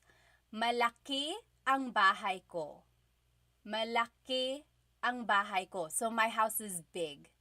Malaki ang bahay ko. The opposite of malaki is maliit. Maliit ang bahay ko. Maliit. So if you were with me last week or even yesterday when I did the repeat lesson, malaki and maliit were some of the adjectives we learned. Big and little. Malaki, maliit. Okay? So that's one way to describe your house. Now, you might want to say that your house is old or new. So if you want to say your house is new, it would be bago ang bahay ko. Bago ang bahay ko. My house is new. If you want to say your house is old, it would be luma ang bahay ko. Luma, that means old. So bago is new, luma is old. And it's just the same sentence structure all throughout. And we learned this last week, if you remember. So it's adjective, then it's the word ang, which means is or are. Technically, it's an article. It's all different. And then bahay, which is the noun, and then the pronoun ko. So bago ang bahay ko. My house is new. Okay? And then the last thing you might want to say about your house is the distance of it. So, malayo ang bahay ko. My house is far. Malayo. Malayo. And then, malapit ang bahay ko. My house is near or it's close by. Malapit ang bahay ko. Okay? So, those are the different things you can say about your house. Let me just see if there are any questions. Oh, Little Duck said, ang bahay ko ay malaki. Yes, so you can say, malaki ang bahay ko, or you can say, ang bahay ko ay malaki. both of those mean my house is big, right? They are the same. They just have a different sentence structure. Little duck, I will say your phrase is a little bit formal.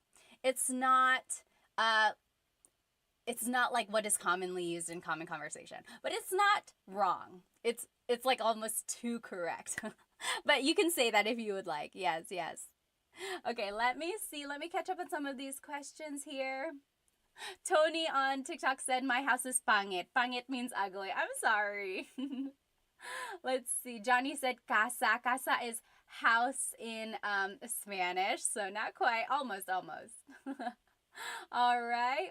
Yes, yes. One initiative said, is she streaming on YouTube too? Yes, yes, I am. So this whole lesson is on YouTube. The recording will also be on YouTube afterwards. And then I will also redo this lesson next Wednesday, hopefully. So I tried to do this lesson a couple times.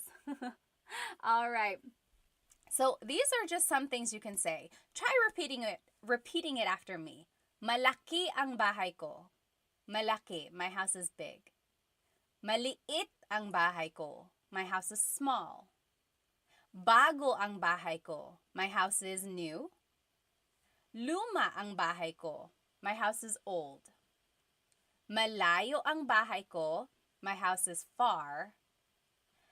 Malapit ang bahay ko. My house is near. Okay, so those are things you can say about the house. Oh, Cece, thank you so much for a badge on TikTok. Thank you, thank you. Alrighty. Now, here are some other vocabulary words about the house. Okay. Bintana is window. Bintana. Very similar to Spanish.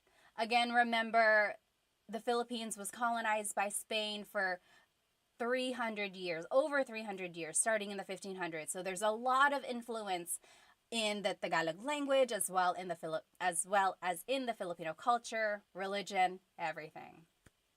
Okay, so bintana is window. Now, door is pinto. Pinto. That's door. Pinto. Do you hear the glottal stop when I say pinto? Pinto. So it's not pinto. It's not pinto beans, right? It's pinto. It's pinto. Pinto. Make sure you stop it at the end. Pinto. Okay. And then hagdan is stairs. Hagdan. You might also hear hagdanan. That is just another way to say stairs, hagdan, hagdanan, mostly interchangeable. Okay? So try saying those with me. Bintana, bintana. Pinto, pinto. And then hagdan, hagdan. Yes. Little Duck said in Spanish we say ventana. So the V. And in Tagalog there is no letter V. They have the B sound. So they're like interchangeable there. Yes, yes.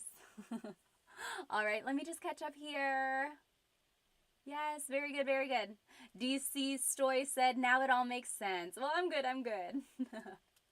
Yes, that is true. DC said, I heard Tagalog was Latin-based. Yes, there are some similarities, I would say. Okay. Oh, Teddy Bear said it would be nice if we could see the spelling or kind of like a whiteboard.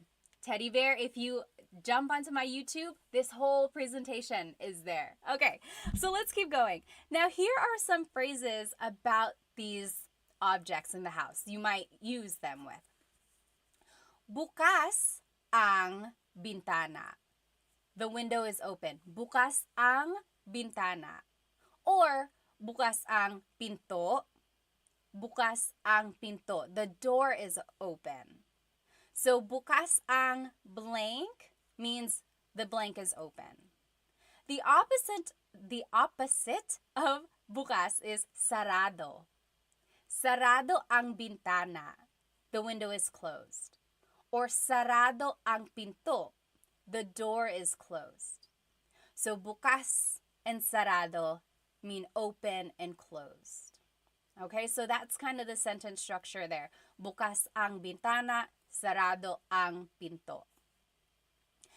Now, if you want to tell someone to open the door or close the door, this is how you would do it. Buksan mo ang bintana. Buksan mo ang bintana. Open the door.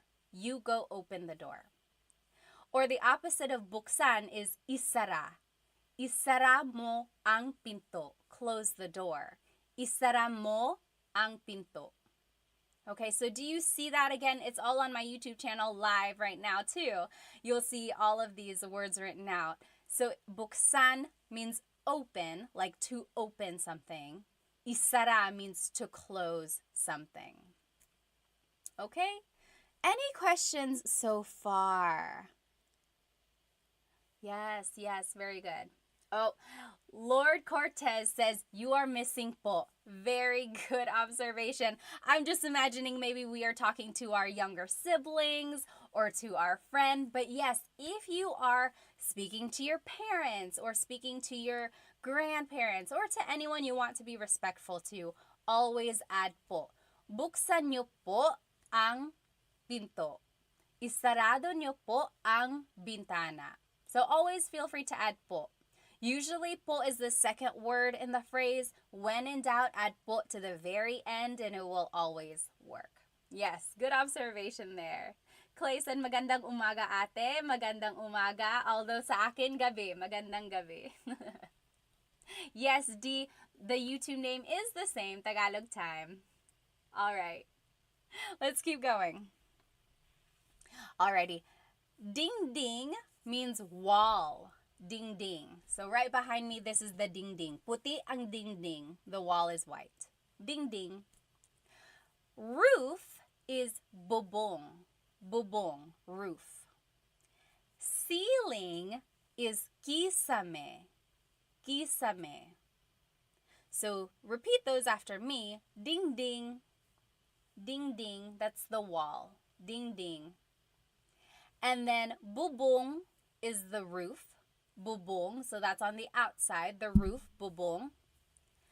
And then kisame is the ceiling, kisame. So sorry, YouTube. Can you hear me now? My mic was all the way down here. Hopefully this is a little bit better. Okay, awesome. Any questions so far? Yes. Harmonica said, ding ding, LOL. I know, it's a funny word. I have no idea where that came from. Okay, let's keep going. So all of that was about the house, like the outside of the house, things inside the house. Now, these are vocabulary words about the kitchen. So kitchen in Tagalog is kusina. Kusina. So in Tagalog, there is no letter C. So in Spanish, if it's spelled with a C, usually in Tagalog, it's spelled with a K because there's no letter C naturally found in the Tagalog alphabet. So the kusina is the kitchen. The stove is kalan. Kalan. Oh, thank you so much for a badge on TikTok. Thank you so much. Yes, and my earrings are from Sunkist Pinay. Thank you. All of the earnings I earn go to Filipino businesses. So thank you. Okay, yes, Lucky Duck said most of these sound like Spanish words. A lot of them do. You will see that in all of these words, really. Next, knife in Tagalog is cuchillo. Cuchillo. And then fork in Tagalog is tinidor. Tinidor. And then kutsara is spoon. Kutsara is spoon. Okay, so let's say those again. Kusina, sorry, sometimes my nose gets clogged up. Kusina, kusina, that means kitchen. Kalan, stove, kalan. Cuchillo, knife, cuchillo. Tinidor, fork, tinidor. Cuchara, spoon, cuchara. Okay, so those are some objects or things you might find in the kitchen. Here are a couple more things. Plato is plate. Plato. I have also heard pinggan. I think it's regional. So my husband's family is from Cebu. They've said pinggan. Like the whole time I've been with them, they say, oh, kunin mo yung pinggan, or saan ang mga pinggan? Where are the plates? Growing up, I always heard plato. Plato. So you tell me, what do you use, or what did your family use growing up? Baso means a glass, like a glass of water. Baso. Baso. Another word for cup is taza. Taza. So that's like a cup, or like a little mug, taza. Whereas a glass is baso. Baso, okay? Now, pagkain is food. Pagkain. And then ulam is specifically the entree, or the dish, the meat dish. So if you're looking on YouTube right now, anyone know what this dish is? What ulam is this? Anong ulam ito? Does anyone know? Anong ulam ito? You write it in the chat and then we'll check. So ulam, again, is the dish, like adobo, pansit, sinigang. Pansit isn't really an ulam. It's like the meat dish, okay? Whereas pagkain is just food in general. Okay. And then over here, kain is the verb to eat. To eat. Yes, sure, you got it right. Deborah, you got it right on YouTube. This is adobo. If you are watching me on YouTube, I have this presentation on here. This dish is adobo. That is the ulam right here. Okay. So, kain means to eat. Kumakain ako. I am eating. Kumakain ako. Okay? So now here are some phrases about eating, or things that you might hear or say in the kitchen. Nagluluto ako. I am cooking. Nagluluto ako. Nagluluto ako. So the root word luto means to cook. Luto. So I am cooking is nagluluto ako. And you can always switch out the pronouns. Nagluluto siya, he or she is cooking. Nagluluto ka, you are cooking. Okay, but if you want to say I am cooking, it would be nagluluto ako. Nagluluto ako. Oh, Rui said my favorite dish is dinuguan. I like that too. Do you know what dinuguan is? Dinuguan is a dish usually made of pork. There's ginger, long green beans, but the main ingredient is pork blood. Dinuguan. Dugo means blood. So dinuguan means made of blood or bloody. And a lot of people call it like chocolate meat if you see it at Filipino parties. But I like it. It's one of those iconic Filipino dishes. You write it in the comment. What is your favorite Filipino dish? TikTok Pocket, thank you so much. Oh, Tick Pocket, thank you so much for the badge on TikTok. Thank you. All right. Okay. So the next phrase that you might hear in the kitchen, anong niluluto mo? Anong niluluto mo? So you might see the root word luto again. So we said nagluluto ako, I am cooking. So now maybe you can figure out, okay, so something about cooking. Anong niluluto mo means what are you cooking? What are you cooking? Anong niluluto mo? That is a good question to ask. Maybe if your significant other is cooking something, you surprise them by saying, anong niluluto mo? Okay? Next, kain tayo. Kain tayo. That means let's eat. Kain tayo. Okay? Let me just check on some of these questions here. Yes. Sure said, I remember the difference between napkin and tissue from your last class. So if you are at a restaurant and you want to ask for something to wipe your face with, don't ask for a tissue. Don't ask for a napkin. So a lot of times in English, we would say, oh, excuse me, can I please have a napkin? Can I have a napkin to wipe my face?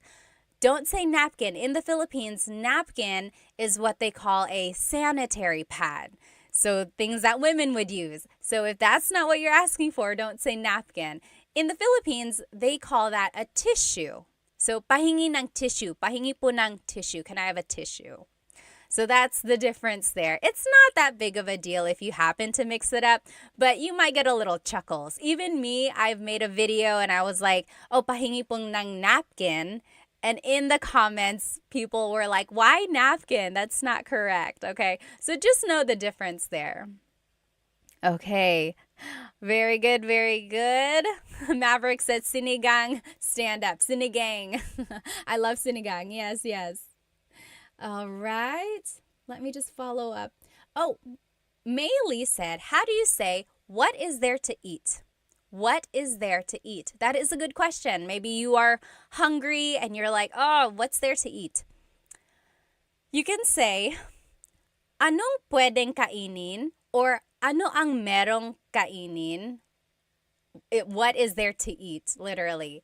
Or anong pagkain? What is the food? Food. Ano ang pagkain? Okay, those are all ways you can ask that. All right, any other questions? Tick Pocket said, do you have lives that teach people Filipino alphabet? I have not yet. No, I haven't taught the Filipino alphabet. I'll add that to my list of things to teach. All right. Yes.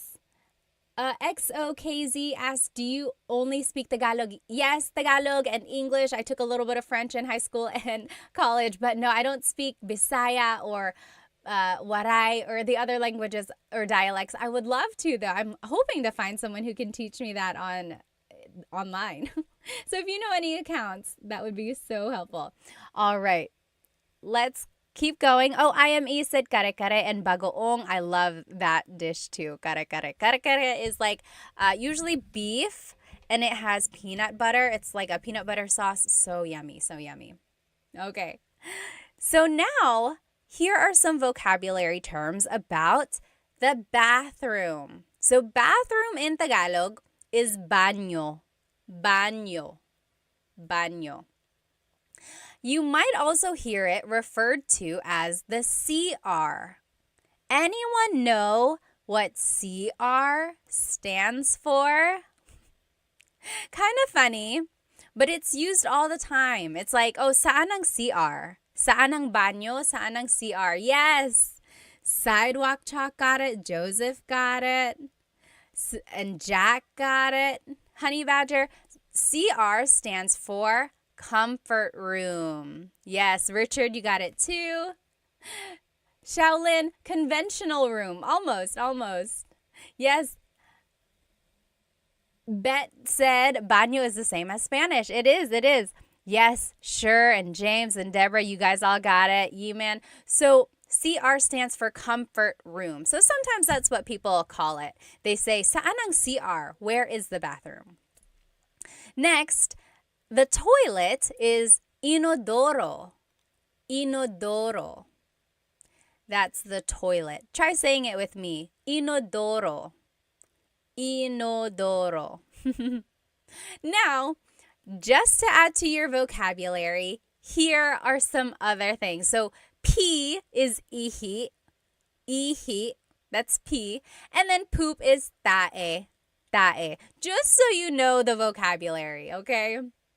Oh yes, Bumbero said dumihan. Yes, the toilet could technically also be called dumihan. Dumi means dirt, so it's the place to make dirt or to put the dirty things. Very good, very good. Okay, then lababo is the sink. Lababo. Lababo, that's the sink. And then paliguan is the bathtub. Paliguan, the place to take a bath. Ligo means to take a bath. Paliguan is the place to take a bath. Oh, someone wrote the tabo. I didn't have the tabo in my list. So the tabo is the little thing usually beside the toilet that people in the Philippines use to wipe their bottom, to wash their bottom, or they use it to take a bath as well, like a little bucket. Very good. All right. Try saying these words with me again. Just repeat after me. Baño. Baño. Inodoro. Inodoro. Ihi. Pee. Ihi. Tae. Poop. Tae. Lababo. Sink. Lababo. Paliguan. The bathtub. Paliguan. Okay. All right. Coconut Dream said, tae isn't a rude word. I'm always hesitant to say that. It's one of those things like read the room or like see if it's a little bit okay to be casual about it, right? So tae is like poop. If you don't want to say poop, a lot of people say like dumi, so dirt. That's another way to say it. Yes, Sidewalk Chalk said paliguan is shower too. Yes, basically anything or anywhere you can take a bath or take a shower. Yes, yes. Okay, very good. Someone said tabo is the Filipino toilet paper. Yes, Maverick said, how to explain what a tabo is. A tabo, I would say, is like something in the Philippines or in some countries, they don't use toilet paper. Instead, they have to use water to clean themselves. And that is what the tabo is for. They use the water to wash themselves off after they've used the restroom. Or they also use it to take baths as well. Okay. So here are just some more words that you can use about the bathroom. Sabon is soap. Sabon. And then tuwalya is the towel or a towel. Tuwalya. And then maligo is the verb meaning to take a shower. To take a shower. So sabon, soap, sabon. Tuwalya, towel, tuwalya. Maligo, to take a shower, maligo. Okay. Very good. Oh, yes, good question, good question. Sure said, but is tae is not as intense as the S word? Tae is not. Correct, it's not. It's not like something that bad, right? That's correct. But again, if you don't want to use it, you could just say like dumi, poop, like something dirty. That's another way to say that. Yes. Let me see here. Pocket Full of Ramen said, I don't know how to say the words properly in the book. That is one tricky thing. So if you've ever bought like a Tagalog learning book, it's good to have all that information, but if you don't know how things are pronounced, that's kind of one tricky thing about having books. But I do know that some books come with an audio recording, either on a CD or like a downloadable things. I would say take advantage of those. Or you can also look it up like Google and type the word in. A lot of times they will have the pronunciation available online as well. Let's see. Mo Money said, do you teach intermediate to advanced classes? Not yet. I only have the basic, really simple, from the beginning Tagalog classes right now. But hopefully I can have some though. Okay. All right, let's keep going. So now, here are some words about the bedroom. So we learned words about the house in general. We learned words about the kitchen. We learned words about the bathroom. Now we're learning words about the bedroom. Okay, so bedroom in Tagalog is cuarto. Cuarto. Repeat it after me. Cuarto means bedroom. Cuarto. And then unan, pillow. Unan. Kama, bed, kama. And then kumot, blanket, kumot. All right. So any questions about these? These are just super basic, straightforward words here. Repeat them after me. Cuarto, again, is bedroom. Unan is pillow. Kama is the bed. Kumot is the blanket. I don't know about you, but if you have ever, maybe in your family, someone speaks Tagalog and then another family member might speak another language, like my dad spoke Bicolano, and he always called the blanket not kumot. He called it tamong, the tamong. And they were always interchangeable at my house. He would say, oh, kunin mo yung tamong, go get the blanket. But then sometimes my mom would say, kunin mo yung kumot, go get the blanket. So to me, tamong and kumot were both blanket. And then I went to Manila. I visited my cousins. Only a couple of my cousins speak Bicolano. And I said, oh, pahingi po ng kumot. Or no, I said, pahingi po ng tamong. And my cousins looked at me like I was an alien. They were like, what are you saying? I was like, pahingi ng tamong. Can I please have a blanket? And they were like, you mean a kumot? I was like, yes, that's exactly what I mean. And they're like, why are you saying that? They had to call their aunt over, my aunt, their mom, my dad's sister. And she was like, she's speaking Bicolano. She's getting that from her dad. I was like, oh, I'm sorry. I didn't know. They were two different things. But so there you go. That's just one thing about kumot. All right. Now here are some other words about the bedroom or about going to sleep. So the verb for to sleep is matulog. Matulog. So matulog means to sleep. Hilik is snore or snoring. Hilik. Humihilik ka. You are snoring. Humihilik ka. And then panaginip is a dream. Panaginip. So, nananaginip ako. I am dreaming. Panaginip is the noun. Nananaginip is the verb. Panaginip, that's a dream. Let me just catch up on these comments. Hang on, you guys are blowing it up. I don't want to miss any.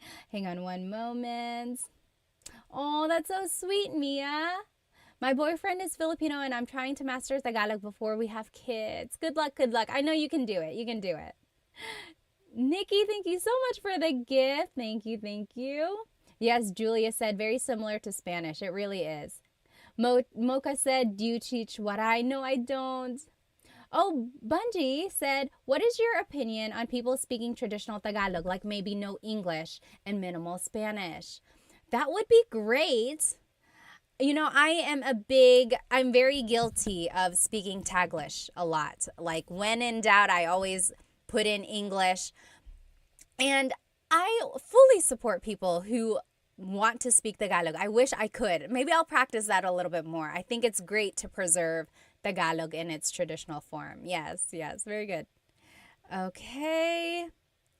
Oh, happy and healthy said very similar to Portuguese. Yes, I bet it is. Okay. Oh, FJ Miv, thank you so much for the badge on TikTok. Thank you. Oh, Maverick, thank you. Miss Pat is the best. Oh, thank you. Ben, any tips on rolling the R? So it's hard to teach the R roll. It's one of those things. Try to focus the vibration in the front of your tongue. Like, what is a word with a letter R that we just learned? Oh, cuarto. I can't do it for too long. It really doesn't even have to be a long roll. Just focus the vibration in the front of your tongue. It's going to take some practice. Really try to move your tongue up and down and let the air flow around it. Does anyone else have any other tips for how to roll your R? It just really takes a lot of practice. Maverick said it's like exhaling a lot of hot breath. Yes. Okay, Dita asked, what is the difference between matulog and matutulog? Let's go ahead and look at these example phrases, and I think that'll answer your question, Dita. So, antok ako means I'm sleepy. Antok ako. I am sleepy. You could switch out the pronoun. Antok siya. He or she is sleepy. Antok siya. You can turn it into a question. Antok ka ba? Antok ka ba? Are you sleepy? So, antok is sleepy. Now, Dita, here is your question. What is the difference between matulog and matutulog? So, this is matutulog ako. I am going to sleep. Versus matulog means to just sleep. So, matutulog is the conjugated verb. Conjugated means it has been changed. So, matutulog is the present tense conjugation of matulog. That's the difference there. Here's another example of that. Matutulog na tayo. Matutulog na tayo. We are going to sleep. Or matulog na tayo. Let's go to sleep. And then maybe in the morning you want to say, ayusin mo ang kama. Fix the bed. ayusin mo ang kama. So those are different things you might hear or say in the bedroom. Oh, Lem said, Cebuano or Tagalog, which is more common in the Philippines? Very interesting question. So Tagalog is mostly spoken in like the Luzon area, maybe in the Bicol regions as well. And then Cebuano or Bisaya is spoken in the southern parts of the Philippines. From what I've seen, it looks like there might be a little bit more Tagalog speaking areas, but Cebuano and Bisaya are also very, very popular in the Philippines. It's funny because my husband's family is from Cebu, so we visit there sometimes, and they don't speak Tagalog there. They know how. They are taught it in school, but they would much rather speak to you in English because that's just what they are more comfortable with. Very, very interesting. And I don't understand Cebuano. Like, even when his family speaks it around me, it is a very, very different language / dialect, whatever you choose to call it. In my head, I call it a language, but I know people call it a dialect. And sometimes I've said it other ways, like, oh, I've called it a dialect, and people call it a language. You choose what you want to call it, and then stick with that.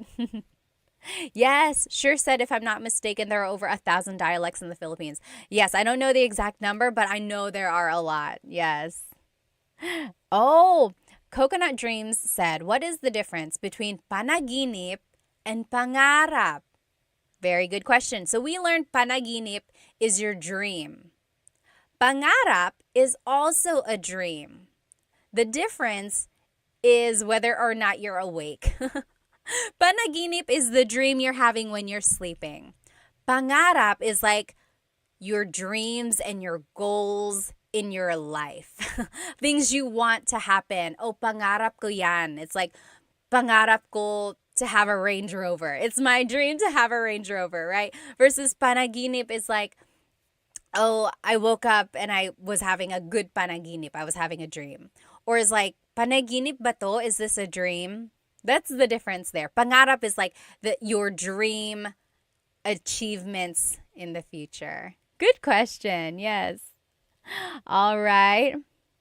Oh, Dita said, my mom is Filipino and my dad is Indian. That's why I'm learning Tagalog. Well, good for you. Good for you.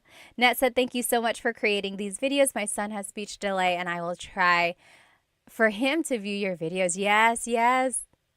All righty. Very good. Let's go ahead. Oh, yes. Is the third example the right translation? Yes, yes. You're right, Alu. I just read that. Matutulog na tayo means we are going to sleep. Let's go to sleep is matulog na tayo. Yes, you're right. All right. Sure said, baka pangarap ko to win the lottery. Me too, me too. Is it Cebu? Oh, southbound. How do you say Cebu? So Cebu, spelled C-E-B-U, is it Cebu or Cebu? So technically, in the Tagalog alphabet, the letter E can be pronounced E or E, like the letter I. So I say Cebu, Cebu.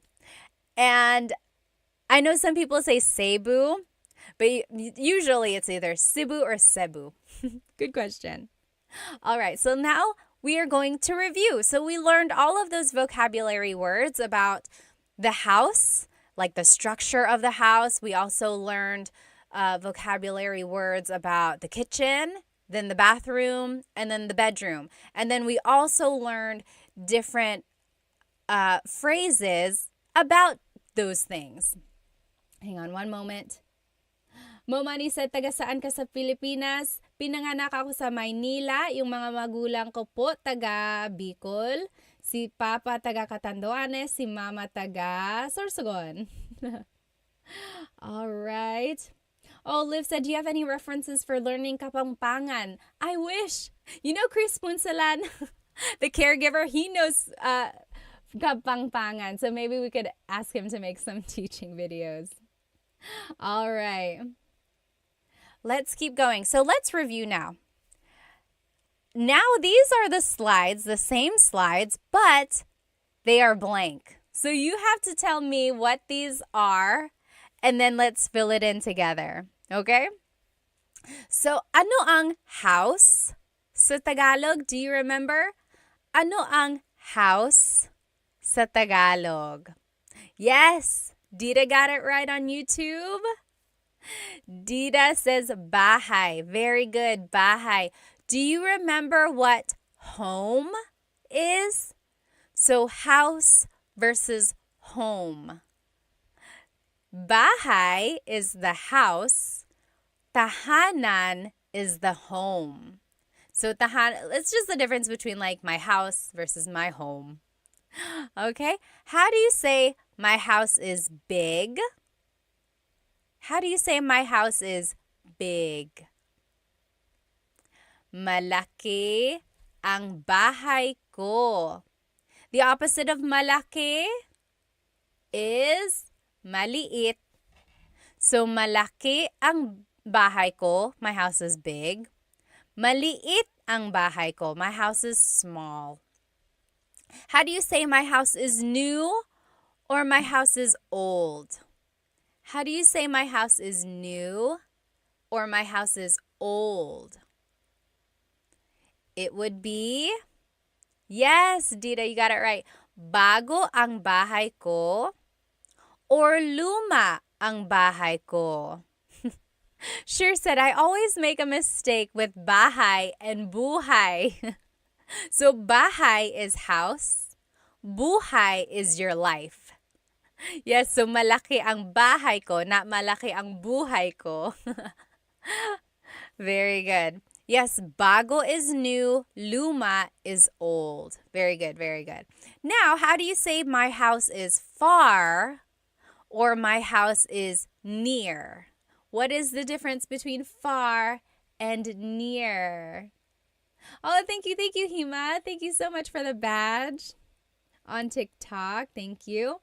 Oh, user 413 said, where did you get your earrings? These are from Sunkissed Pinay. Sunkissed Pinay. Be sure to check them out. So pretty, so pretty.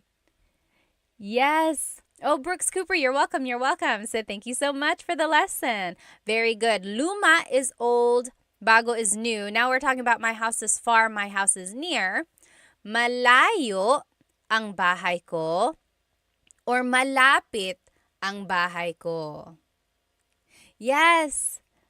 Very good, Coconut. So if you were in my lesson last week, if you attended the class, we learned a couple different ways to use adjectives. And those recordings are on my YouTube channel if you weren't able to catch it. But if you want to say malayo, you could also say ang layo. Ang layo ng bahay ko. Yes. Very good, very good.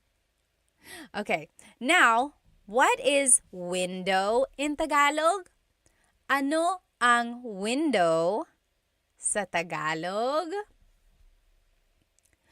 Artsy, how do we join the lesson? It's on YouTube. Jump onto YouTube right now and you'll be in it. Shadi said, do you do one-on-one? I really want to learn. Not right now. I don't have any one-on-one classes. And my group classes are finishing up right now. We're on lesson 3 and my group classes. We're going to do lesson 4 next week. Oh, Shell, right there. I'm Kapangpangan. There you go. Shell, maybe you can teach us. Do you make lessons on somewhere? We would love to watch those. Yes, very good, very good. Sure. And Gabby, Harmonica, I think you might have just missed one letter. Window in Tagalog is bintana. Bintana. Tiny Pancakes, you got it. Bintana, that's window. Very similar to Spanish, remember. Ano ang door sa Tagalog? Ano ang door sa Tagalog? Diego, you're welcome, you're welcome. Door in Tagalog is pinto. Pinto. And remember, don't forget the glottal stop. Don't forget to stop the sound at the end. That's called a glottal stop. Pinto. Pinto. It's not pinto. It's pinto. Stop it at the end. That's just a word on pronunciation there. Alrighty, and then stairs. Hagdan. Hagdan. Stairs is hagdan. All right. Now, how do you say the blank is open or the blank is closed? Like the window is open. The door is open. It would be bukas ang pinto or sarado ang pinto? Yes, Dita says, ang pinto ay bukas or ang pintana ay bukas. That is correct. That is correct, Dita. Again, whenever you use I, it's kind of formal. It's not what is commonly used. More commonly, it would be said like, bukas ang pinto, sarado ang pinto. But you are correct. It's not wrong. It's just not casual. Very good, very good. All right. Sink said, amiga, amiga, are you Mexican? No, I get that a lot though. Okay. How do you say open the blank or close the blank? Open the door, close the door. Okay, how would you say that? It would be, buksan mo ang bintana, open the window, or buksan mo ang pinto, open the door. Buksan mo, isara mo, blank. So that is how you say open something, close something. Very good, very good. Next, ano ang wall sa Tagalog? Ano ang wall sa Tagalog? Oh, Lucky Duck or Little Duck said, how can I ask, is the window closed? So let's go back. Is the window closed? I would use the first phrase here. Sarado ba ang bintana? Sarado ba ang pintana? So, ba is a question word. So you're asking, sarado ba ang bintana? Is the window closed? Versus, sarado ang bintana, that's a statement meaning the window is closed. Yes, Tiny Pancake said pader. Pader is also another word for wall or ding ding. Ding ding. Very good. Ano ang roof sa Tagalog? Ano ang roof sa Tagalog? Just Jules said, what about ibukas mo ang pinto? Yes, that also works. So you could say, buksan mo ang pinto or ibukas mo ang pinto. Yes, very good, very good. The only difference with that is sometimes verbs are object-focused, sometimes verbs are actor-focused. So, ibukas mo ang pinto is the object-focused verb, whereas buksan mo ang pinto is, maybe I'm getting mixed up. Ibuksan mo. No, I would say it's correct. Sorry, it's very grammatical there, but yes, you are correct. All right. Roof in Tagalog is bubong. Bubong. Yes, very good. Very good. Maverick said, ding, ding, ding, ding. We got a winner. Very funny. Yes. Megan said, where did you get your earrings? These are from Sunkist Pinay. Oh, and Moho Fotoko is from Virginia Beach. Are you near the Jollibee? And then ceiling in Tagalog is kisame. Kisame. That's the ceiling. Kisame. All right? Now, here are some vocabulary words about the kitchen. The kitchen. Kitchen, do you remember what the kitchen is in Tagalog? Ano ang kitchen sa Tagalog? Ano ang kitchen sa Tagalog? Kitchen in Tagalog is, yes, Dita, you got it. Whoops. Kusina. Kusina, yes, FYP January. And Tiny Pancakes, you got it. Kusina, that's the kitchen. Manal on YouTube said, is bukas? Does that mean tomorrow too? Yes. So, bukas is tomorrow. Bukas means open. So, it's a homonym. Homonym means it has more than one meaning depending on the context or depending on the pronunciation. If you say bukas, the emphasis is on the second syllable. That means open. If you say bukas, emphasis is on the first syllable. that means tomorrow. Very interesting. Like, oh, may work ako bukas. I have work tomorrow. May work ako bukas. Or, bukas ang bintana. The window is open. Bukas ang bintana. Very good, Manal. Very good observation there. All right. Yes, very good. So next, what is stove in Tagalog?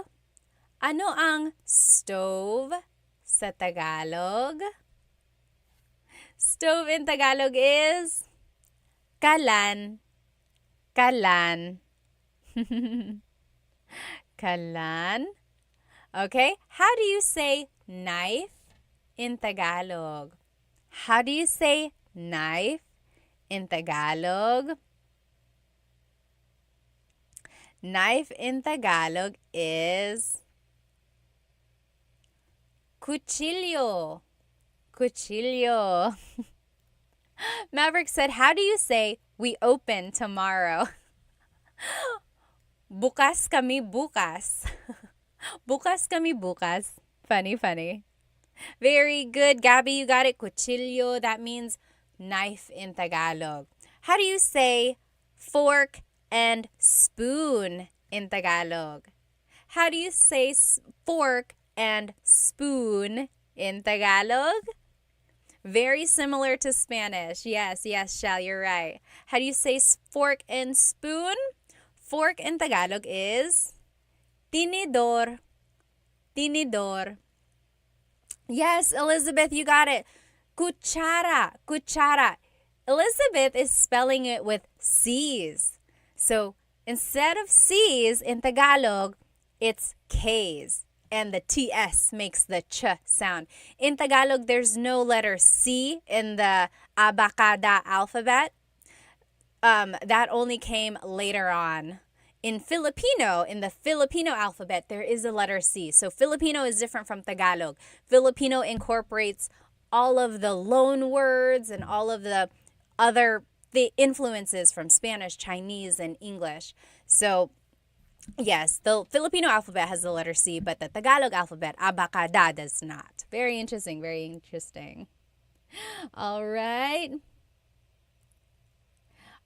Oh, Isa said, how do you say see you tomorrow in Tagalog? Kita tayo bukas. Kita tayo bukas. Kita means to see. Kita tayo means us. And then bukas is tomorrow. Very good, very good. Very good. Tinidor is fork, kutsara is spoon. Next, what is plate in Tagalog? Ano ang plate sa Tagalog? Ano ang plate sa Tagalog? What is plate in Tagalog? Plate in Tagalog is, yes, madapaka and, are you saying madapaka? And just Jewel, yes, you guys got it right. Plato, Gabby, you got it right. Dida, you got it right. Very good, very good. Plato, again, in different regions, it's different. Like in Bisaya, I've heard pinggan. Pinggan also means plate. Ano ang glass sa Tagalog? Ano ang glass? Like a glass cup. Ano ang glass sa Tagalog? Glass in Tagalog is baso. Baso. Baso is glass. If you are just joining me on TikTok, this whole lesson is on my YouTube channel right now. Okay, ano ang food sa Tagalog? Ano ang food sa Tagalog? Yes, Gabby, Manal, Little Duck. You guys all got it right. Cassidy, very good, very good. And then harmonica, correct. Tasa is for a regular cup. Tasa is a regular cup. Baso is for a glass. So what is food in Tagalog? Yes, very good. Just Jewel got it. Definitely not Robin got it. Harmonica and Gabby, yes. Pagkain is food. And then the meat dish or the entree is the ulam. Ulam. So, ano ang ulam natin? What is our dish? Ano ang ulam natin? Oh, adobo, or sinigang, or kare-kare, or dinuguan. All of those are ulam. James said ulam. O-O-O-L-A-M. Very good. And then what is to eat in Tagalog? To eat. To eat in Tagalog, what is the verb to eat? To eat in Tagalog is kain. Very good. Just Jewel, kumain. Yes. So you could say kain or you could say kumain. Kevin said kakain. So all of these are different conjugations or different ways to use kain. Very good, very good. Someone had a question up here. Oh, Sure said, I always mess up pagkain and kumain. Yes, so pagkain is the noun food. Kumain is the verb to eat. Very good. Someone else had a question up here. Hang on one moment. Oh, Cody Paul said, do you visit the Philippines much? I do. I try to go every couple years, every 2 to 3 years. When I was younger, my family visited every other year, and I think that really helped me retain Tagalog. Yes, yes. Okay, very good. Alrighty. Now, how do you say I am cooking? I am cooking. If someone walks into the kitchen and they're like, oh, what are you doing? You say, I am cooking. It would be, nagluluto ako. Nagluluto ako. So, luto means to cook. Luto. Nagluluto ako means I am cooking. Very good. Oh, Gabby said nagluto ako. Very close. Nagluto ako means I cooked. Past tense. I cooked. There's a repeated syllable there. Nagluluto ako. Yes, very good. Sure got it. Cassidy got it. David, very good, very good. Awesome. And then how do you say, what are you cooking? What are you cooking? It would be, anong niluluto mo? Anong niluluto mo? What are you cooking? Ano means what. Niluluto means cooking. Mo is referring to you.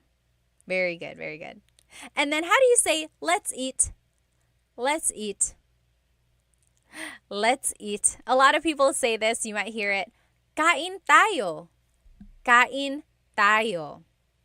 Oh, Gio, thank you so much for the badge. Thank you, thank you. Let me catch up on some of these comments here. Let's see. John asked, where are you from in the Philippines? Taga Maynila ako. I was born in Manila. Let's see. Oh, Panda World said, is the Philippines a safe country? I hear 1 in every 5 Filipinos is a criminal. I don't know about that statistic. I would say it's like, if you go to Manila, which is a big city, it's like any other big city. You just got to be aware of your surroundings. If you are a foreigner, I would say maybe don't stay out too late. Be aware of like where your wallet is and try not to get too close to people who may not look very friendly. But if you are in the province, if you are in like just the rural areas, a lot of people there are quite nice. Even in the cities, people are nice. And it's just the way it is everywhere, I think. If you're in a big city, just really be careful. Oh, Marvel said, how do you say I'm back? Hang on one moment. Okay. How do you say I'm back? So maybe you came back from somewhere. It would be, there are a couple ways to say it. You could say like, andito na ako. I'm here already. Andito na ako or nandito na ako. Or, bumalik na ako. I came back. Bumalik na ako. Anyone else have any other suggestions for how to say I'm back? All right. Yes. Very good. Very good. Gabby said, how often do you do live lessons? I'm trying to do Tagalog Thursdays. So every Thursday, there's hopefully going to be a new live. I've done it for like 3 or 4 weeks now, Tagalog Thursdays. And then I try to do the lesson again live another time during the week. It's the same exact lesson, just for those who weren't able to join the live the first time. So I try to do the live twice with the same lesson. Yes, Cassidy said, babalik na ako or bumalik na ako. Sure said, back na ako. That also works. Back na ako. All right. Blockmaster Scott said, is there a time to use kasi and dahil, or are they totally interchangeable? So this is off topic, but kasi and dahil mean because. So if someone asks you bakit means why, usually your answer is because ... So kasi is casual. You can use it with friends anytime you want to be casual. Dahil is formal. So yes, that one, you might want to stick to dahil if you are using po or if you just want to be formal. But dahil can also be used casually. But kasi, usually you don't want to use it in a formal setting. Good question. Actually, this is a great time to promote my latest YouTube lesson. On YouTube, I have full-length Tagalog lessons. And lessons 6, 7, and 8 are all about questions. I had to split it up into 3 different parts because the final video was over 2 hours long. I did not mean for that to happen. But there's just so many questions, like question words in Tagalog. So I broke it up for you so that you can watch it in like smaller chunks. Go take a look at that. And I talk about the words dahil and kasi in there. All right. Let's get back to work here. Okay. Shell said Tuesdays and Thursdays for Tagalog lessons. Usually it's Thursdays. Sometimes the repeat is on Wednesdays. Okay. Now, how do you say bathroom in Tagalog? How do you say bathroom in Tagalog? Anyone know? Bathroom in Tagalog. There are 2 ways. Bathroom in Tagalog is? Yes, you guys got it. Just Jewel, Gio, Aaron, you guys are getting it. Yes! And Avalon. So, banyo or CR. Yes, Sergey, workout, got it. Maximilian, you guys are getting it. Harmonica, palikuran. Yeah. Paliguan, maybe. Very good. Gregory and Dita. Yes, Blockmaster. Very good. Okay. So, how do you say toilet in Tagalog? How do you say toilet in Tagalog? So, CR, remember, stands for comfort room. Comfort room. So sometimes people say, saan ang CR? Where is the bathroom? Saan ang CR? Same as saan ang banyo. Inodoro. Inodoro. Toilet. That means toilet. Inodoro. Han Solo said, are you American? I guess technically I am. I'm an American citizen. I was born in Manila, so Filipino-American. And remember, just so you can have the vocabulary, ihi is pee, tae is poop. Now, what is sink in Tagalog? What is sink in Tagalog? Sink in Tagalog is? Yes. A lot of people on TikTok are saying, oh, it's so similar to Spanish. It really is. A lot of these words are so similar to Spanish. Oh, Tony, thank you so much for the badge. And to Full Hound, thank you so much. Yes, very good. Sink in Tagalog is lababo. Lababo. I always thought that was a fun word to say. Lababo. Lababo. Very good. Han Solo said, I knew it. Filipino Americans have the same look, either this or the one with eyelashes and mascara. Okay, I don't know. How do you say bathtub in Tagalog? How do you say bathtub? Let's see. K Fantasy said, how do you say see you Saturday? See you Saturday would be kita tayo sa Sabado.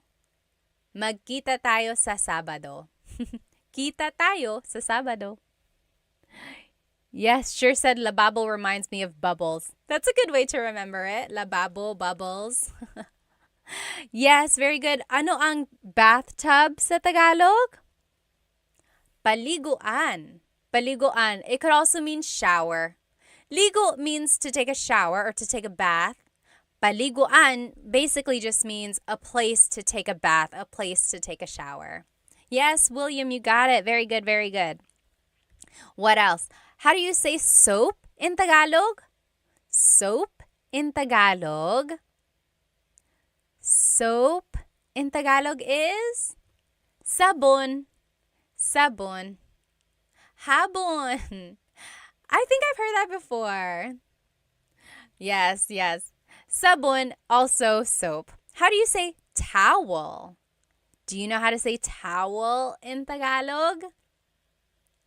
Towel in Tagalog is...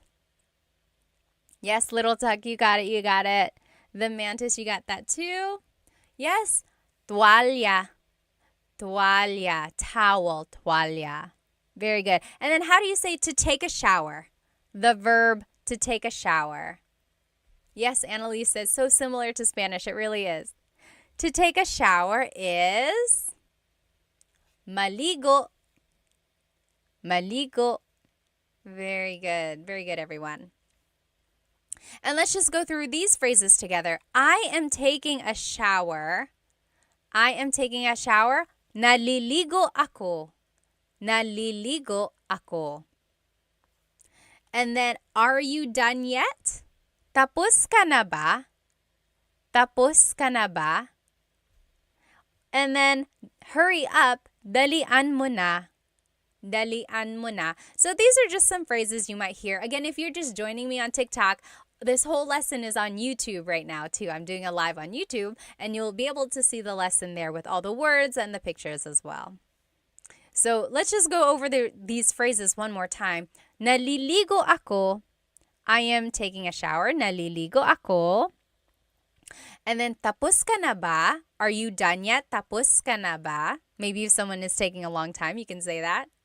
And then if you want to say, hurry up, it would be, dalian mo na. Hurry up, dalian mo na. Very good. Yes, can you make a list of words? Again, I use those to help. Bones, I would say, look on my YouTube channel. This lesson will be on there, the recording, and everything is written out on there for you. Now, this is the bedroom. Ano ang bedroom sa Tagalog? Ano ang bedroom sa Tagalog? Bedroom in Tagalog is cuarto. Cuarto. Bedroom in Tagalog is cuarto. Ano ang bed sa Tagalog? Ano ang bed? Ano ang means what is blank. And that's a good phrase to know if you're learning Tagalog. You could say, ano ang bed? What is bed? Ano ang bed sa Tagalog? Bed in Tagalog is kama. Harmonica said kama room. Almost. Kama. Kama, yes. Kama. Ano ang pillow sa Tagalog? Ano ang pillow sa Tagalog? Yes, Cassidy said, can dalian be replaced with bilisan? So we learned dalian mo na. That means hurry up. Dalian mo na. But you could also say bilisan mo na. Bilisan. Bilis means fast. So bilisan means go faster. Hurry up. Go faster. Very good. Pillow in Tagalog is unan. Unan. Sergey said ulam. Remember, ulam is the food, the dish. Adobo is ulam, kare-kare is ulam, pillow is unan. Unan. I know they sound very, very similar. Very good. All right. How do you say blanket in Tagalog? Blanket in Tagalog is kumot. Kumot. Kumot is blanket in Tagalog. All right, and then just a few more words here. How do you say to sleep? The verb to sleep. How do you say to sleep? Yes, Dita, very good, very good. You got kumot. To sleep in Tagalog is matulog. Matulog. Oh, Tufel thank you for the ice cream badge. Thank you so much. Yes. Very good. Yes, Coconut said, I usually say bilisan too. Yes, they're interchangeable. Bilisan mo, dalian mo. Very good, very good. Matulog. How do you say snore? Do you remember what snore is? Oh, Daniel said higa. So, does anyone know what higa means? Higa is the verb to lie down. Nakahiga ako, I am lying down. That's like the adjective. Or mahihiga ako, I will lie down. Very good, very good. Very similar. Hilik is to snore. Hilik. Halik is kiss. That's different. Hilik is snore. Humihilik ka. Humihilik ka. You are snoring. Sergey, very close. You said hilig. Hilig means like things you like or your hobbies. Very good, very good. Yes. Juan said, does ako mean me? Yes, and it's very similar to aku in Indonesian. Very good. Oh, Sha said, how do you conjugate verbs? I have Tagalog lessons on my YouTube channel. I think Tagalog lessons 3 and 4 are how to conjugate verbs in the present tense, in the past, and the future. Take a look at those. Yes, Brian said, is this Tagalog? Opo, Tagalog po ito. It is. Okay, lastly, dream. How do you say dream in Tagalog? Dream in Tagalog is panaginip. Panaginip. And remember, Coconut asked, what is the difference between panaginip and, what was the other word for dream? Pangarap. So, panaginip is the dream you have when you're asleep. That's just your dreams. Pangarap is the dream you have when you're awake, or like your achievements that you want, your goals. That's your panaginip. Panaginip ko to win the lottery, right? As Cher said, panaginip. That is your dream thing to happen. That's the difference, yes. And then let's take a look at these phrases. I'm sleepy would be antok ako. Antok ako. Try saying that with me. Antok ako. And then I'm going to sleep. Matutulog na ako. Matutulog na ako. And then let's go to sleep. This was the wrong one. Matutulog na tayo means we are going to sleep. If you want to say let's go to sleep, it would be matulog na tayo. Matulog na tayo. And then if you want to say fix the bed, like fix the sheets, fix the pillows, it would be ayusin mo ang kama. Ayusin mo ang kama. Very good. Oh, Sha said, can you omit ako? Can it be assumed? It depends on what you're trying to say. So like, antok ako, you need the ako there. Otherwise, you're just saying antok, antok. That means sleepy, sleepy. So it's not really a phrase. Also, with matutulog na ako, you need the ako there. Again, because you're saying, I am going to sleep. If you say matutulog na, you could say matutulog na if someone asks you, Anong ginagawa mo? What are you doing? Oh, matutulog na. I'm going to sleep. But usually you do need ako. So I would keep ako in there. Oh, Isa Turtle said, what about pagod? Pagod means... Oh, Gabby on YouTube also asked that. Pagod means tired. Pagod ako, I'm tired. Antok ako, I'm sleepy. Very similar, but just a little bit different. All right. William said, is Tagalog a strange language? I guess it depends on what you think is strange. It is a little tricky just because the grammar is different from English. Also, the conjugations of the verbs or how the verbs are changed can be a little bit tricky. Jay said, why is my cousin teaching Tagalog? Are you my cousin? Pinsan ba kita? All right. Yes, very good, very good. And I think that's it. So now here is the lesson review, just to go over everything we learned today. Again, if you are catching me on TikTok, this whole lesson is on my YouTube channel. I'm doing a simultaneous live on my YouTube account, and you are welcome to watch the recording on my YouTube channel, and all of the writing and pictures are on there. So just to review, we learned vocabulary about the house. We learned vocabulary about like the structure and like the windows, the doors, everything like that. So just about the house in general. Then we learned vocabulary about the kitchen. And then we learned vocabulary about the bathroom, the baño. Then we learned vocabulary about the bedroom, the cuarto. And we learned about related phrases that you can start using about those places in the house, right? Oh, Sha, thank you so much for the badge. Thank you, thank you. So if you have any questions, feel free to write it in the comments of this recording or just write it wherever you would like, and I'll try to see if I can find it, okay? And if you only joined for part of this live and you want to watch it, the recording will be up on my YouTube channel right after. But I will also try to teach this lesson again live sometime next week. So just catch me. If you subscribe to my YouTube channel, you should get the notification when I go live. I think that is set. But otherwise, I hope you have a good rest of your night over here where I am, or day wherever you are. Thank you so much for joining me tonight. I hope to see you next time. Paalam.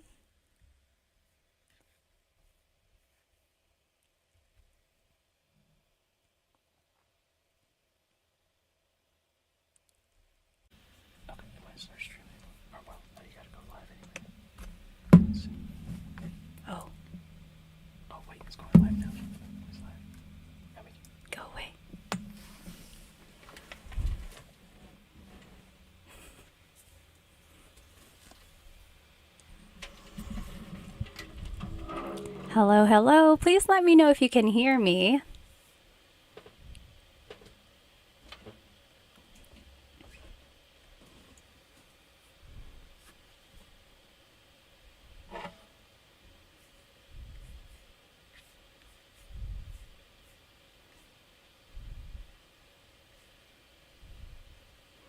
Hello, Maximilian. Are you the same one from last week? If you are, hello again. Hello from Canada. Nice to see you.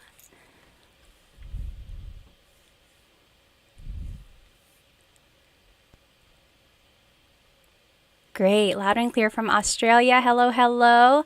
Let me go ahead and share my screen again, like I did last time.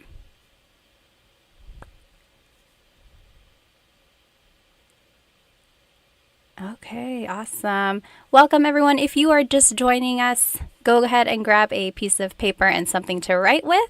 Today, we're actually going to be learning how to use gusto ko and ayaw ko phrases. So you'll be able to say things like what you like, what you don't like, or what you want.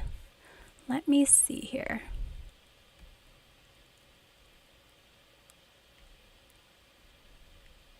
Oh, I see. There we go. Okay, hello, hello. Again, welcome. If you are just joining us, we'll let everyone hop on in for another minute or so. So sorry I'm late. One of these nights I'm going to be on time, I promise. Go ahead and write where you are watching from. Let's see, Maximilian is from Canada. Hello, hello. Australia, Rob is from Australia. Dennis is from Sacramento. Alrighty, let's go ahead and hop right into this lesson.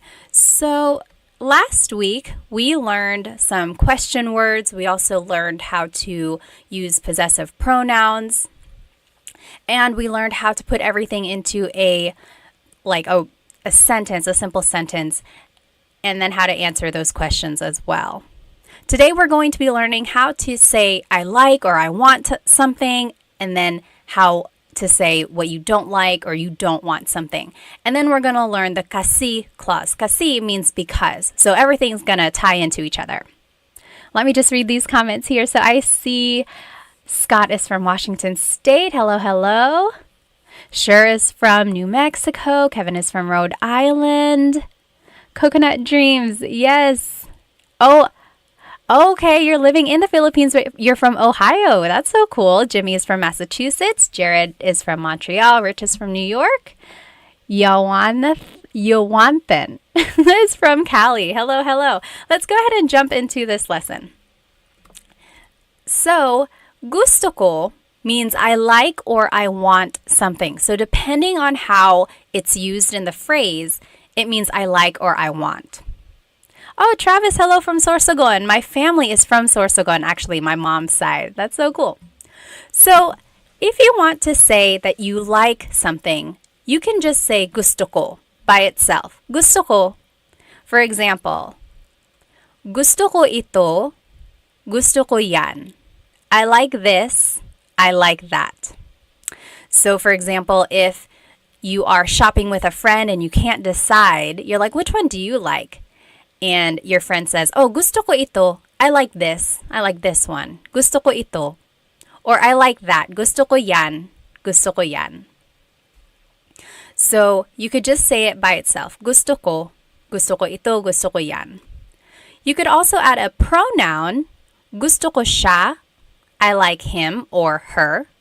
Maybe if there's a new employee at your workplace and you're like, oh, he was really nice. Gusto ko siya. I like him. Gusto ko siya. Also, romantically, you could use it like that as well. Gusto ko siya. I like him. I like her. Gusto ko siya. So that means I like him or I like her. So that's the first way you can use gusto ko. You can use it by itself or you can add a pronoun or a demonstrative pronoun as well. So gusto ko, I like it. Oh, Travis, you're from Donsol. Yeah. Have you swam with the whale sharks? I know you can do that over there. And then Stellar's from Italy. Hello, hello. Kawika from California. Welcome, welcome. Now, if you want to say that you want something, you would say gusto ko ng plus a noun. So the word ng is just a sentence marker. It's something that goes in front of a noun usually. It doesn't really have a direct sentence, a direct translation. It does mean some or a thing. So it could be either one of those, but technically it's just kind of a sentence marker is what they call it. Okay. So gusto ko ng pagkain. I want some food. Gusto ko ng pagkain. Or gusto ko ng aso. I want a dog. So gusto ko ng plus a noun is I want some or a thing.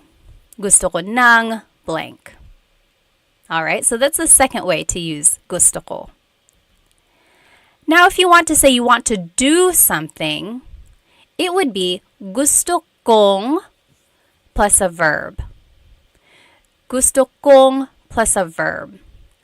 Kong, K-O-N-G, is actually ko plus ng put together.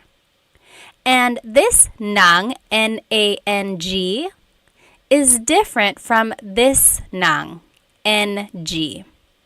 Remember up here, NG is just a sentence marker, or it means some or a thing. Kind of like an article, but sometimes it has different purposes as well. So that's NG. But N-A-N-G here is actually an adverb. It always goes with a verb. So even though they sound the same, it is spelled differently and it has different purposes. So gusto kong plus a verb means I want to do something. For example, gusto kong matulog. I want to go to sleep. Gusto kong matulog. And some people say gusto ko nang matulog. So you could separate the ko and the nang. But usually people just put it together. Gusto kong matulog. I want to sleep. Or gusto niyang bumili ng kotse. She wants to buy a car. Gusto niyang bumili ng kotse. So if you know the different pronouns in Tagalog, here is a different pronoun. So in the first example, it was ko plus nang. In the second example, it's niya plus nang. Niya means he or she, versus ko means I. So whatever pronoun you are using, you are welcome to just put it together with the word nang and make this contraction. So gusto kong matulog, I want to go to sleep. Gusto niyang bumili ng kotse, she wants to buy a car. All right, so that's the third rule for gusto ko. Oh, Travis, that's cool. Okay, awesome. You have swam with the whale sharks. I swam with the whale sharks in Cebu. That was a lot of fun too. Stellar, thank you, thank you. I'm so happy that you and your daughter are watching. That's so fun. Okay, now next, you can say gusto ko si plus a person. So if you want to say I like a person, it would be gusto ko si blank. For example, gusto ko si Tita Baby. I like Tita Baby. She is a great cook. Gusto ko si Tita Baby. I like Tita Baby. Or, only one example. Gusto ko si blank. So anytime you have a person's name following, you have to use this preposition si. So that's what would go before a person's name. Now, if you want to say I like it in a place, gusto ko sa, then the place. So now the word is sa. That's the leading word there. Gusto ko sa Japan. I like it in Japan. So gusto ko sa Japan because it's very historical. Gusto ko sa Japan. Versus gusto ko yung plus a noun. That means I like something. So the difference here in rule number 2, gusto ko ng plus a noun, versus gusto ko yung plus a noun. So very similar, but the leading word is different there. Remember up here in number 2, gusto ko ng plus a noun means I want something. I want some food. But gusto ko yung means I like something. For example, gusto ko yung buhok mo. I like your hair. Gusto ko yung buhok mo. So yung means you like it. Nang means you want it. Right? So we're not saying I want your hair. You say I like your hair. Gusto ko yung buhok mo. And then gusto ko yung damit mo. I like her dress. Gusto ko yung damit niya. Sorry. Gusto ko yung damit niya. I like her dress. So gusto ko yung and gusto ko nang are very similar. And if you happen to mix it up in conversation, it's not a big deal. People will understand what you mean. But technically, there is a difference there. Oh, thanks, Basil. Gusto ko yung this channel. I love it. Gusto ko yung channel na ito. Thank you, thank you. All right, any questions about these gusto ko grammar rules? So these are essentially how gusto ko can be used. There may be other ways, but these are the main ways gusto ko is used. So just depending on what you want to say, you have to think about the preposition or the leading word that would go before it. Go ahead and write any questions in the comments, and then we will go ahead and hop into these practice questions in the meantime. So up here on the top left corner are the rules that we just learned. Remember, gusto ko means I like it.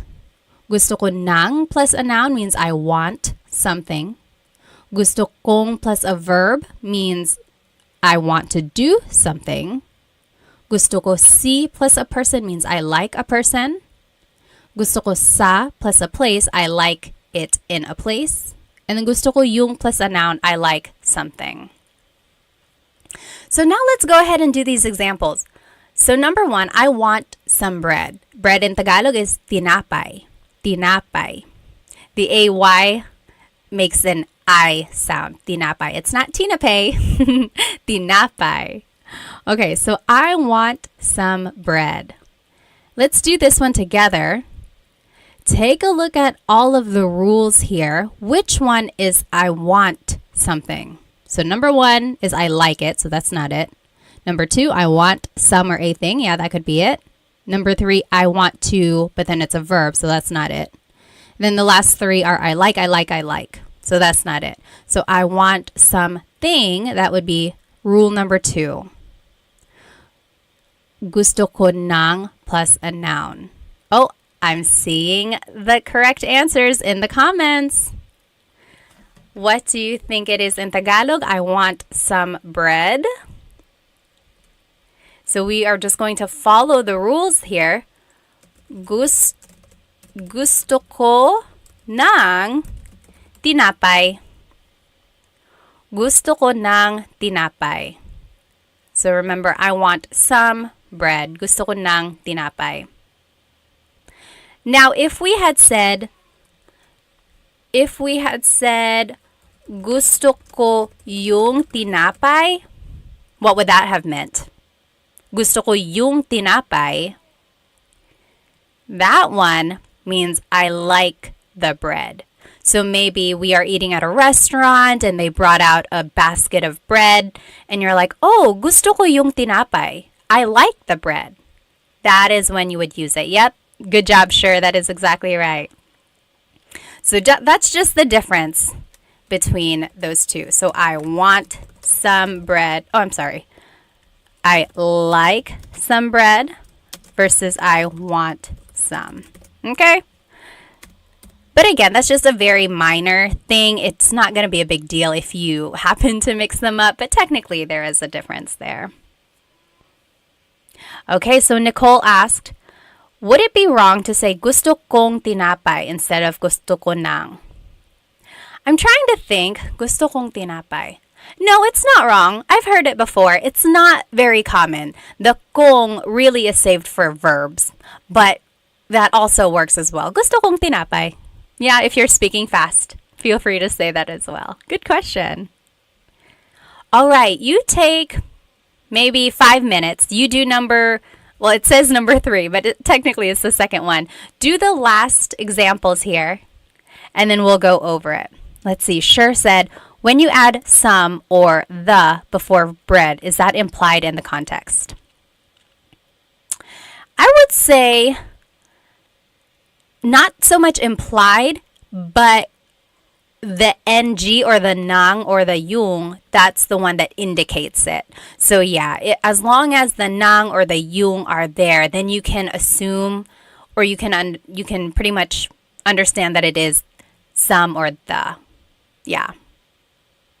Okay, very good.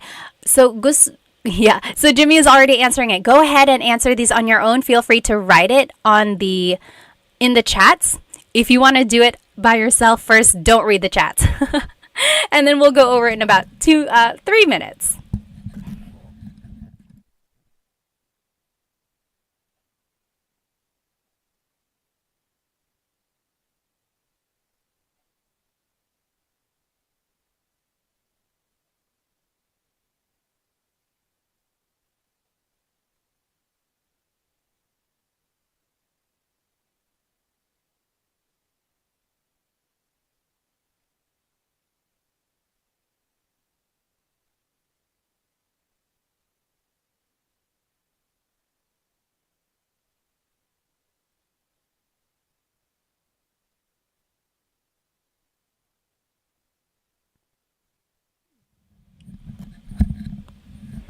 If you are just joining us, we are doing these examples. That's why it's pretty quiet.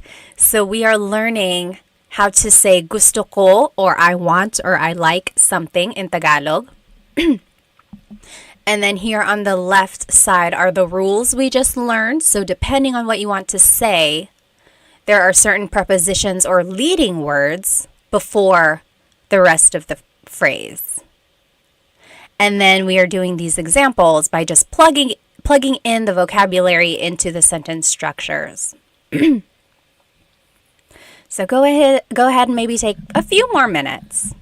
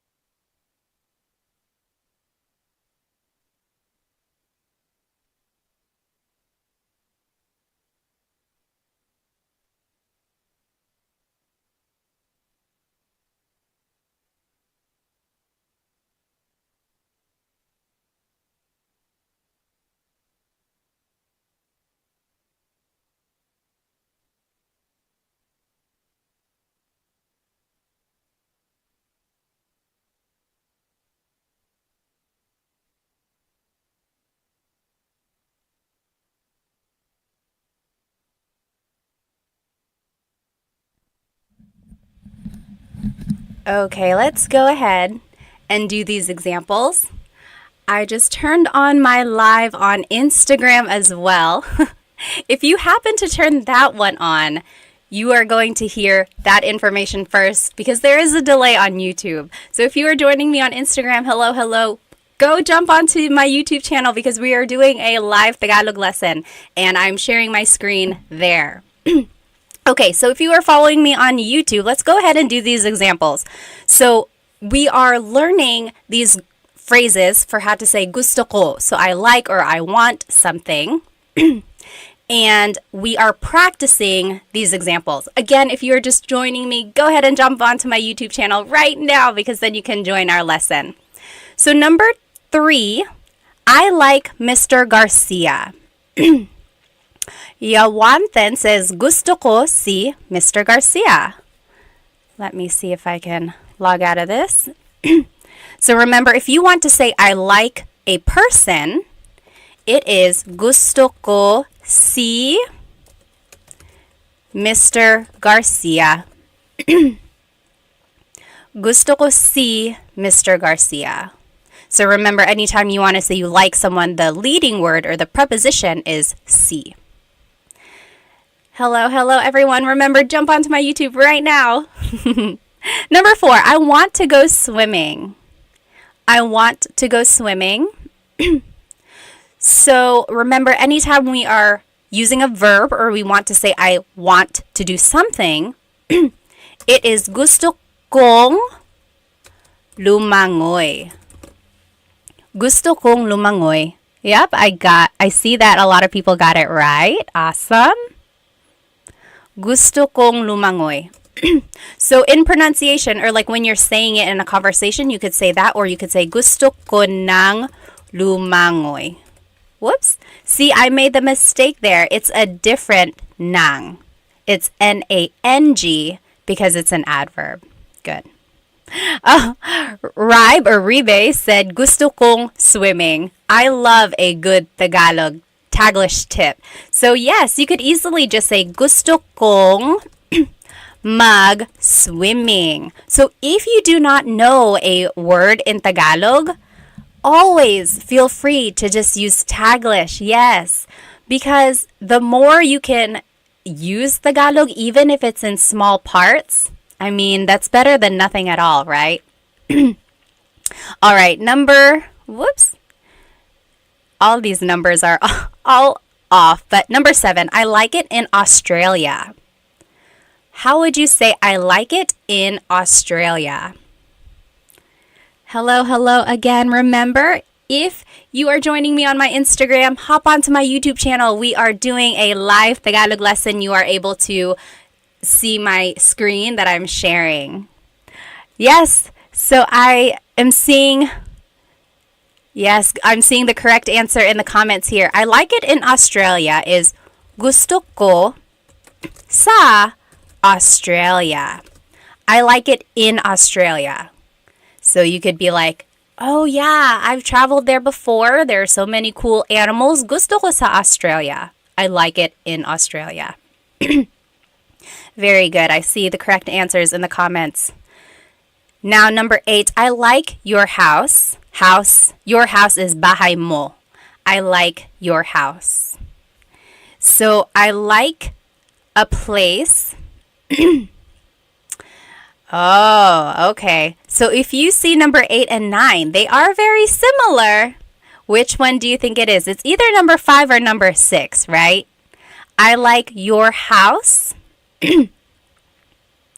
Yes, very close. I'm seeing some close answers. Sure, got it right. Gusto ko yung bahay mo.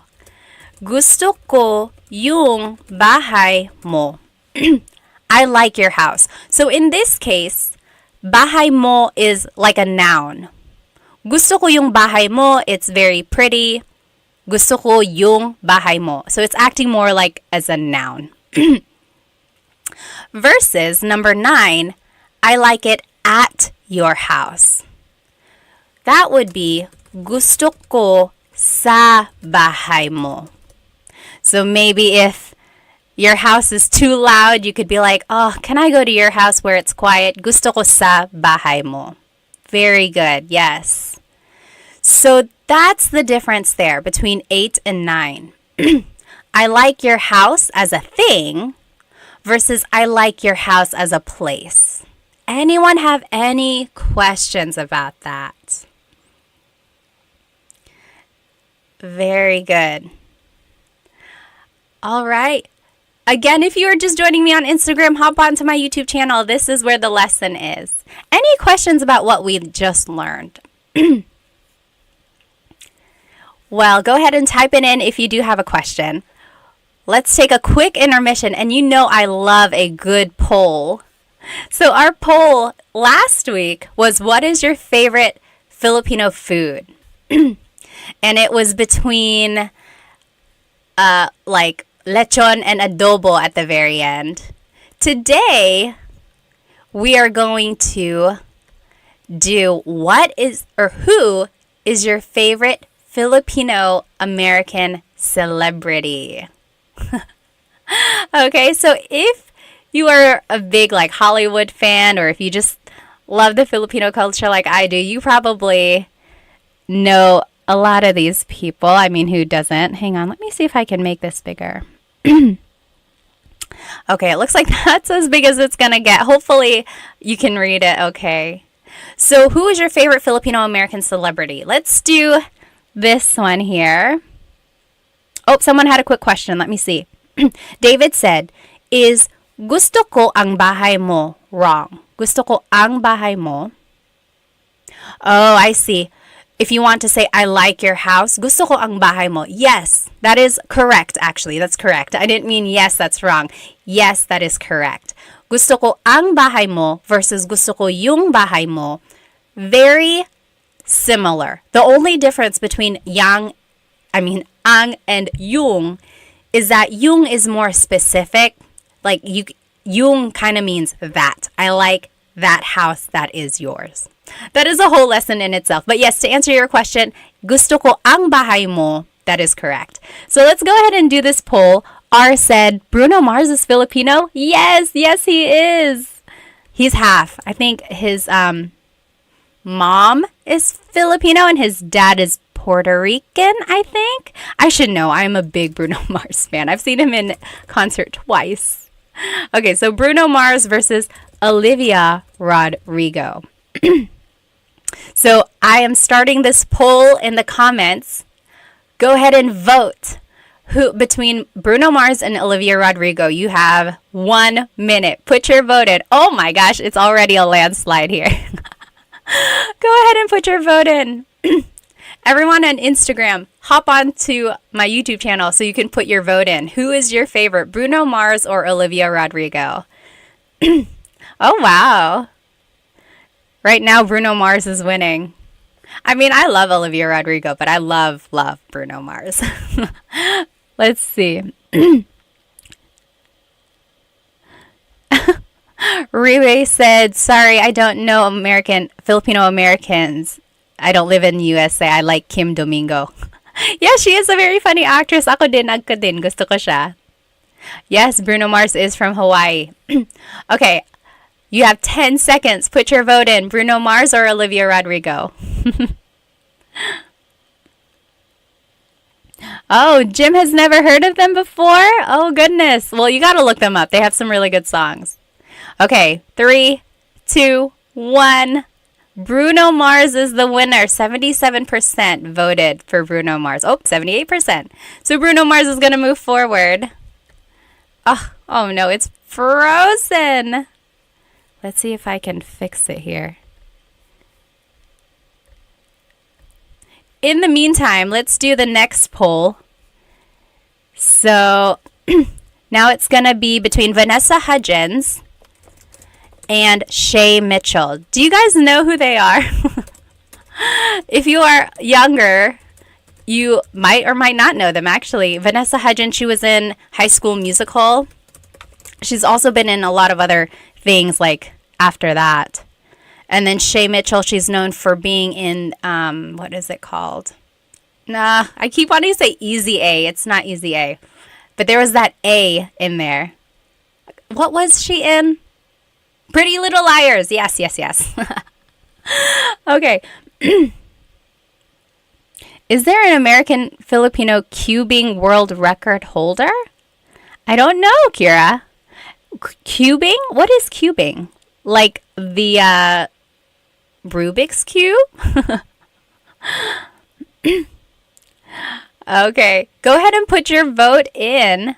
Wow. Oh, I guess I'm not too surprised. Right now it's Vanessa Hudgens winning. Let me see if I can fix my poll here. Or my poll, my bracket.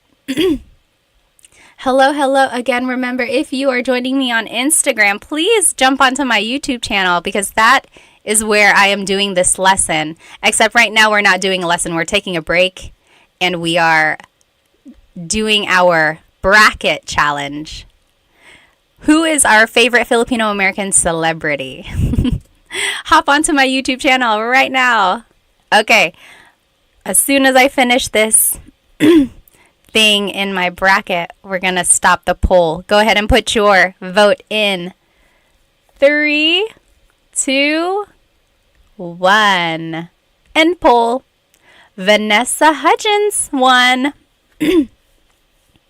All right. We'll finish. Actually, let's go ahead and do at least these two.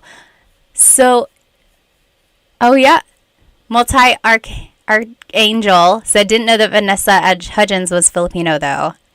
Yep, cubing is solving the Rubik's Cube. Okay, let's do this next one. So who is your favorite Filipino-American comedian? Favorite. So, Joe Coy or Christine Gambito. I am proud to say that I have met Christine. She is Happy Slip on YouTube. So if you were watching YouTube a long time ago, okay, not a long time ago, I don't want to say she's old or anything, but like she is an OG YouTuber, Christine Gambino. She's known as Happy Slip. And I've met her. She's, oh my gosh, I want to say we're friends. We've only met once though, but she's so funny, she's so nice. So yeah, so Christine, Happy Slip or Joe Coy? Who is your favorite comedian? Multi-Archangel said, how did Vanessa win over Shay Mitchell? Well, I feel like Vanessa might be a little bit more well-known. She has a lot of projects versus Shay Mitchell. I just know her from Pretty Little Liars, but who knows? All right, get your vote in. Who do you think is your favorite Filipino-American comedian? Christine Gambito or Joe Coy? Yeah, you're right, Ray. He said not fair. Happy Slip versus Joe Coy, different eras. Although I feel like it's just like Joe Coy has gotten a lot bigger, but Happy Slip and Joe Coy have been doing comedy a long time, I think. But yeah, let's see. Okay, go ahead and put your vote in. 3, 2, 1. Michael said, this is like asking me to pick my favorite child. I know. Oh, Rex Navarrete. Yeah, he is funny too. You're right. Okay, so it looks like Joe Coy was the winner here. Joe Coy, let me find my mouse. Where in the world? Okay, here it is. So Joe Coy is moving forward. He is everyone's favorite celebrity, at least in this bracket. I like them both. You're right. I can't pick either. And then last one. Who is our favorite Filipino-American pop singer? Pop or hip-hop or R&B? Oh, I didn't mean to put it there. Hang on. So now it's going to be her versus Nicole Scherzinger. Hello, everyone on Instagram. Join me on YouTube. We are doing a live Tagalog lesson, except not right now. Right now we are doing a poll or a bracket challenge to see who our favorite Filipino Americans are. Favorite Filipino American celebrities. Oh, sure can't vote on this one. It's just too tough. I know what you mean. Her was so good in the Super Bowl, though, don't you think? Goodness, if I could play the guitar and sing, wow. Hello, everybody. On Instagram, where are you guys from? Where are you guys watching? Go ahead and type it in the comments. In YouTube, we are from all over the place. There are people in California, there are people in Italy and Australia, Rhode Island. Someone is in the Philippines, but they're from Ohio. How about you guys on Instagram? Where are you guys watching from? Oh, wow. Pinoy Led Zeppelin. Yeah, a lot of people didn't know that these people on the bracket are Phil Am. They are. Let's see here. RJ is from the Bay Area. Oh, Ives and Bees, hello. I still have your candles. They are the best. I hope business is going well. They are from Miami. Ives and Bees, they are a candle and soap making company. You have to check them out. They gave me a Sampaguita candle. I think calamansi too, right? I almost don't want to burn them because I don't want it to go away. Let's see, San Diego. French the Great, kumusta po? Kumusta din kayo? Winnipeg, Canada. Okay, let's go ahead and see who the winner is. Oh, a lot of people here. Nicole is from Durham. Are we neighbors? Nicole, where are you? Where do you live? Let's see, Kira's from Houston. Mercury is from Michigan. Dennis is from Maryland. Oh, Michael, aloha from Hawaii. Zandra from New Jersey. Samantha from Washington State. We got some New Yorkers, Canada, Greensboro. Hello, North Carolinians. Good to see you. Atlanta, Taiwan. Wow. Michigan and the Philippines. Okay, who is the winner here? Oh, it's actually pretty close. Her won with 62% of the votes. Her is going to move forward. Okay, let's go back to our lesson. That was fun. We'll finish the bracket here at the end. Let me go ahead and turn this presentation back on. Again, if you're just joining now on Instagram, jump onto my YouTube channel. We are doing a live Tagalog lesson there. Oh, hi, Bessie from Missouri, James from New Zealand, Albert from Seattle, Washington, Darla from Chicago, Adventure Foodie from Arizona. Hello, hello. Okay. So let's go ahead and jump right back into this lesson. So we just learned how to use gusto ko phrases. Before we move on, I want to actually show you that all of this can actually be used with ayoko or ayaw ko. So if you are following along here, I just typed in ayaw. Ayaw, excuse me, means I don't like something. So see, for the rule number 1, now it says gusto ko or ayaw ko. I don't like it. Ayaw. Or gusto ko or ayaw ko ng a thing. So, ayaw ko ng pagkain. I don't want any food. Ayaw ko ng aso. I don't want a dog.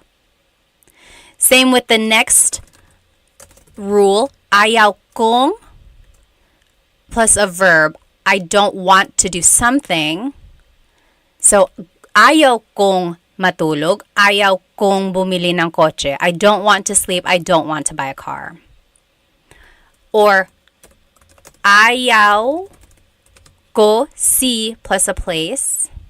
So that's all I'm doing. I'm just adding this word ayaw in the beginning, and that just means I don't want or I don't like something. So that is the opposite of gusto. It's ayaw. Okay? So now you have it. So someone asked, where can I get a copy of these slides? I don't have them posted anywhere. Maybe I'll try to figure out a place where I can post them. But if you sign up for one of my Tagalog classes, which start this weekend actually, you will get a copy of these slides directly to your email. So yes, this is from the class, but I'm going to change it up for when the class actually starts. But otherwise, this is going to be recorded, so you should be able to watch it again. Okay, so there we go. The opposite of gusto is ayaw. So there it is, all right there. Ayaw ko ng thing, ayaw kong plus a verb, and so on. All the rules apply. It just means the opposite. Any questions about ayaw? Okay. Oh, hello. Someone from Winston-Salem and Raleigh, North Carolina. Seriously, are we neighbors? Where are you guys? You must just be in my backyard. Okay. Am I going to leave this in any playlist? Usually the lives are under the live tab, I believe. At least that's where I see my last live. Okay, so any questions about gusto ko or ayaw ko? If you have a question about those, just type it into the comments. Okay, so now, can we use it on a person? Yes, so I guess that would fall under rule number 1. Gusto ko siya, I like him or her. But if you want to use it against a person, you could say, ayaw kita, I don't like you. I would say that maybe like jokingly to my husband or just to a friend if you want to tease them. Ayaw kita, I don't like you. Ayaw kita. Or ayaw ko siya, I don't like him or her. Okay, right? So if someone is mean and you're just saying like, oh, ayaw ko siya. That's another thing with pronunciation. Usually it's pronounced ayoko siya. So if you want to sound a little bit more natural, you put everything together, ayoko siya. Ayaw ko siya is ayoko siya. But no big deal if you happen to separate them. Oh, Marcus asked a very good question. What is the difference between ayaw and hindi ko gusto? So, hindi ko gusto means I don't like something. Ayaw also means I don't like something. So, I feel like there are just certain times when ayaw works better than hindi ko gusto. Like, ayaw ko ng pagkain. I don't want any food.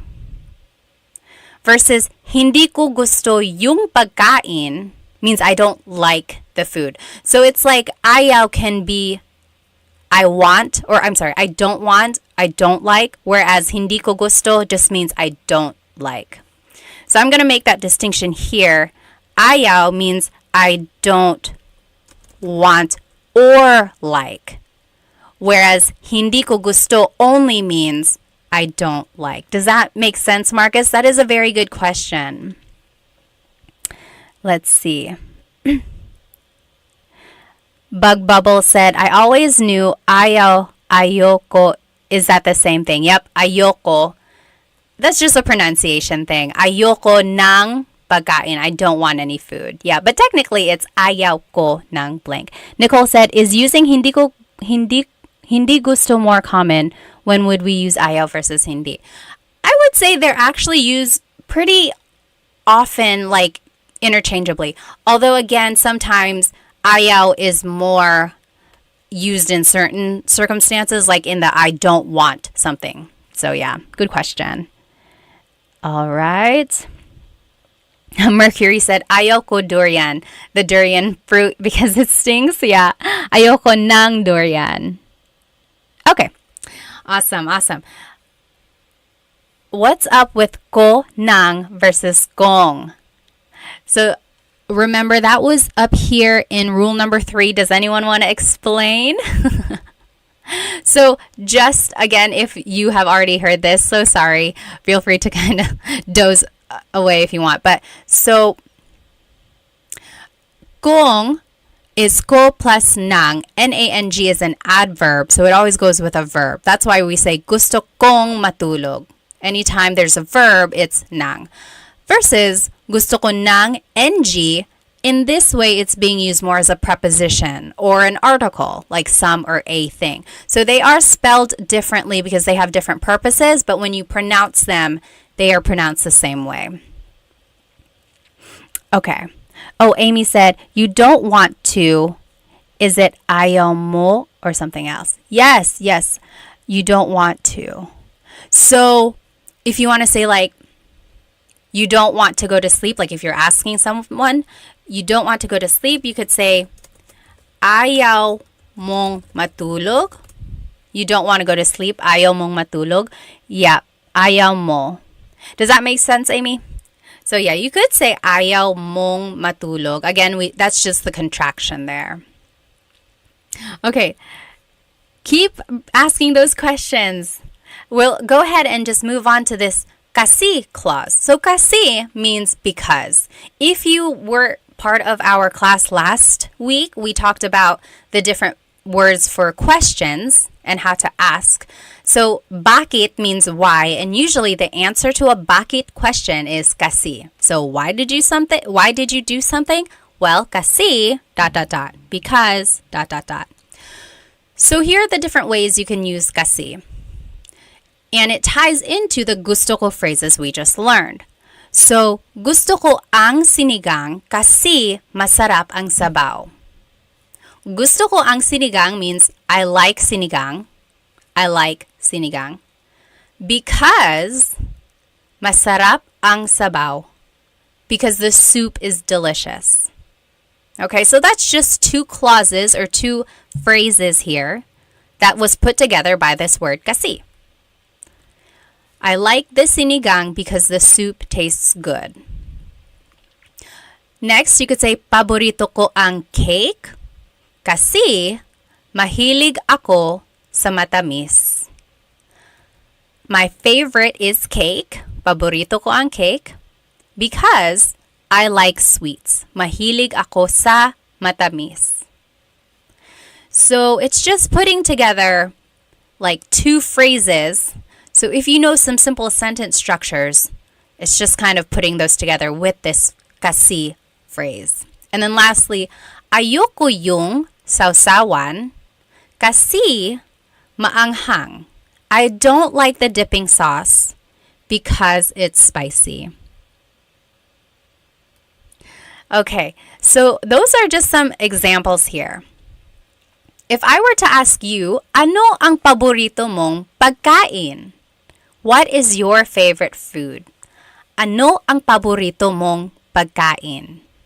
I want you to jot it down using this kasi clause. Paborito ko ang blank kasi blank. So my favorite is blank because blank. And here are the examples again to the left. Gusto ko ang blank kasi blank. So paborito ko ang blank kasi blank. My example, let's go over these vocabulary words. Matamis means sweet. Matamis. Maalat means salty. Maalat. Maanghang means spicy. Maanghang. Maasim means sour. Maasim. Matabang means bitter. Matabang. Mainit means hot. Mainit. And then malamig means cold. So for example, I would say, on a hot summer day, paborito ko ang ice cream kasi malamig. My favorite is ice cream because it's cold. Paborito ko ang ice cream kasi malamig. Or I guess a more fitting statement would have been like, gusto ko ng ice cream kasi malamig.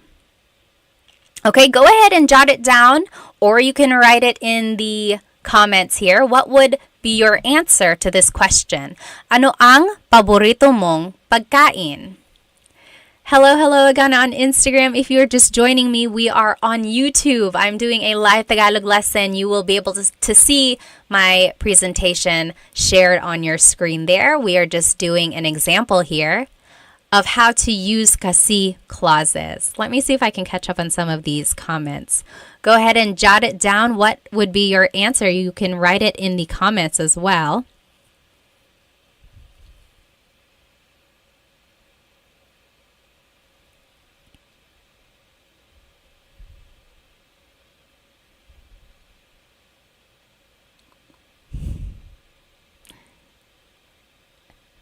Okay.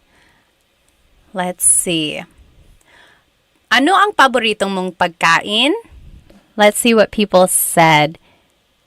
Kira said, gusto ko ang boba kasi matamis. I like boba because it's sweet. Me too, me too.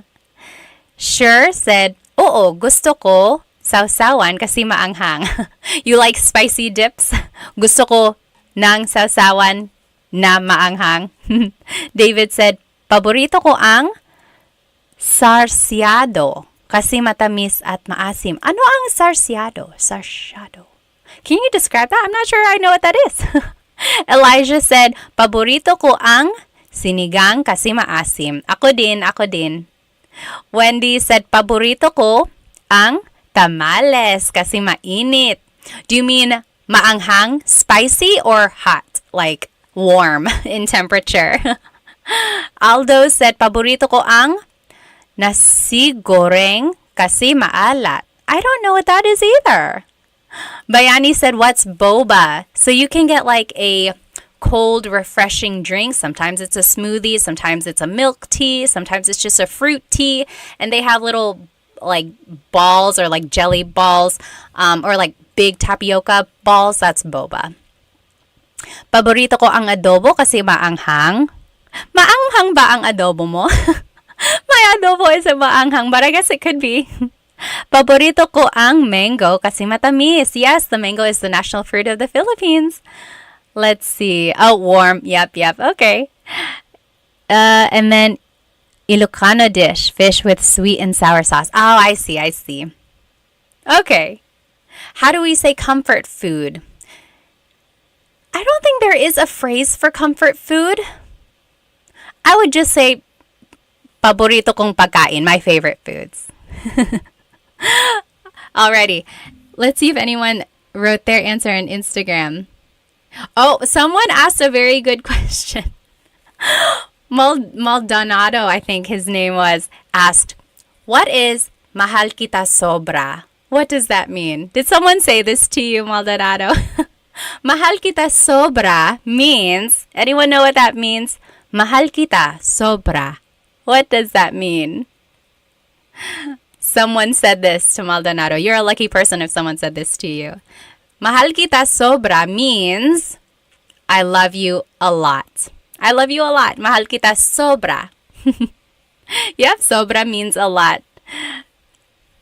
Awesome. Okay, let's go ahead and move forward. We have a couple more examples here. So now I want us to practice these phrases some more. Gusto ko yung blank kasi blank. So I like something because blank.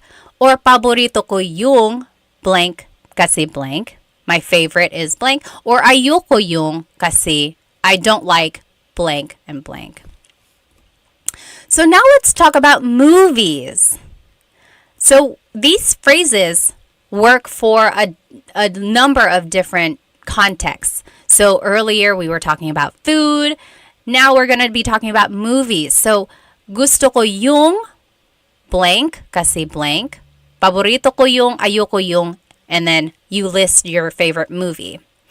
So here are the different ways to describe a movie. Nakakatawa, funny. Nakakatawa. Maganda yung kwento. It's a good story. Maganda yung kwento. Nakakakilig means romantic. Nakakakilig. Boring, that just means boring. Very Taglish English there. Boring. Or violente, violent. Violente. Nakakalito, confusing. Nakakalito. And then nakakatakot, scary. Nakakatakot. So those are different things or different ways to describe movies. So I want you to write these phrases. Gusto ko yung, paborito ko yung, and ayoko yung blank. I like something, or I like a movie. My favorite movie is, and I don't like this movie because, and then you choose the adjectives from these examples. So I'll give you an example here. Paborito ko yung Pitch Perfect kasi nakakatawa. My favorite movie is Pitch Perfect because it's funny. I don't know if that's my absolute favorite, but I love it. It's a good movie. Or ayoko yung Saw movies kasi nakakatakot at violente. So I don't like the Saw movies because they're scary and they're violent. Or gusto ko yung Titanic kasi nakakakilig. I like Titanic because it's romantic. So go ahead and you give examples for each of these phrases about a movie that you like and you don't like, and you fill it in with the adjective there. I'm just going to catch up on some of these comments. So go ahead and jump onto my YouTube channel if you are here on my Instagram. Oh my goodness, please don't call me tita. I'm not a tita. I'm just kidding. Feel free. Or just ate. Ate is fine too. Hello. Kamusta po? Okay, let me catch up on my comments here.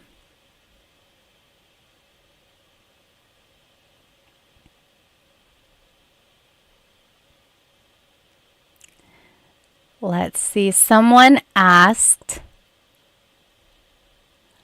where did it go? Oh, what does mahilig mean? Mahilig means you like to do something or you like something. So, mahilig ako magbasa. I like to read. Mahilig ako magbasa. Or mahilig ako sa strawberries. I like strawberries. Mahilig ako blank. That just means I like. EJ said, saan ka sa US? Pinoy here living in Miami. Dito ako sa North Carolina, so hello sa mga North Carolinians dyan. Okay, if you want to share your example, go ahead and type it into the comments. Let's see. Sure said, ayoko yung paranormal activity kasi nakakatakot. Ako din. Ayoko sa nakakatakot na pelikula. EJ said, ayoko yung Cannibal Holocaust kasi nakakadiri. Yeah, I've never seen that. Nakakadiri means gross. So, like, oh, vomit, nakakadiri. Or something like that. Yeah, gross. So, FF Noob said, I just joined. Can I watch this later when I can I watch this video on your channel? Yes, it will be recorded and it should be under the live tab. So it should be there. Mooney said, gusto ko yung Friday kasi nakakatawa. David said, ayoko ang mga action movies kasi boring. Oh, really? Some people would think it's actually not boring. But yes, sometimes it's boring too. Mooney said, paborito ko yung Hello, Love, Goodbye kasi nakakakilig. Okay. Royden said, gusto ko Kung Fu Panda kasi nakakatawa. Very good, very good. So again, you can use these phrases and these like the kasi clause in different contexts. So that was about movies, but you could also use it for a place. So, excuse me. For example, gusto ko sa a place kasi blank. Paborito ko sa kasi ayoko sa kasi blank. So as you can see now, we are using the preposition sa. Remember a couple slides ago, anytime we're talking about a place, like you like it at that place, you use the preposition sa. So now we're talking about places. Here are the adjectives you can use to describe a place. Maganda ang mga tanawin. So gusto ko sa Japan kasi maganda ang mga tanawin. It has beautiful views. Or masarap ang pagkain. Good food. Food is delicious. Nakaka-relax. It's relaxing. Mura lang. It's cheap. Madaming tao. Too many people. Madaming traffic. Lots of traffic. Masyadong mahal. It's too expensive. So if I were to give an example, I would say, gusto ko sa Pilipinas kasi mura lang. I like the Philippines because it's cheap. Gusto ko sa Pilipinas kasi mura lang. Or paborito ko sa New York kasi masarap ang pagkain. That's not true. I mean, I love New York, but I don't know if the food is the best there. That's just an example. So, paborito ko sa New York kasi masarap ang pagkain.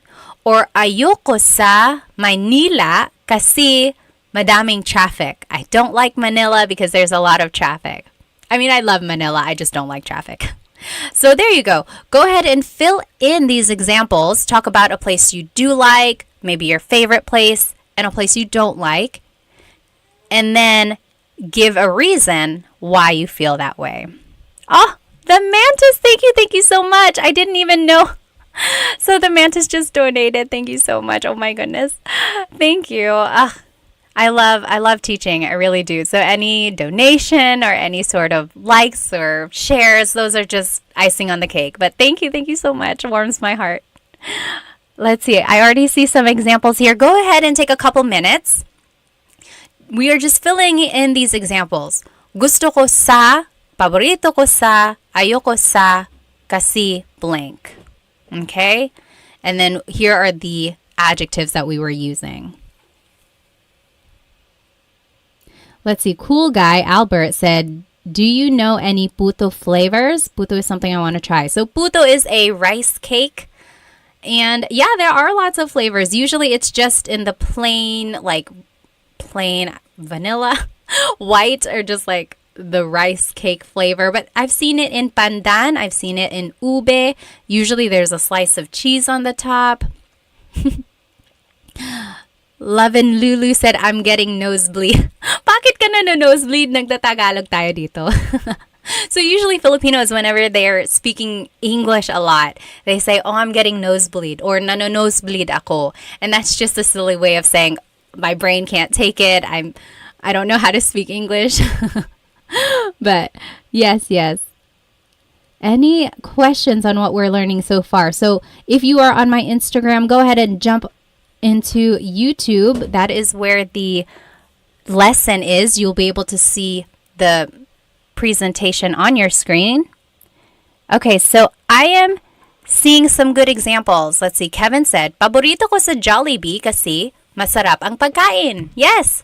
So it can work for a place or it can work for a restaurant. That is exactly right, Kevin. Sure said, gusto ko sa bahay ko kasi masarap ang pagkain. Sure likes it at their house because the food is delicious. I totally get it. Me too. And it's cheap.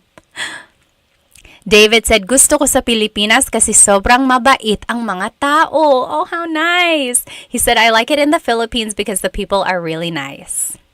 I'm glad you had a great experience there. Yes, Filipinos are known for being welcoming. They really are. And just being so happy and smiley all the time. Kevin said, ayoko sa New York City kasi madaming tao. Yeah, I don't like it in New York because there's a lot of people. Elijah said, how do you pronounce masyadong? Masyadong means a lot. So the S-Y-A is a sh sound. Masyadong. Yep. EJ said, gusto ko sa Miami kasi parang Boracay na may pagka Metro Manila. He said, I like it in Miami because it's like Boracay with a little bit of Metro Manila. So Boracay is this nice, beachy, like touristy place, white sand, clear waters. And then Metro Manila, of course, is known for being bustling and exciting, lively. So it has that city feel, but also a nice, relaxing feel. Nice. Okay. Kira said, ayoko sa England kasi hindi masarap ang pagkain. Really? I've been to England. I don't remember the food being terrible. Let's see. Royden said, ayoko sa Honolulu, Hawaii kasi madaming traffic. Talaga? Maraming traffic pala sa Honolulu. I've never been there. Let's see. Maximilian said, what is the difference between mahilig ako or mahilig ko and gusto ko yung? Let me think. When you say mahilig, it's more like you're describing that you like something in a continuous way. I don't know how else to say that. It's like you could also say it with hobbies. I would say actually they're comparable. Mahilig and gusto ko. Like, mahilig ako mag-swimming. I like to swim. Or you could say, gusto ko mag-swimming. I like to swim. So yes, I would actually say they're comparable. They're almost the same. I'm sure there are times when one is more preferred over the other. Or actually, gusto ko has more uses. But yes, you could use them interchangeably most of the time. Yeah. Samantha says, gusto ko sa Tagaytay kasi maganda ang mga tanawin. Yes, I like it in Tagaytay because the views are beautiful. So Tagaytay is in the Luzon area and you can see these volcanoes over there. Ah, so nice. Gusto ko sa Minnesota kasi ito ay tagsibol. What is tagsibol? Brandon said, paborito ko sa Japan kasi masarap ang pagkain. Yes, I bet. The only time I've been in Japan was for a layover. I've been there many times, but only for layovers to the Philippines. Hopefully one day I can go see the sights and stuff. Gusto ko sa Korea kasi magaganda ang mga babae. Talaga, EJ, yun talaga. He said, I like it in Korea because the women are beautiful. Wendy said, gusto ko kapag sinabi ng kaibigan ko, na babush dahil nakakatawa. Babush. Ah! Babush. So she likes it when her friend says babush kasi nakakatawa. Paborito ko sa pizza kasi masarap ang tanawin. Sa pizza? Did you... I think you meant to say... I don't know what you meant to say. You said, I like it at pizza because the views are delicious? Let's see. Oh, Leaf said, hi, nako ate. Is there ever any announcement of these live streams? I would definitely love to catch them live and never see them being announced. Sorry, I put them on my story on Instagram, and I put it on my TikTok story, and then I put it on the community post on YouTube, and then I put it on my Facebook story as well. So if you ever see a story, you might want to open it because it might be alive. Oh, tagsibol is spring. Okay. Yes, Bayani said, mahilig means something that you love doing on a daily basis. Again, it's that idea of doing it like at a continuous level. Like you just love doing it or you love doing it a lot. Let's see. Ayoko sa Vegas kasi mainit dito, Elijah said. Yeah, he doesn't like it he or she doesn't like it in Vegas because it's hot there. Okay, let's move on now. Let's see. Let's finish up our poll. Back up. Anyone have any questions on these kasi phrases? So, kasi just means because. So remember, if someone asks you a bakit question, so why, you can always ask kasi. Bakit ka umiiyak? Why are you crying? Kasi masakit ang ulo ko because my head hurts. Or why bakit ka galit? Why are you mad? Kasi dot dot dot. Kasi hindi ka nakikinig because you're not listening. Okay? So that's what kasi is. And then we were able to put together the gusto and ayaw ko phrases that we learned. Any questions about these things? Feel free to write them in the comments. Otherwise, I'm going to go ahead and pull up our bracket challenge here. If you are joining me on Instagram, jump onto YouTube because then you can join our poll, our contest here. So we are choosing our favorite Filipino American celebrities. And let me show you what we got so far. So first, we were doing Bruno Mars versus Olivia Rodrigo, and Bruno Mars won that. Then we did Vanessa Hudgens versus Shay Mitchell. Vanessa Hudgens won that. Then we did comedians, so Christine Gambino or Happy Slip, and Joe Coy. Joe Coy won that. And then there was her and Nicole Scherzinger. Her won that one. That one was a pretty close one, actually. Let's do Bruno Mars versus Vanessa Hudgens. Let me see. I am starting a poll. So go ahead and sign into your YouTube account and then join our poll if you would like to vote. So Bruno Mars versus Vanessa Hudgens.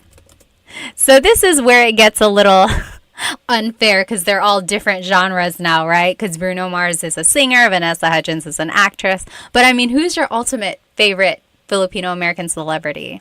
Go ahead and vote Bruno Mars or Vanessa Hudgens. I'm just reading up on some of these comments here.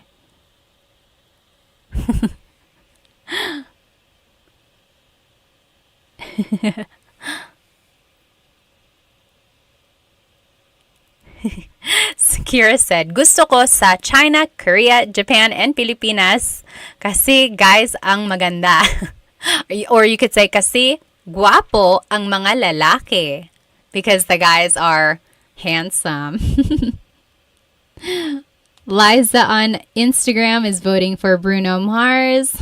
Jump onto my YouTube so you can cast your vote in. So we are doing a live Tagalog lesson on my YouTube channel here. Actually, now we're not doing a live. We're not doing a lesson. We're actually just doing a contest to see who our favorite Filipino American celebrity is.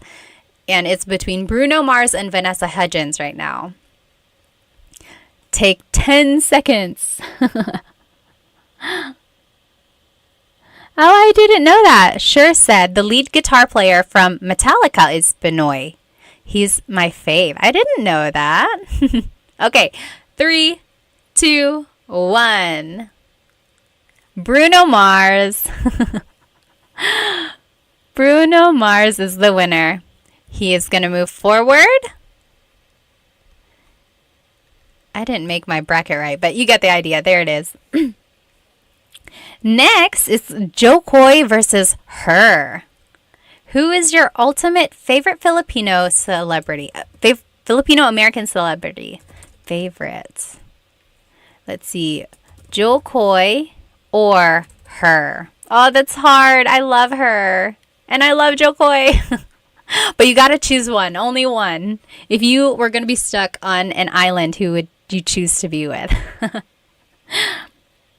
Elijah said, I wonder if some of these celebrities speak Tagalog. I know Christine and Joe Coy do. I don't know. Maybe they do, or maybe they can understand. Kirk Hammer is the guitarist. Okay, Jed. Awesome. Bayani said, kind of unfair because Vanessa Hudgens didn't get a lot of opportunities in Hollywood. Yeah, you're right. She was more on like Disney and stuff. Although she has other movies too. Oh, on my Instagram, we have a lot of votes for her.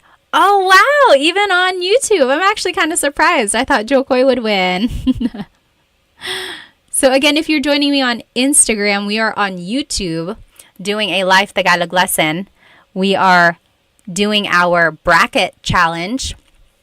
And we're choosing between Jo Koy and her for our favorite Filipino-American celebrity. Okay, 5, 4, 3, 2, 1. And her is the winner. I really thought Jo Koy was going to go pretty far in this.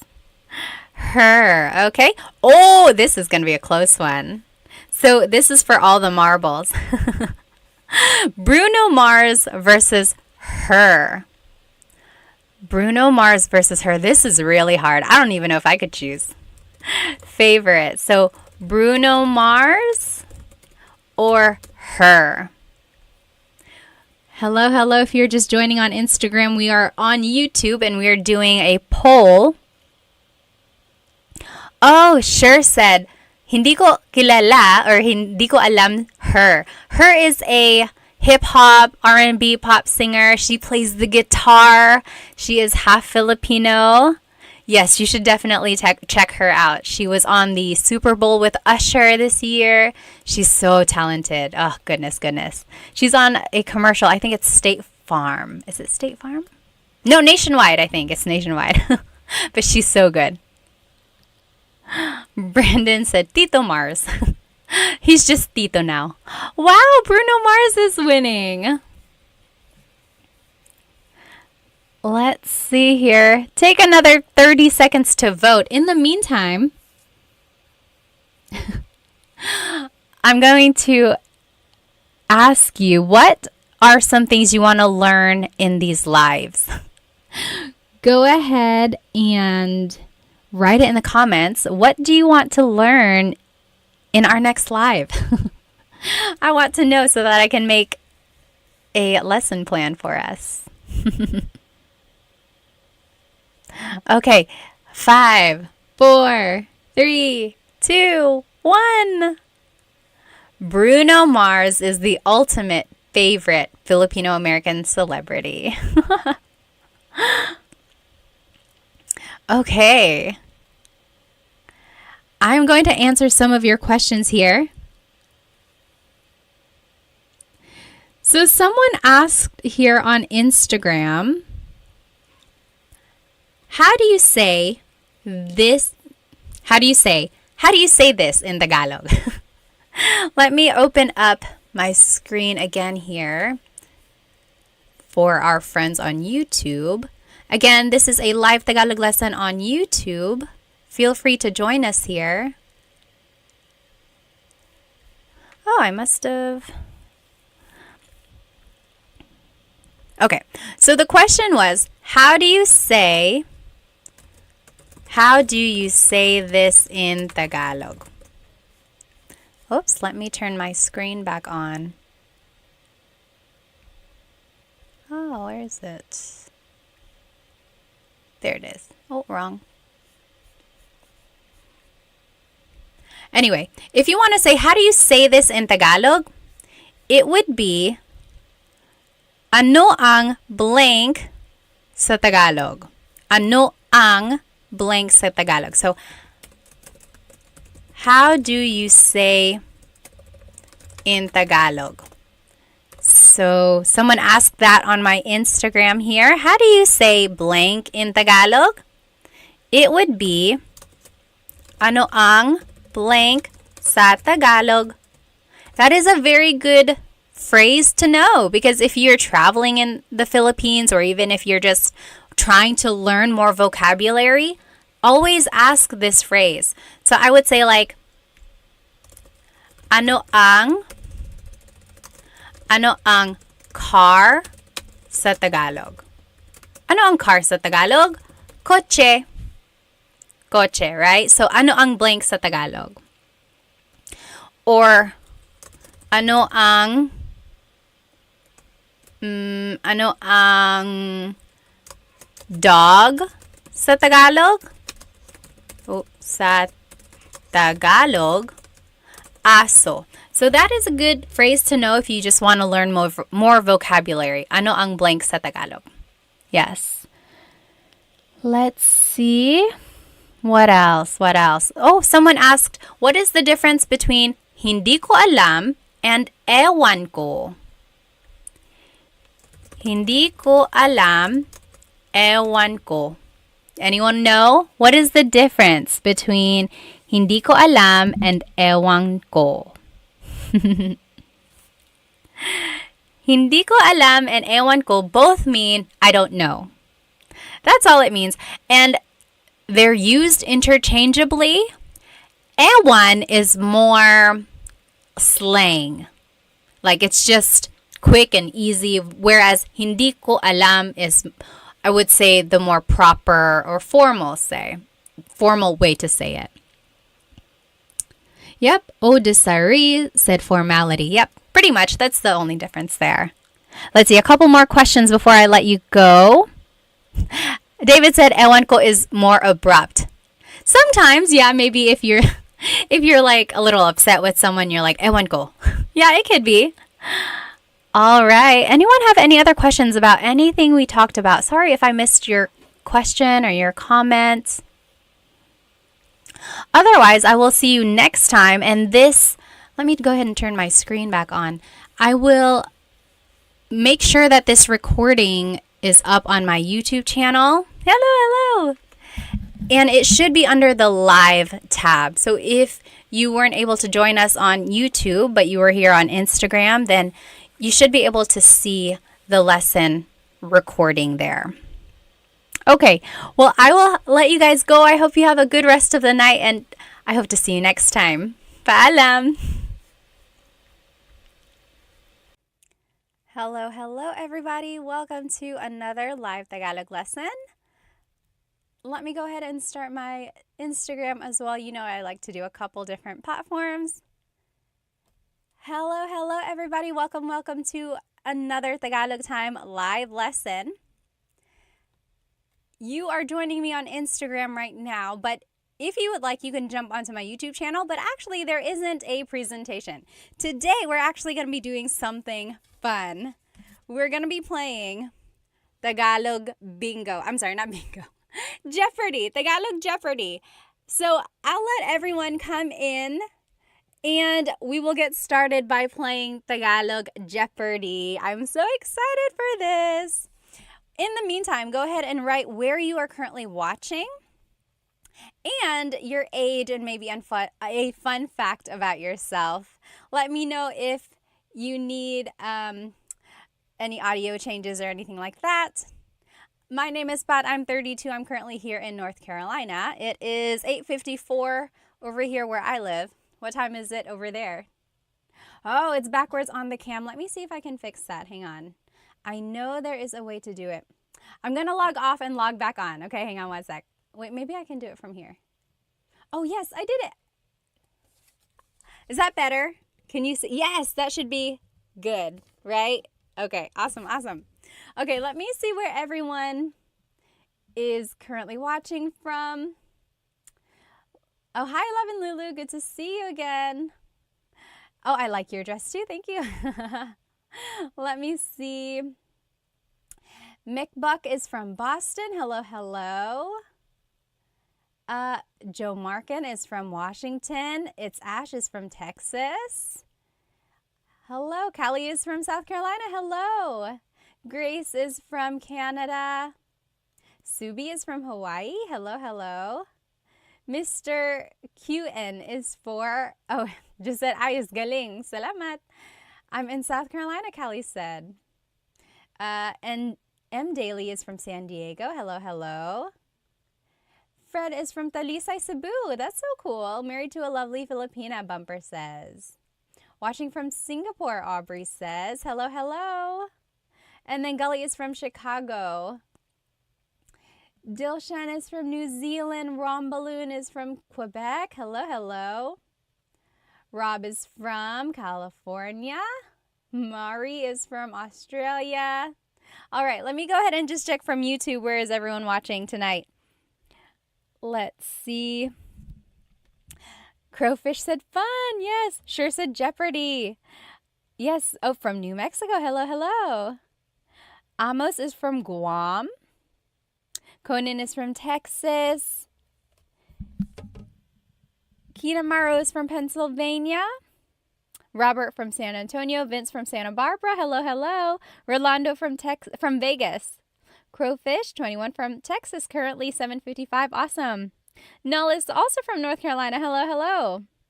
Valentino from San Antonio. Yafo from Germany. Hello, hello. All right, let's go ahead and get started. So tonight there is no presentation, so you don't have to follow along on YouTube if you don't want to. We're actually going to be playing Tagalog Why do I keep saying bingo?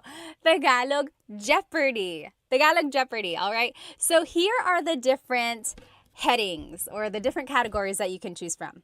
So there's, where am I? Over here. Tagalog facts. Okay, Tagalog facts.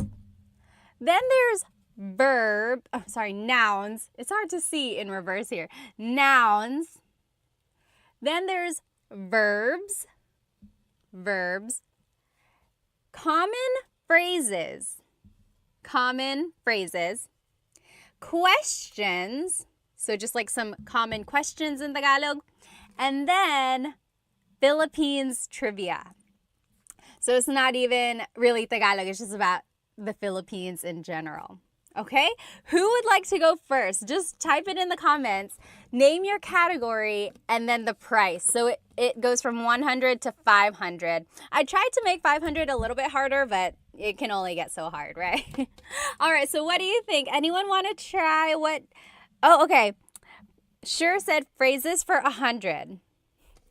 All right. Phrases for 100. Common phrases for 100. Okay, here we go. Ready? This is easy. How do you say, hi, how are you in Tagalog? How do you say, hi, how are you in Tagalog? Write it in the comments. Hi, how are you in Tagalog? So, phrases for 100. The clue was, hi, how are you? What is it in Tagalog? Anyone know? TMD Texas said, ¿Cómo estás? Very close because it is from Spanish. ¿Cómo Very good. ¿Cómo ka? ¿Cómo ka? And if you want to be respectful, ¿Kumusta po kayo? ¿Kumusta po kayo? So anytime you're using po, you have to change ka to kayo because you change a singular you pronoun to the plural you pronoun. So, ¿Kumusta po kayo or ¿Kumusta ka? Very good. Sure said, what is kumusta ka? Yes, if you want to be official, make sure your answer is in a question format. If not, it's okay.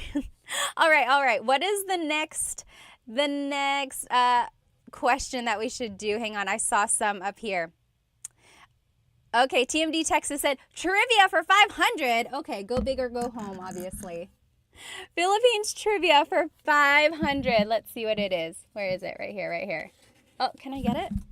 Trivia for 500. So, see, this one's not very hard. What is the national animal of the Philippines? What is the national animal of the Philippines? So we're doing Philippines trivia for 500. What is the national animal of the Philippines? Yes, TMD Texas said carabao. Kalabaw in Tagalog, kalabaw. Carabao in English. Carabao, caribou, water buffalo, all of that is the same thing. Kalabaw. So that is the national animal. Thalamomo said pusit. Pusit is a squid. Very good. Williams said the Jollibee. Almost. Oh, Amos on YouTube said the eagle. So the Philippine eagle is... I'm trying to think now because I guess it depends on who you ask. Some would say the Philippine eagle is the national animal. Some would say the kalabaw. But I can see either way. Yes, good answer, good answer. Nay Hidden said aso. Aso is dog. No, not quite. Okay, what should we choose next? So if you're just joining us, we are doing Tagalog Jeopardy. And here are our categories: Tagalog facts, nouns, verbs, common phrases, questions, and Philippines trivia. And it goes from 100 to 500. Okay, Brandon said verbs for 300. Verbs for 300. Here we go. I want you to give me a Taglish version of how you would say walking. Like, I want to go walk. I want to take a walk. How do you say it in a Taglish version? Anyone know? If you take in my class, you kind of know what I'm asking for. So I'll give you like two chances. You could either say the Tagalog phrase for to walk, or you could say the Taglish phrase. How would you say? Oh, very good. So Thalamos has the idea. He or she said, mas strolling ako. Very close, very close. David Jr. said, walk mo. Very good. Yes, sure said, magwalking. So if you've attended some of my classes or even here on these lives, I've given you the hint to use Taglish when you can. So if you don't know a verb in Tagalog, turn it into a mag verb. So magwo-walking ako. I will go walking. Mag-cook ako. I will cook. Or magsisleep ako. I will sleep. So in that way, you're using the English verb, but you're kind of doing the Tagalog conjugation. Okay, so magwo-walking. That was kind of what I was looking for. Anyone know what to walk is in Tagalog? How would you say, I am walking in Tagalog? What is the Tagalog way to say it? Levin Lulu said, let's go walking na. Yes, that also works. Yes. Oh, Brandon Connor said, lalakad or maglakad, Makbak said. So very good. So you might hear maglakad. So maglalakad ako or naglalakad ako. But you might also hear the verb lalakad. Lalakad ako. I've heard that as well. They are used interchangeably. Some might prefer one over the other. So yes, lakad, maglakad, lalakad. Very good, very good. All right, let's keep going. What is our next question? Someone choose. So Tagalog, what is it? Tagalog facts, nouns, verbs, common phrases, or questions. I'm going to scroll up and see what people suggested earlier, just so you don't have to keep writing it in. Let's see. It's too far to scroll back. Okay, Tagalog facts for 300, KFXXO said. Tagalog facts for 300. Here we go. Are you ready? Name 3 languages that have influenced Tagalog. Name 3 languages that have influenced Tagalog. So there's been lots of influences in Tagalog, like not just 3. I'm sure like lots and lots, there are lots of components of Tagalog that have been, from different areas. But yes, name 3 that have had like a very major impact in the language. Very good, very good. So I'm seeing Spanish.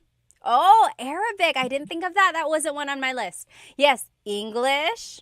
There's one more. Yes, there it is. So grub down Chinese.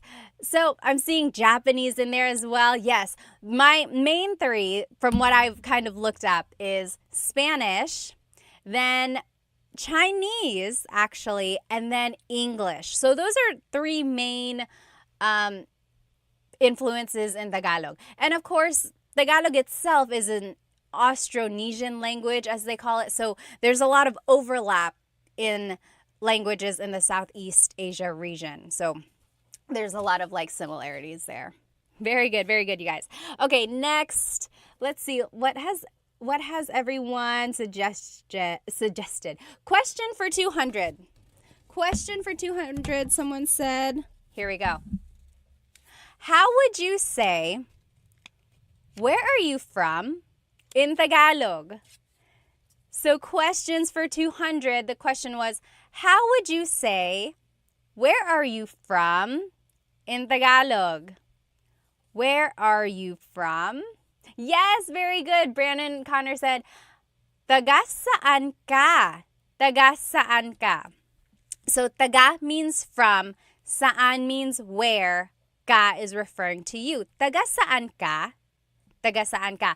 Now, how would you reply?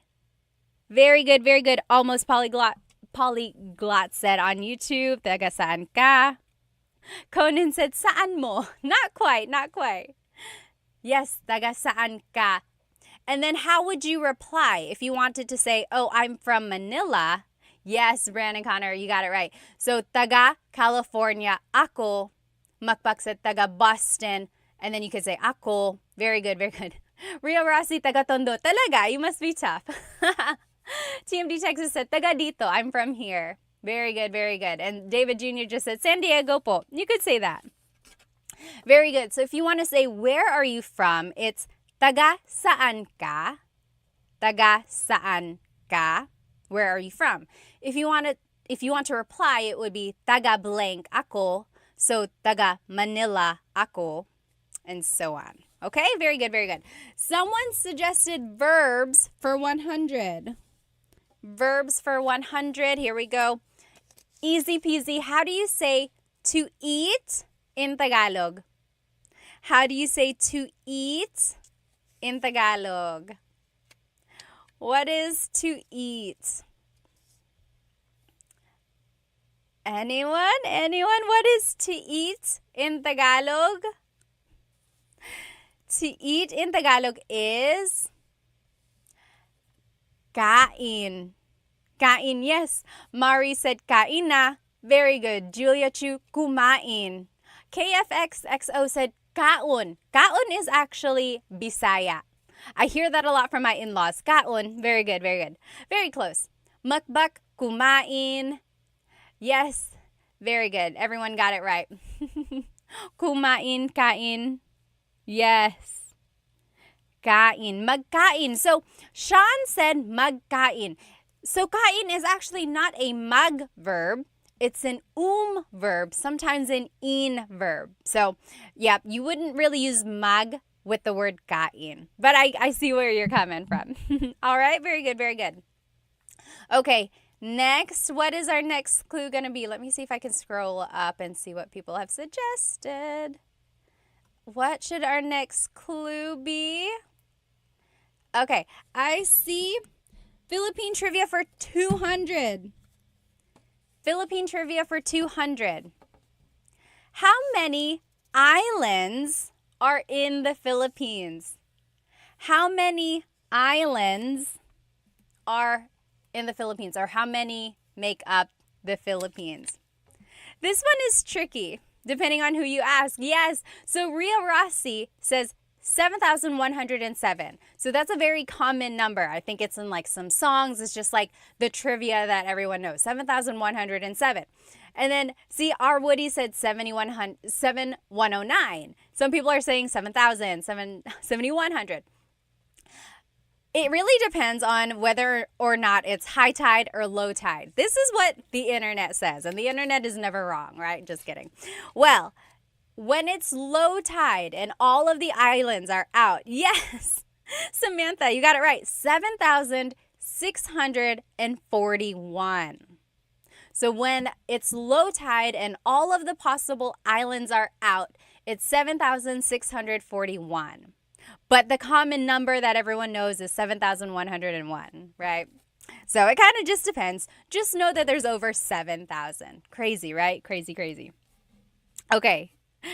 Sure said trick question. It was a trick question. If you got over 7,000, I'm going to call it right, correct. Okay, next, what should we... Oh no, I'm getting a phone call.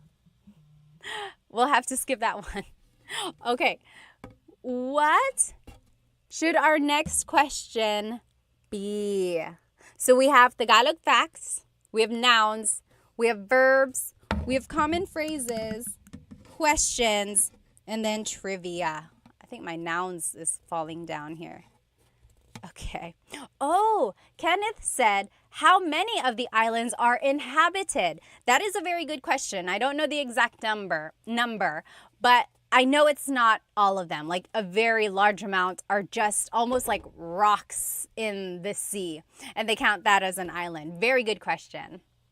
Okay, let's see here. Tablamo Game said nouns for 100. Nouns for 100. This is going to be easy. Ano ang dog sa Tagalog? Ano ang dog sa Tagalog? Easy, right? Easy 100. Ano ang dog sa Tagalog? Ano ang dog sa Tagalog? Yes, Going Banana said aso. Mukbuk said aso. Very good. You all got it right. Yes, Adriano, Lainey, Brandon, Connor, you got it right. Very good. Yes, almost. Polyglot on YouTube. Very good, very good. So dog in Tagalog is aso. Did you hear my question? Ano ang dog sa Tagalog? What is blank in Tagalog? Keep that question in mind the next time you want to say something in Tagalog. Don't get stumped by not knowing a vocabulary word. Just ask, ano ang blank sa Tagalog? And that's a good way to kind of get some vocabulary. Yes, Sure said, what is aso? Every time I see your question, I'm like, oh, are they asking? But no, you're just answering in the Jeopardy format. Yes, very good. Okay, Gatu said, Tagalog facts. Let's just do Tagalog facts for 100. Tagalog facts here. Oh, what is the name of the Tagalog alphabet? What is the name of the Tagalog alphabet? Do you know? I love the Tagalog alphabet because it's very phonetic. Oh, Brandon Connor said, baybayin. So there is a difference between baybayin and the Filipino or the Tagalog alphabet. Yes, Ria Rossi got it. Abacada. So the abacada is the alphabet of Tagalog. Baybayin is the ancient Philippine script. So baybayin is considered like the oldest type of writing in Tagalog, in the Philippines. And that's also why Tagalog is considered to be like the oldest language in the country. And some people say that's why it's the national or one of the national languages, because it's like the oldest documented language in the country. But anyway, so baybayin is like symbols and represents kind of like the old ancient language. And that's what Tagalog is derived from. So that's not technically the alphabet, although it has a lot of influence in the language altogether. But the Tagalog alphabet is called abacada. Abacada. And I think it's very interesting because it's like all the letters are just the sound, like abacada. And then whenever you're saying the word, that's the sound of the letter. I don't know if that made any sense, but I think it's very interesting. Okay, what is our next clue? Are we going to do Tagalog facts again? Nouns, verbs, common phrases, questions, or Philippines trivia? Anyone? How about over here on YouTube? What would you like to do? YouTube. There's a little lag on YouTube here, but we'll let them choose this time. Oh, noun for 100, Amos said. Okay, nouns for 200.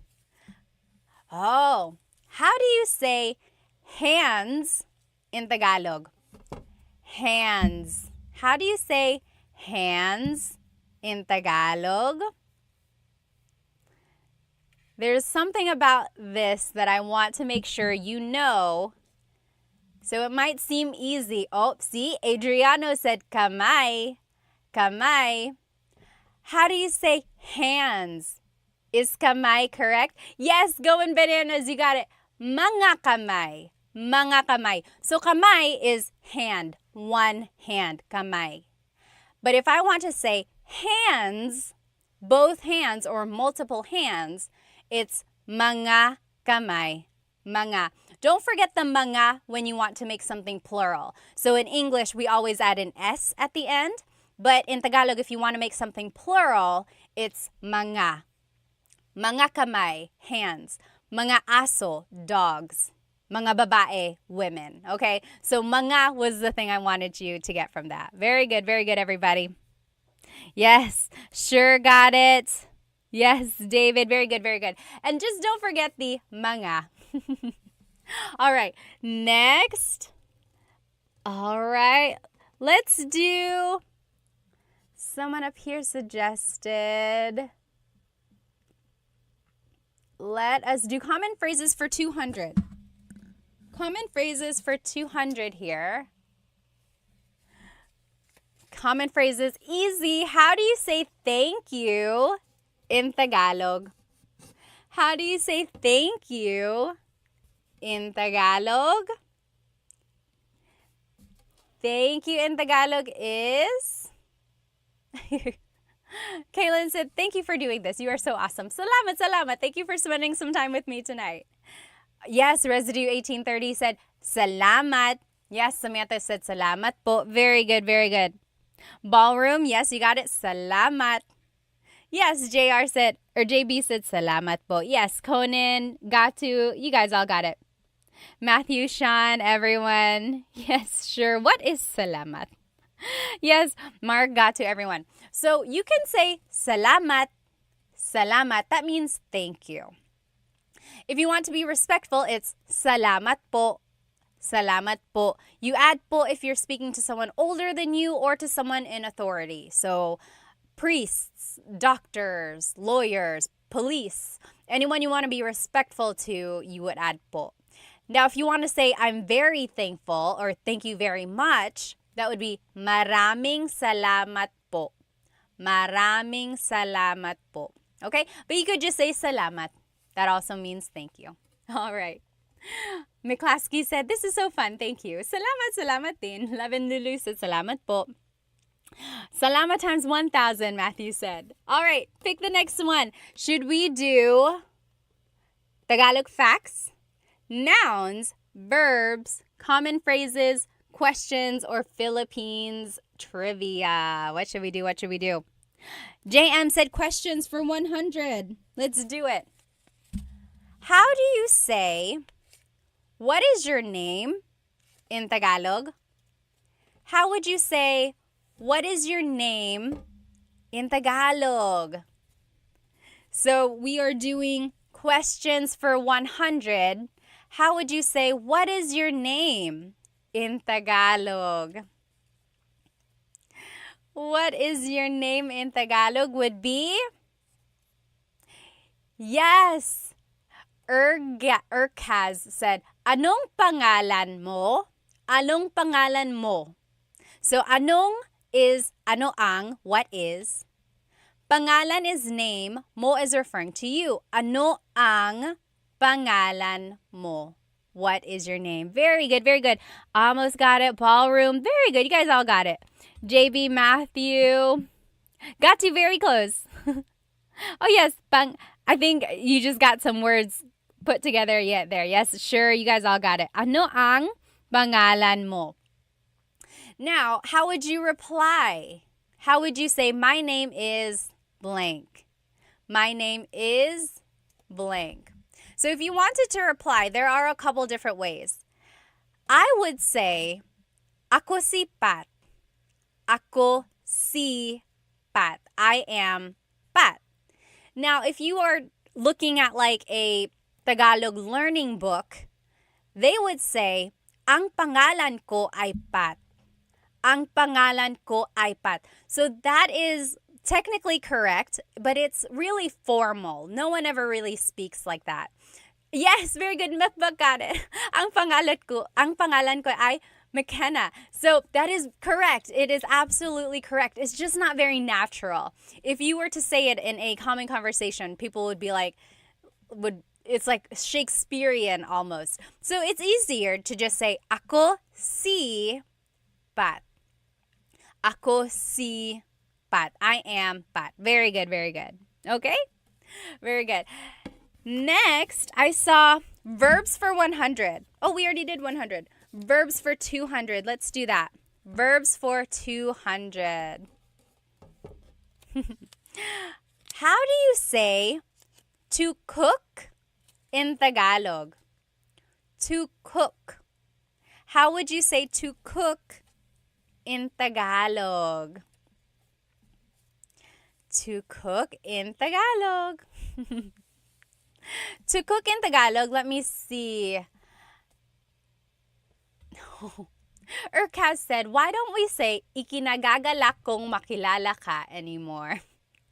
So do you know what see, I can't even say it without reading it. Ikinagagalak kong makilala ka. That means, like, I am happy to meet you. It's like great meeting you almost. But I think because it's just so formal, maybe we don't say that. Very good. Yes, Mukbak said magluto. Travis on YouTube got it. Sean got to. Very good. So to cook in Tagalog is magluto. Magluto. If you wanted to say I am cooking, it's nagluluto ako. Nagluluto ako. To be specific, it would be nagluluto ako ng adobo. Nagluluto ako ng pansit.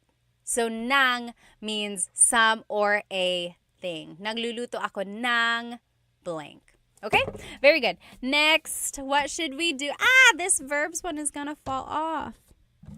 So, we have Tagalog facts, nouns, verbs, common phrases, questions, or Philippines trivia. What should we do? Should we do Tagalog facts, nouns, verbs, common phrases, questions? Okay, we should do facts. McClaskey said. Let's do Tagalog facts for 200. Tagalog facts.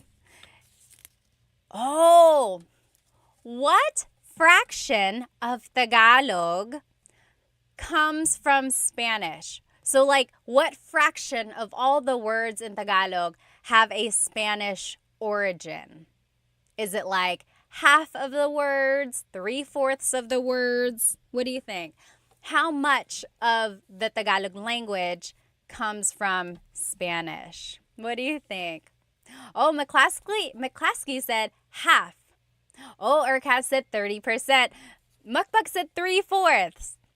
So there is a lot of influence from Spanish in the Tagalog language. So according to my research, of course, the internet never lies. Just kidding. It's 1/3. 1/3 of Tagalog has Spanish origins. And it's interesting because different dialects, different languages in the Philippines have different amounts of Spanish in them. So my in-laws are from Cebu and they speak Bisaya.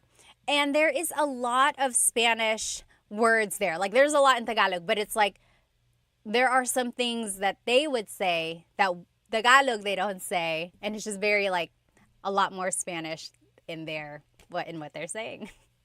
All right. Yeah, so it's 1/3. 1/3 of Tagalog has a Spanish origin. 1/3 of all the words. Okay. I saw Philippine trivia. Let's do Philippine trivia for 100. Name 2 countries that colonized the Philippines. Bonus points if you can give a time period. Name 2 countries that colonized the Philippines. Sean said, no way, it's as high as 33%. According to my research, again, the internet never lies. Well, it's 1/3. 1/3. And again, there's some variations because it's like, even though there are Spanish words, sometimes people prefer to use the true authentic Tagalog word for a certain thing. Yes. Oh, very interesting. TMD Texas said Spain and Japan. KFXXO said Spanish and the US. Oh, Japan and Spain. I'm seeing, Spain and India. I've never heard that one before. Yes, I'm seeing a lot here. So Spain, Japan, the US. Oh, Let's see here. So, E. Christ said Spain from 1800 to 1930 is actually way before the 1800s. I'll give you that hint. Yes. JB said Spain for 333 years, US from 1989 to 1946. Sure, Spain for 300 years, US after World War II. Yes, very good, very good. Okay, so Spain colonized the Philippines in the 1500s. And the oldest city in the Philippines is Cebu City. So Magellan and his crew all landed in Cebu. Magellan was actually killed by Lapu-Lapu. So Lapu-Lapu and his team kind of kicked Spain out. And Spain kept returning.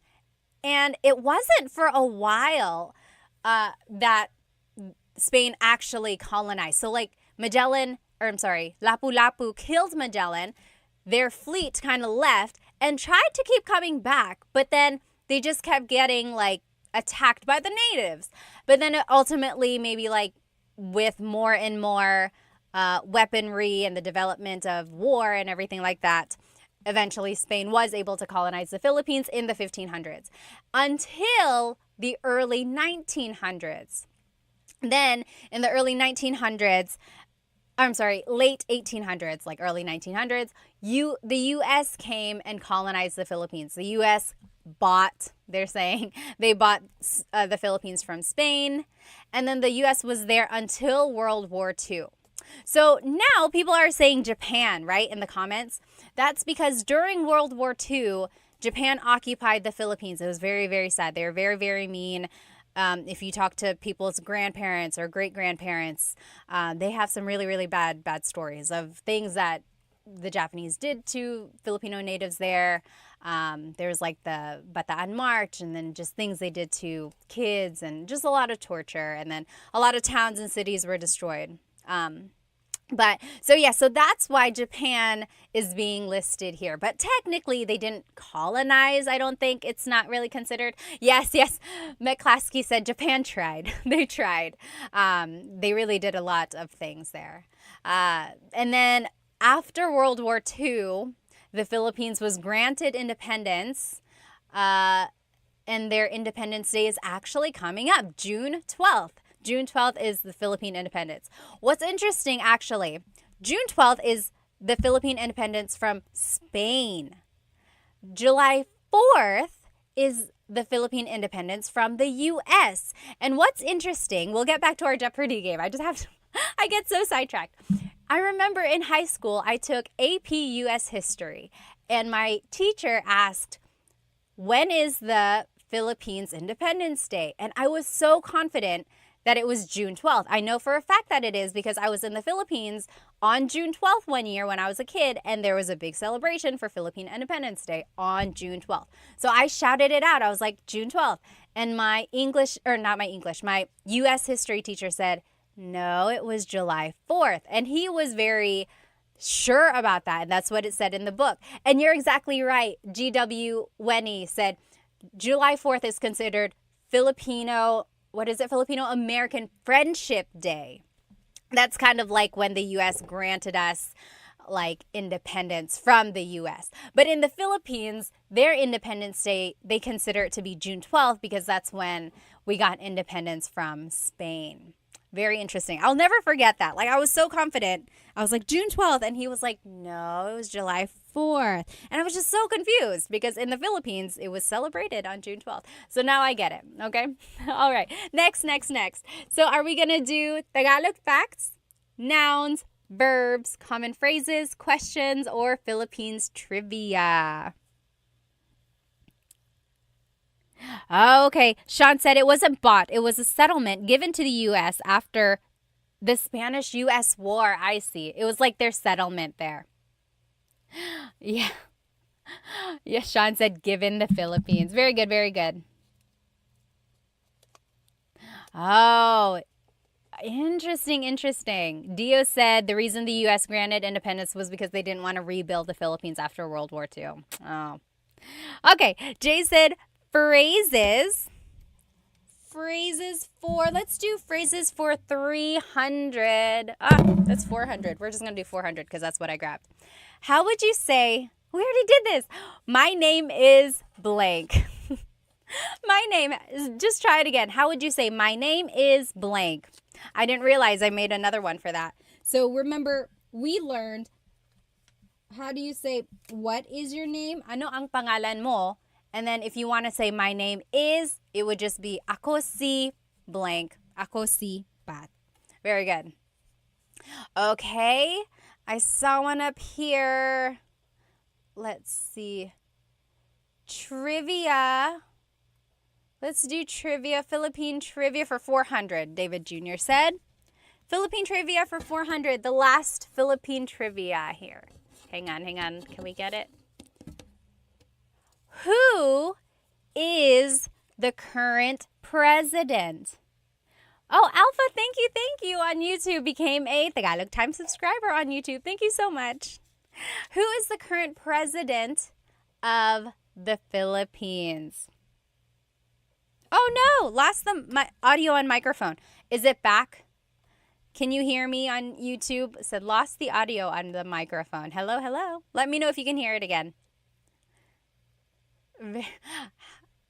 Okay, very good. Almost polyglot.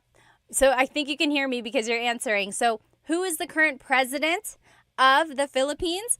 So yes, President Bongbong Marcos. Who is Bongbong? BBM, yes. So Ferdinand Bongbong Marcos is the current president. He is the 17th president of the Philippines. His father was the president as well in the 1960s to the 1980s, Ferdinand Marcos. So Ferdinand Marcos has had like varying degrees of whether people like him or not. Some people have said he actually really helped the Philippine economy. There were a lot of developments. Some say that the Philippine peso was actually worth the most during his term. But then also there's the understanding that he had some dictatorship qualities. He really enforced martial law, and he had a really, really long term from the 1960s to the 1980s. Like, he prolonged everything. And then there's just the reputation where his family kind of spent government's money, and they got money from, other things. So there's some people fully support him. Other people would like to think otherwise. But the current president, Bongbong Marcos, is his son, and their whole family really has a long line of politics. Like his sister, cousins, a lot of them are senators or just government officials in other areas as well. So that's just some facts. There's just some information. Feel free to look them up on your own. Okay. So next, are we, oh gosh, and there it goes. There's the verbs. So are we going to do Tagalog facts, nouns, verbs, common phrases, questions, or Philippine trivia? These sticky notes are the worst, I'm telling you. Okay. Hello, guitar. Said hi, Pat. All right. Let's see. Oops. Let's see. Okay, my class clearly said I was in the Philippines when Duterte was elected. Interesting. Yes. Annabis said only 17 presidents. That's wild. When you think about it, so if the Philippines got its independence in the late 1900s or mid 1900s, and now it's to 2024, and then you had a president who had a really, really long term, that doesn't really leave a lot of time for the other presidents, right? Yeah, so 17 presidents for the Philippines. Okay, nouns 300, Mari said. Nouns for 300. Oh, this might be a word you don't say a lot. Ano ang cloud sa Tagalog? Ano ang cloud sa Tagalog?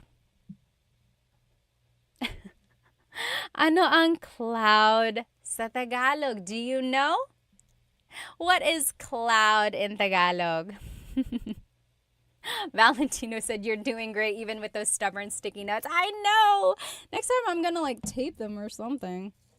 I wanted to do it virtual or like on the computer, but then it was hard for me to figure out how to have my camera on and have it big enough to enjoy the actual game. You know what I mean? Oh, remind me to show you the back of this board. It's very interesting. Yes, very good, very good. McClaskey, Urkaz, you got it. Ulap. Ulap. Sure said mug cloud. So the mug prefix only works for verbs, unfortunately. Very good. Almost polyglot. Cloud is ulap. Ulap. Chibis Cheryl said, my husband is Filipino and doesn't even know. Cloud in Tagalog is ulap. Ulap. Yes. Again, it's one of those words you don't say a lot, like unless you have to or unless you like come across it. So ulap is cloud. Ulap. Ulap. All right, next clue. Let's see, where are we at? Let's finish up Tagalog facts for 400. It's the last one in that category. Then we'll take off this sticky note. Ta-da! It's gone. Tagalog facts. I love this fact, you guys. I love this. Where did the name Tagalog come from?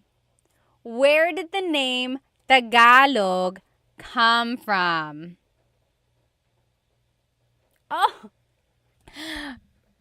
Ray Patson said, has anyone used sticky notes, like used the method of putting sticky notes around your house for learning Tagalog, and has that work? So I love that trick as well. Like if you are trying to learn vocabulary words, just put sticky notes on things around your house. Okay. Yes, Christ, you got it. So anyone else know? Yes, Annabus got it. Ballroom. Very good. Yes. Jay, you got it. Yes, Annadelle. So my question was, where does Tagalog get its name? So back in the day when the Spaniards colonized the Philippines, they heard native Tagalog speakers, talking near a river. And they were like, what is this language? Ilog in Tagalog is river. So the Spanish called it Taga-ilog, like the people living there, Taga-ilog, from the river. So like river dwellers. So then the people speaking it were considered Taga-ilog, and they just considered their language Tagalog. So it comes from the phrase Taga-ilog, from the river, and then it just kind of became the name of the language spoken there. Tagalog, Taga-ilog. Very good, very good. Oh, Jonathan said try Kahoot for a Jeopardy game. Yeah, I'll try that. I know Kahoot, they use that in schools. Okay, very good. Now, all we have left are nouns, verbs, common phrases, questions. Oh, we're all out of Philippine trivia, so that's gone. Nouns, verbs, common phrases, and questions. What should we do? Let's do... Anyone? Sure said, what a great lesson. I know, right? I love trivia, and I love learning things. Okay, we're gonna do, anyone? Nouns, they are tough, McClaskey said. Okay, so if you joined me, you might hear some thunder. It's thundering hard now. So nouns for 400. Tell me 2 ways to say bed in Tagalog. 2 ways to say bed in Tagalog. So the past couple weeks I've been doing lives and like repeat lessons, and I did a lesson on vocabulary words about the house. Do you remember what the Tagalog word is for bed? Bed. And there are 2 words or 2 ways to say bed. Yes, Going Bananas said kama. Oh, there are 3 ways. So Christ said tulugan. Tulugan. Tulugan means a place to sleep. Yes, that wasn't included in our lesson. So there's kama, which means bed. Christ said tulugan. Tulugan means a place to sleep. There's one more. Yes, McClaskey, you got it. Higaan. Higaan. Higaan is a place to lie down. Very good, very good. Very good. Yes. Sean, Jay, Claudio, you guys all got it. Conan, yes, higaan. Very good, very good. So those are 3 ways to say bed. Kama, tulugan, and higaan. I like that in Tagalog, you can just kind of turn a verb into a noun. So tulog is to sleep. Tulugan is a place to sleep. Higa is to lie down. Higaan is a place to lie down. Yes, Sir David Sir David R, you got it right. Very good. Let's finish off nouns since there's only one left. What is our last noun clue? Oh, this is kind of similar. How do you say chair in Tagalog? How do you say chair in Tagalog?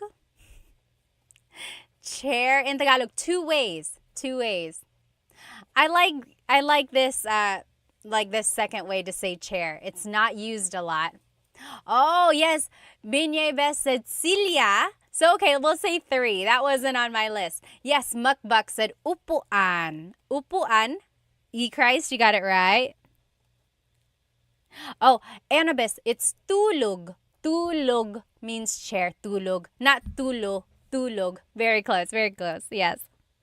Yes, Mark said upuan. Jay, maupo means, oh, manupo. It's almost like you're saying manupo. It's not quite manupo. Yes, silya, upuan. And then there's another Tagalog word. It's considered like a very deep Tagalog word. What is like a deep Tagalog word for chair? Anyone know? The deep Tagalog word for chair is salumpuet. Salumpuet. Literally, salo means to catch. Salo. Puet is your bottom. So, something to catch your bottom. Salumpuet. Salumpuet. That's like the deep Tagalog word for that. Okay? Now, do we want to do verbs, common phrases, or questions? Baku said, is that commonly used day to day? No, absolutely not. So not a lot of people say salumpuet. That's just like a deep Tagalog word, almost like a trivia, good thing to know. But upuan or silya, those are what's used a lot. Okay, so Juan Diego said verbs. Let's do, yes, sure, that's correct. Verbs for, let's do 400. Verbs for 400. What is to sweep in Tagalog? What is to sweep in Tagalog? To sweep in Tagalog is the same as the noun of broom. Yes, Mr. Q and Binyebest, walis. Walis. So, nagwawalis ako. Nagwawalis ako. I am sweeping. Listen that I'm saying nagwawalis. Nag. I'm using it as a nag verb. Nagwawalis ako. But I could also say, winawalis ko ang sahig. Winawalis. So I'm using it as an in verb now. So when it's an in verb, it's an object-focused verb. And so, hello? Okay. So when it's an in verb, it's an object-focused verb. And then it's like focused on the floor. Winawalis ko ang sahig. However, when it's a mag verb, nagwawalis ako, it's focused on me. It's an actor-focused verb. Very good. Let's finish off verbs since we only have one left. What is to wink in Tagalog? What is to wink in Tagalog? Do you know? What is to wink? I remember learning this when I was a kid and I was like, wow, because it's not a verb you hear every day. Do you know what is to wink in Tagalog?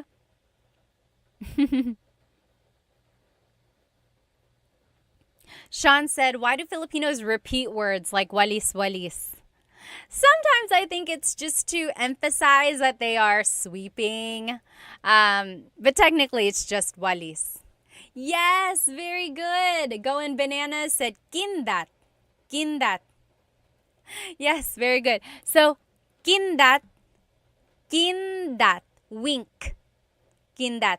So, kumikindat ako, I am winking. Kumikindat ako. Kindat, wink. Okay? Very good, very good. 2 more categories, only 4 more clues. Let's do common phrases for 3. Common phrases for 300. What are 2 ways to say, I don't know? 2 ways to say, I don't know. How can you say, I don't know, 2 different ways? Yes, Justin Dizon said, hindi ko alam. Hindi ko alam. And then Cosmo Scary said, ewan ko. So those are the 2 ways you can say it. Hindi ko alam means I don't know. Ewan ko means I don't know either. So they are used interchangeably. Hindi ko alam and ewan ko. Very good. Let's finish off common phrases since we only have 1 left. Common phrases. How do you say goodbye in Tagalog? Or like how would you say it in a casual way? So you might hear me say it at the end of my videos, but that's actually not the common way to say goodbye. I just say it at the end of my videos just to kind of close my videos off. Yes, I know everyone is saying paalam, paalam because I say it. That is technically goodbye in Tagalog, but how would you say it like in a casual way? Yes, E-Cry said, kita kits, kita kits. Kita kits means like, see you later, see you soon. Yes, Micah said, ingat, ingat. Sir David, that's what I was looking for. Sige, sige. So, if someone is about to leave, yes, Annabis also said it. David on YouTube. So, a lot of people say, sige, ingat. Okay, take care. Sige. So, it's like, oh, sige, alis na ako. Okay, I'm leaving now. So, there's no real like goodbye. It's almost just like, okay, okay. See you later. Okay, so that's one thing to know there. Okay, we finished off common phrases. 2 more. Let's do questions for 400. How do you say, what are you doing? What are you doing? How do you say, what are you doing in Tagalog? Let's see. What in Tagalog is ano? Yes, Cosmo Scary said it on YouTube. Anong ginagawa mo? Very good. Justin Dizon got it. Anong ginagawa mo? Let's see here.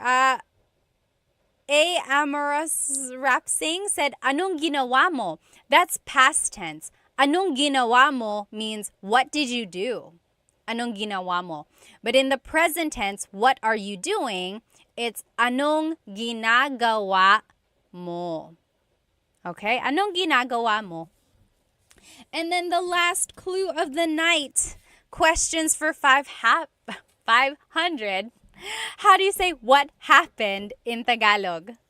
What happened in Tagalog? How would you say that? What happened in Tagalog? What happened in Tagalog is... I saw someone write it there. Oh. Sean, I'll answer your question in just a minute. Yes, very close, close, Micah. Yes, Abigail got it. Anong nangyari? Anong nangyari? What happened? Anong nangyari? Anong nangyari? What happened? Very good. Sean said, how do you say to a group of people, what are you doing? So if you're talking to more than one person, you wouldn't say, anong ginagawa mo? That's just one person. Anong ginagawa mo? What are you doing? But if you're asking a group of people, what are you all doing? It would be, anong ginagawa nyo? Anong ginagawa nyo? Nyo is the you plural. There we go. We finished it. We finished all of this. Do you want to see the back of this board? This is a little like wall decor. I don't really have space to put it behind me, so I haven't found a place to hang it up. But it is like a piece of wooden art with, does anyone know the name of this dance that's being depicted? This is considered the national dance of the Philippines. Anyone know? This is the it's the tinikling dance. So you'll see the bamboo poles here, and people are dancing, and they're trying to dance between the poles. And sometimes it goes faster and faster, and you're trying not to get clicked. Yes, very good. You guys all know. Ballroom, Jay, Eric. Oh, yeah. Ballroom said, it says it on the thing. Tinikling. There it is. This is the tinikling dance. And they say the dance was influenced by the bird, the tickling bird. Tickling is like a very skinny bird, and it hops around. So they're mimicking the tinikling or the tickling bird in the tinikling dance. Very interesting, right? You know where I found this? I got this from a yard sale many, many years ago. I was just like looking around on this lady's table, and this was there for like 25 cents. I was like, am I seeing what I'm seeing? She was not Filipino, so I don't know where she got it from, but I couldn't believe that it was so cheap and it's still so nice. I just gotta find a place to put it. Maybe I'll put it behind me. All right, you guys, I gotta go. I hope you have a good rest of your night. I hope you have a great weekend. We will try doing this game again. If you jumped onto this live late, I will do a repeat live. I'll try to figure out how to stick these on a little bit better. But otherwise, I hope you have a good rest of your day and night. Oh, Miss Date said, oh, nice, it was made for you. You're right, but you know, I wasn't even doing Tagalog Time when I found it. It just happened to to show up. Oh my goodness. I will see you guys next time, okay? Let me just read some of these comments before I leave. Oh, Sean said, is it for sale, Ate Pat? No, I can't even. I want to put it up. I just don't know where to put it up, but it's not for sale. It's all mine. Sorry. All right. I will see you guys next time. Have a good rest of your weekend, everybody. Or good evening and good weekend. Bye-bye. See you.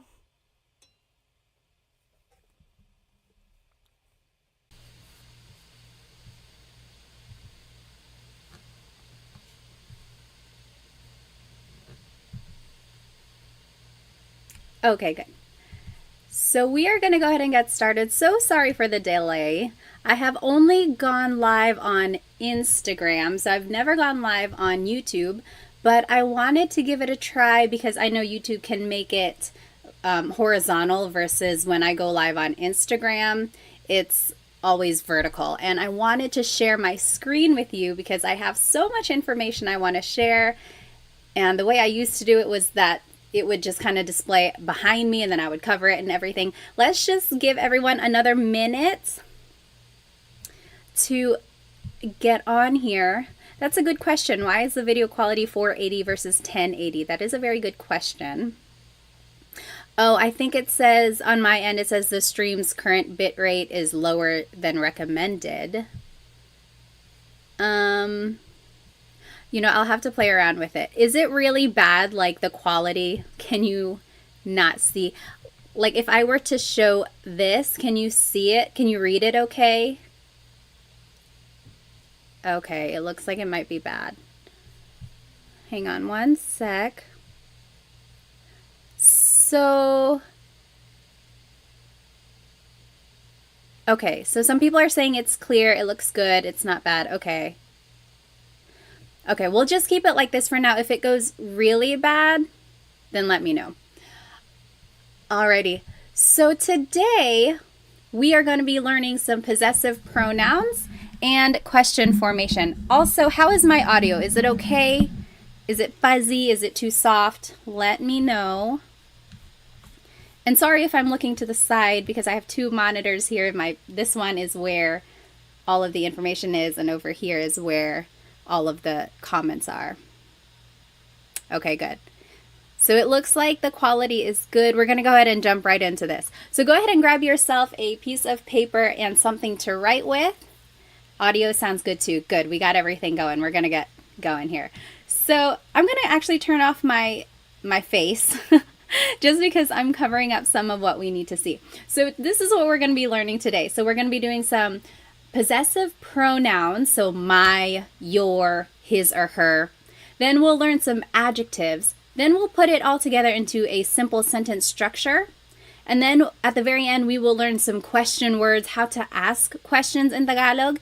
And one of those question words is ba, which I'm sure you've heard many times if you've talked to anyone in Tagalog. Let me just catch up on some of these comments here. There is a delay on my end, so if I'm saying it, you're probably hearing it maybe like 10 seconds later. Okay, alrighty. So let's jump right into it. So here are some possessive pronouns. I will say that there are different types of possessive pronouns. We are going to be learning my, your, his or her, ours. But then there are also other possessive pronouns that are mine, yours, like it's yours, and then theirs. That's a different type of possessive pronoun. These possessive pronouns are the ones that can go in a sentence. If you hear me pause, it's just because I am catching up on some of these comments. I really don't want to miss anyone's questions. Okay, alrighty. So let's just start by going over some of these possessive pronouns. Ko is my, bahay, or I'm sorry, like bahay ko, my house, bahay ko. Mo is your singular. So bahay mo, that's your house, bahay mo. Nya is his or her, nya. And as you can see, it's gender neutral. So this could be talking about a woman or a man. So bahay nya, it's his house or her house. You really have to listen to the context clues to determine who someone is talking about.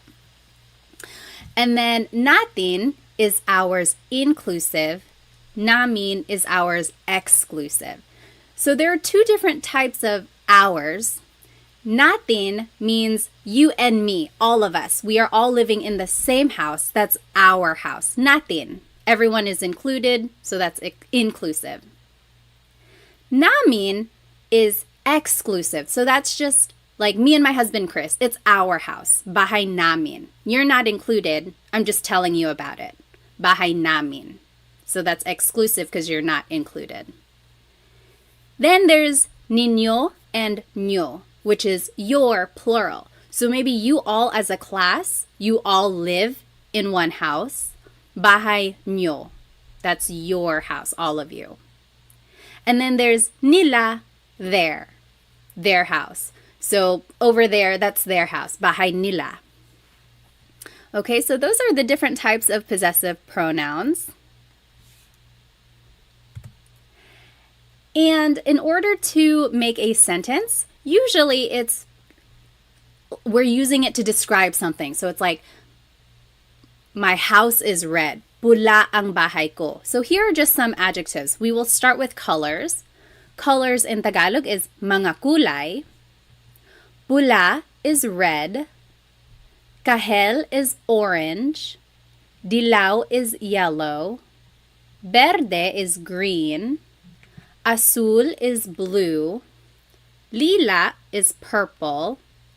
Puti is white. Itim is black. Abo is gray.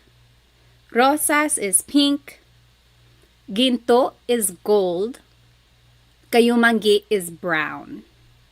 So those are just some different colors. And now let's see how we can put everything together in order to make a sentence. So this is the general sentence structure. So the adjective goes first. Then it's the word ang, which means is or are. Then it's the object. Then it's the possessive pronoun. So if we were going to do this together, can you still see it when I minimize it or not minimize, make it smaller? So let's take a look at the first one. His pants are blue. The adjective blue in Tagalog is azul. So azul. And then it's the word ang. Then it's the object. Pants in Tagalog, I gave you a hint. Pantalon. And then it's the possessive pronoun his. Let's take a look back here. Niya. Azul ang pantalon niya. So all we did was plug in the vocabulary that we know into this sentence structure formula. And in order to make something plural, technically it should be mga pantalon, but in common conversation, it's just pantalon. Azul ang pantalon niya. His pants are black. So go ahead and you try number 2 and 3. And we will go over it in just a minute. How would you say their car is black and my house is green and white? Remember, all you have to do is plug in the vocabulary you know into this formula, and then we will check it in the end.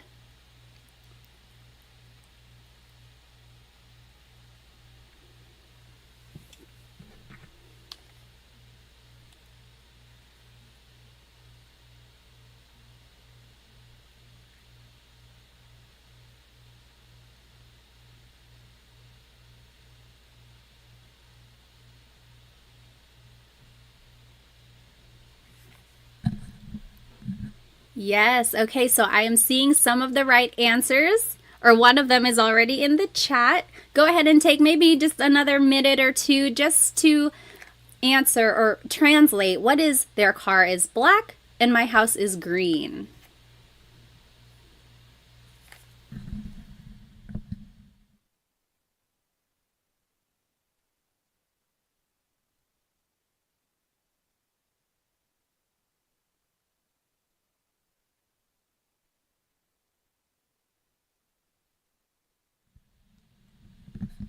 Alrighty, so number 2, their car is black.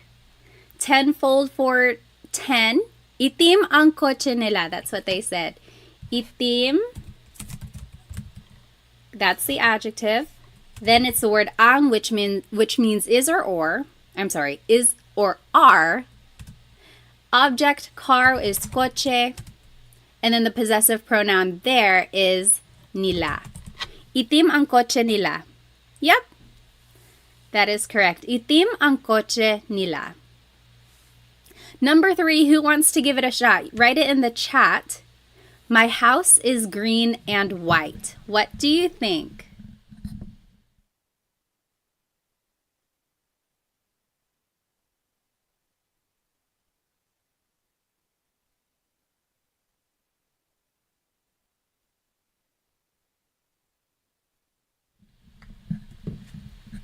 Oh, I see some good answers in the chat here. So let's see. Nellify, Chelsea G, Daniel, Maximilian. Yep, I'm seeing it all right. So green, verde, and in Tagalog is at. At. Verde at, puti is white. Ang, house is bahay, and my is ko. Verde at puti ang bahay ko. Very good. Yes, you're getting it all right. So a question up here by Tim. Very good question. When learning, how do you pronounce the words phonetically? It's quite overwhelming seeing the words, and I'm taken aback. I completely understand that. Just from having learned a second language in high school, sometimes the pronunciation is the most intimidating part. You don't want to sound like too much like a beginner. It can get embarrassing. I totally understand. The good thing about Tagalog is that when you're reading it, just sound out every word or every sound and letter that you see. There are not very many silent letters. Everything is kind of how it's spelled. So I would say focus on the vowels. This is a whole lesson on itself, but let's just go over how vowels sound. I will actually go ahead and make a new slide for this. So the letter A is more like an ah sound, ah, ah. And sometimes in English, the letter A is very short, like bat and hat. We don't want it flat like that. We want it more open, so ah, ah. Not like an opera singer. It's not ah, but really make your mouth. Let me turn on my camera here. I think that might help. Sorry again, this is my first time coming on YouTube for the live. Yes, okay. So let's talk about pronunciation. So the letter A, ah, ah, ah. Not ah and not ah, just ah, ah. So let's practice saying salamat, salamat, salamat. It's not salamat and it's not salamat. It's really just like in the middle. It's flat. Salamat. Okay? So that's the letter A. Then the letter E is the same as in English. Eskwelahan. Then the letter I is an E sound. E.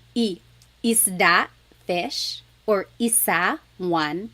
E. Sometimes in English, the letter I has a very short I sound, like big or dig. We don't want that sound. We want an E sound. So that's the letter I. Then the letter O is O. Not aw, but more like an O. Sometimes I think of it like having a ball in your mouth. Your tongue gets kind of pushed back and down a little bit, and the inside of your mouth is open and wide. So O, like opo, opo. It's not opo, it's opo. That's the letter O. And then letter U is an U sound, U. So ulan, upuan, rain and chair, u. Not like under or umbrella. The letter U in Tagalog has an u sound. So when you're practicing pronunciation, I would say focus more on the vowels first, and then consonants will come later, and then usually the stress goes on the second syllable. But all of that will come the more you practice Tagalog. Let's get back to our lesson. Very, very good question though. Let me just catch up on some of these comments here. Let's see. So again, we just learned the possessive pronouns. We learned some adjectives, and then we learned how to put everything together into a sentence. Yes, so Ben said, I heard Filipino only has one pronunciation for each vowel. For the most part, yes, all the vowels have a short sound. It's not like A can sound like 8. A always sounds like ah. Yep. I love your earrings. Thank you. They're from Sunkissed Pinay. I wear them all the time. Okay. Alrighty. So let's move on. So we just learned the possessive pronouns. Now we're just going to do some more practice. Over here in the top left corner are the possessive pronouns we just learned. So ko, mo, niya, natin, namin, ninyo, nyo, and nila. Those are the possessive pronouns. Then at the bottom left corner are the colors we just learned. And then in the middle are some vocabulary words that you might use in these examples. So aso is dog. Aso. Pusa, cat. Pusa. Coche, car. Coche. Bahay, house. Bahay. Damit, clothes. Damit. Buhok, hair. Buhok. And then top right corner are just some more adjectives. So masakit means something hurts. Hurts. Masakit. Sira, broken. Sira. Nawawala, missing. Nawawala. Masaya, happy. Masaya. Bago, new. Bago. Malayo, far, or far away. Malayo. Masarap, delicious. Masarap. And then malamig, cold. Malamig. So that was a lot of adjectives, a lot of vocab there. All of those things you might be able to use in these examples coming up. Then just to review, here is the sentence structure that we just practiced. Adjective goes first. Then it's the word ang, which means is or are. Then it's the object. And then it's the possessive pronoun. The possessive pronoun goes at the end. And then here's the example. His pants are blue. Azul ang pantalon niya. Everything just was plugged into this formula that we learned. So let's do the first one together. Your singular hair is black. So remember the adjective goes first. Black in Tagalog is itim. Then it's the word ang. Then it's the object. Hair is buhok. And then it's the possessive pronoun your, which is mo. Itim ang buhok mo. Any questions on that example or anything we've learned so far? If you have a question, just type it into the comments or in the chat. Otherwise, go ahead and do 1 through 5, and then we'll go over it. So just do half of them first, and then we'll go over it. So 1 through 5. Don't write it in the chat yet, just because I want everyone to be able to do it on their own. So go ahead and do 1 through 5, or I'm sorry, 2 through 5, and then we'll check it.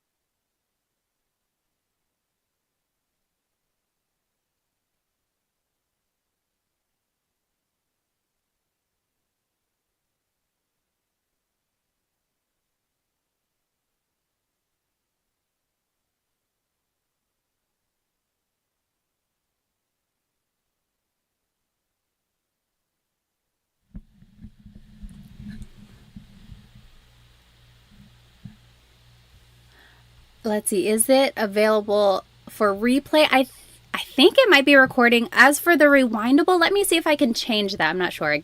Oh, okay. I think I just need to enable this. Okay, I enabled DVR. We'll see if that helps. If you are just joining us, we are doing these examples. So we learned the possessive pronouns and some adjectives, and then we are using this sentence structure to make a simple sentence. We did the first one together. Your hair is black. Itim ang buhok mo. Then you just plug everything into this formula up here. Take about 1 more minute, maybe 1.5. I'll give you some time.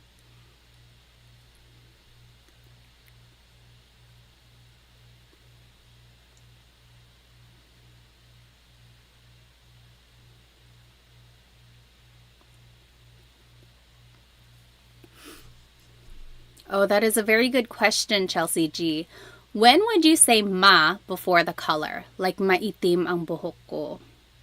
Let me think about it. I want to give you a clear and concise answer. I'll think about it, and then after we do the examples, I'll answer your question. Very good question.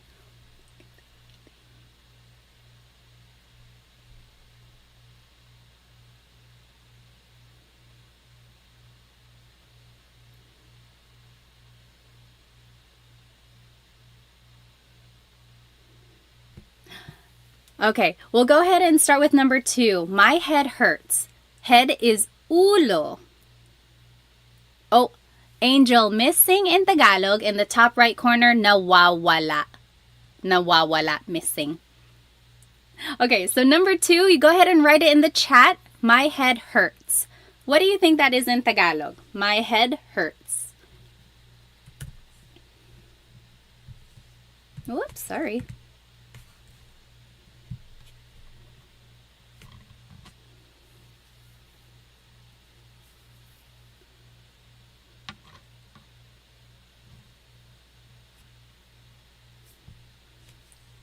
Yes, Maximilian, masakit ang ulo ko.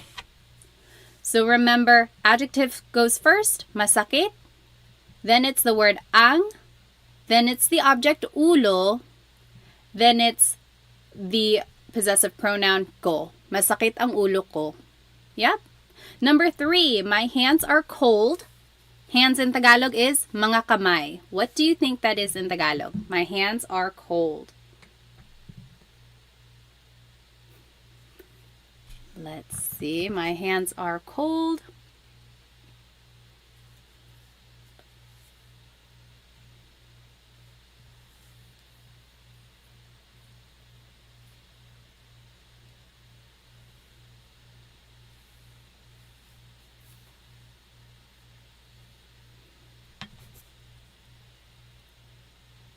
Let's see, the adjective cold is malamig. Yes, Bev. Malamig ang. Oh, very close, Bev. Malamig ang mga kamay ko. So malamig is the adjective. Then it's the word ang. Ang means is or are. So my hands are cold. Mga kamay is hands. And then ko is my. Mga is equivalent to adding an S to the end of a word. That's how you make something plural. Mga kamay. Very good. Number 4, our inclusive car is broken. Broken in Tagalog is sira. Then it's the word ang. Then it's the object car, which is kotse. And then the possessive pronoun our inclusive is natin. Sira ang kotse natin. Sira ang kotse natin. So remember the difference between inclusive and exclusive. Inclusive means it's all of ours. We all use the same car. It is our car. So, sira ang kotse natin. But if it's exclusive, that's just me and my husband. It's our car. Not yours, ours. I'm telling you about it. And then the last one, go ahead and write it in the chat. Their cat is missing. Their cat is missing. How would you say that in Tagalog?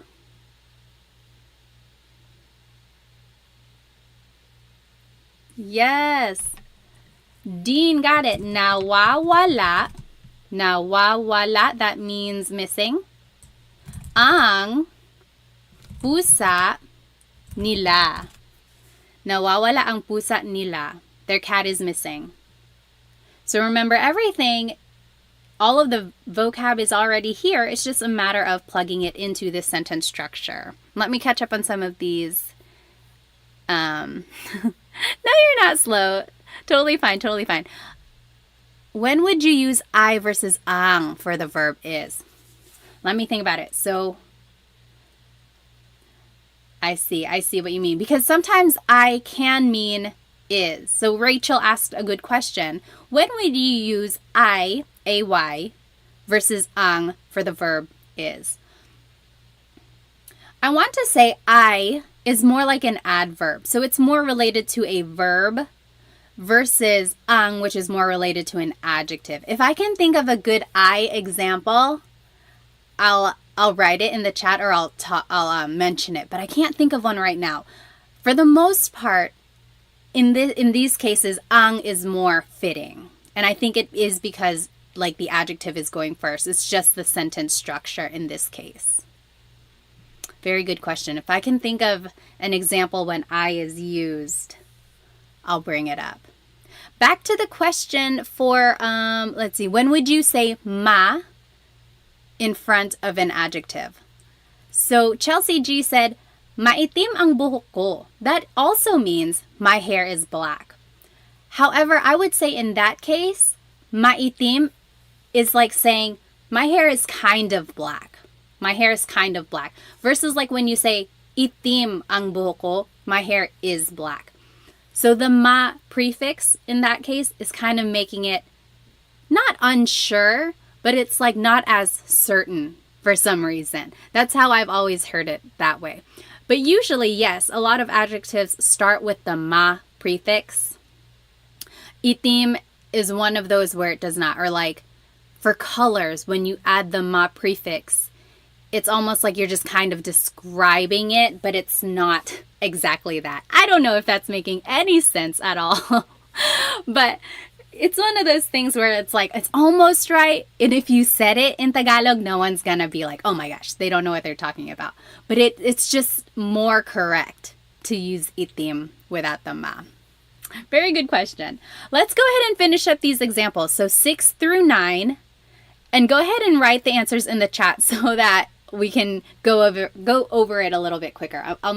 I will make it a little bit bigger so that we can see it better. Okay, go ahead and take maybe 3 minutes. Just do 6 through 9 and then we'll go over it.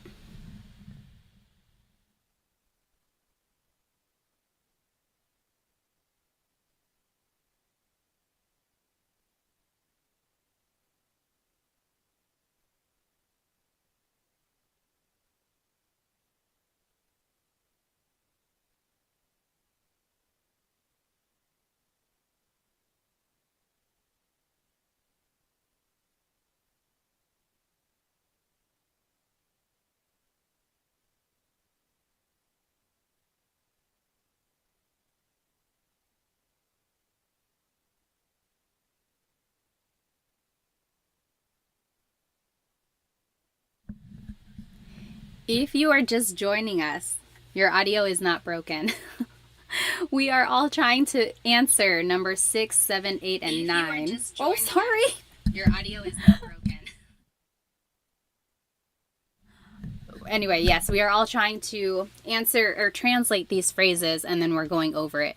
I'll give you about maybe 1 more minute.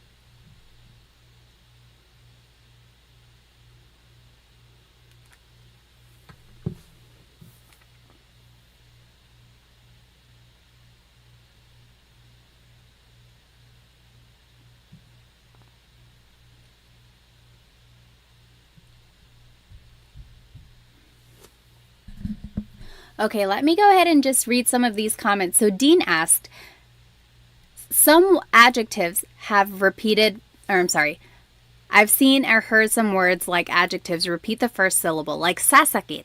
Yes. I can think of a phrase like sasakit ang ulo mo. Don't watch too much TV because sasakit ang ulo mo. That means your head will hurt. So it's almost like a verb in that case. Sasakit, it will hurt. Or mawawala. Don't hold your phone over the river. Mawawala yan. It will go missing or you'll lose it. Mawawala. So sometimes these adjectives can be used like a verb. And that's usually when there is a repeated first syllable. Very good question there. Let's see. Number 6. Your food is delicious. Someone said it. Masarap ang pagkain ninyo. Whoopsie.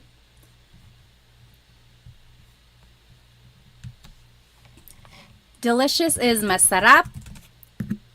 Then it's the word ang. Then pagkain is food.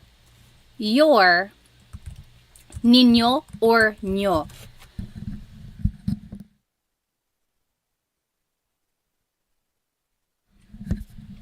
And yes, Kevin asked a good question. Is there a difference between niño and niño? Or would you use them for different scenarios? Actually, niño is just the shorter form. It's like slang almost. I added it because I hear niño a lot more than niño. So if you hear niño, just know that it's the same as niño. But they are exactly the same. Very good question. Next, his clothes are new. What do you think that is? Yes, Angel, bago ang damit niya. So again, you could add mga, because to make something plural, you have to add mga. But damit sometimes is understood as just being plural already. So you can add mga, or you don't have to. Doesn't make a difference. Bago ang mga damit niya, or bago ang damit niya. My kids are happy. Kids is mga anak. How would you say that in Tagalog?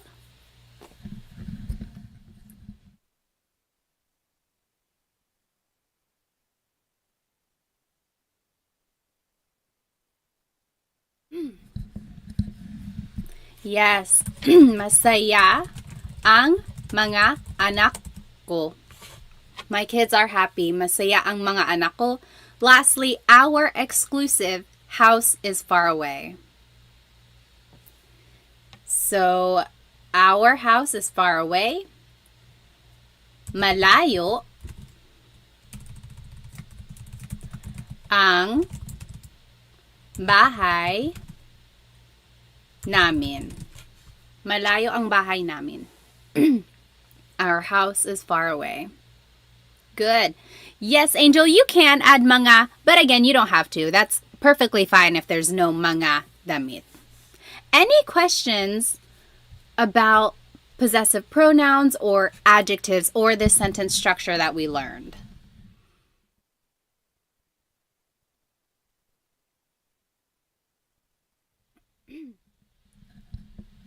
Okay. If you think of a question, feel free to write it in the chat. Otherwise, I want to try this poll here. They say you can do a poll. Hang on.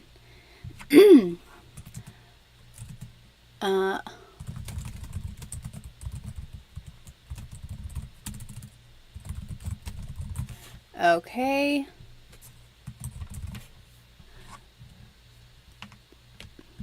There was a question, what is broken in Tagalog? Sira. Sira, up here in the top right corner, sira. We are going to do this quick poll. Oops.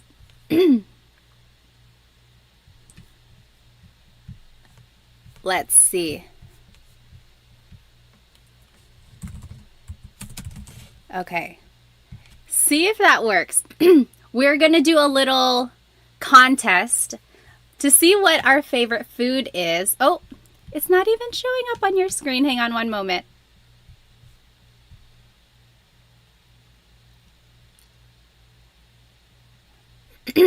Okay, there we go. So let's see what everyone's favorite Filipino food is. We have this little bracket. We're going to see what the winner is. Can you guys see the bracket?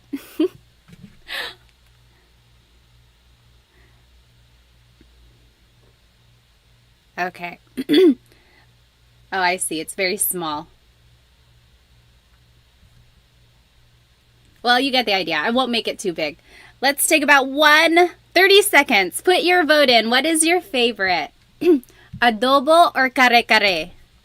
Right now, we are answering the poll. What is your favorite? Adobo or kare-kare? So adobo is soy sauce and vinegar, bay leaves, lots of garlic. Usually it's chicken, but it can really be anything. Pork adobo or squid, even green beans.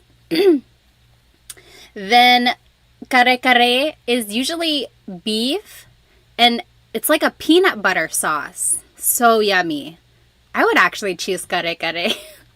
Sometimes I have too much adobo. It's like my go-to. It's so quick. Okay, let's see. What is the winner? It looks like adobo is the winner. Okay, adobo is gonna Move forward. Sorry, kare-kare. And then let's do another one here. Oops. What? Oh, no. Okay. And then, pansit or sinigang, which would you choose? Hang on.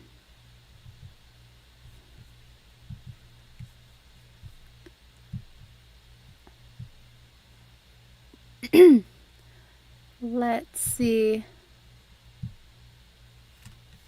Now I can't do a poll. Whatever. Which would you choose? Pansit or sinigang? Which would you choose? Oh yeah, adobo one. So 70% by 30%. Por kare-kare. Favorite food. Sinigang or pansit?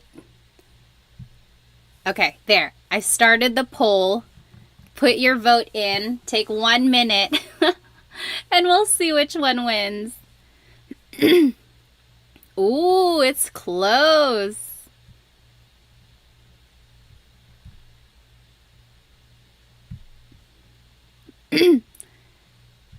Pansit, again, is like adobo to me. I feel like I have it so much. Or just like at any Filipino farm. Oh my gosh, it's 50-50. Oh no, pansit is winning. Everyone get their votes in. Sinigang or pansit? It's very close. No, it's 50%. What are we going to do? Is there anyone who did not vote? Oh my gosh. Let's see how many people are watching right now versus how many people have not voted. Come on, get your vote in. It's so close. Okay, there are 57 of you and there are only 34 votes. Put your vote in. Pansit or sinigang? It is 50-50. We don't have a winner. Why is it nilaga on there? Well, there's still more choices. Oh, I see. On the bracket. Oh my goodness. There's no winner. Pansit. Okay, unfortunately, pansit is the winner because we have to end the poll. Pansit is moving forward. Por sinigang. Okay. Let's go back to our studying here. We'll finish up our contest in just a minute. Let me get back to the screen. This one. Okay. Now let's jump into question words. I asked what people were interested in learning. A lot of people said they want to learn more conversational Tagalog. And what is more conversational than questions? It's very good to start any sort of conversation with a question, like how is your day or what are you doing? So these are some good question words to know. Ano means what. Sino means who. Saan means where. Kailan means when. Paano means how. Bakit means why. And there's no particular reason why bakit is this lighter color. I think it just happened to be like that. So for any of these question words, you can say them by themselves. Like if someone said something and you didn't hear it, you can say ano. Just say it by itself. Ano. Or if someone is calling, or someone was like, hey, someone called you, and then you're like, who? Sino? Who? So you can say these question words by themselves. But if you wanted to expand on your question, there are certain prepositions or other types of words, sometimes an article, that has to go after the question before you continue on with the question. So for the word ano, usually it's ano ang blank. What is blank? Ano ang sabi mo? What did you say? Ano ang sabi mo? Another example, ano ang blank sa Tagalog? What is blank in Tagalog? So this is a good question to know. Ano ang wallet sa Tagalog? What is wallet in Tagalog? Or ano ang cell phone sa Tagalog? What is cell phone in Tagalog? Both of those, wallet in Tagalog is usually just said in English. Another question, ano ang pangalan mo? What is your name? Ano ang pangalan mo? Next, the word sino, who, also uses ang. Sino ang blank? Sino ang kumakanta? Who is singing? Sino ang kumakanta? Also, sino yun? Who is that? Sino yun? So sometimes you can just use a demonstrative pronoun, this or that. Sino yun? Sino ito? Who is this? Next, saan and nasaan.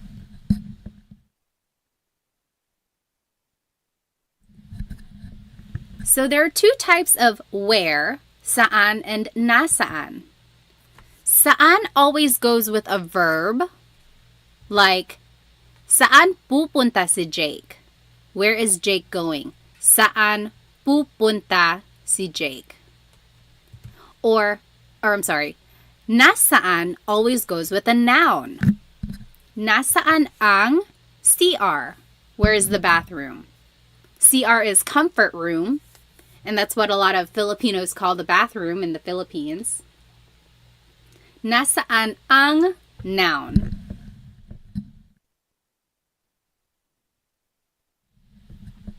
And a good way to remember that are nasaan and noun both start with the letter N, so that's kind of helpful. Then the word kailan, when. You might hear some people say kailan. Sounds like an E, but it's technically spelled with an AI. Kailan ang blank. Kailan ang exam mo? When is your exam? Kailan ang exam mo?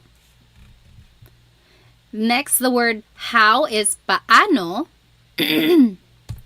Paano mo or paano niya, paano siya. So usually a pronoun comes after paano.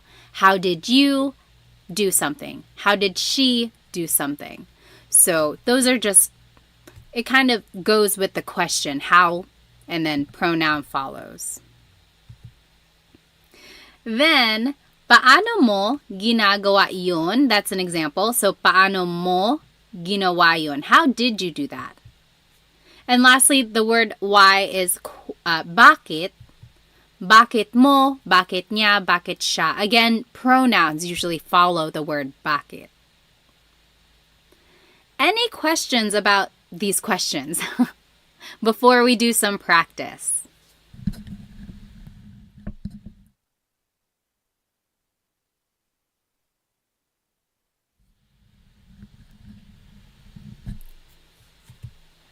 Let's see here.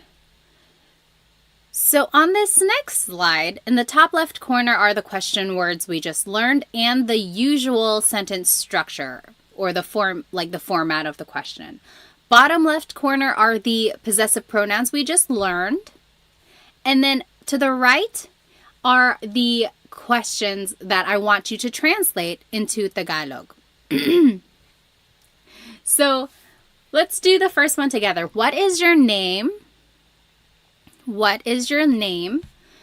So let's take a look at the word ano. Usually it's ano ang blank. And I gave you a hint. Pangalan is name. So what is your name? Ano ang pangalan? Your, take a look at this bottom left corner, mo. Ano ang pangalan mo? Yeah, very good, Dita. Ano ang pangalan mo? You go ahead and do 2 through 6, and we'll go over it.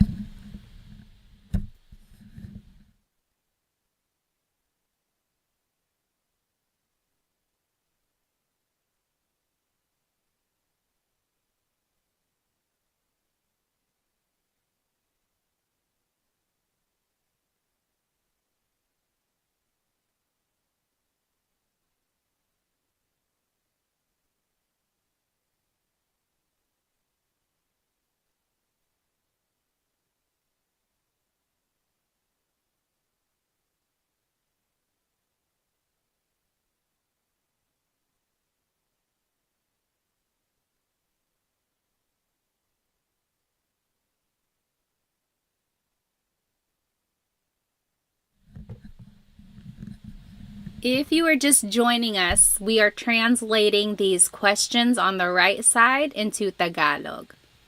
And we learned the Tagalog words, which are up here. They are the question words, and then the possessive pronouns are down here. Yes, James, good. So if you know the answer, you can start typing it in the chat, and you are welcome to check your answer. I'll give you maybe another minute or two.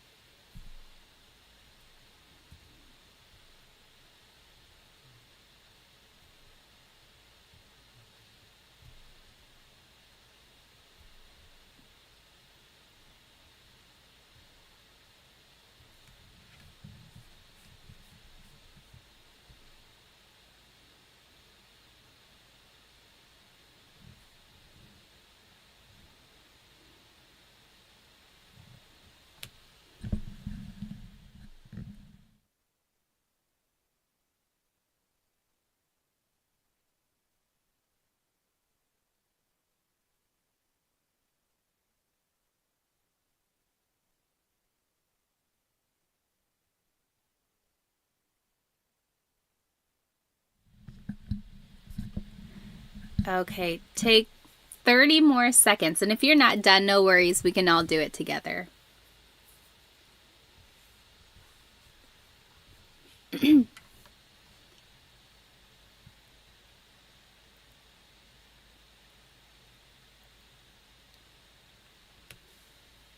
Okay, number 2. Where is Alex going to sleep? Where is Alex going to sleep? So let's take a look at the word where. So we had to choose, is it saan or nasaan? So since it's matutulog, that's a verb. Saan matutulog si Alex. The word si is the linking word before a proper noun. So anytime you're talking about a person, it's si. Saan matutulog si Alex? When is your birthday? Birthday in Tagalog is kaarawan. What do you think that is in Tagalog?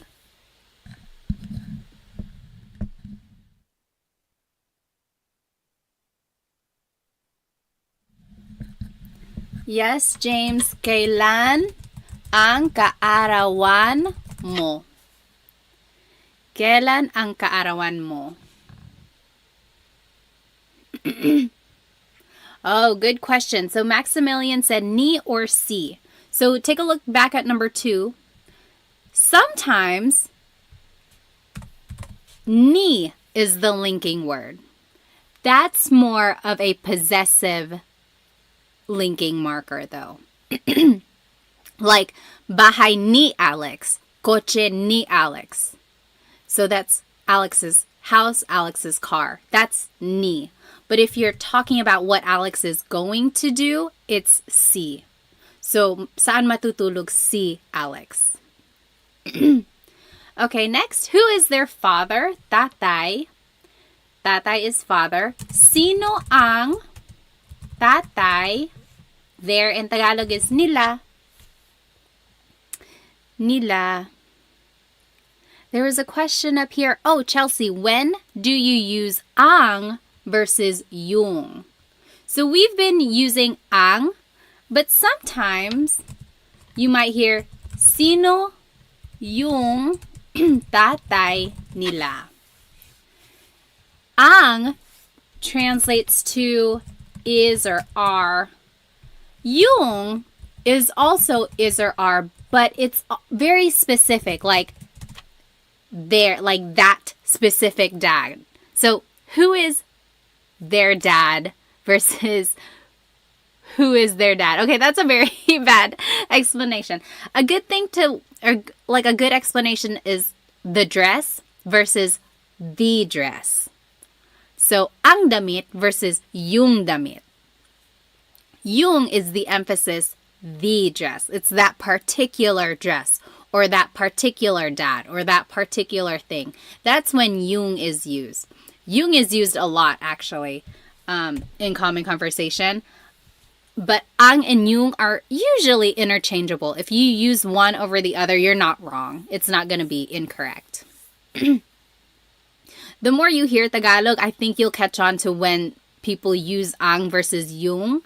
When in doubt, go ahead and use ang, I would say, because it's usually more correct a lot of the times. But yung is also used a lot. Okay, where is your house? Bahay. Where in Tagalog is either saan or nasaan. We're asking about a noun, so it's going to be nasaan. Nasaan ang bahay mo? Nasaan ang bahay mo? Yep. And then lastly, why are you scared? Why in Tagalog is bakit. And then it's usually the pronoun. You is ka.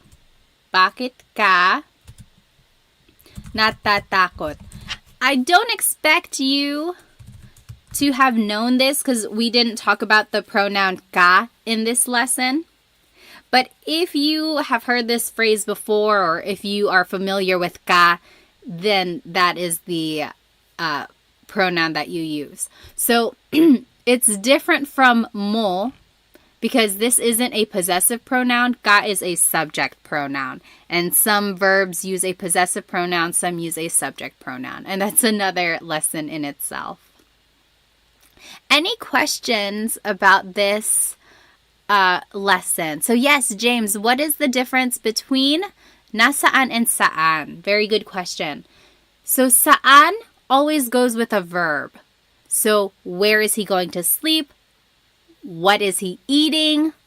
What are they watching? Anytime it's asking about a verb, or I'm sorry, that last one wasn't one. It's like anytime it's related to a verb, you use saan. But if you're asking about where something is, then you have to use nasaan. Nasaan and noun, that's kind of how I look at it. I'm just reading the comments here. Yes. Okay. Any questions on these examples? Let me go ahead and let's finish our food battle here. If you weren't here for our first session of the battle, adobo, oh gosh, it's not capturing that window. Hang on one moment. So we are doing a bracket challenge here, just with our favorite Filipino foods. Adobo out one kare-kare, and pansit out one sinigang. What a heartbreaker. Next, let's do lumpia versus lugaw. Let's see. Favorite food. Lumpia versus lugaw. Take 1 minute. Lumpia or lugaw? Pansit for life.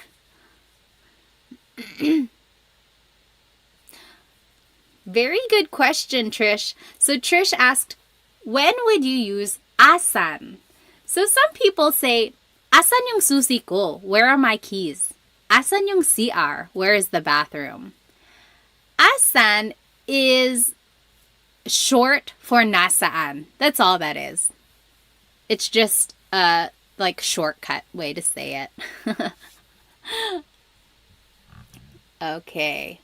Oh, so ano ang lugaw? Lugaw, also known as arroz caldo, depending on where you're from in the Philippines. It's like a rice porridge. It has ginger, chicken. Some people put tripe and rice. The rice is what makes it really thick. It's super yummy.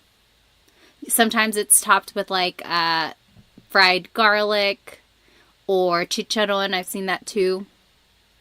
Yep, also known as arroz caldo. Oh my goodness, lumpia is winning by a landslide. I'm not surprised. I mean, you can't go wrong with fried spring rolls. Okay, so lumpia is the winner there. And then last one, dinugaan versus lechon. Hang on, let me make a new poll here. Poor lugaw. I like lugaw. I guess I have to be in the right place for it. If I'm sick or if it's cold. Dinuguan versus lechon. Rain asked, ano ang dinuguan? Does anyone want to explain what dinuguan is? So dinuguan is a kind of like a stew, usually made with pork, and there's like long green peppers in it, garlic, some ginger too. But the main ingredient is pork blood. So if you look at it, it's like a really dark, almost black color, and that's from the pork blood. And a lot of people will joke and say, oh, it's just chocolate meat. It's a chocolate soup. But it's not chocolate. It's dinuguan. But it's very good. Don't knock it till you try it, I would say. Let's see, who's winning? Oh, lechon. Lechon. You can't go wrong with lechon either, especially when the skin is so crispy. Lechon. Okay. Yeah, chocolate meat. Yeah, I think everyone has heard that, especially if you have someone who's not Filipino at a party. They're going to say, oh yeah, try this. It's just chocolate meat. Okay, let's go back to our lesson here. Now, we are going to be learning about this word ba. Let me switch over. Oops. Let me switch over to the other slide. There we go. So, ba. This is a question word. There is no real translation in English, but it's used when the question is asking for a yes or no answer. So, for example, kumain ka na ba? Yes or no. Have you eaten yet? Yes or no. Or, ready ka na ba? Are you ready yet? Yes or no. So, anytime it's asking for like a yes or no question, it's usually it has a ba in there. But whenever you want to add ba, there are certain placements of it in the question. It's not like the word po, where you can add po at the end of anything you say to make it respectful. Ba, you actually have to add in certain places in the phrase or in the question in order for it to make sense. Okay, so usually, ba goes after the word na, which means already, or after a pronoun like ka, mo, or ko. So if any of those appear in the question or in a phrase, ba would go after that. We will see examples of these. So, nandito na ba si Benji? Is Benji here yet? There's the word na. So ba goes after that. Remember, if na appears in the phrase, that's where ba would go. Or, bumili ka ba ng bigas? Did you buy rice? Bumili ka ba ng bigas? There's the pronoun ka. Remember, it was in the rule. Ba goes after a pronoun. Bumili ka ba ng bigas? Did you buy rice? I want to point out that if you take out ba in any of these questions, then it's just a statement. Nandito na si Benji. Benji is here. Nandito na si Benji. Or, bumili ka ng bigas. Go buy rice. Or, you bought rice. Bumili ka ng bigas. So, when you take out the word ba, then it's just a statement. As soon as you add the word ba, it turns it into a question. I think that's so interesting. One small word has such a big impact on its meaning. And here's just another example. Nakapunta ka na ba sa Pilipinas? This is showing that if there's a pronoun and the word na, ba would go after both of those. So remember in the rule it said if na and a pronoun are in a phrase, ba would go after that. So if both of them are in a phrase, then ba goes after both of them. Nakapunta ka na ba sa Pilipinas? Have you been to the Philippines yet? All right, so that's rule number 1. Next, ba goes after an adjective or a noun. For example, Kotse ba yan ni Sarah? Is that Sarah's car? So there's the noun kotse. Ba is after that. Mabait ba si Tito Boy? Is Tito Boy nice? Mabait is an adjective meaning nice. Ba goes after that. So it goes after an adjective or a noun. Okay? And then ba goes after a verb. Naligo ba yung mga bata? Did the kids take a shower? Naligo ba yung mga bata? And then magtatrabaho ba si Mark bukas? Will Mark go to work tomorrow? So there's the verb magtatrabaho, meaning to go to work, will go to work. Ba goes after that. So for the most part, ba goes after the first word. It's usually the second word. If you see these last 4 examples, it's the second word in the question. However, you have to watch out for na or a pronoun because it would go after that. Let's take a look at some examples. I think it will kind of put everything make it more sense. So turn these into a question. The first one, kumain ka ng almusal? You ate breakfast. Kumain ka ng almusal. Let's do that one together. Remember our rules. Let's just go word by word. So kumain ka ng almusal. Usually ba goes as the second word. Kumain ba? But, you got to keep reading. There's ka. That's a pronoun. Remember rule number 1. Ba has to go after that. So it would go after the word ka. Kumain ka ba ng almusal? Kumain ka ba ng almusal? Because remember, technically it goes after a verb, like in rule number 3. But you got to keep reading and you'll see that there's a pronoun and it goes after pronouns. So I want you to go word by word throughout these examples and see if you can figure out where ba would go. So for number 2, nasa eskwelahan na ang mga bata. The kids are at school already. Where do you think ba would go? You can type it into the chat. Nasa eskwelahan na ang mga bata. Where would ba go?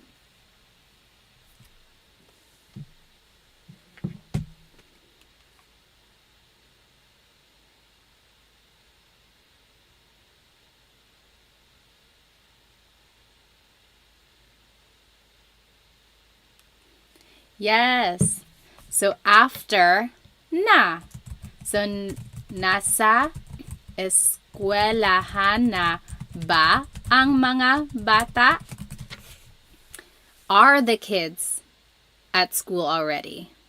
Nasa eskwelahan na ba ang mga bata? Remember, it goes after the word na. Galit si nanay. Mother is mad. Galit si nanay. Where would ba go in this phrase?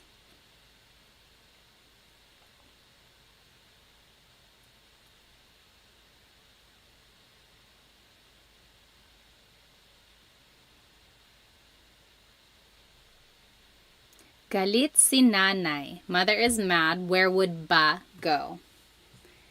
Yes, Maximilian. So after an adjective, so galit is an adjective meaning mad. So galit ba si nanay? Is mother mad? Galit ba si nanay? Yep. Up here, that should be number 4. Bahay yan ni Ate Mary. Bahay yan ni Ate Mary. Where would ba go? Bahay yan ni Ate Mary.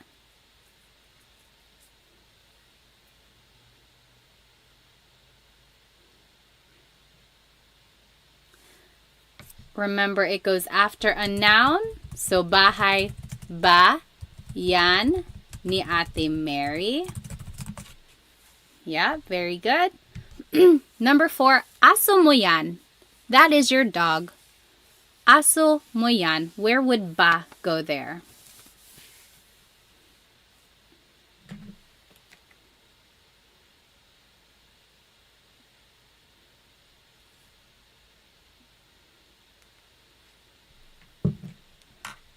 After mo, aso mo ba yan?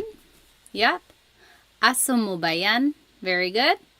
And then last one, pupunta dito si Luke bukas. Luke is coming here tomorrow. Pupunta dito si Luke bukas. Where would ba go?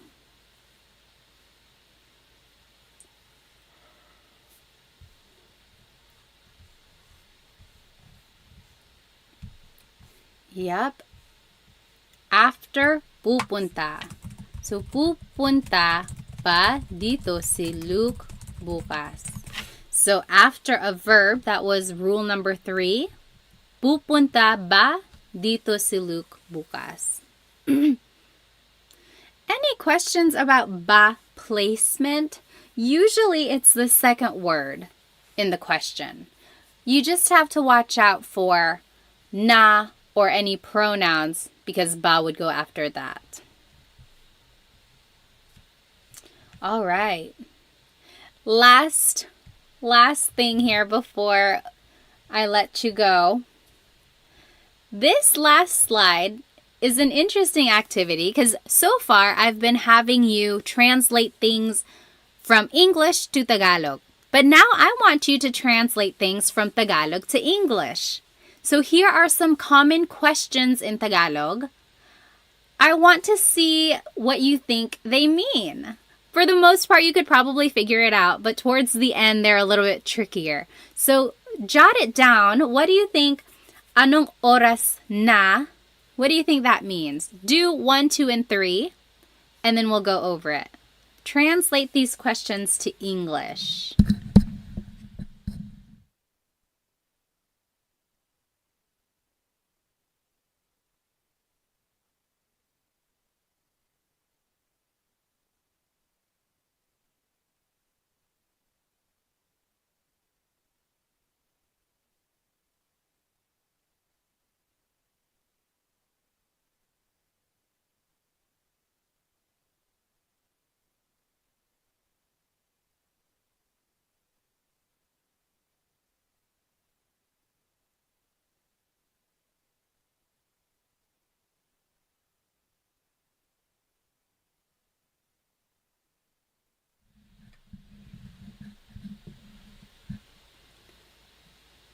Okay. Let's go ahead and do 1, 2, and 3. Anong oras na? Oras means time. What time is it? Yep. What time is it? Saan ka? Yep, John got it. Where are you?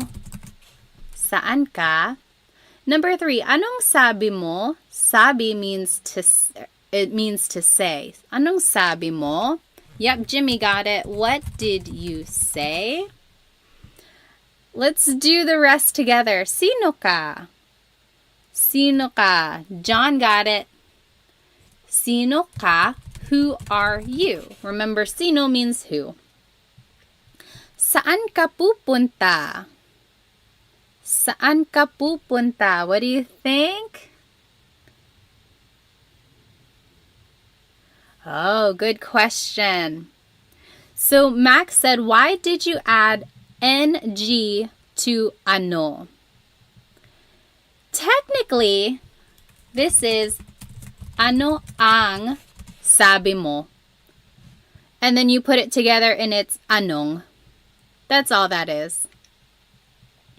Saan ka pupunta? Where are you going? Yes, Chelsea G, where are you going?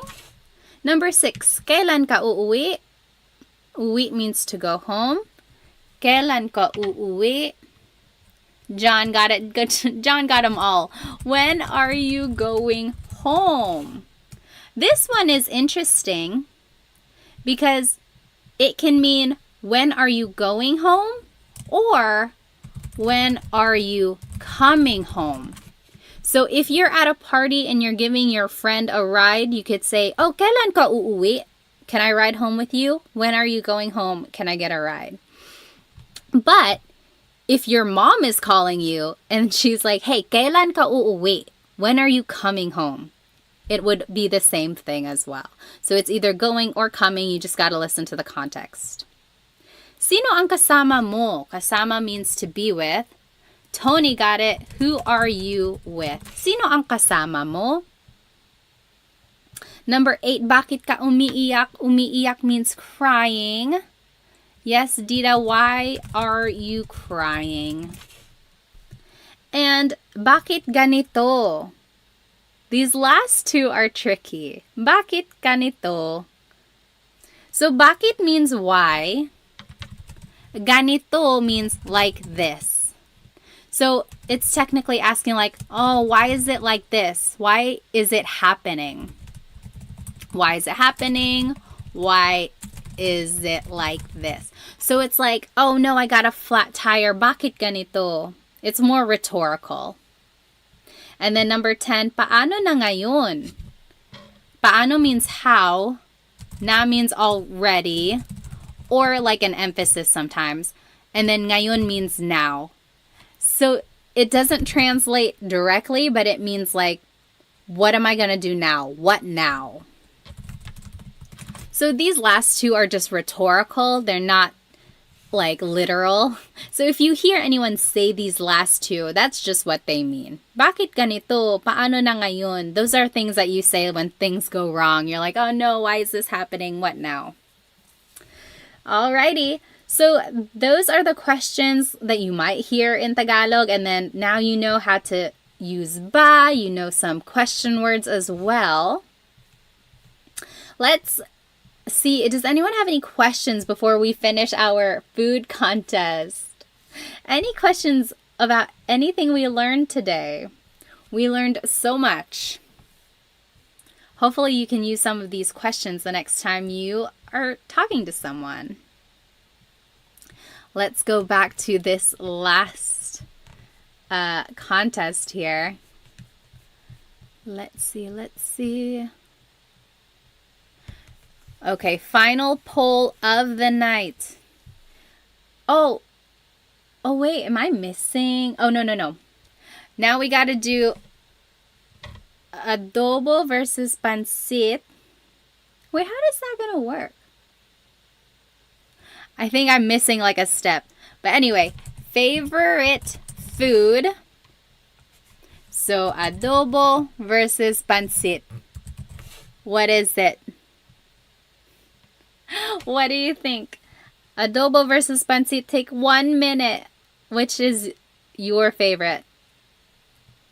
If you just joined us, welcome. We learned some possessive pronouns and we learned some sentence structures to make some conversational phrases using adjectives. Then we learned some question words and how to use ba in a question, and then we finished off with some common Tagalog questions. I'm pretty sure this video is going to be on my page afterwards. You're welcome to watch it again. There's lots of examples that you can do. Right now we are doing a favorite Filipino food bracket. So go ahead and get your vote in. We are doing adobo versus pancit.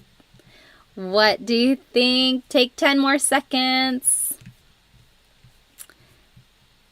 All right.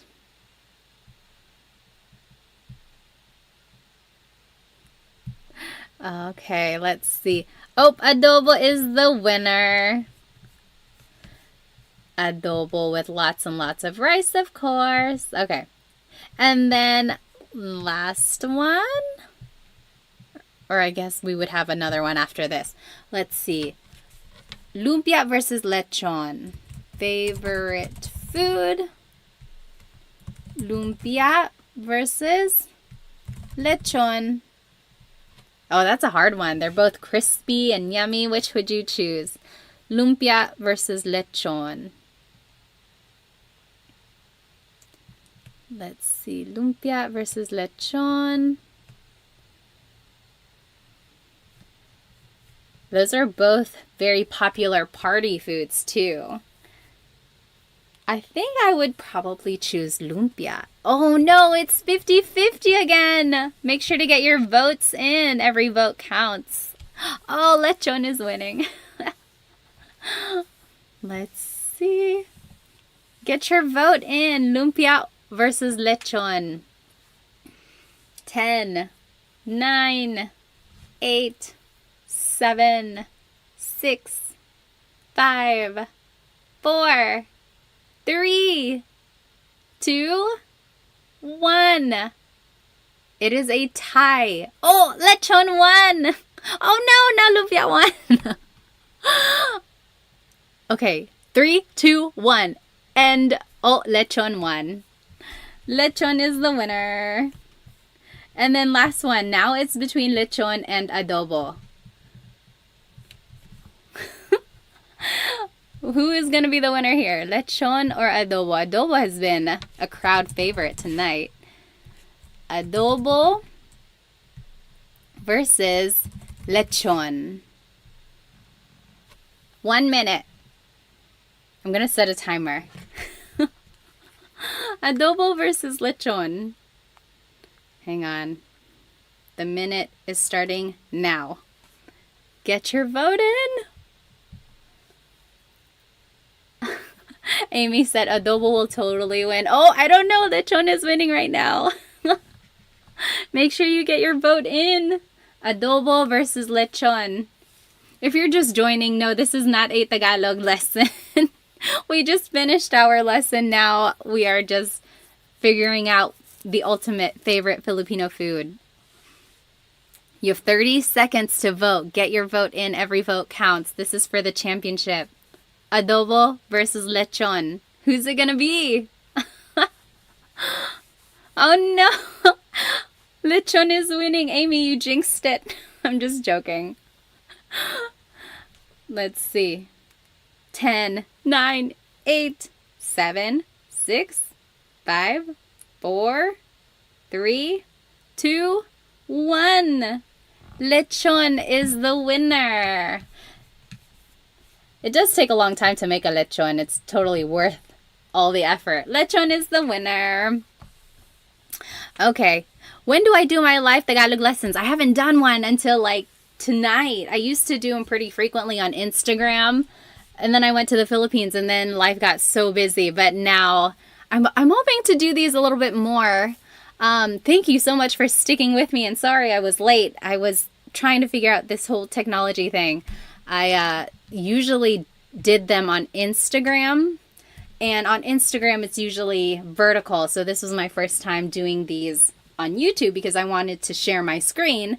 So it looked like it was working. Hopefully we can do it a little bit more efficiently next time. Let's see. I think Dita was asking, what is the difference between saan and nasaan? So yes, saan always goes with a verb.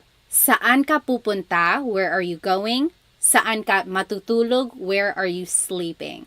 Versus nasaan is with a noun. So nasaan ang mga bata? Where are the kids? If you're asking about a thing, you have to use nasaan.